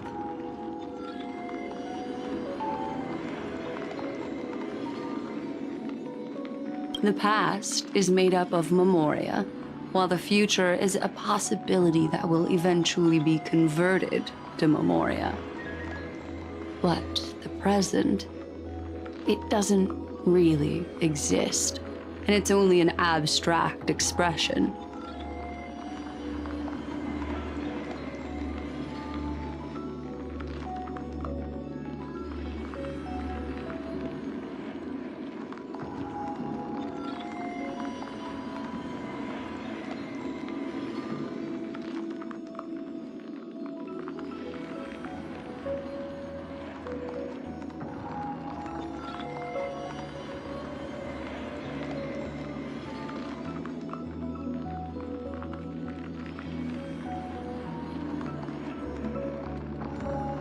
Therefore, when a person is affected by the path and loses their ability to remember, their physical form will also be affected.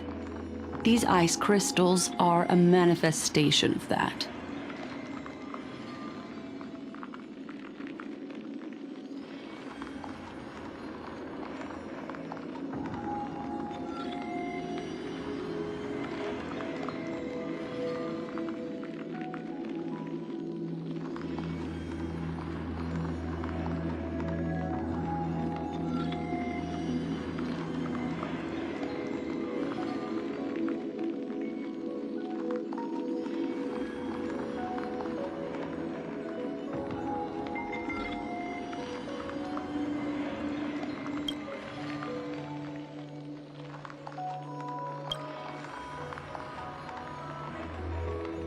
Is Miss Himiko suspicious of me?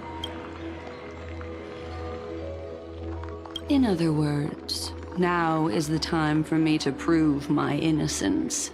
That's not a problem, of course. The true reason behind my intentions is that Amphorius holds special significance. For some memo keepers of the Garden with extremist views, it is a perfect example. A world that can only be seen through the Garden's mirror means that memo keepers have the right to keep the world in their private collection. If those Pathstriders of Remembrance were to uncover the secrets of Amphorius first, they might unleash their wild ambitions and remodel more worlds into a similar form.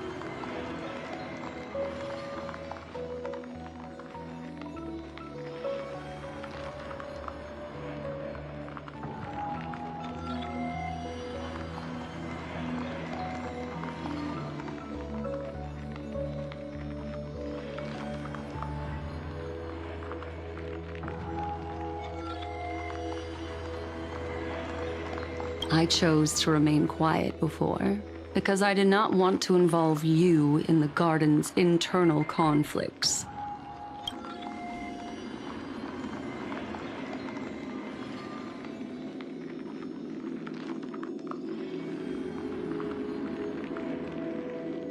You can be even bolder with your guesses. The people that I'm talking about, they aren't just individuals. They are an organization that has already attached itself to the pinky finger of Fu Li.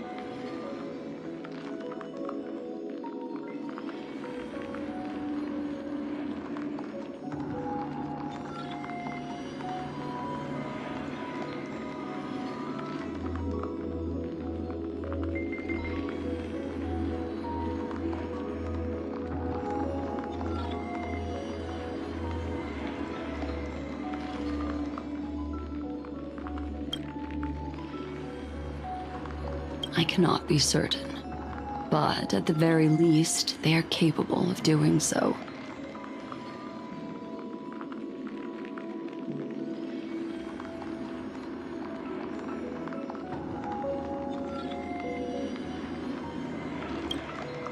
I am deeply sorry about what has happened to March 7th, but the deal that I propose still remains a fair one. Amphorius is still an excellent destination, and investigating further might allow us to uncover the truth behind the accident. Miss Himiko, the wisest choice right now is for us to continue cooperating.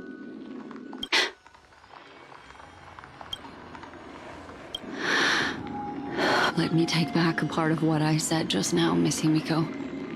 Although we indeed struck a deal, it seems like I have involved you in some unforeseen danger. Please accept my deepest apologies.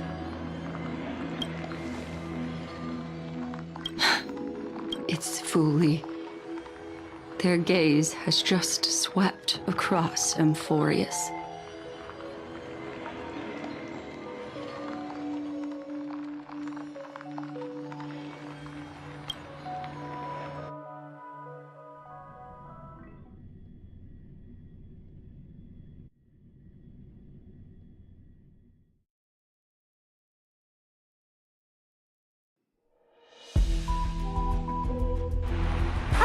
How interesting.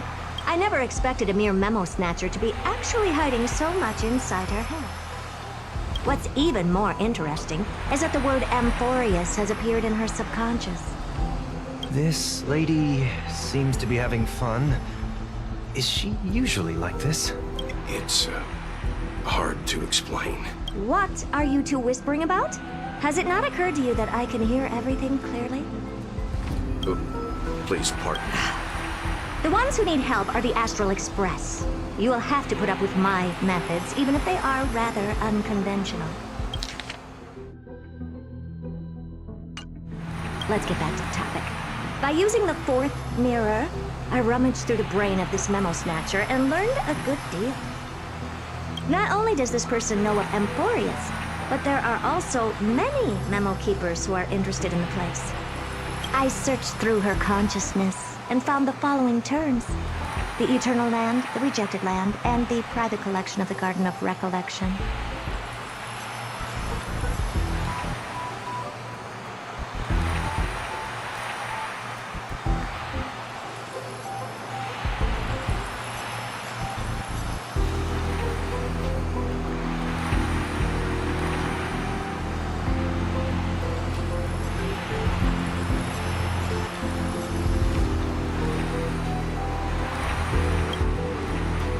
Seems like Miss Black Swan is indeed hiding some things from us.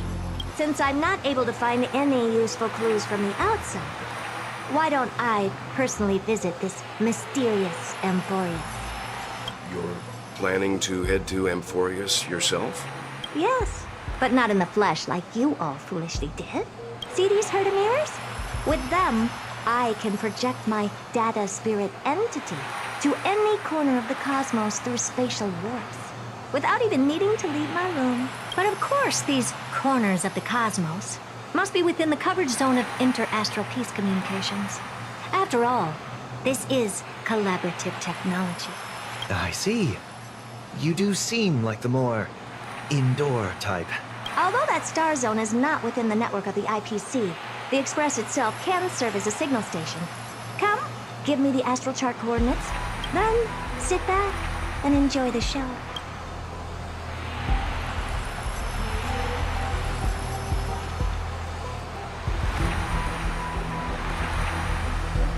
All right, now that everything is ready, mirrors, get to work.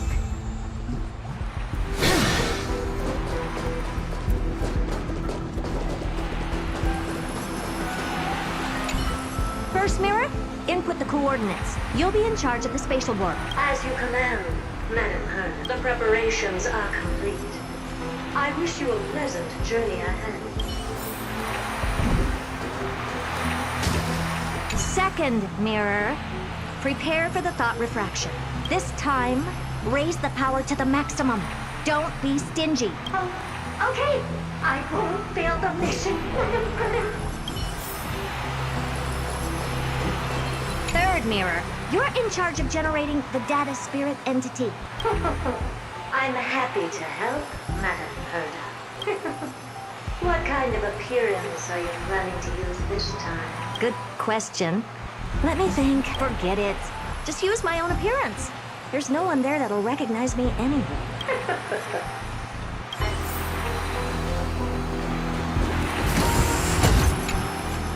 Preparation of the data spirit entity complete. Thought refraction at max power. Excellent. First mirror. Let's get going. Have a safe trip, Madam Herta. May your journey yield good results. Coordinates input complete. Preparing to activate spatial warp. Spatial warp countdown. 5, 4, 3, 2, 1. Warp activated. Oh! So that's Amphorius? Its appearance sure is unique. Second mirror. Prepare for thought refraction. It's time to send me in. Alright, please read the safety protocols carefully. Can't you hurry up? Yes, ma'am.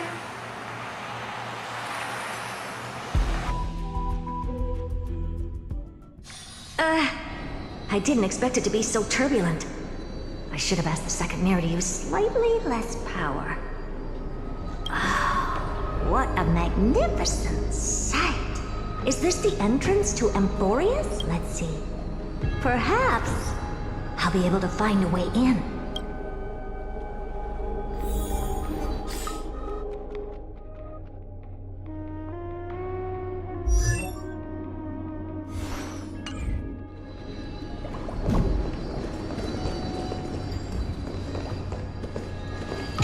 What's this? A statue? It's ugly. I don't like it.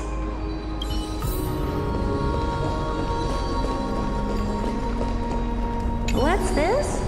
Oh, how creepy. Oh, it moves? Who are you trying to scare?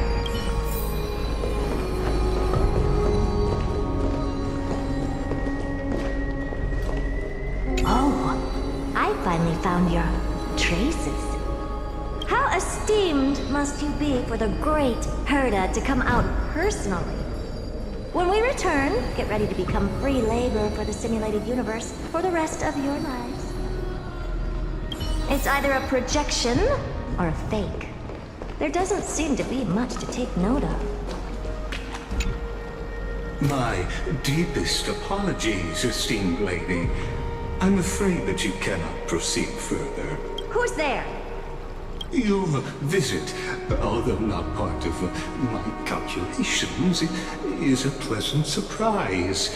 It's a pity that the preparations are not yet in place to receive you with the hospitality that some of your... Are you not going to answer my question? Who are you? I have many identities. And I'm going to have even more in the future. But if you just need a form of address, You can use my common alias, Lycurgus. Lygus. All right, Lygus. But you can't possibly think that I'm just asking for a name, can you? Regrettably, I do not have the authority to share more information. However, standards are always flexible. While not violating the ultimate agreement, I'm able to disclose this piece of information. As you thought, this is the entrance to Amphorius. Now, please, kindly turn back.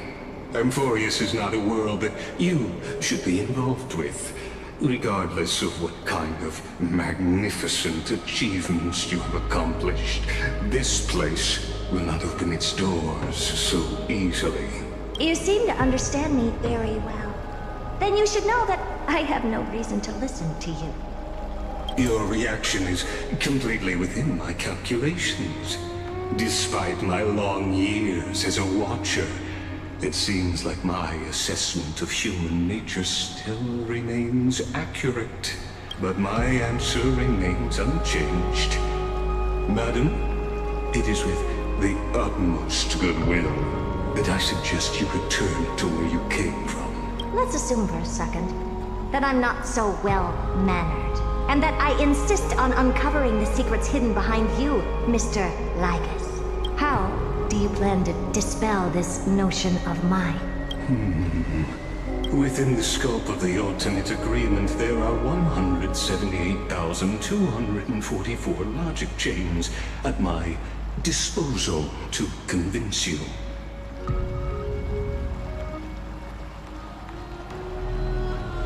After filtering through them, I have determined that I only require 3 to attain the results that... Oh?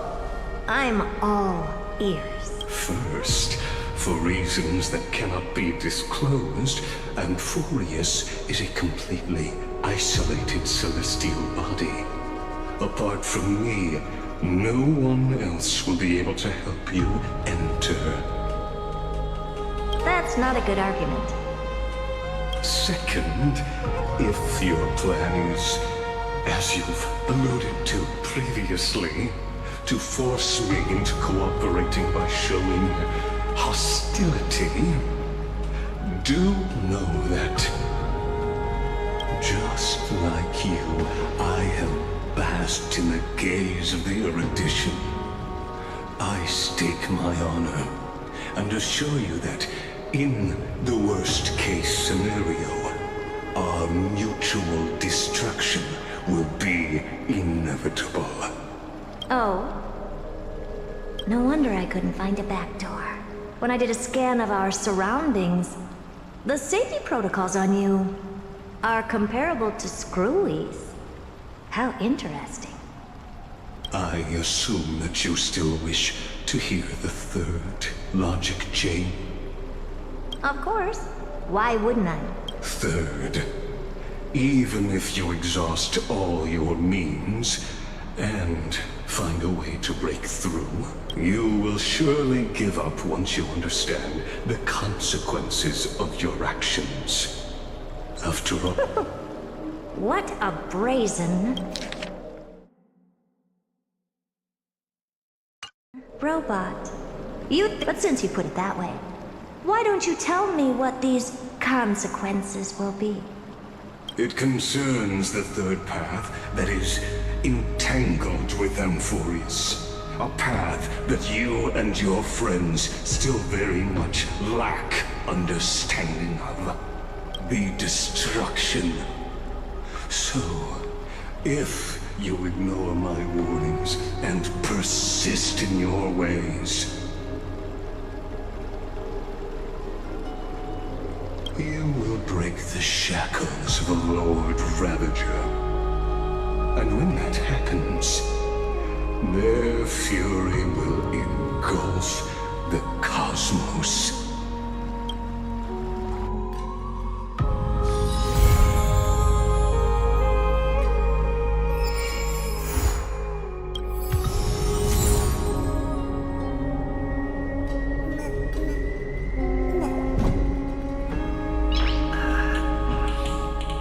Nice.